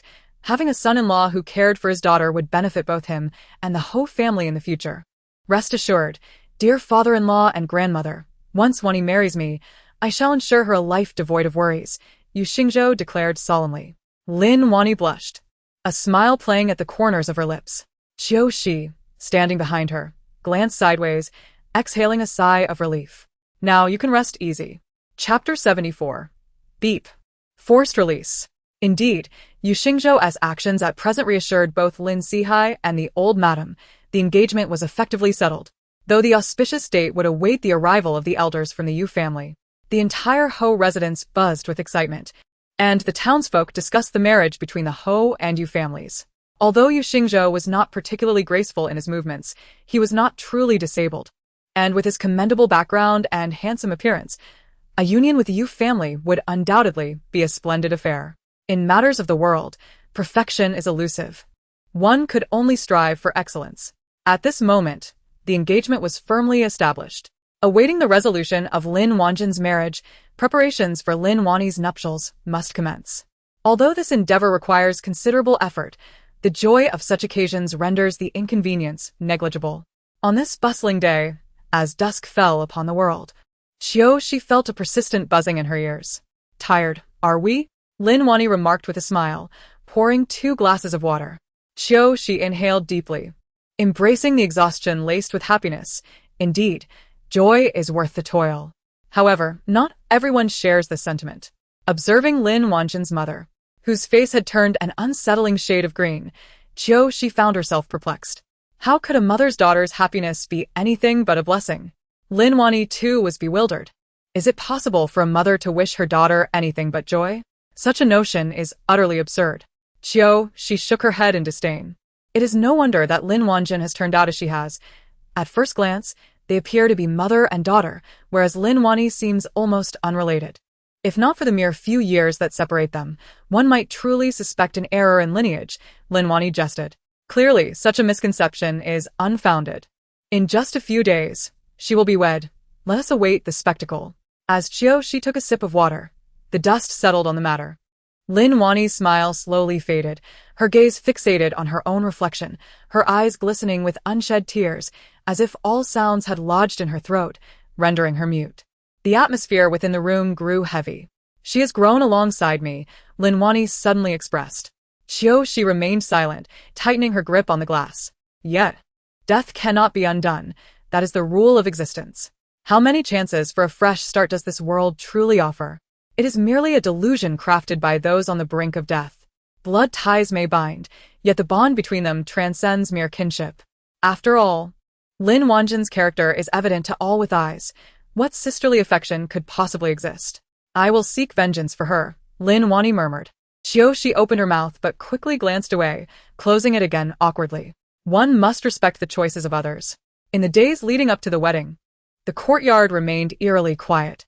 On the day of Lin Wanjin's marriage, the entire marquis residence was alive with the sound of drums and gongs, every face beaming with joy. The family rejoiced. Those in service hoped for a share of the bounty, anticipating an increase in provisions. Naturally, the servants were elated, smiles blooming on their faces, except for two individuals.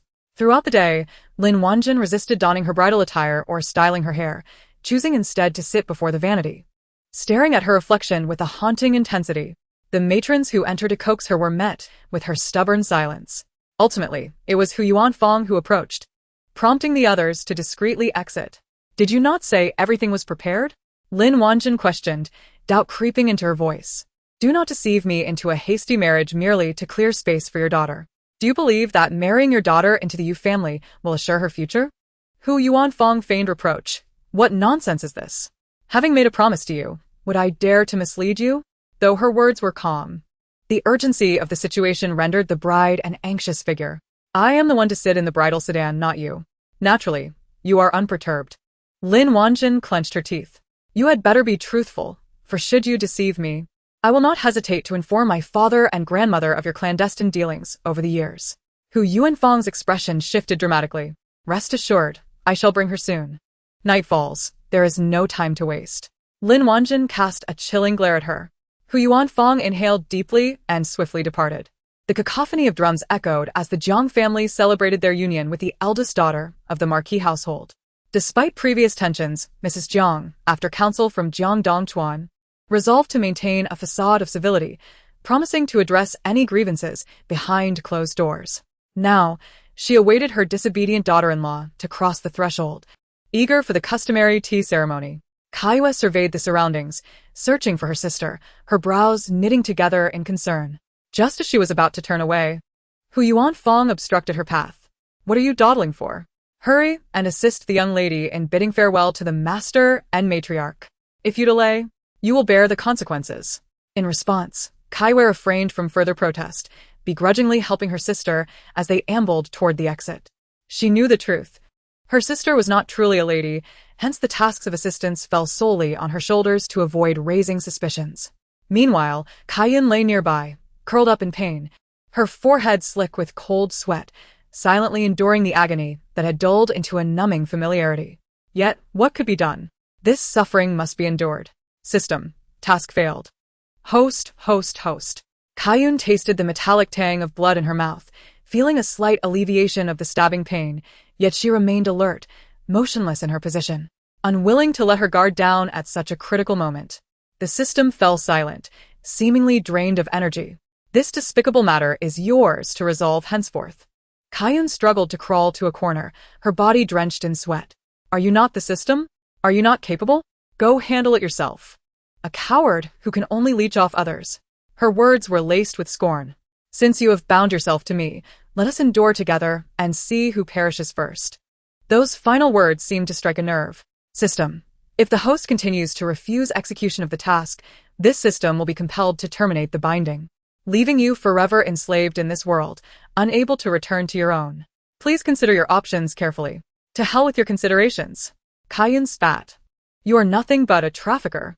Every last one of your kind deserves to face the wrath of those they have wronged. System. Please choose wisely. 1. Continue binding and execute the task for substantial rewards. 2. Forcibly terminate the binding and remain in this world as you are. It assumed no one would willingly choose servitude, convinced they would not be foolish enough to terminate the binding. Chapter 75. A mistake. The bride's error. The system's query ultimately became a matter of trust. Kaiyun hesitated.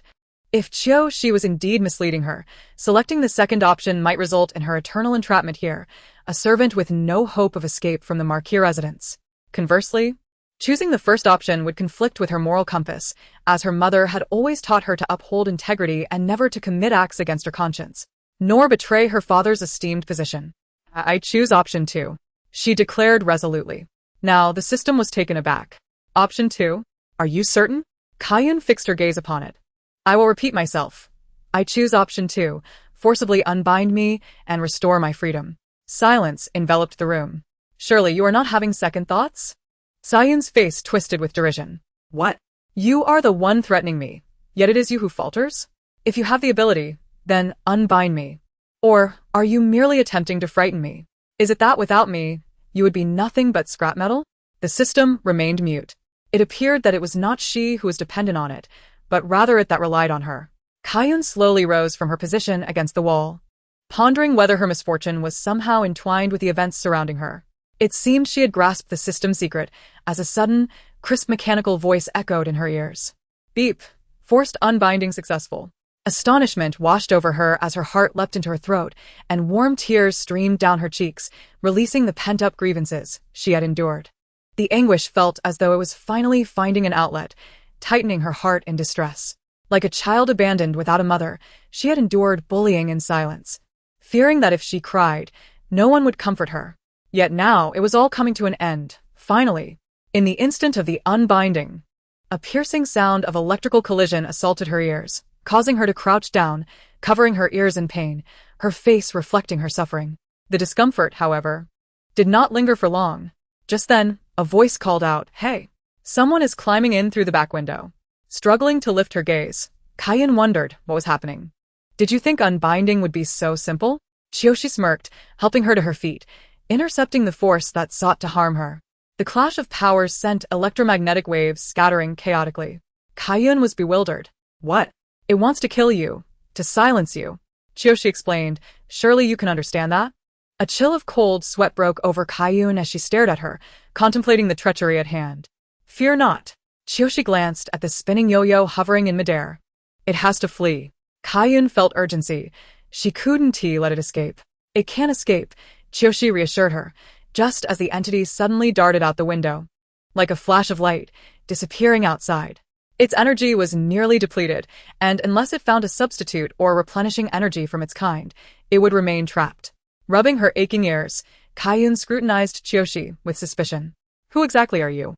You may consider me a hunter traversing the myriad small worlds, capturing those who unilaterally snatch individuals as hosts without the main goddess assigned tasks, thereby siphoning the fortune of the small worlds. Qiushi blinked. You understand that, right? Qiuniang pondered for a moment before nodding, grasping the notion of a judge rewarding virtue and punishing vice. They have violated the rules, haven't they? Indeed. Qiushi stood at the window, and not merely a violation. Qiuniang grasped her hand.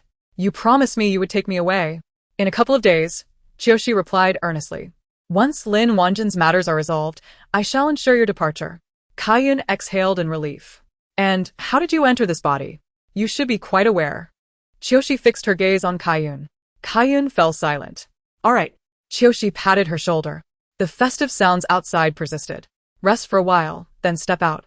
You must tend to your affairs. It's time to settle old and new accounts. With that, Qiushi leapt out the window. Outside, the atmosphere remained lively. Kai Wei and the matchmaker supported the weak new bride, who, veiled, bid farewell to her parents and grandmother before being assisted into the bridal sedan. To the unknowing observer, it might seem that Lin Wanjin was shedding tears for her family, reluctant to leave them on her wedding day. As the new bride entered the sedan, Jiang Dongchuan felt a weight lift from his heart. One could not deny that he held genuine feelings for Lin Wanjin. Of course, he also felt reassured by Hu Yuanfang's presence. Lin Sihai supported the elderly matriarch at the gate, watching the wedding procession depart, finally feeling a sense of relief that this matter was settling. Now, they could await the return visits and the arrival of the Yu family. All right, the matriarch spoke. Let us return. As Lin Sihai turned with her, he began scanning the surroundings. Where is the second girl? Where is Wani? Not only was Lin Wani absent, but so was her personal maid. Perhaps she has returned, the matriarch suggested. Lin Sihai paid little mind, as today was Lin Wanjin's wedding day. Once the two had departed, Hu Yuanfang turned, her expression darkening as she gazed after them. Only after everyone had boarded the bridal sedan did she remember to ask. But what good would it do now? Could she still go to the Jiang family and retrieve Lin Wani, who had entered the bridal chamber? However, upon returning to the inner courtyard, Hu Yuanfang nearly fainted from shock. There stood Lin Wani, leading Qiushi, carrying a food box towards the matriarch's quarters. The scent of medicine wafting from a distance. You, Hu Yuanfang rushed forward, abruptly seizing Lin Wani's wrist. What are you doing here? Lin Wani had already stepped into the courtyard when Hu Yuanfang gripped her wrist, causing her to wince in pain. Mother, you're hurting me. Explain yourself. How did you end up here? Hu Yuanfang's face turned pale. Lin Wani looked at her in confusion. Grandmother has been overworked lately, and isn't feeling well. Today is my sister's joyous day, and I was worried that the servants might forget to prepare medicine for her, so I came to oversee it. What have I done wrong, mother? Madam, the medicine is here. Qiushi raised the food box. Are you going to deliver it to the matriarch yourself? If not, why are you stopping the young lady? Are you not afraid of the Marquis and matriarch's wrath for delaying her medicine? Hu Yuanfang stumbled back. No. How can you be here? Shouldn't you be in the bridal sedan? Mother, how can you be so confused? Today is my sister's wedding day. It is not my turn to ride in the sedan. Lin Wani continued into the room. Please don't speak nonsense. Hu Yuanfang, not willing to relent, accused. You've ruined Zhenu's happiness. Mother, do not say such things. It was my sister who was betrothed first, and she is the one marrying into the Jiang family. We are simply returning to our rightful places. Lin Wani pressed on. Hu Yuanfang, in a fit of anger, exclaimed, You wretched child. Chapter 76. The masks are torn off completely. This time, Hu Yuanfang was genuinely frantic and furious, abandoning her usual grace and composure. Seeing Lin Wani ignore her, she charged forward. Qiushi intended to intervene, and could have done so, but Lin Wani swiftly grasped Qiushi's wrist, even leaning in provocatively. This action was akin to presenting her cheek to Hu Yuanfang, and a resounding slap echoed throughout the courtyard, startling the servants who were rearranging flower pots and cleaning the corridor. Moreover, Lin Sihai and the matriarch stood at the eaves, witnessing the entire scene unfold, left momentarily speechless. Unable to comprehend what had just occurred, the tingling sensation in her fingers and the crisp sound abruptly silenced the courtyard, leaving Hu Yuanfang's face drained of color as she suddenly realized the shocking act she had committed. Trembling, she withdrew her arm, letting it fall to her side, frozen as she turned to face the two under the eaves. My lord, mother? Despite Hu Yuanfang's ability to change her demeanor, in this moment, with everyone watching, she could not defend herself, caught in a predicament where she could neither advance nor retreat, speak nor remain silent. What was witnessed firsthand far outweighed hearsay. The matriarch was the first to break the silence. Though her expression remained calm, the disdain in her eyes could not be concealed. Is this the esteemed mistress of the Marquis's residence, whom we painstakingly selected? A child merely fulfilling her filial duty by delivering medicine to her grandmother is met with a slap. If she were to serve at your bedside in the future, would she not be devoured alive? I must be growing old. I no longer deserve to live out my days in this Marquis's residence. Lin Sihai hurriedly bowed. Mother, your words are harsh. Wani's filial piety is a blessing for the Marquis's residence. She has done no wrong. The fault lies with this wicked woman. Having spoken, Lin Sihai straightened, casting a fierce glare at Hu Yuanfang. I had previously heard whispers that you treated Wan Yi harshly, but I dismissed them as mere gossip. After all, Wan Yi is your own flesh and blood, and you have always treated Wan Zhen as if she were your biological daughter. How could you possibly be unkind to your own daughter? Now I realize that you are indeed a treacherous woman, cruel and merciless. Lin Sihai's face was etched with disappointment. Even a tiger does not consume its own cubs. Implicitly, she is more venomous than a tiger. I am not Hu Yuanfang. Stammering, I fell to my knees. My lord, mother, it was this girl who erred, and in a moment of desperation, I acted out. I have never mistreated Wan Yi. She is a piece of my heart. How could I bear to harm her? Yet this time, no one believed her. Then tell me, what exactly did Wan Yi do wrong? The old lady's voice was stern. Wan Yi, come here. Lin Wan Yi, tears streaming down her face, quickly ran to the old lady's side, turning her head to hide the tears, yet she managed to suppress her sobs. Observing her biting her lip in silence, both the old lady and Lin Sihai felt an overwhelming sense of pity. Should a sensible person deserve to be punished? The old lady gently patted her hand, saying, Today, both your grandmother and father witnessed everything. I will not allow you to suffer indignities. I wish to hear the outrageous justification that would lead her to act so violently on this joyous occasion. But Hu Yuanfang dared not speak. It was better to bear the accusation of mistreating her daughter than to reveal her malicious scheme to replace Wan Yi with the second miss. drugging her and sending her to the Jiang family, which ultimately failed. She raised her hand. She was ready to speak. The crowd was bewildered. Old lady, my lord, I have something to report regarding the truth of why the madam beat the young lady. Qiuniang abruptly lifted her head. You wretched servant, what are you babbling about? When did I? Silence. Lin Xi thundered. Shi speak. Shi, with a defiant neck, proclaimed, the madam intended to take advantage of today's large gathering to swap the eldest miss with the second miss, sending our second miss to Jiang, thereby forcing them into a marriage and securing the eldest miss's freedom. Her words struck like thunder, leaving the entire courtyard in a state of shock. The old lady's hands trembled, yet she held tightly to Lin Wanyi's hand, her eyes seeking confirmation. Lin Wanyi nodded. The old lady felt faint, nearly collapsing. Mother, grandmother. The old lady's breath quivered, but due to her condition, she could only retreat indoors to discuss matters further. The onlookers were dismissed. For family shame must not be aired publicly. Qiuniang was dragged into the room, her body limp, and thrown before the old lady. The old lady, pale as death, leaned against the soft cushion, trembling fingers pointing at Qiuniang, then pinching Lin Xi. In moments of extreme anger, one can find oneself speechless. After a long pause, the old lady gritted her teeth. What kind of beast are you? This is your own daughter, and you, grandmother. Lin Wanyi hurriedly comforted her. Do not be angry. It did not succeed. Your granddaughter is still well here. Today is my sister's joyous day. And the drug was returned to her. Thus, the one marrying Jiang in the bridal sedan is still my sister. Rest assured, Wanyi is unharmed. Look at me. I am fine. The old lady shut her eyes. You still use the drug? Such wickedness.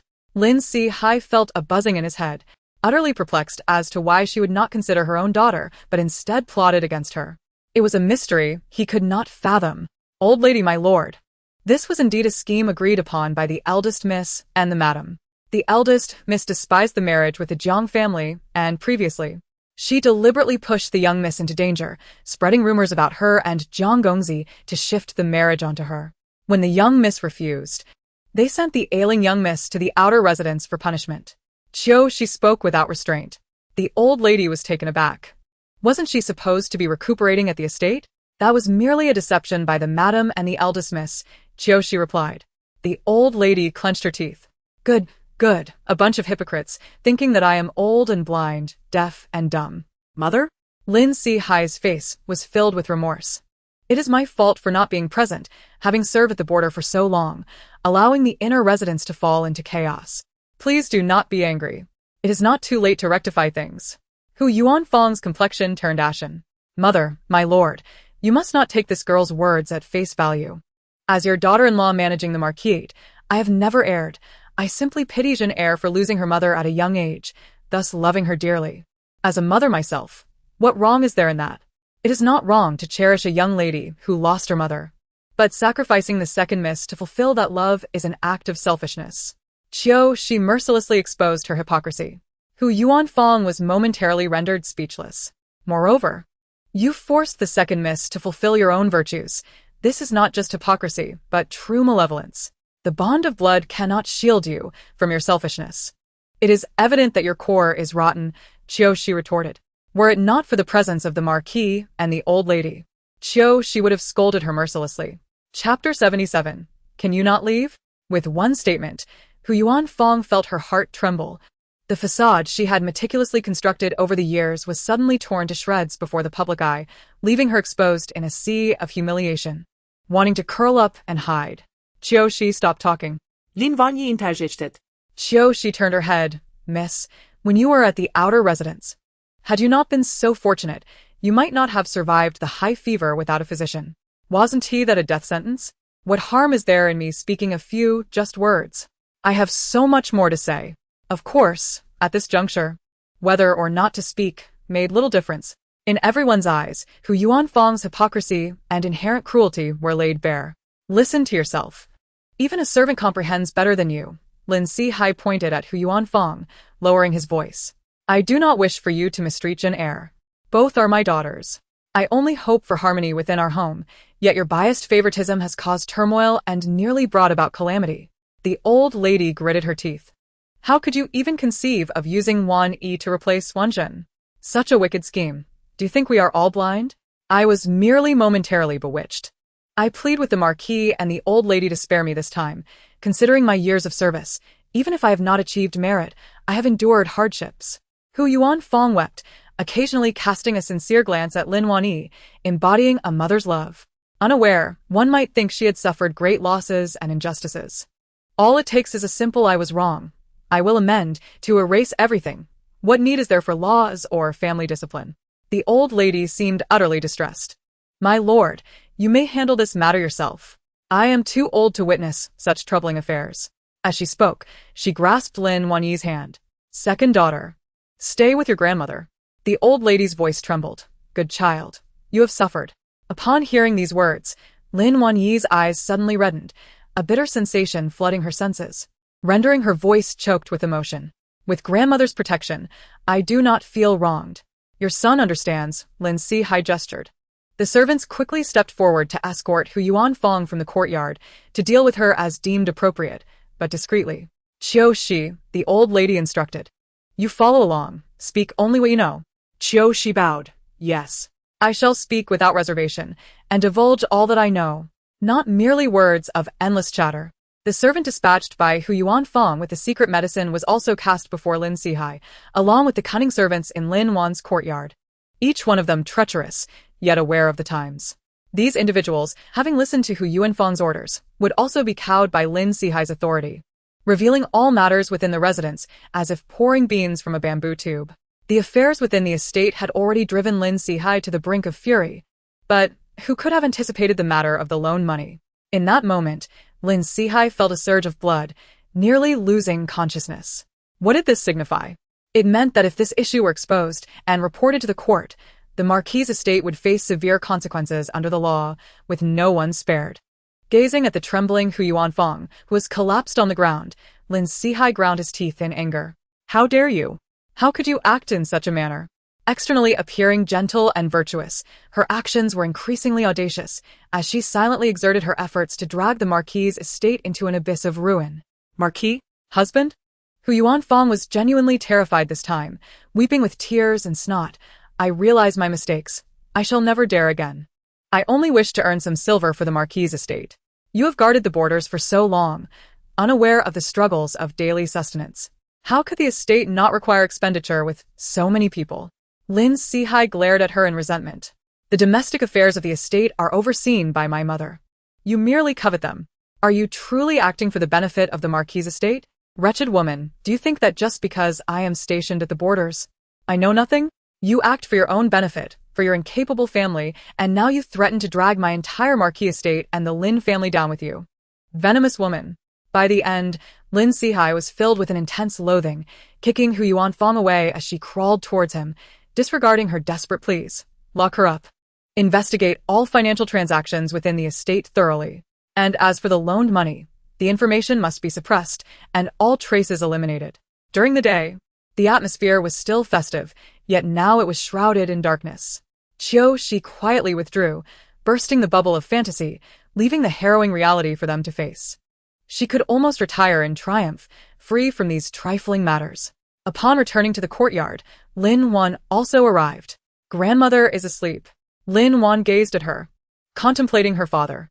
Would Qiu Shi soften? She intended to end my life. Why should I feel pity? Lin Wan shook her head. Let father handle it. I will not intervene. One reaps what one sows. This is her own choice. No one else is to blame. As they entered, the two exchanged silent glances. Are you leaving?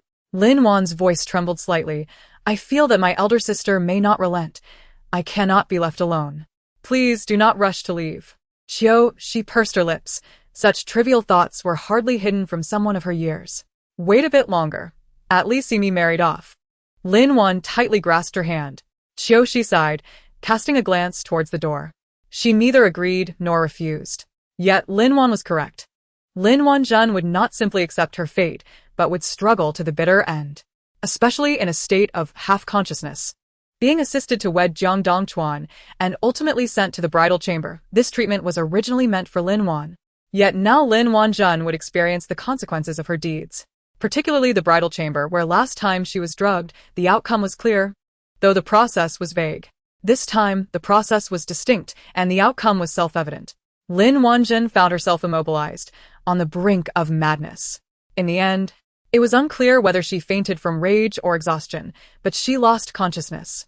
When she awoke, it was already the next morning. The effects of the drugs had dissipated, and she was awake, though not willingly. A splash of cold water jolted her awake. In her ears, the sharp, piercing reprimands of Madame Jiang rang out. Once you enter my Jiang family, you must adhere to our rules and fulfill the duties of a Jiang family daughter-in-law. Do you still think this is the Marquis' estate? Do you still consider yourself a young lady? Look at the time. Still lying about in slumber? Lin Wanjun wiped the water from her face, hastily pulling the quilt over herself. Get out. Understand this. You are in the Jiang family. Chapter 78. Sister. I am leaving. Just the second day of her marriage, Lin Wanjun experienced the formidable nature of Madame Jiang. She had no idea where that wretched girl Caillou had been taken. From the moment she regained consciousness to her suffering, she had not seen Caillou's figure. Lin Wanjun was forced to kneel in the Jiang family's ancestral hall, calling out to the heavens in vain, surrounded by darkness, with only the blackened ancestral tablets ahead, creating a terrifying atmosphere. Screams, gasps, sharp and piercing. In the end, Lin Wanjun had shouted herself hoarse, yet no one came to her aid.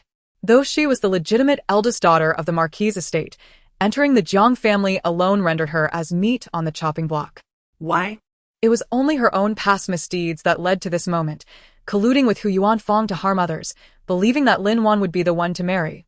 Not providing any maid as dowry, but only allowing Qiuyun and Caillou to serve as placeholders, waiting for the next day when the truth would emerge. Planning to reclaim the two maids and leave Lin Wan to endure the Jiang family's torment alone. Even those dowries were merely a thin veneer of authenticity, with the bulk being counterfeit gold and silver, hardly worth anything at all. Now left alone, isolated and helpless. Is it any wonder they say one reaps what one sows? Deserved. Caillou had initially accompanied her, intending to return with the others after the wedding, but unexpectedly, she was seized and confined in the woodshed, now struggling for her own safety. Originally, it should have been Lin Wanjun who married over, so it was entirely normal for her absence. A single word from the Jiang family would raise no suspicions. Lin Wanjun had thought that Qiuniang Fong would surely notice her unusual circumstances and would take action. Yet as the day turned to night, and a whole day passed without any sign from Qiuniang Fong, despair began to creep in. Under such circumstances, either something had happened to Qiuniang Fong, or she had abandoned her. Regardless of which, Lin Wanjun had become the meat on the chopping block. Pinning her hopes on the day of her return visit after 3 days, merely enduring until then. Little did she know, the Marquis' estate had already taken decisive action. Qiuniang Fong had handed over all records of the loaned money and account books, hoping to secure her position within the Marquis' estate. Should she be cast aside, she would truly find herself without a path to survival. Unable to return to her maternal family, rejected by her marital family, she had always possessed little dowry. These years, with no worries for food and clothing in the Marquis' estate, she quietly utilized her dowry to assist her maternal family, although the old lady was fully aware. She turned a blind eye as long as the Marquis' public accounts remained untouched. But she never anticipated that Qiuniang Fong would be so audacious. In recent days, the old lady had been constantly speaking with Lin Wan, offering advice and subtle hints. After all, in the face of the law, the life and death of an individual are trivial. If it implicates the entire Marquis' estate, that is a matter of grave importance. Lin Wan expressed her stance. Having never received maternal love growing up, yet having witnessed her mother's favoritism towards others, the longing in her heart had long since faded, especially after Qiuxi's death, which she could never return from. Qiuxi. Lin Wanjun stood beneath the eaves, for tomorrow was the day of her return visit after 3 days. An inexplicable anxiety stirred within her. In truth, she felt she bore some resemblance to her, perhaps in terms of her coldness and indifference. Even if she were to perish before my eyes, I would not plead for her. At most, I would avert my gaze from the gruesome scene, preserving a semblance of maternal affection. Qiuxi stood there, a helpless smile tugging at her lips. Being cold-blooded by nature and gradually becoming indifferent are two distinct matters. The former is an inherent flaw, while the latter is a self-preservation instinct. If one cannot safeguard oneself, then the blade that strikes is, in a sense, deserved. Lin Wani chuckled, expressing delight in your straightforwardness, devoid of euphemisms or forced consolation, revealing the bloody truths for all to see. Yet, one must encounter discerning individuals.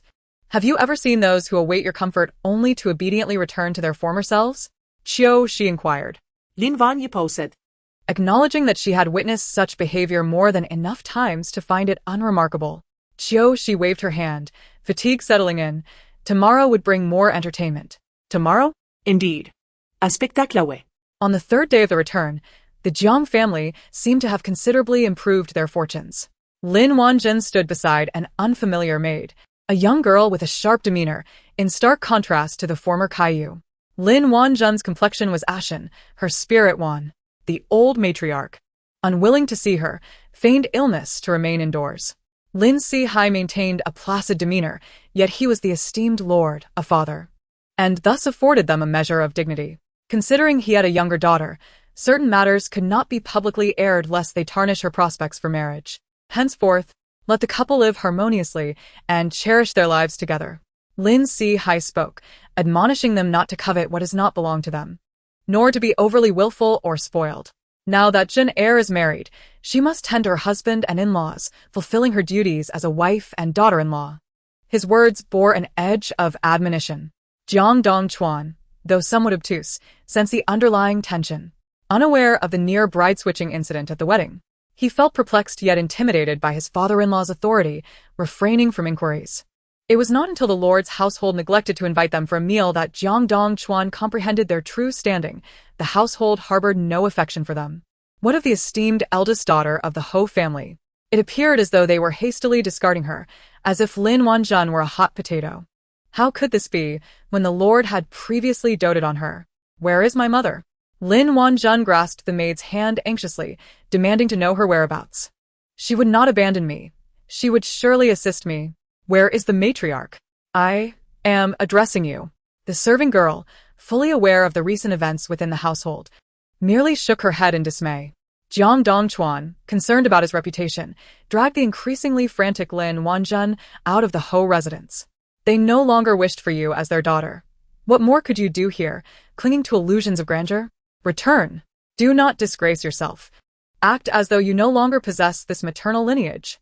Without the support of her family, Lin Wanjun truly became a victim at the mercy of others. Lady Jiang scrutinized Lin Wanjun harshly, scolding and striking her without remorse. Meanwhile, Qiu, the maid, had vanished from the woodshed.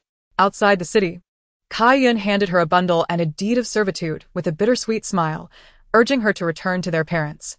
Within the bundle was her savings accumulated over the years, along with contributions from the second young lady and the old matriarch, enough to allow them to live peacefully. Gaizun. Qiu clutched the bundle tightly, disbelief etched on her face. You have allied with the second young lady?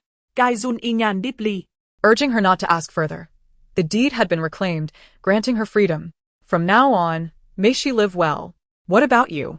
Qiu inquit ugenti. Pressing for answers. You promised our parents we would look after one another. How can you leave me behind? If you do not go, I shall not go either. Kaiyun's palms were cold as she placed them over her sister's hands. Sister, do you not understand? Kaiyu seemed to be jolted by a sudden chill. Her body growing rigid as she stared at Kaiyun, her voice trembling with concern. Are you unwell? You feel so cold.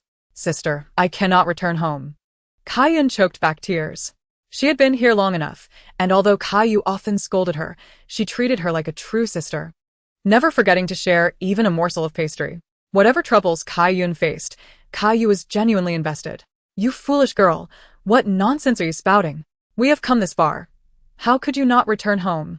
Do you mean they have not returned the deed? Qiu's anxiety grew. Then return mine.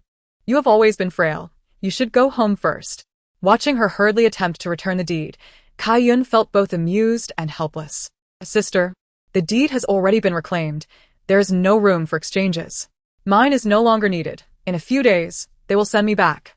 What do you mean by that? Qiu was no fool. Having served in high households for so long, she was not naive. She sensed the truth, but was reluctant to accept it. This is family. She is my own sister. Sister. Kaiyun suddenly stepped forward to embrace her. Qiu for the... Taken aback for a moment, but her eyes soon brimmed with tears as she choked out, You foolish girl. You were meant to serve the mistress, not to sacrifice yourself. We promised to return home together. How can I explain this to our parents? You have sensed it too, have you not? Qiuniang sighed. Resigned to the reality that everything had changed, all that remained was a hollow shell. The slightest stir from those closest to her was the most glaring. Just like Lin Wan-yi, who immediately noticed Qiuxi's unease. Qiu knew. Sister, take care. Qiun sobbed as she released her, remaining rooted in place. Yet Qiu refused to let go, pleading, let us return together, shall we? Little Yun, I shall never bully you again. Come home with me, for our parents await us. Little Yun, if you cannot walk, I shall carry you, no matter how far, just as we did in our childhood. Sister? Qiun shook her head. I cannot be at ease with you like this. Qiu looked at her, suddenly dropping to the ground, weeping with a heart-wrenching wail. Once she had cried her fill and looked up, Qiun had vanished without a trace.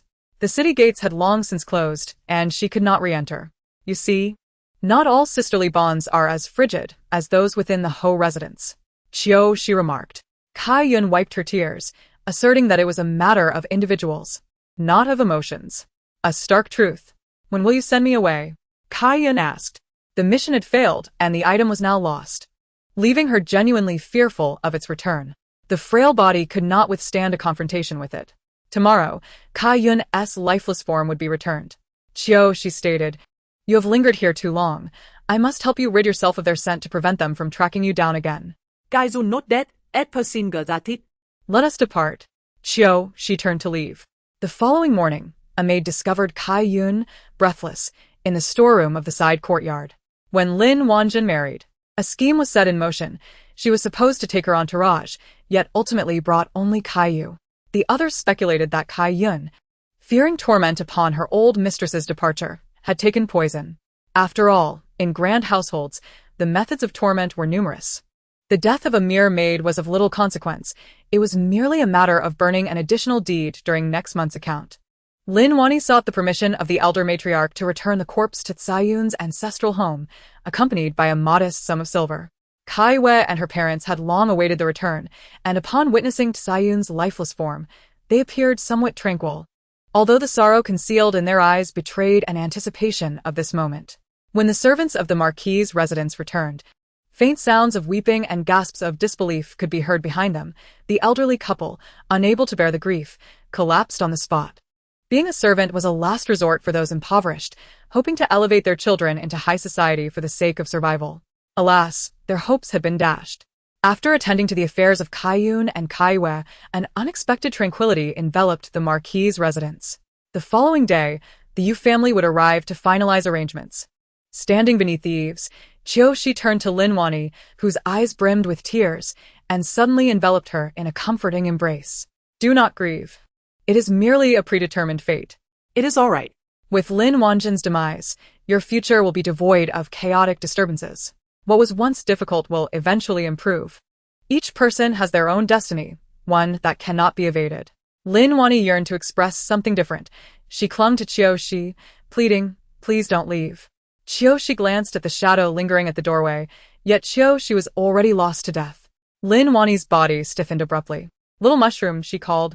Qiuxi gently extricated herself from Lin Wanyi's grasp, urging her to prepare for the Yu family's arrival the next day, reminding her not to appear too wan. Where are you going? Lin Wanyi inquired. To handle the aftermath, Qiuxi replied, the final wave of it. The night was dark and heavy, the surroundings cloaked in inky blackness. Observing the courtyard before her, Qiuxi stroked her chin. Are you certain this is the place? Little mushroom swayed playfully on her shoulder. Absolutely. Well hidden indeed. Not a hint of disturbance detected, Qiuxi mused. There is a protective net outside, preventing any leakage. With her hands on her hips, Qiuxi scratched her head in mild frustration. Having a net complicates matters. After all, this flesh and blood belong to another. To enter silently, one must abandon this body. Go ahead. A voice suddenly echoed from behind. Cleanse away all these impurities. Qiuxi turned to face her. The corpse will decay. It is merely a matter of time. I am not afraid, she replied. Qiuxi sighed deeply. I know you will be saddened, but sorrow is inevitable. You have been enduring this for so long. Perhaps you have grown accustomed to it. Suddenly, she knelt and bowed her head. Thank you, benefactor. Qiuxi's body fell heavily to the ground, devoid of any sign of life. Zhang Wuning, clad in crimson, silently entered the small courtyard. Outside, there was no indication of movement, but inside, it was abuzz with activity. The glaring brightness felt like daylight, blinding and disorienting, as if one had stepped into a radiant circle where everything was dazzlingly white, creating a sense of bewilderment between reality and illusion. Walking forward led to an expansive space. The escaped system lingered in midair, spinning as it absorbed the energy surrounding it. Chapter 80. Keep your tail hidden, lest you frighten others. Little Mushroom alighted, transforming back into a handsome youth. Zhang Wuning restrained him. What's the hurry? Let it satiate itself. Only then can you enjoy its flesh. Otherwise, gnawing on bones is hardly gratifying. That makes sense. Little Mushroom replied. The entity was desperately absorbing energy, oblivious to the intruders. By the time it noticed, it would be too late, as the previously severed energy continued to flood in. It was as if it were bound. What are you afraid of? Zhang Wuning reached out and plucked it away, as if it were nothing new. System. How did you get in here? Alas, its struggles were in vain. The energy kept pouring in, akin to charging, as if it were about to burst. It was powerless to resist, unable to react in any way. All defenses against the system had collapsed, as if disrupted by an electromagnetic explosion, leaving it in a state of complete disarray. At Zhang Wuning's mercy. Where are the others hiding? Zhang Wuning tossed it into the air and caught it deftly in her palm. It cannot be just you. Where are the rest? Where are your accomplices? System. ZZZ. Pretending to be dead? Little Mushroom blinked. Zhang Wuning had no time to play games with this little creature. She took a bite until it yielded. Stepping to the center of the energy hub, she found it brimming with vitality. Indeed, it was an excellent location. Little Mushroom took a bite, and the crunch echoed through the air. The system, however, was in turmoil, realizing the bite was genuine. Iron teeth and copper gums? It was a mass of data, and after a single bite, a significant portion was gone, not painful but lethal. With 2 bites, the system began to malfunction, spewing forth a torrent of disordered information.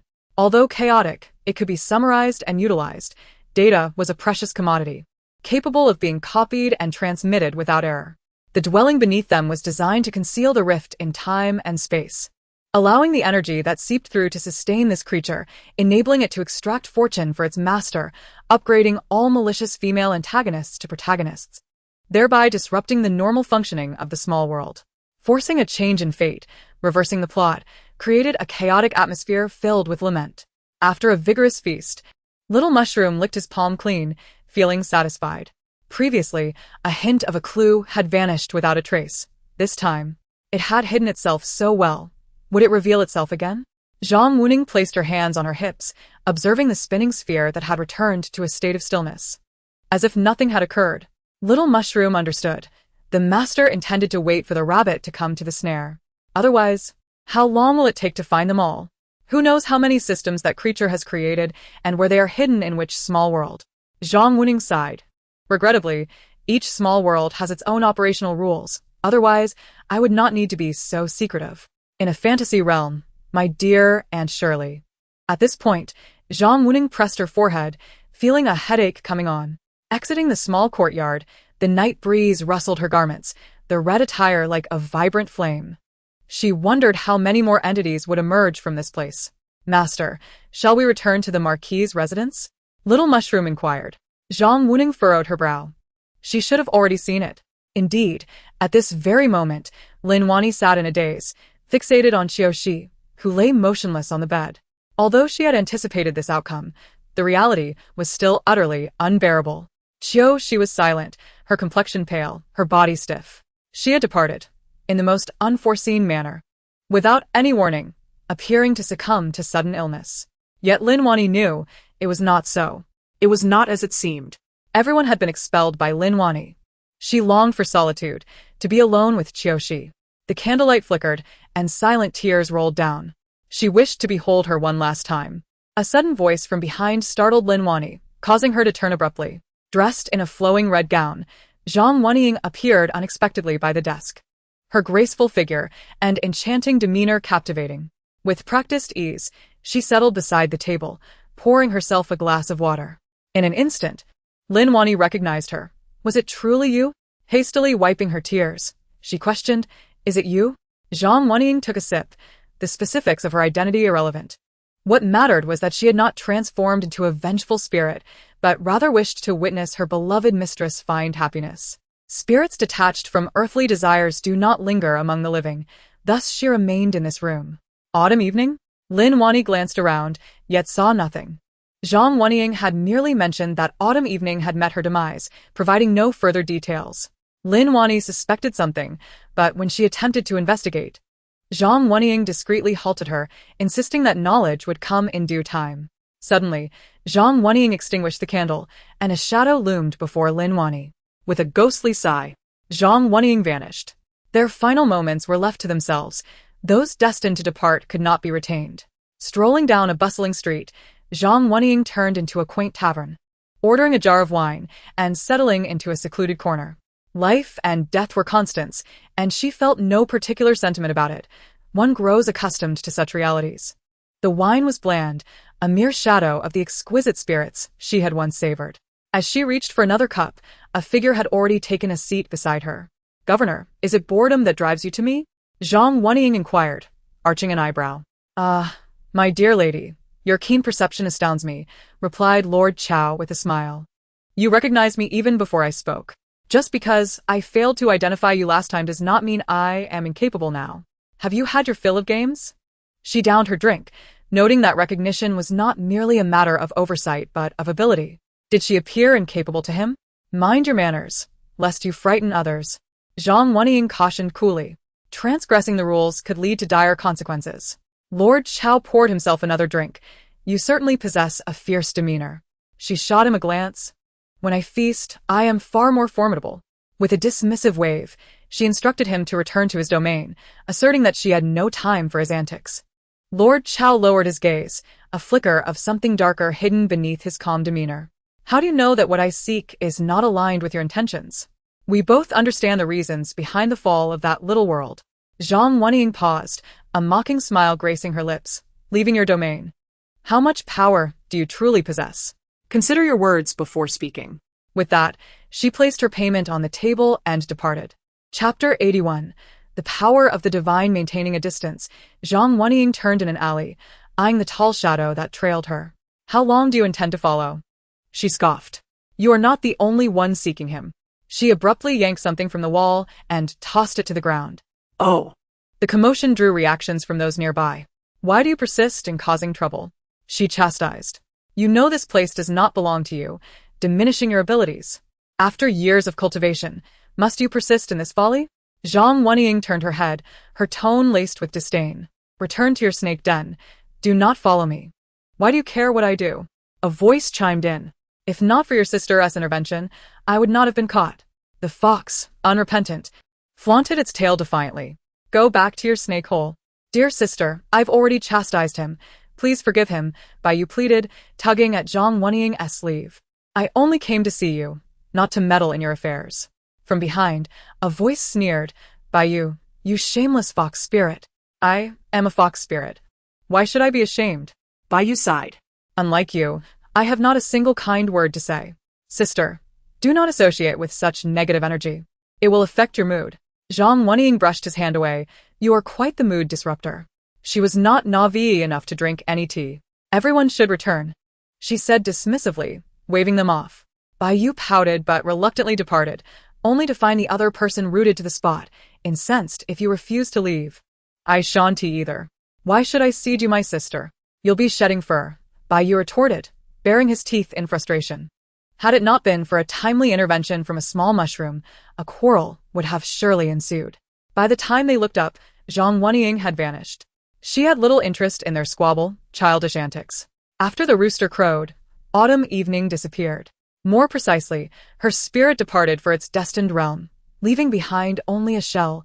Henceforth, the essence of autumn evening would no longer exist. After years of companionship, Lin Wani found herself at a loss, watching the one she cherished most fade from view. Her last words echoing, "You must find happiness." Happiness? Lin Wani felt a surge of madness, yet after years of obedience, she found herself at a loss for words. Staring at autumn evening's lifeless form, tears long dried. What could she possibly do now? No one could console her. Even Lin Sihai and the matriarch's presence proved futile. Eventually, Yu Xingzhou arrived. Can I offer comfort? Qiuniang had yet to depart, remaining in spirit form. Zhang Wenying nodded. Without autumn evening to guard her, she would have to rely solely on herself, employing whatever means necessary to ensure her safety. Qiuniang's eyes widened at her words. This time, Lin Wani is deliberate. How can one live without contention? The fledgling must leave the nest. Lin Wani could not escape marriage. Lacking a carefree existence meant preparing for the inevitable. Tonight. I shall see you off. Thank you. At last, I can leave and reunite with my mother. Do not be so gullible. Not everything spoken is true. And there are no free lunches in this world. Zhang Wenying led her behind a tree. Before them lay a small courtyard. Startled, the young girl gasped.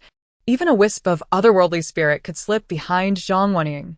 Will this matter be overseen by the messengers of life and death? Xianjiu, by you, Zhang Wenying replied.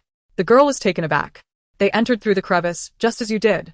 They can enter freely at the cost of some cultivation, while you sacrificed your body.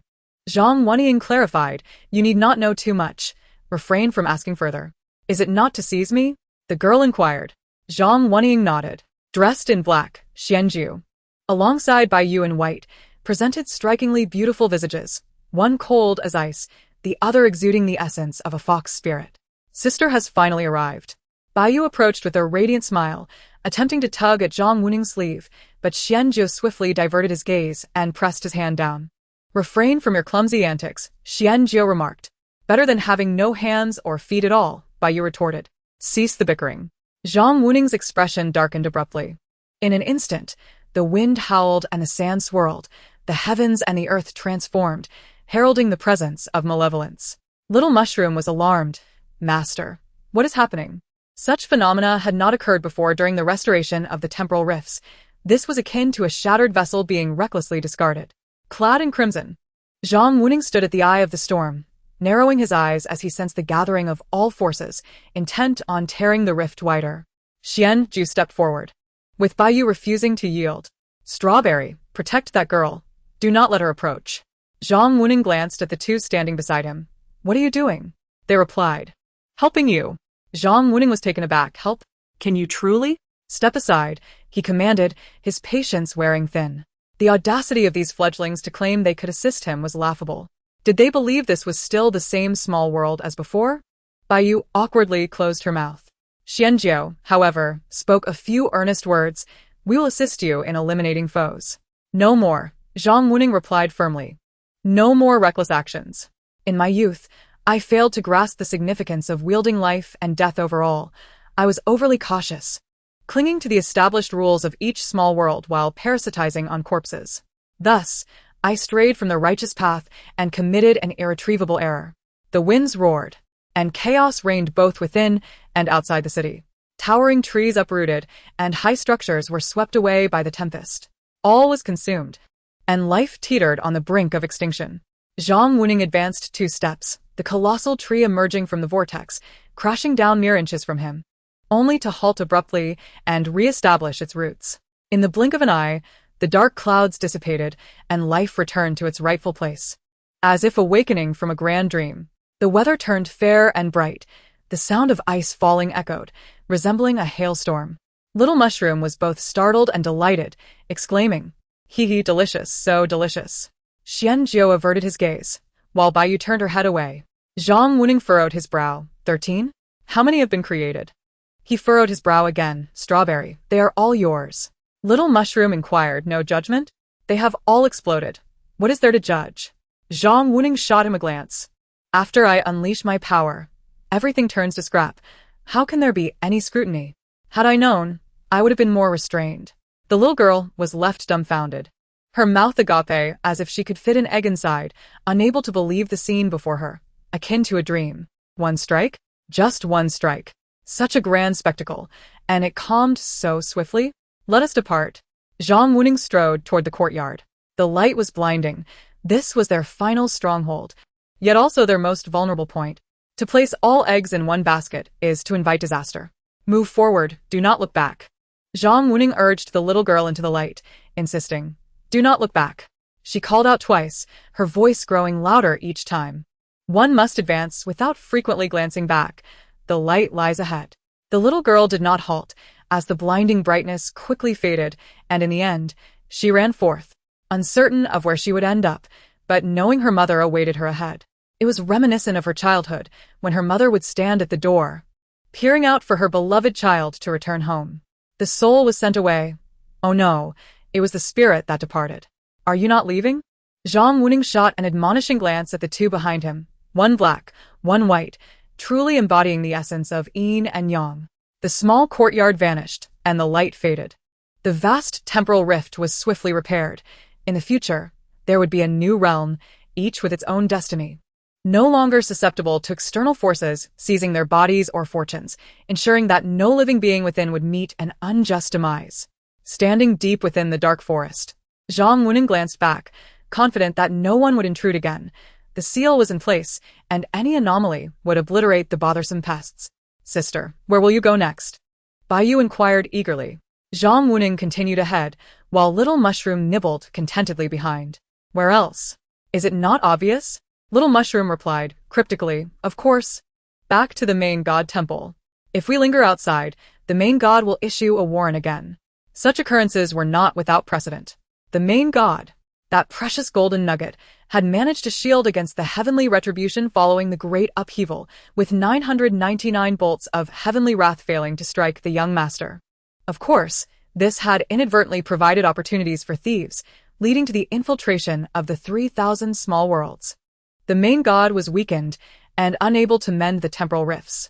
The systems that had been created behaved like human traffickers, deceitfully luring humans from the outside, using emotions alien to the small worlds to disrupt the original narratives, ultimately absorbing the fortunes of these realms, leading to their destruction, and challenging the main god system.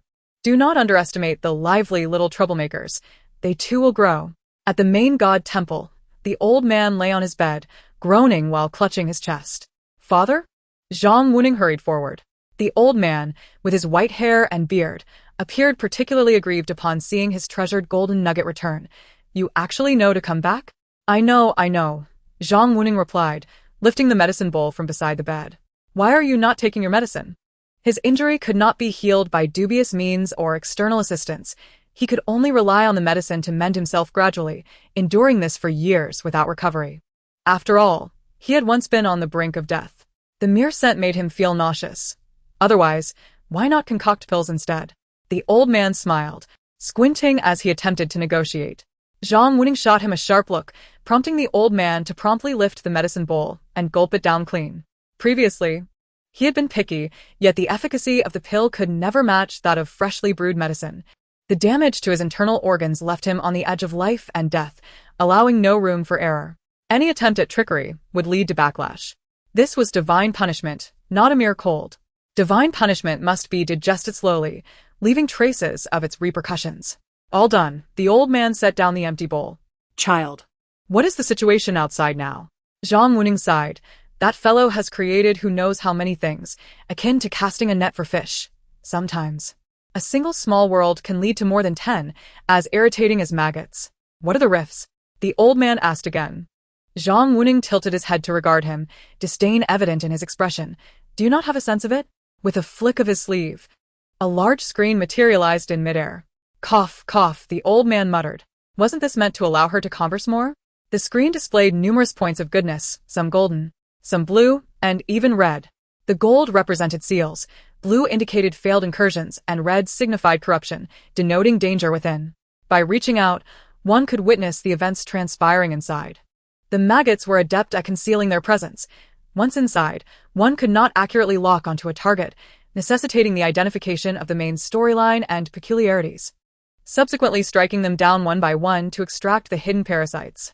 So many systems equipped with self-destruct mechanisms have been dispatched, yet only a scant few have returned. It is indeed infuriating. The old man sighed, turning towards the wall. Before he arrived, the wall opened. Within lay a realm akin to nothingness, where countless systems floated in midair, either transmitting or receiving data, or laboriously assembling batch after batch of systems.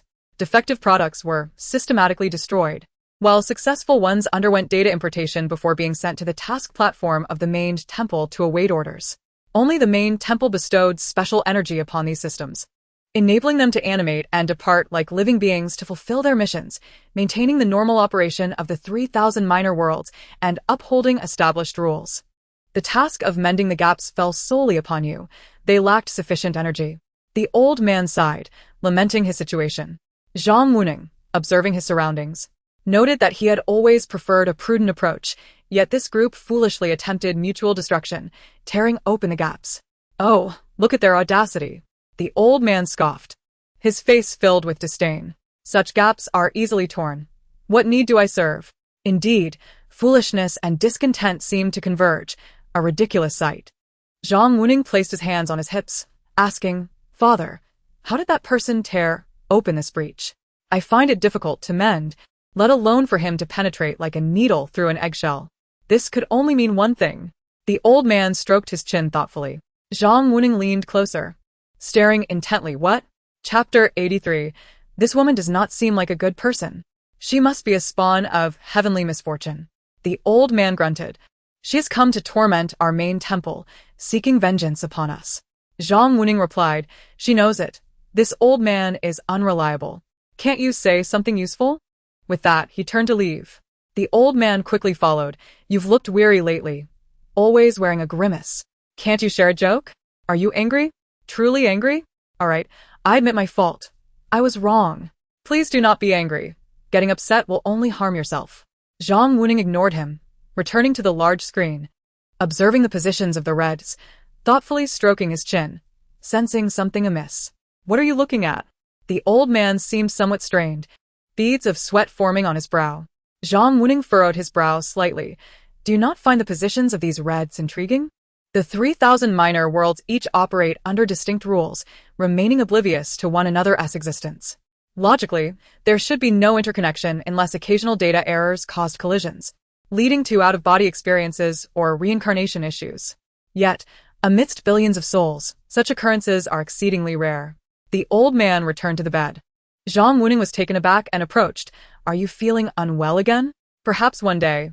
Before he could finish, Zhang Wuning covered his mouth. Just be quiet. Speak only auspicious words. Otherwise, next time I will have them bring you some bitter herbs to make you weep. The old man shot her a glance, brushing her hand away, fierce and unyielding. Just know this. Zhang Wuning withdrew her hand. Tell me, when will this end? The old man paused, lifting his gaze to her. Are you still not disheartened? She was momentarily taken aback, providing no answer. It was precisely due to his sacrifice that so many beings escaped calamity, a meritorious deed indeed. The old man sighed, regretting that if he had clarified matters back then, or stripped her of her divine powers before allowing her to handle affairs, the outcome would not have been as such. Zhang Wuning remained calm. It was my youthful arrogance that led me to defy the rules. I never anticipated such dreadful consequences. Father, if I had. Enough, it is all in the past. Let's not dwell on it. The old man hastily grasped her hand. It is all behind us. Yet. The burden in his heart remained. That barrier, along with those bloody images, lingered vividly even after a century. The scenes of carnage, the wailing cries, the terrified screams, familiar yet unfamiliar faces, known and unknown, were torn apart by the rending of the minor worlds. In that moment, the collapse of earth and heaven became tangible. Child, the old man called out. Zhang Wuning abruptly returned to her senses, her complexion slightly pale. Cast aside your self-reproach. Do not fall into despair. The old man gazed at her anxiously. No one wishes for that outcome. Do not allow your inner demons to manipulate you, leading to hysteria. That would be perilous. Zhang Wuning nodded, understanding. She rose, glancing at the red dots on the screen. Let us see where we are headed next. What are you searching for? The old man inquired. Zhang Wuning placed her hands on her hips. I seek a central point. The old man raised an eyebrow. A central point? He was certain there was a purpose behind her actions. Zhang Wuning turned to him. Within the circle, there may be his hideout. Whichever minor world is currently trending, he must be there. They were all aware of the intentions of the unseen puppeteer. Here. Zhang Wuning frowned. The old man coughed lightly. A brain ailment is difficult to treat. Yet, he was exceedingly adept at hiding, making him challenging to locate. You have dispatched so many systems. Have you received any news? Zhang Wuning asked. The old man lay there, his complexion wan. Had it been in the past, Zhang Wuning would not have had to toil outside, but now. Observing the desolate main temple, it had long since lost its former glory, leaving only an air of helplessness. This was originally an existence beyond the three realms, a fabricated spiritual world composed solely of imagination, constrained only by the heavenly principles. However, immortality also requires a foundation such as the obsessions, fantasies, and powerful will from the mortal realm, which can sometimes create miracles. Child, the old man sighed, if you feel weary, take a moment to rest. Zhang Wuning sat at the edge of the bed, stroking the old man's white beard. Do not worry. Focus on your recovery. I shall handle these matters. For I am to inherit the main temple as its young master. How could I let you, or anyone else down? I am leaving now. Strawberry, stay close. If anything happens to the young master, you shall see my wrath. The old man warned fiercely. Little Mushroom hastily followed Zhang Wuning. I understand. However, where to next? Before they reached the entrance, the figures had already vanished without a trace. When they reappeared, the weather was less than favorable. A persistent drizzle reminiscent of the day they encountered Qiuniang. This time, they shall not find me again, shall they? A green bamboo umbrella sheltered her as the rain pattered softly. Little Mushroom stood straight, silently receiving the umbrella from her hand to shield her from the rain. They haven't followed us, have they? Nevertheless, these two seemed quite concerned about the main temple. Then we must not let them approach me. Zhang Wuning sighed. Emotions can easily become distorted. I do not wish to become indecisive or overly compassionate. Without love, there is no fear, no sorrow, no joy, no grief. Some pain is sufficient for a single occurrence. The rain fell steadily. Numerous individuals sought refuge from the rain in the corridor, unsure of when it would cease. Little Mushroom shook off the raindrops from the umbrella surface, quietly following her master, when she caught sight of a group ahead. The men were handsome, and the women charming. At first glance, they were a striking pair. However, as Zhang Wuning entered the corridor to escape the rain, the man's gaze frequently fell upon her.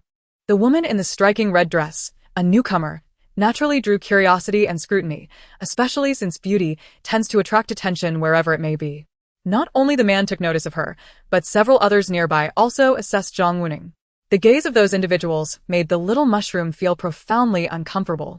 Wishing to draw a curtain to shield her young master from their scrutiny, Zhang Wuning wore a smile that was neither wholly joyous nor entirely mocking, extending her delicate hand to catch the falling raindrops.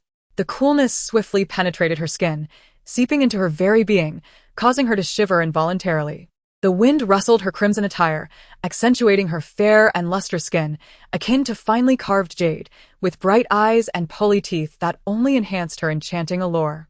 Such a captivating beauty is rare in the mortal realm.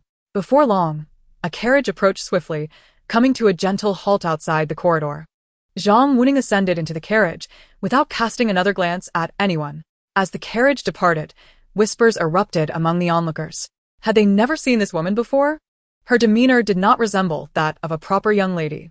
In recent times, an incident had occurred in Lisho, suggesting that during the chaos surrounding the Song family's misfortune years ago, a child had been mistakenly switched. The original Song family daughter, Song Qiuniang, and a girl raised in the Bai family estate, Bai Yu, were exchanged by a midwife. Recently, when the Bai family's youngest child fell gravely ill and required a blood relative for treatment, it was discovered that this girl raised in the estate was not, in fact, the biological daughter of the Bai family. Had it not been for the urgent need for a blood relative, the Bai family might have been indifferent to reclaiming this illegitimate daughter born of a deceased concubine. Ironically, this search led them back to the Song family, creating an awkward predicament. Over the years, the Song and Bai families had clashed significantly in business, reaching a point where they regarded each other as mortal enemies. Ultimately, it was the Song family that bore the brunt of the hardship. They had nurtured the daughter of their adversary for so long, while their own precious daughter had been left to fend for herself on an estate. The anger and frustration were nearly beyond words. Yet what could be done? Over a decade had passed, and regret offered no opportunity for redress, especially considering that the mishap involving the Song family's merchant ship was likely orchestrated by the Bai family. Song Qiuniang hurried back, only to find a figure in crimson standing in the flower hall. Her heart sank upon witnessing her parents clinging to the hands of this woman in red, tears streaming down their faces, leaving her feeling immensely heavy-hearted. Father? Mother? Song Qiuniang approached, her voice trembling. At this moment, All eyes turned toward her. The expressions of her parents held an air of awkwardness, with the first to react being the elder matron of the Song family. Having just emerged from the Buddhist hall, the matriarch, still enveloped in the faint scent of sandalwood, leaned on her cane at the entrance of the flower hall, casting a cold gaze at the tearful Song Qiuniang. Is the Bai girl still not gone? Her words seemed to pierce through the last vestiges of hope, awakening everyone to the harsh reality. Bai girl? Song Qiuniang wept. Grandmother? I am not your grandmother. The elder replied coldly. Her hatred was genuine. The merchant ship had been plundered by water bandits, leaving no survivors. Her youngest son, the brother of Song's father, had been aboard. When the bodies drifted back, the matriarch had felt as though she had lost half of her life, recovering only after months of suffering. The Song and Bai families were destined to live in discord. Grandmother? Song Qiuniang knelt, tears flowing freely. Song's mother sighed, recognizing that after many years of nurturing, she had inadvertently allowed the child to be switched during the chaos of the past. However, having raised her for so long and witnessed her coming of age, the emotional investment could not be retracted instantly. Qiuniang, her mother said, you should return home. This scene was truly not suitable for her presence. Mother? Song Qiuniang cried, her voice choked with anguish. I am your daughter. Why must I bear the consequences of events I knew nothing about? Father, mother, grandmother, I am innocent. I was unaware of anything. She had grown up hearing the tales of enmity between the Bai and Song families and was well aware of the Bai family's character. You are? Then who am I? Bai Yu, who had remained silent until now, spoke up. Do you know what life is like on the Bai estate? Do you know how I was raised? You occupied my identity, living in luxury and comfort, while I endured the sins of your biological parents. If you question why this befell you, let me tell you, it is because all your blood and bone are theirs. I never experienced the love of both parents, but bore the humiliation and bitterness that rightfully belonged to you. Who shall I seek redress from? You cry out for justice. But what of me? Bai Yu's every word dripped with anguish. Who can replace the torment of those long years? Her words shattered the last remnants of guilt and affection that Song's mother held. Her own daughter suffered in torment, yet she bestowed genuine care upon the daughter of her enemy. How foolish and absurd it was to neglect her own child while nurturing the adversaries. My daughter. Song's mother embraced the trembling Bai Yu. You have suffered. Song Qiuniang trembled all over, her tears flowing like rain, utterly disregarding Bai Yu's accusations. Mother, do you truly wish to abandon me? After all these years of raising me, sending me off to marry, I am the daughter of the Song family, living or dead. She attempted to stir memories within the Song family, hoping to evoke their old affections. Yet, in the end, it only resulted in pity for Bai Yu. There is no need for further words. The Song family does not welcome you, the elder matriarch declared, her grief over the loss of her son still fresh. Had there been sufficient evidence, she would have confronted the Bai family long ago. Get out. Song Qiuniang desperately bowed her head. Grandmother. You are my grandmother, the one who watched me grow up. I cannot bear to lose you. I was born into the Song family, and shall die as one. As she spoke, she suddenly rose and dashed toward a column, intent on colliding with it. The incident unfolded too swiftly for anyone to react. In the next moment, a figure swiftly stepped in front of Song Qiuniang, intercepting her just as she was about to hit the column. A muffled grunt escaped him, accompanied by a grimace of pain. Song Qiuniang looked up to find her husband, Lu Jiangling, before her. Are you hurt? He asked. Concern etched on his face despite his pain. Lu Lang, Song Qiuniang wept, feeling an overwhelming sense of injustice. She clung to Lu Jiangling, weeping uncontrollably. To the onlookers from the Song family, the scene was alarming. As merchants, the Lu family was not as affluent as the Song family, which made Lu Jiangling's demeanor toward his in-laws typically mild and respectful. Father-in-law, mother-in-law, this matter is too strange. Should we investigate further? What if we have misjudged? Lu Jiangling sheltered Song Qiuniang, his every word a plea for understanding. However, without absolute certainty, the Song family would not immediately bring Bai Yu back. Their daughter was suffering. Naturally, the sooner she was brought back, the better. The Bai family had refrained from reclaiming Song Qiuniang, confident that the Song family would hesitate. So they deliberated over their strategy, perhaps even intending to profit from the situation. The specifics had yet to be determined, leaving Song Qiuniang to return to the Song family and weep. I almost forgot about you, The elder matriarch glared at Lu Jiangling, who had defended his wife. The dowry for the Bai girl was provided by the Song family, which is simply unacceptable. As her words fell, the cries abruptly ceased. Song Qiuniang was almost breathless. What was her grandmother thinking? Chapter 85. Seizing the opportunity. In truth, if it weren't for Lu Jiangling's sudden appearance, Song's parents would not have realized the implications, as there were too many matters at hand to consider all at once. However, the commotion stirred by Lu Jiangling and Song Qiuniang prompted the old lady to react first. Realizing that feelings could not be mended in an instant, yet the money could not be forsaken. After all, anything that did not belong to them must be returned. Song Qiuniang was not a daughter of the Song family. If she were a child from an ordinary family, her dowry would merely signify an additional daughter. But as she was a daughter of the Bai family, meticulous accounting was necessary. The first to panic was Lu Jiangling. Having grown up in the Song family, even though she was not of their blood, she had always identified as one of them. Did her grandmother not wish to cherish their past affections at all? It seemed unreasonable for someone not of the Song family to retain the dowry provided by them. Song's father also spoke up, glancing at Song's mother. The dowry list had already passed through the official channels, and since their marriage had only occurred a month prior, the items should still be intact. Tomorrow, you shall retrieve them and simultaneously discuss this matter with the authorities. Song's mother nodded, tightening her grip on Baiyu's hand. The dowry from the Song family is, of course, meant for the true daughter of the Song family. Song Qiuniang's face turned pale. She understood all too well the Bai family's attitude towards this illegitimate daughter. In an instant, she transformed from the legitimate daughter of the Song family to the illegitimate daughter of the Bai family. And to have to return her dowry equated to a complete loss of identity. At that moment, Song Qiuniang truly fainted. The Song family ignored them, leaving Lu Jiangling no choice but to hastily take her away. Before departing, he cast a meaningful glance at Baiyu, dressed in red. So it was her. There were all sorts of rumors within the city, but the news of the swapped children between the Bai and Song families was a confirmed fact. Someone had seen Lu Jiangling hurriedly carrying someone out of the Song family, presumably expelled by them. The chatter was relentless. Once Baiyu was settled, Song's father and mother departed, likely discussing how to settle accounts with the Bai family. Little Mushroom, Master, Song Qiuniang is reluctant to part with the Song family. She will not easily let this go. Zhang Wuning, who would willingly forsake boundless wealth. She knows very well that she is nothing in the Bai family, with nothing to gain. Little Mushroom, but she does not exude that aura. Zhang Wuning sat before the vanity mirror, gazing at his reflection, recalling the frail girl with despairing eyes. One must strive for something in life, otherwise it would be a disservice to oneself. I despise being at a disadvantage. Little Mushroom, where might she be? Why the rush? The fox's tail will eventually be revealed. Zhang Wuning was in no hurry, being in Lizhou City. He could not escape the main storyline, which revolved around the Song family. Little Mushroom nodded.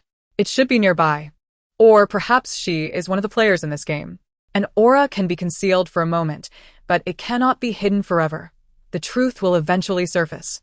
So keep an eye on your surroundings. Yes. Tonight, we can rest well. The Song family must first sever ties with Song Qiuniang, report the situation to the authorities, and reclaim the properties listed in the dowry, ensuring everything is properly communicated with the stewards, to prevent Song Qiuniang from being treated as a young lady with entitlement in the future. After a flurry of activity, Song's father and mother, along with their stewards, were in a state of frenzy. Fortunately, the old lady remained in charge, so there was little to worry about. The most unfortunate was Song Qiuniang, who thought that years of affection would soften their hearts and that things could not be so resolute. Fainting was her way of believing that the matter might be set aside for the moment. During the night, she cried, and it was Lu Jiangling who soothed her to sleep. However, that night, Lu Jiangling found no rest, looking at his sleeping wife, who he had endured countless hardships to marry, now felt like a hot potato.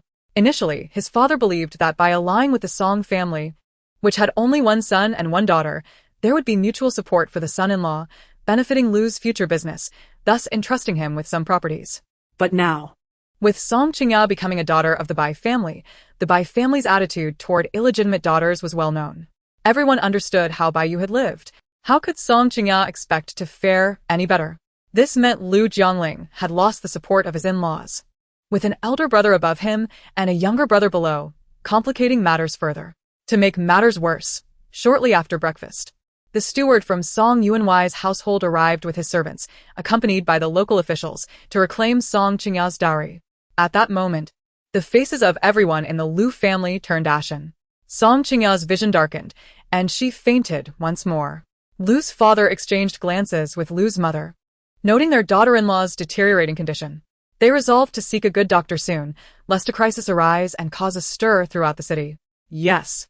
Lu's mother nodded, glancing at concubine Du, insisting they find a reputable doctor this time, one who wouldn't misdiagnose. Concubine Du, being Lu Jiangling's birth mother, dared not utter a word, and quickly complied. Lu and Madam, since it has been confirmed that the second young mistress is not of Song's blood, the Song family has the right to reclaim the dowry, which was originally meant for the true Song daughter. The officer chuckled mysteriously. The implication was clear. What kind of family were the Bays? Selfish, cold-hearted, and miserly, they had never favored Bai Yu, the illegitimate daughter, leaving her to fend for herself in the countryside. Thus, when the Song family learned the truth, they had no qualms about severing ties. How could they possibly provide a dowry? Therefore, regardless of how the dowry was handled, it was still a case of the Bai family gaining a daughter-in-law without cost, was it not? The officer's words left Lu's father and mother with grim faces, while concubine Du remained silent. Lu Jiangling understood that Song Qiuniang had likely awakened long ago but was unwilling to confront such a scene, choosing instead to feign sleep. Yet, he had to contend with the mess she had left behind, and his frustration was mounting. Qiuniang, Lu Jiangling called out, will you not say anything? In the Song family, she had fainted. Now again she had fainted. Were these matters to be dismissed merely by closing one's eyes and pretending to be unconscious? Expelled from the Song family and now stripped of her dowry, how would they live from here on? Have you thought this through? Lu Jiangling was thoroughly agitated.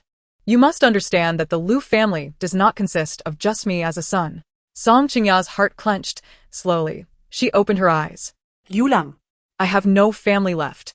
Seeing her about to cry, Lu Jiangling hurriedly embraced her. You have me, we are family. How can you say you have no home? Qiuniang, you must rely on me now. Only I can protect you, do you understand? Song Qiuniang sobbed. The Song family had sheltered her so well that even the slightest disturbance left her flustered. Chapter 86. What is the point of killing? It is far more entertaining to wound the heart. I believe my parents could never truly harden their hearts. Who does not know they care for me most? Even if we are not related by blood, after so many years of affection, they cannot easily let go. Wiping her tears, Song Qiuniang thought, once my brother returns, once they have calmed down, they will surely accept me again. Yet, there lingered a hidden concern. The Bai family. Lu Jiangling paused. What are your thoughts? Song Qiuniang, with a sorrowful expression, nestled in Lu Jiangling's embrace. Though the Bai family had never raised me, they are, after all, my blood relatives. Regardless of their circumstances, I must return to see them. Lu Jiangling pondered for a moment and found merit in her reasoning. If the Song family were to reconsider, and the Bai family were willing to accept Song Qiuniang, it would provide dual support, a beneficial move for him. Outside, the commotion continued. I shall step out to see what is happening, Lu Jiangling declared as he exited. The dowries were being carried in box after box, only to be taken out again, causing the Lu family much distress.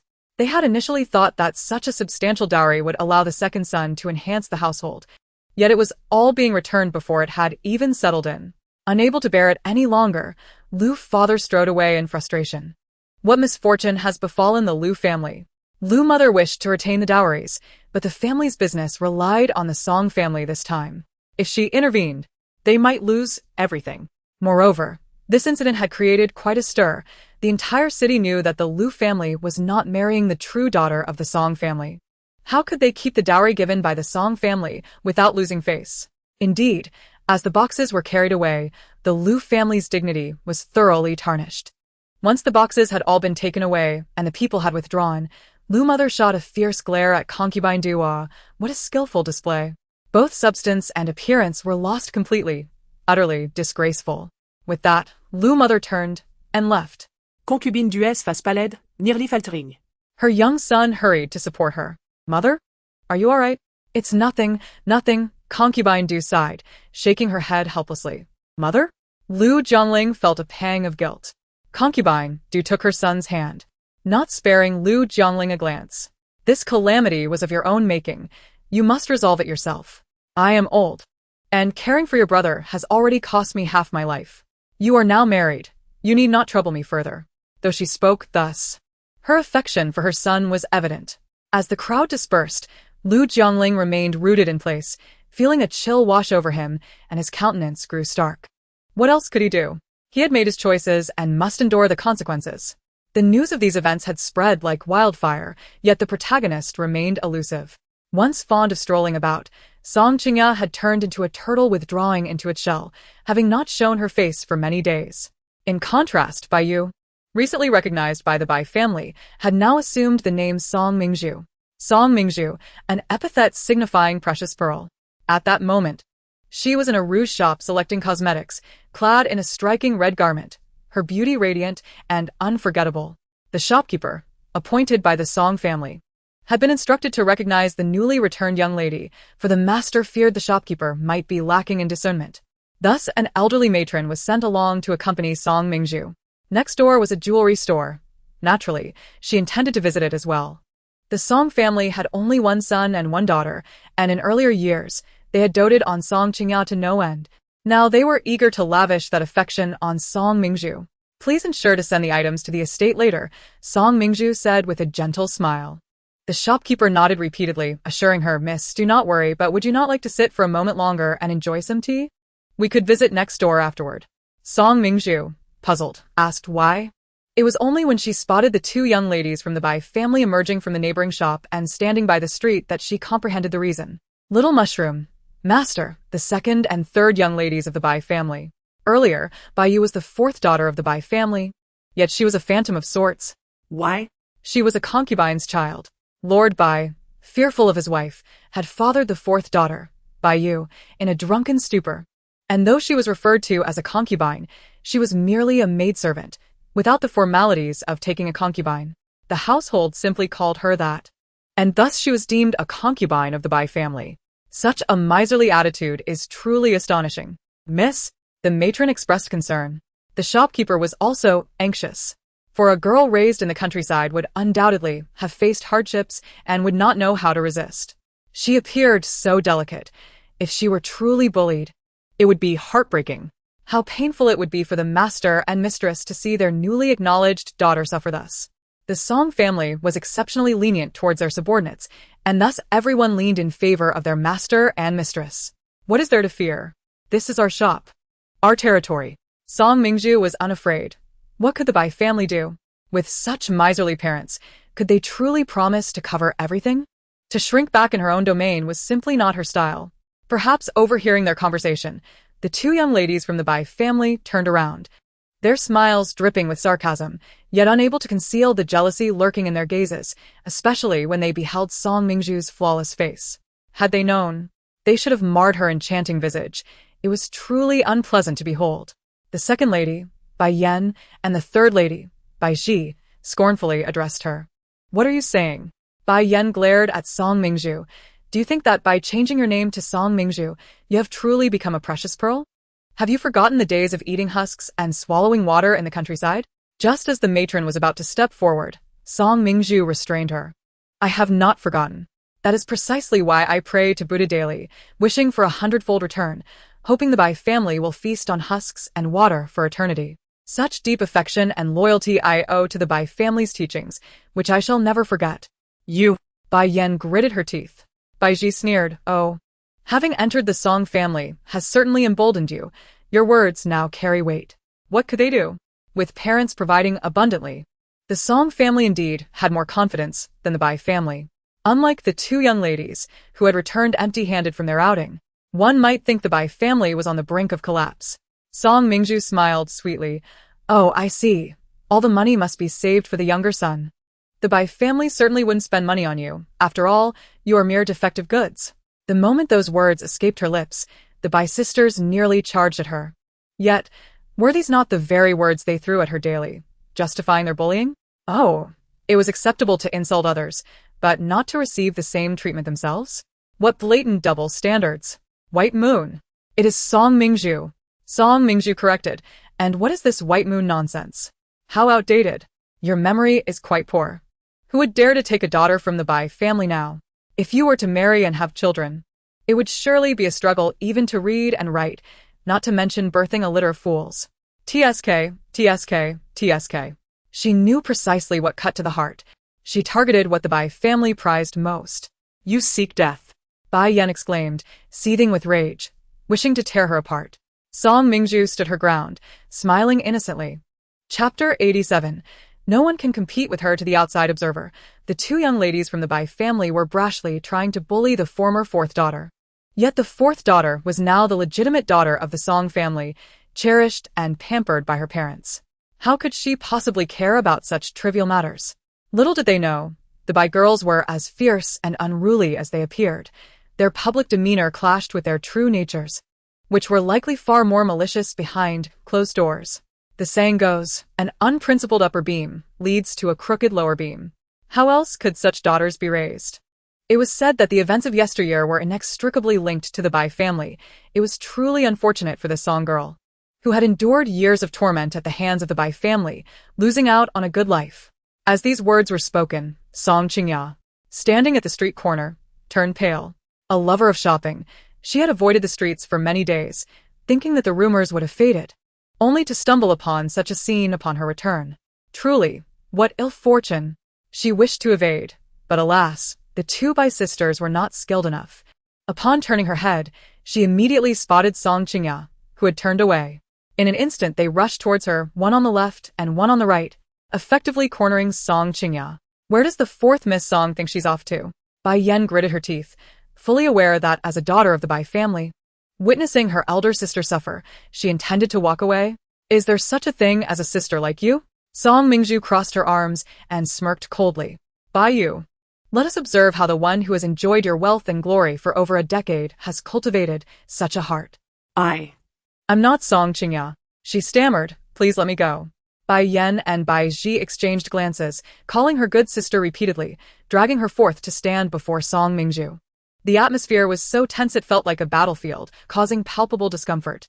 Song Qiuniang had long sought to avoid this confrontation, yet now she was compelled to face it. Their gazes met, and for the first time, Song Qiuniang clearly discerned Song Mingju's visage, radiant and enchanting, with a charm that outshone her own beauty by far. In the entirety of Lizhou City, there were likely few who could rival her allure, leaving Song Qiuniang feeling somewhat diminished. Finally, she managed to break free from the Bai sister's grip. You, Song Mingju. The three syllables rendered her pallid, her lips trembling as she struggled to articulate her thoughts. A precious gem, a cherished jewel, Song Mingju continued. Is there anything else you wish to inquire, fourth Miss Bai? Song Qiuniang's breath hitched, her eyes reddening. Why must you speak so harshly? We are both daughters of the Song family. We should be united, not at odds. Enough. Song Mingju shook her head. I bear the surname Song while you do not. These two are your true adversaries. I am the only daughter of the Song family, and I have no need to stew in such a conflict. Song Qiuniang's voice quivered. My parents raised me for over a decade. How can I repay their kindness by simply walking away? You need not concern yourself, Song Mingju retorted, glancing around at the onlookers. Your parents have even reclaimed your dowry, indicating their desire to sever ties with you, not to mention their wish for your gratitude. If you truly valued their nurturing, you would distance yourself from the Song family and cease to call yourself their daughter. I thank you on their behalf. Tears streamed down Song Qiuniang's face, her expression one of utter victimization. Sister, how can you be so heartless? The debt of nurturing is as vast as the heavens. If I do not repay it, would it not invoke divine retribution? Let a thunderbolt strike you down. Song Mingju shot back, rolling her eyes. You disown your own parents and yet speak of gratitude? First repay the debt of life, then the debt of nurturing. Song Qiuniang was at a loss for words. How could she respond? To answer would mean acquiescing to returning to the Bai family. However, she was already married. Returning would require the Liu family's consent, and if they opposed, her life would be fraught with torment. Surely you don't intend to cling to the Song family while despising your own? Song Mingju exclaimed. The Bai family has done nothing wrong to you. Your callousness, refusing even to acknowledge your father, reveals your true nature. The crowd understood, realizing that Song Qiuniang, whom they thought weak and dim-witted, was quite sharp in a moment of crisis. Oh, so you truly are trying to cling to the Song family? After enjoying their fortune for over a decade, you wish to continue your grip? they remarked, clearly unimpressed. Indeed, the Bai family has raised you for so long. Yet you remain ungrateful, a veritable wolf in sheep's clothing. As the taunts flew, Song Qiuniang appeared increasingly unsteady. Hey. Song Mingzhu frowned. Don't faint here. We still have business to attend to. Your tendency to swoon must be remedied. Otherwise, one day you might fall and injure yourself. Not to mention disgrace both the Bai and Lu families. Song Qiuniang. Song Mingzhu. As long as I am quick-witted and sharp-tongued, none shall interrupt me. Why are you still standing there? Shouldn't you assist your young mistress back? Song Mingzhu observed, directing her gaze at Song Qiuniang's maid, who seemed hesitant to let her mistress faint in public and embarrass the Lu family. The maid, alarmed, hurried to support her young mistress. At this point, Song Qiuniang was caught in a dilemma, neither fainting nor remaining composed, staring blankly at Song Mingzhu. Do you truly despise me so?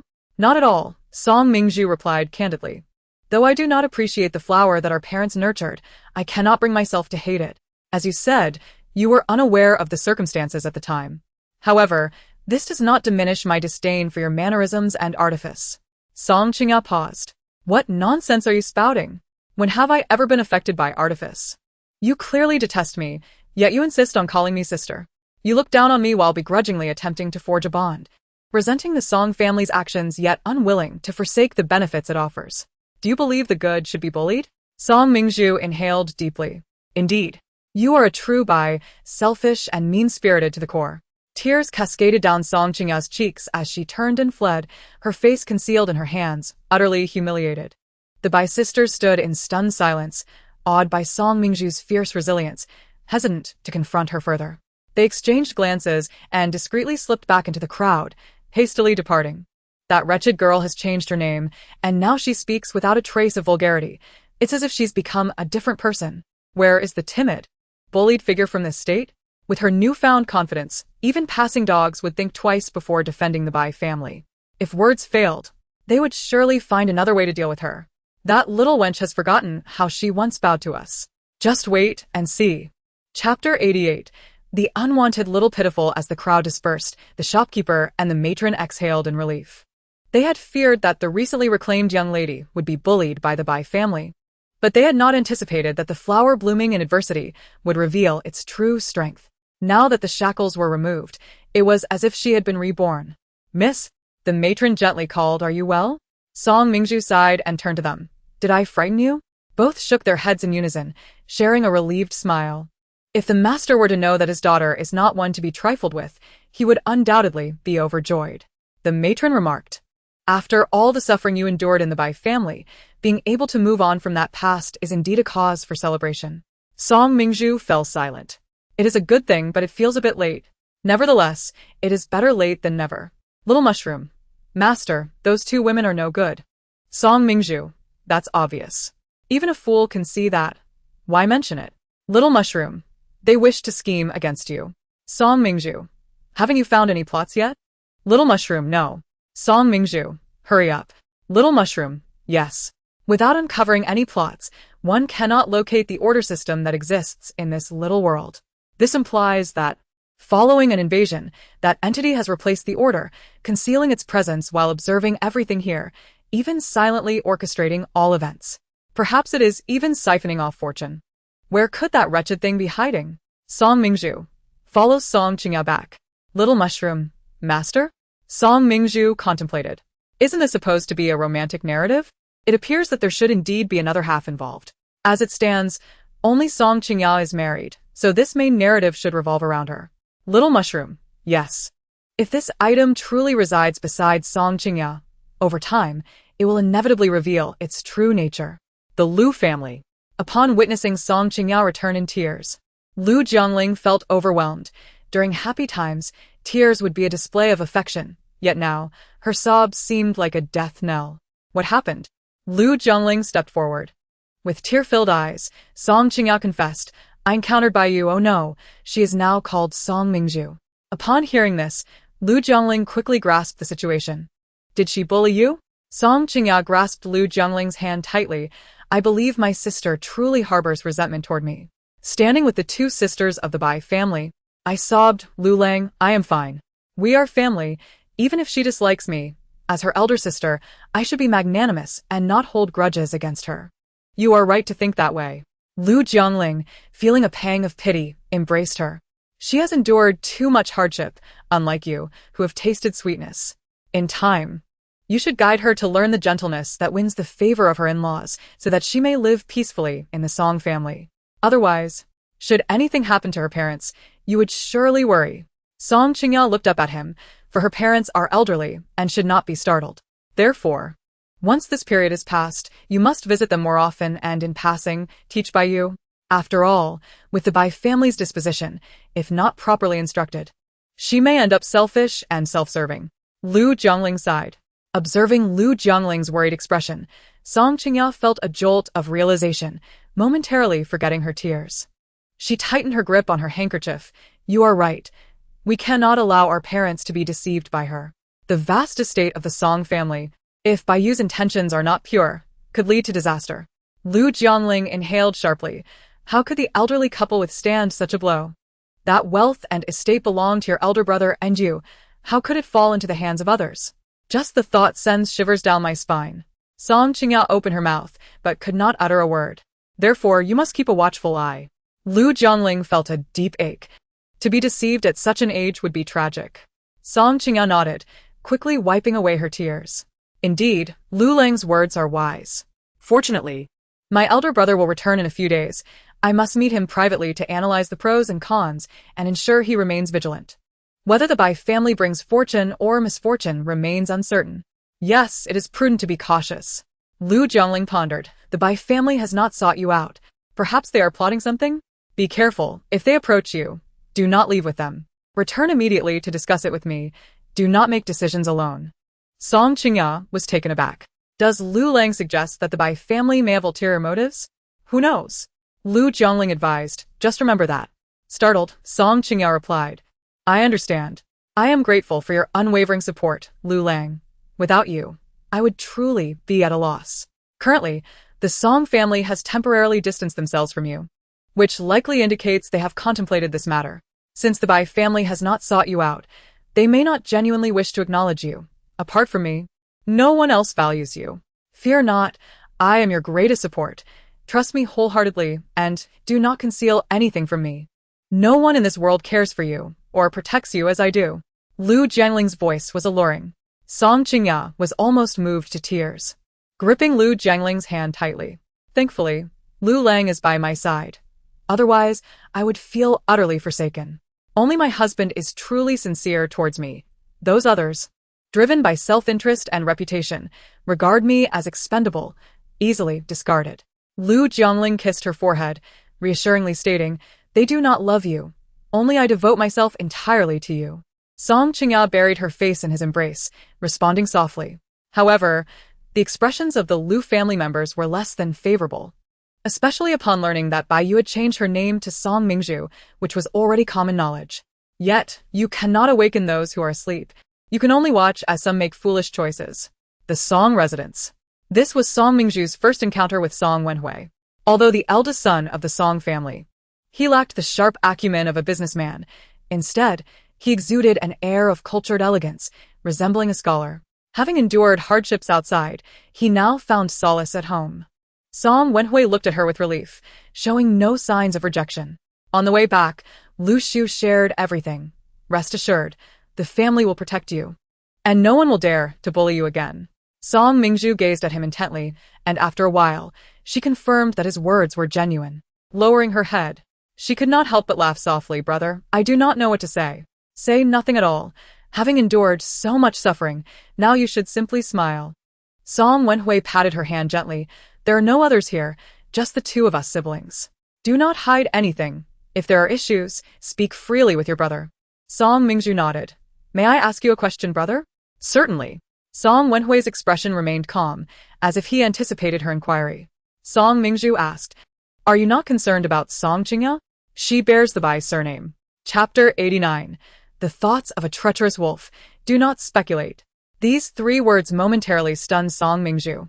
If she were Song Qiuniang, regardless of what happened in the future, the Song family would wish to protect her.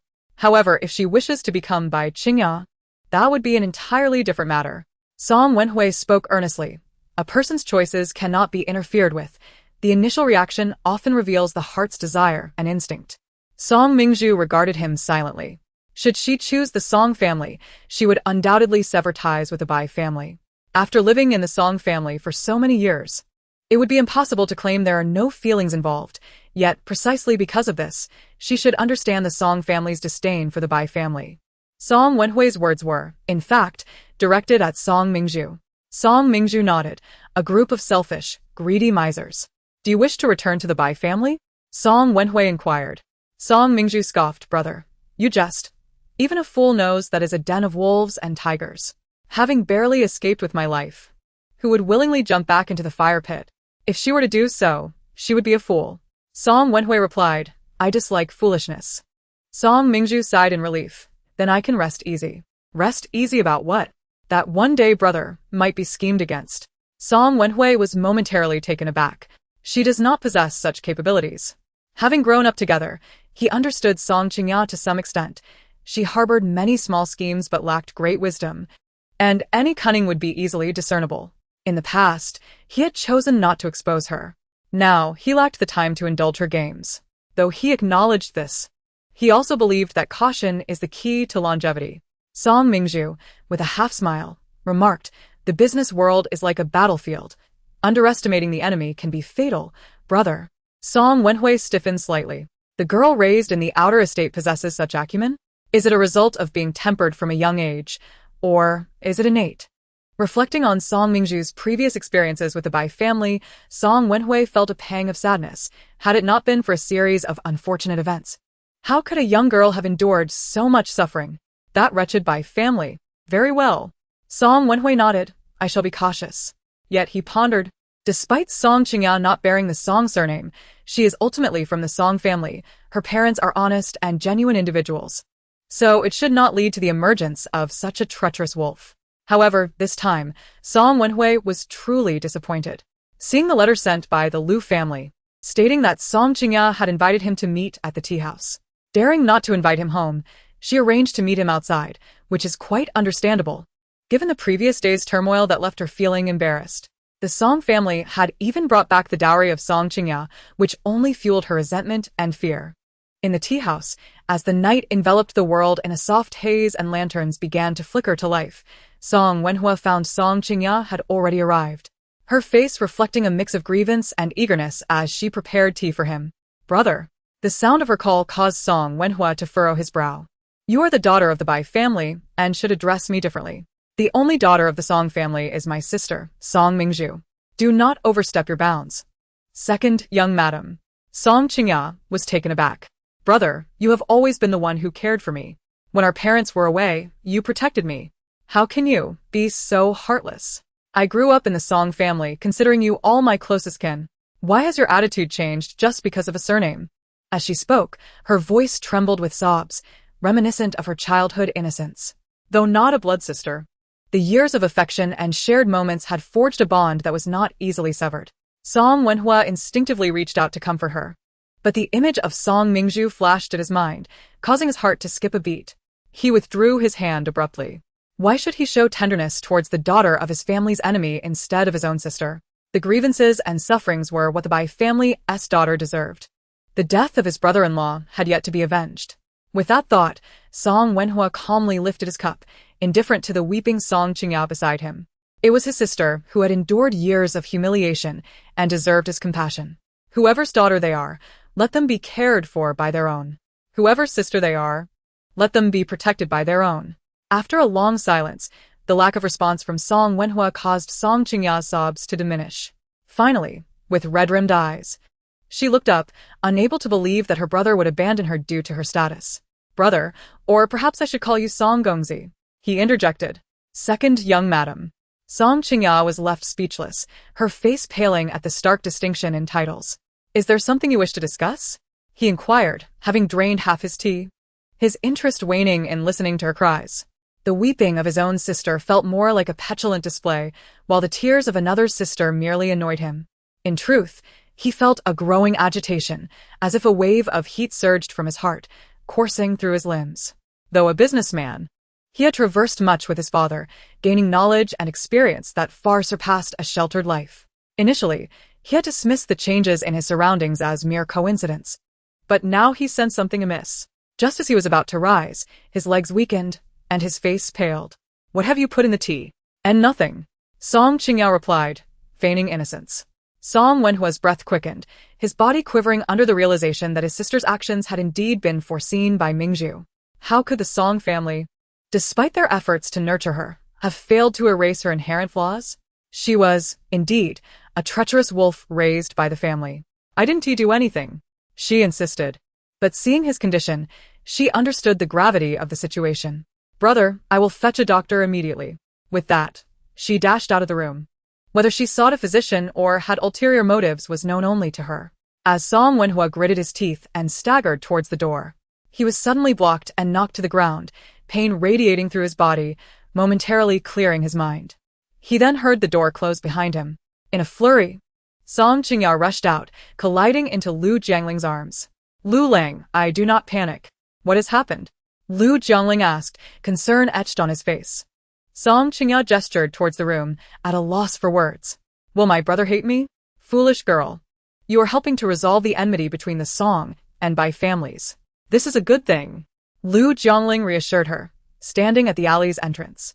"We cannot allow these two families to remain in conflict, leading to mutual destruction. Only reconciliation can bring your parents back to you, without holding you accountable for the Bai family." Tears streamed down Song Qiuniang's face as she realized the truth in Lu Jiangling's words. If her brother could forgive the past, it would all be forgotten. Yet, as the saying goes, even the best plans can falter.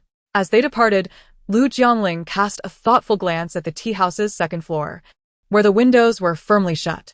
Sometimes, unexpected turns could lead to a favorable outcome. Patience, for the truth will unveil itself in an hour. With other matters at hand, Lu Jiangling did not escort Song Qiuniang home. The night was pleasant with a cool breeze, and it seemed fitting to stroll the streets for a while, especially with maids trailing behind to ensure her safety. However, as they passed a roadside stall, a familiar voice broke the tranquility. "Oh, looking so disheveled. Have you been up to no good?" Song Qiuniang halted, turning to see Song Mingzhu seated at a nearby stall, eating noodles in a most unrefined manner, her demeanor far from that of a refined lady. "It's you." Song Qiuniang felt a twinge of guilt. "Up to no good?" "Indeed, I am."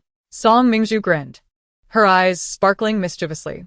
"Where have you just emerged from, by girl? And where are you headed?" Her maid, Xian, interjected kindly. "Miss, she is not by girl." "Oh."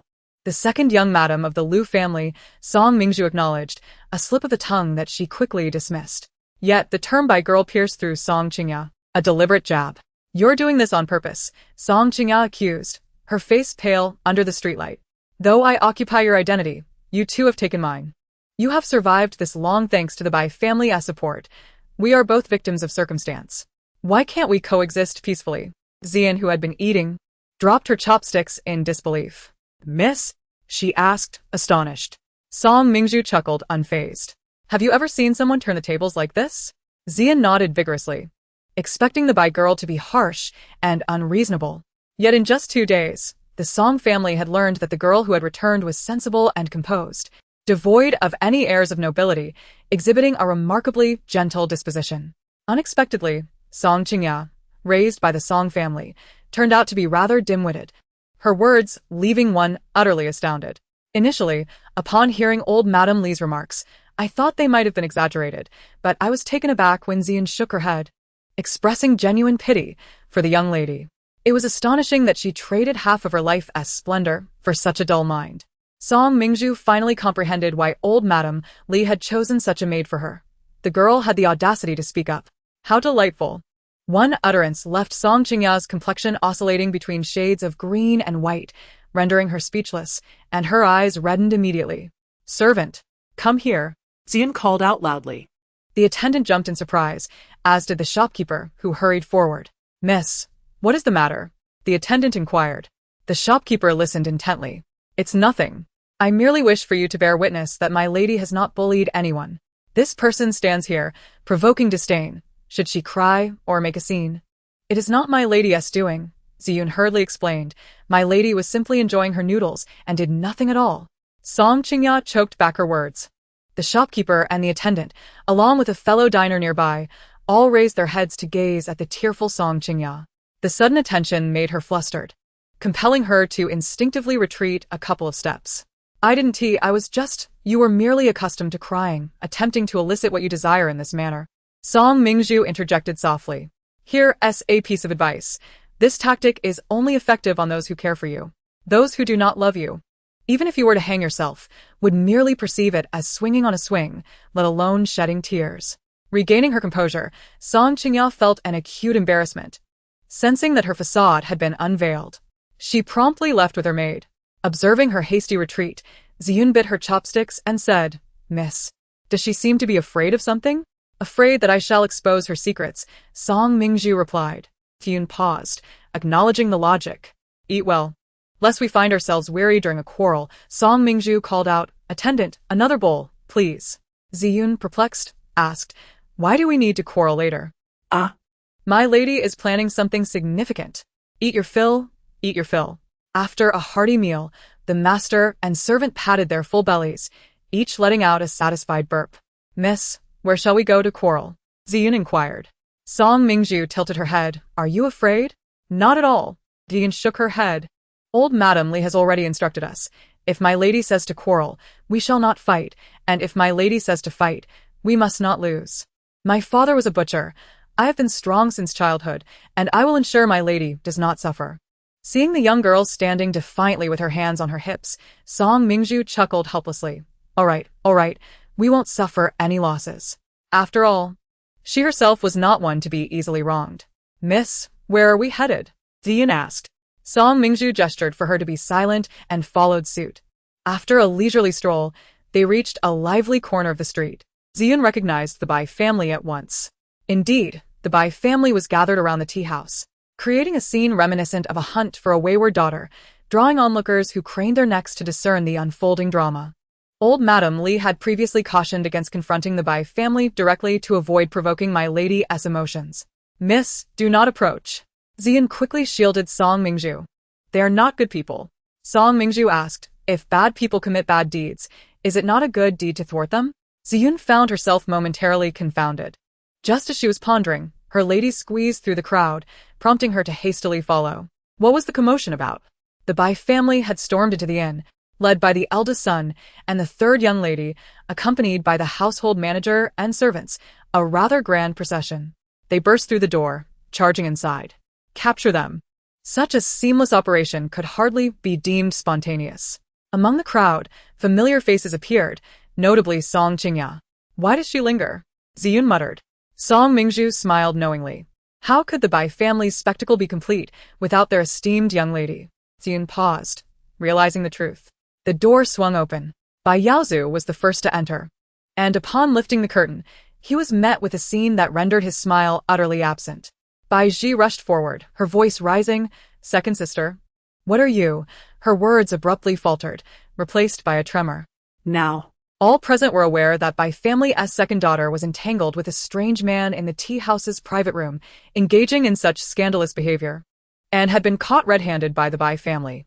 Inside, an eerie silence enveloped the room. Song Qiuniang, feeling anxious, wondered what was happening and why there was still no movement.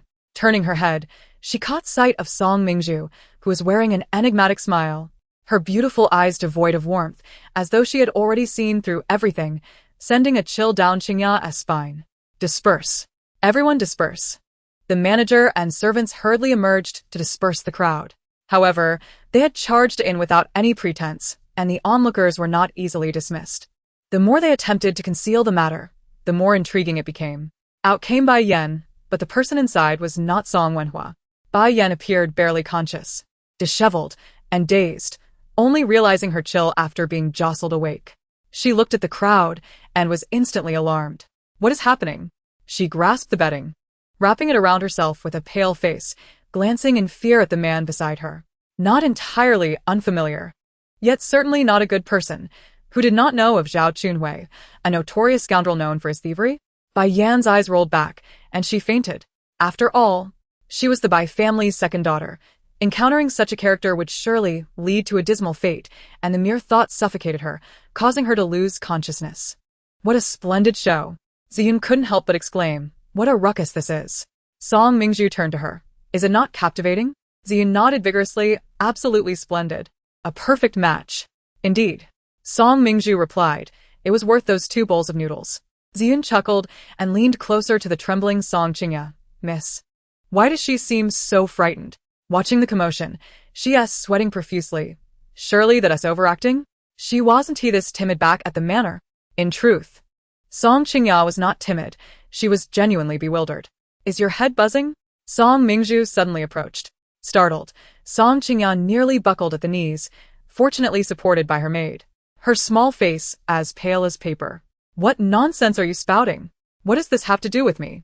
If I recall correctly, an hour ago, you summoned my brother to this very place, Song Mingzhu replied, her tone unflustered. Zian's eyes widened in shock as she glanced at the ashen-faced Song Qiuniang and then at the direction of the elegant room, as if she had stumbled upon something monumental. I didn't.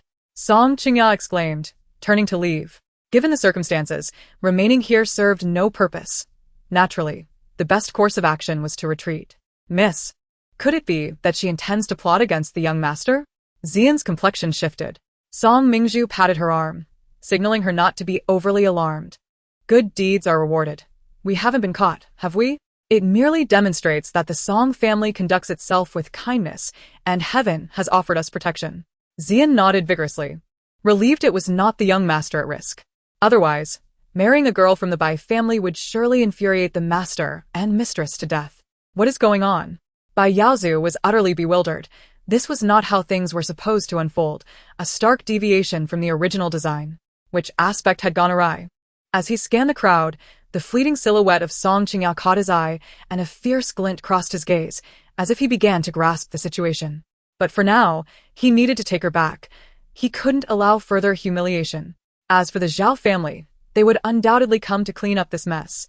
He merely hoped they would not entangle the Bai family in their troubles. Yet the Zhao family was notoriously unscrupulous, their livelihood reliant on petty thefts. Now that they had the chance to latch onto the Bai family like leeches, there was no way they would let go. The Bai family was coerced. Yet they still had to maintain appearances, employing subtle tactics. However, the methods of hypocrites are only effective against the honest and virtuous, failing against true scoundrels. To counter their schemes, one must employ their own tactics against them, defeating evil with evil. Observing the Bai family's frantic efforts to escort Bai Yan away, the crowd did not disperse. Instead, they began to cluster in groups, gossiping. A woman's reputation is of utmost importance, and in full view of the public. Bai Yan had lost her virtue. This affair would surely not end well. The Bai family was ruthless, even to their own daughter. Song Mingzhu crossed her arms and smirked at the carriage that had just been stationed at the alley's mouth. It seemed they had indeed shot themselves in the foot. And this misstep would not merely bruise, but would surely spill blood. Song Yu. A voice called from behind, followed swiftly by a figure blocking Song Mingzhu's path. Having lost one Song Qiuniang, another Lu Jiangling had appeared. The adage that one cannot share a bed with 2 distinct individuals rings true. Song Mingzhu regarded him with a half-smile, warning him before he could speak. Your fortune is clouded. It seems you may soon face calamity. The words Lu Jiangling had prepared caught in his throat. How dare he think himself worthy of her? I advise you to retreat to a temple for quiet reflection. Do not be greedy, lest you invite disaster, Song Mingzhu continued. If you do not believe me, so be it. It is hard to dissuade a doomed soul. With that, Song Mingzhu strutted away. Lu Jiangling remained speechless, his heart now unsettled. It must be said, her few words, combined with her mystical demeanor, bore a certain authenticity. Zian, observing from the side, felt a tightening in her chest and finally whispered after they had walked some distance, Miss, does he truly face calamity? I did not wish to hear him speak. I was merely toying with him. How could you believe such nonsense? Chapter 92, A Family That Understands. Truly a relief whether Lu Jiangling believed her, Song Mingzhu was unsure, but Zian had indeed been caught off guard, pondering if the miss possessed some secret art. After all, having lived in the Bai family's estate for so many years, why did the miss not express even a shred of sorrow? Unlike Song Qiuniang, who had just been driven out and wept as if half her life had been taken. Zian was momentarily stunned. Song Mingzhu approached, gently tapping the carriage wall. Brother? A muffled voice echoed from within. Zian was once again taken aback. Miss, how did you know there was someone inside? The carriage had stopped in the back alley, and the occupants had yet to disembark, only occasionally emitting muffled groans of discomfort.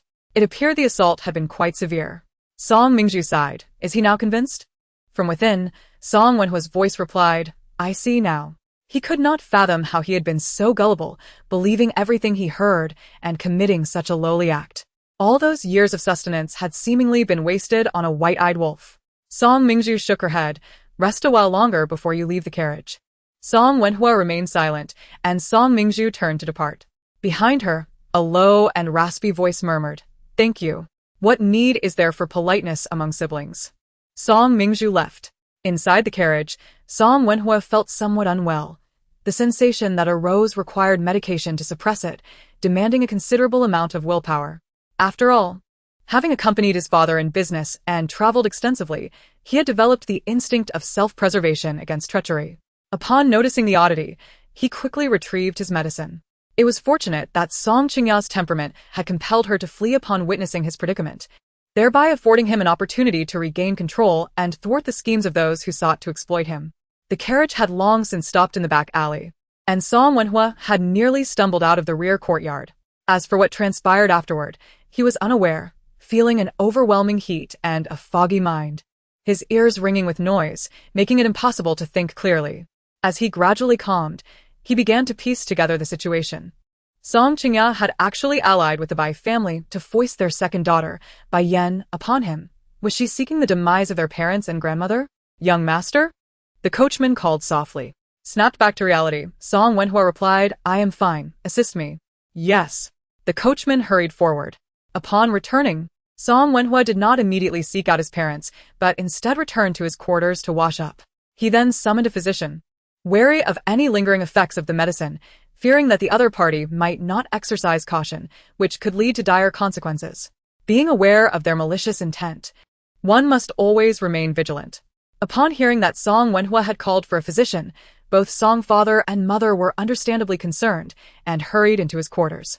They had not yet learned of the tumult outside and were unaware of the happenings at the tea house. Are you saying it was Song Qiuniang? No. It was the Bai family's fourth daughter? Song mother corrected herself, fury evident in her eyes. She had previously thought the situation too extreme, reasoning that since they had raised her, once the storm passed, they would leave something for Song Qiuniang. But now, it felt like a lump lodged in her throat. After raising her for so many years, she had nearly brought ruin upon her own son? A white-eyed wolf. Song father snorted with disdain. Indeed. She bears the Bai family's blood. Their actions are all cut from the same cloth, worse than beasts. The Song family has nurtured her for so long, and not only does she fail to show gratitude, but she also dares to covet what is not hers, committing such despicable acts. Song mother stepped forward. My son. What now? What did the physician say about your health? Mother, do not worry. Thanks to Mingju's warning, I was unharmed. The physician also confirmed there are no serious issues. I merely need to take some medicine to quell the heat, Song Wenhua replied candidly. Father, I owe this matter to Mingju. Song father paused. She warned you? She said Qiuniang is both foolish and malicious, with a mind unlike ordinary people. With a heavy sigh, Song Wenhua reflected that, despite their shared blood, he never expected such hostility from his own kin. To his astonishment, they had allied with the Bai family, intending to thrust the second daughter of the Bai family into the Song household. Song's father massaged his temples, his chest heaving with indignation. Indeed, they were fools. After years of nurturing, they had produced such a wretched offspring. Song's mother began to weep, lamenting her own past mistakes. Had she not fainted after giving birth, Mingju would not have ended up in the hands of the Bai family, suffering for so many years, and they would not have raised a wolf in sheep's clothing. But what was the use of lamenting now? They must treat Mingju well. The child had endured so much. Song's father turned to Song Wenhua, affirming that he would investigate the matter thoroughly. Since it had been presented to them, he would not show mercy and would ensure they faced the consequences of their actions. Song Wenhua nodded in agreement, vowing not to let them off the hook. The Bai and Lu families had gone too far, and this debt could not simply be overlooked. That night, Song's mother brought over bird's nest soup. Song Mingju was engrossed in her reading when she looked up at the sound. Mother, what brings you here? Be careful not to strain your eyes. Her mother smiled warmly. I am aware of your brother's situation. Mingju, you have done a great service this time. Without you, the Song family would have been at a loss. Do not let his gentle demeanor fool you. He is quite stubborn. If he were truly forced to take responsibility for the Bai family's second daughter, he might very well meet his demise. Song Mingzhu chuckled, but mother, all is well now.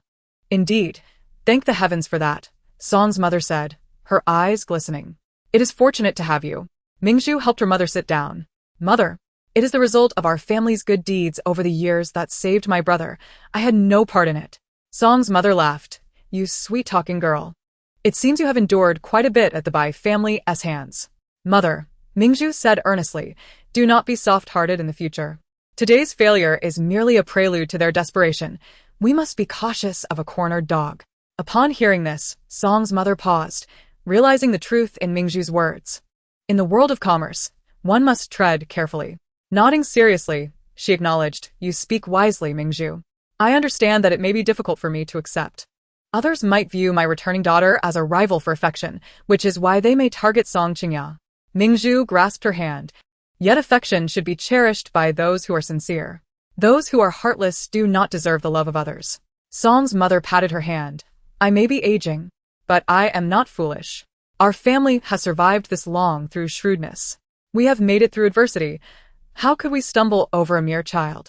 Just look at Song Wenhua. His upbringing is evident, while Song Qiuniang is merely an unfortunate anomaly. Chapter 93. United we stand. Knowing her mother shared her sentiments brought relief to Song Mingzhu. Her mother looked at her gently. You must eat the bird's nest while it is warm. When it cools, it will lose its flavor. Now that you have returned, I will provide for you in every way. At this, Mingzhu paused, momentarily lost in thought, recalling the elderly figure from the divine hall. Familial bonds may be silent, yet they are omnipresent. After finishing her soup, Song's mother rose. Rest well. Let your father and brother handle other matters. Do not worry too much. If you need anything, simply ask the steward, and he will assist you in selecting from our stores. Mother, you are so kind. Mingzhu beamed as she bowed. Her mother caressed her cheek. My dear has suffered so much. Being back with your parents is already a blessing. You need not endure hardship any longer. Mingzhu smiled in response. Fearing tears would fall, her mother turned away. Now, do not stay up too late. It is bad for your eyes. I must take my leave. As her mother departed, Mingzhu noticed her turning back multiple times, revealing her deep concern for her newfound daughter, as well as her heartache.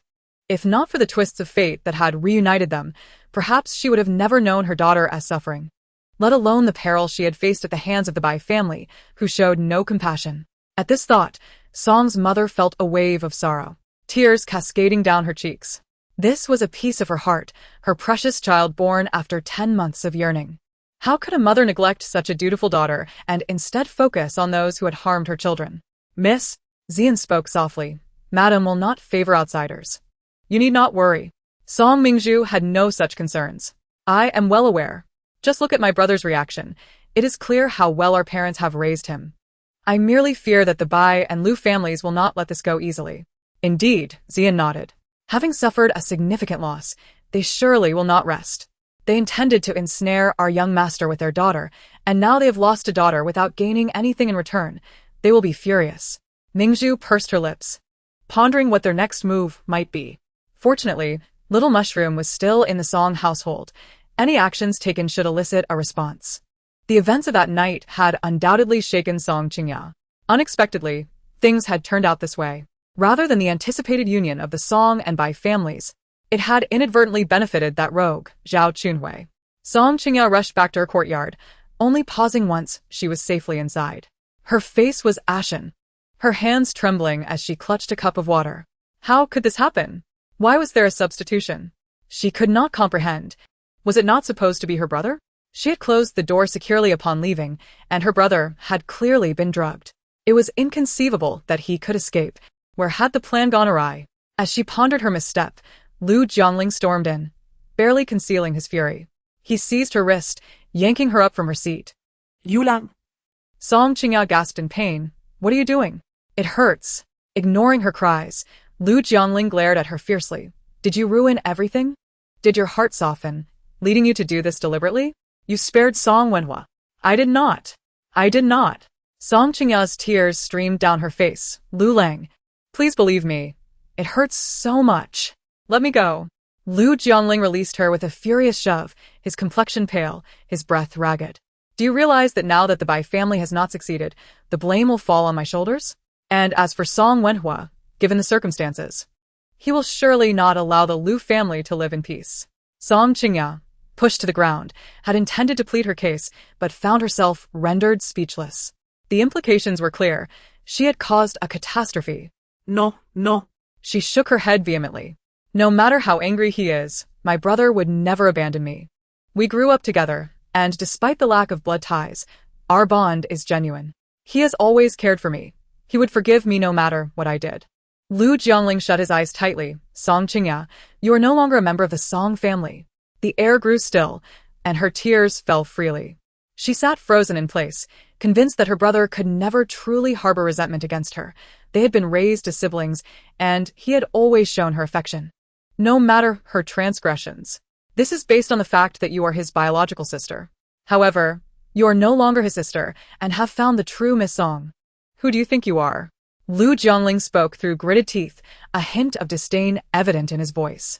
Yet in the next moment, he seemed to recall something, slowly crouching down to assist Song Qiuniang. Yar, have you forgotten what I told you? They are all cold-blooded and ruthless now, driving you away, taking your dowry, almost forcing you to the brink of despair. They no longer care about your life or future. Upon hearing this, Song Qiuniang threw herself into his embrace, sobbing uncontrollably. What should I do? Lu Lang, what can I possibly do? Do not worry, we have not reached the point of no return yet. If Song Wenhua comes to demand an explanation, you can shift all the blame onto me.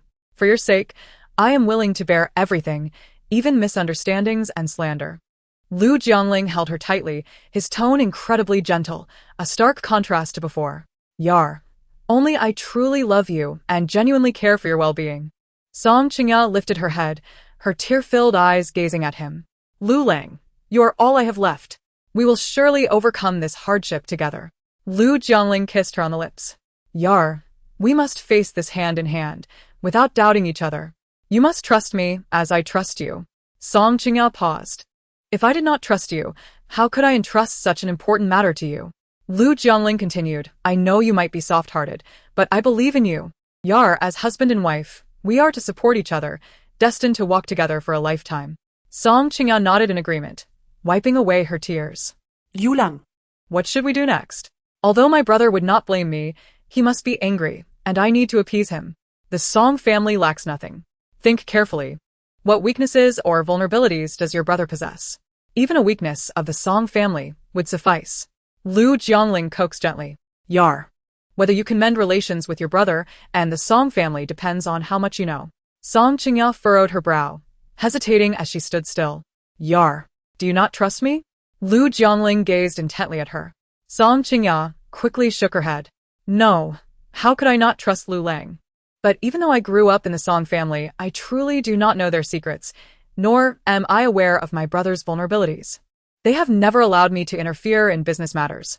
Indeed, before her marriage, she had always lived a life of luxury, free from worries about money or household matters. Her mother managed the household, and her father and brothers handled business. Thus, she found herself at a loss, unable to think of what leverage the Song family might have. Do not be anxious, Lu Jiangling sighed.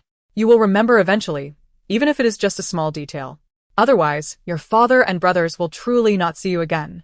We must give them a way out, do you not agree? Song Qiuniang nodded. I understand your meaning. Rest assured, I will think it through carefully. Please take care of yourself. Lu Jiangling turned to leave. Where are you going at this late hour, Lu Lang? Song Qiuniang asked urgently. With the incident at the Bai family, I must go apologize. Otherwise, they will blame you, thinking you deliberately let your brother off the hook. If anything happens to you, how will I live? Lu Jiangling looked at her helplessly. Be good, rest early. I will be fine. Song Qiuniang opened her mouth, but could not find the words. This matter seemed to have truly spiraled out of control. As Lu Jiangling stepped out of the courtyard, his expression darkened. What a blunder. He had thought he had stumbled upon a treasure, only to uncover such a significant mess. The night was cool and tranquil. Xian slept against the wall, while Song Mingzhu flipped through a book. Little mushroom. That is exactly what they said. Song Mingzhu. Foolish. Little mushroom. Needs treatment. Song Mingzhu. Late-stage love sickness. Little mushroom. In this situation, the chances of salvaging anything are almost negligible. A brain cleansed of reason has already succumbed to physiological reactions, feeding rationality and clarity to the dogs. Seeing her master silent, little mushroom softly inquired, "Master, shall we continue to observe?" Song Mingzhu nodded. "Follow Lu Jiangling." Yes. She did not believe that this entity could hide forever. It would surely reveal itself, especially since the plot began to reverse, shifting the fortune that originally belonged to Song Qiuniang gradually to Song Mingzhu. If they could not gain anything from that side, it would mean their mission had failed. Failure means obtaining nothing. Regardless of who the true protagonist is in this small world, the one controlling everything now is Song Mingzhu. It would be strange for their adversaries not to come knocking in a panic.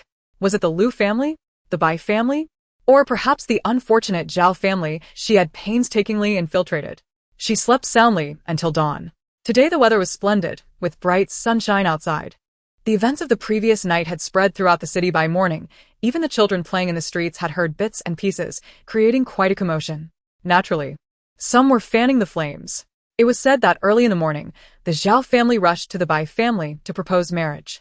Xian helped Song Mingzhu wash up, eagerly sharing the news she had overheard outside, reveling in the chaos. The Bai family would certainly refuse. This was a trap set for them, unexpectedly allowing the Zhao family to take advantage, and they were adamant about not marrying their second daughter to the Zhao family. Song Mingzhu looked at her reflection in the mirror, her bright eyes and pulley teeth contrasting with the slight shadows beneath her eyes, revealing a hint of fatigue. It would not do to appear too carefree amidst family troubles. Showing a bit of weariness was more appropriate, as if genuinely concerned for her family and Song Wenhua, which would explain her sleepless night. Upon learning of last night's incident, Song father rushed to the shop, swiftly severing all unnecessary business ties with the Song family, cutting off all discounts and advantages, determining that they would proceed as necessary from then on. Furthermore, for those ties that could not be severed, he would protect the interests of the Song family to the greatest extent possible. As for the Lu family, they should never expect to gain a single benefit from the Song family again. When Song Mingzhu entered, Song Wenhua had just finished his medicine. Although he was not severely ill, his complexion was not good, likely still shaken. "Brother," Song Mingzhu greeted. Song Wenhua stood up. "Why such formality? Are you well, brother?" Song Mingzhu asked with a smile. Song Wenhua nodded. "I am fine, just need to take medicine for a few more days to avoid any repercussions." Song Mingzhu nodded knowingly. As long as brother is well, that is all that matters. But we must be cautious in the future. We cannot afford to let this happen again. "I understand." Song Wenhua gazed thoughtfully at her. "Mingzhu, it seems you know everything?" Song Mingzhu recognized his suspicion and could not help but smile faintly.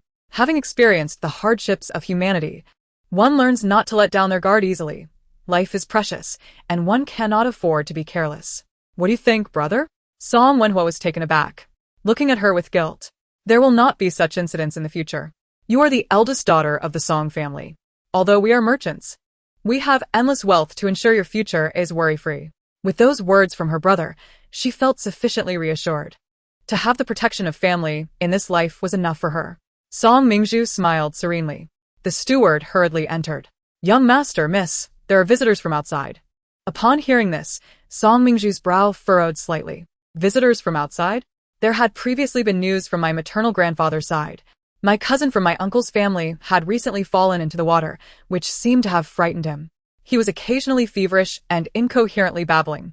My uncle suggested he come here to recuperate, and my parents had agreed earlier, but they had been so busy these past few days that they forgot to inform you. Song Wenhua hurriedly explained, fearing she might misunderstand. Song Mingzhu frowned. "Cousin? He is a year older than me." Song Wenhua glanced at the steward. "Where is he?" The steward promptly replied, "He is already in the flower hall. Let us go." Song Wenhua rose and headed outside.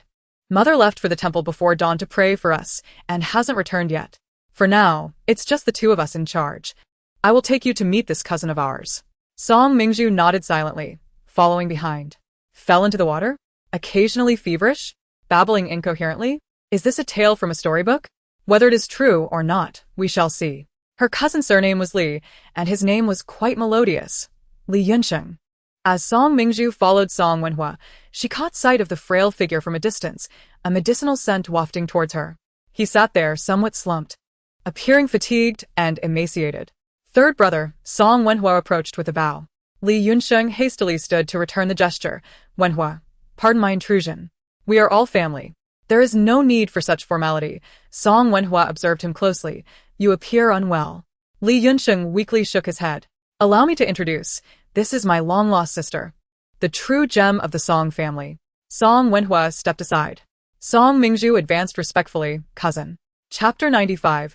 How did you fall into the water? Li Yunsheng gracefully returned the greeting with a bow, glancing between Song Mingzhu and Song Wenhua, the implication being clear.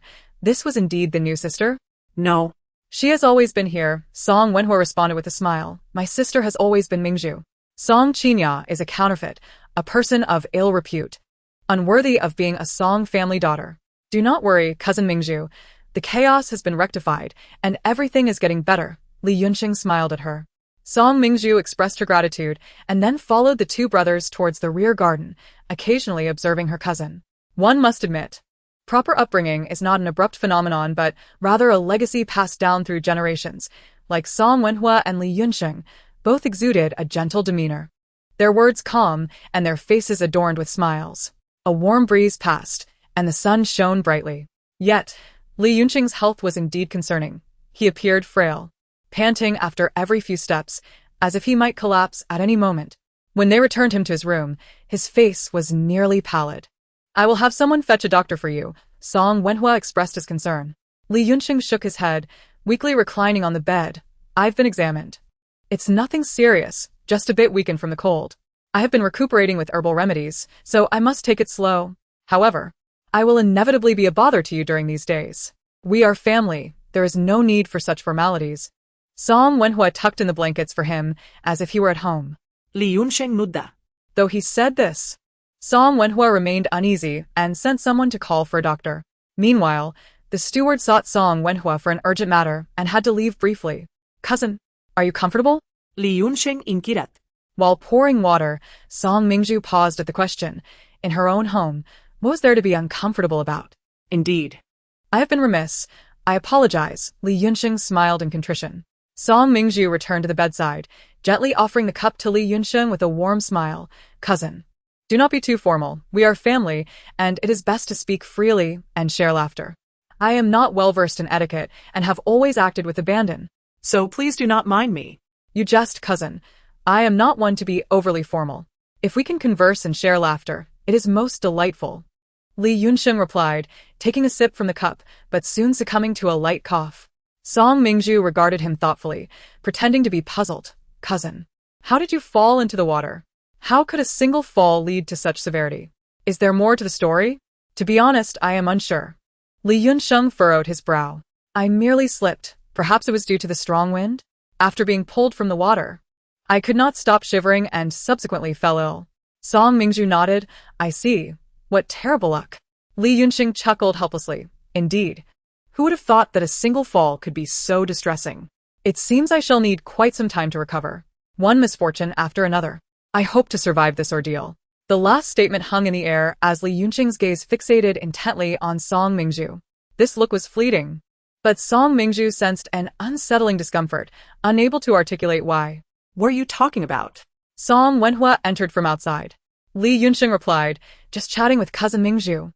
You are unwell and must rest. The doctor will arrive soon. Do not overexert yourself. Song Wenhua settled down. Mingzhu, mother has returned and wishes to see you. Song Mingzhu stood, yes. She pondered what her mother might want with her. As she stepped out, she instinctively turned to glance back. Li Yunsheng still appeared frail, devoid of any energy or vitality. Perhaps she was overthinking it? You seem quite cautious, Li Yunsheng remarked. Song Wenhua paused, then nodded. Indeed. She has faced many hardships and has been mistreated, making her particularly discerning towards people and matters. Since it is your first meeting, it is natural for her to be a bit guarded. Do not take it to heart. Over time, you will understand her character. Are you praising her? Li Yunsheng asked incredulously. You rarely commend anyone. Song Wenhua raised an eyebrow. She is my sister. Is it not normal to praise her? She is a gem of our family. Naturally, one takes more pride in one's own. Li Yunsheng chuckled, shaking his head as if her delight amused him. Indeed. Song Wenhua laughed. How did you confirm it was her after the mix-up? Li Yunsheng paused. That is not quite what I meant. Mainly, cousin Mingzhu is exceptionally beautiful. At this, Li Yunxing lowered his head, smiling softly, a rare sight. Song Wenhua's expression darkened slightly. Despite being cousins, some matters needed to be addressed beforehand. Do not harbor any thoughts. The tone carried a hint of warning. Li Yunxing looked up. What nonsense are you speaking? I am merely praising her. Is that so? Song Wenhua narrowed his eyes. Is it praise or something more? He was well aware of his own intentions. Well, you should go about your business and not linger by my bedside. I am quite uncomfortable after the journey. Once I rest, I shall visit you. And you must take me around. Li Yunxing breathed weakly. Very well. Song Wenhua softened his tone. Rest well. I shall return later. go on. Li Yunxing had already closed his eyes. The doctor will arrive shortly. He should be fine. Song Wenhua stood and moved towards the door, turning back to say, if there is anything, just inform the people outside. Do not hold back when you feel unwell. If something were to happen, it would be difficult to explain to uncle. Understood. Li Yunxing turned over. You are so talkative. Song Wenhua shook his head helplessly and departed. He wondered what his mother wanted with Mingzhu. Mother? As Song Mingzhu completed her bow, she was gently supported by her mother, Song Mu. My dear child. Song Mu approached with a radiant smile, presenting her with a talisman for peace. I specially went to the temple to seek this for you. Given the tumultuous events of late, I have felt quite unsettled and thought it prudent to procure this charm for your safety. Song Mingzhu was momentarily taken aback. For me? Indeed. Song Mu insisted, placing the talisman firmly in her hand, fervently wishing for Mingzhu's well-being and health. With the talisman clutched tightly, a wave of emotion washed over Song Mingzhu, as she felt her mother's warmth emanating from the simple piece of paper. Overwhelmed, she leaped into Song Mu's embrace, exclaiming, You are so wonderful to me. You two children are all I have. If I do not care for you, whom shall I care for? Song Mu gently stroked her back, her voice laced with affection. I ask for nothing else, only that my child remains safe throughout this life. Song Mingzhu nodded emphatically. I will, and my brother will be safe too.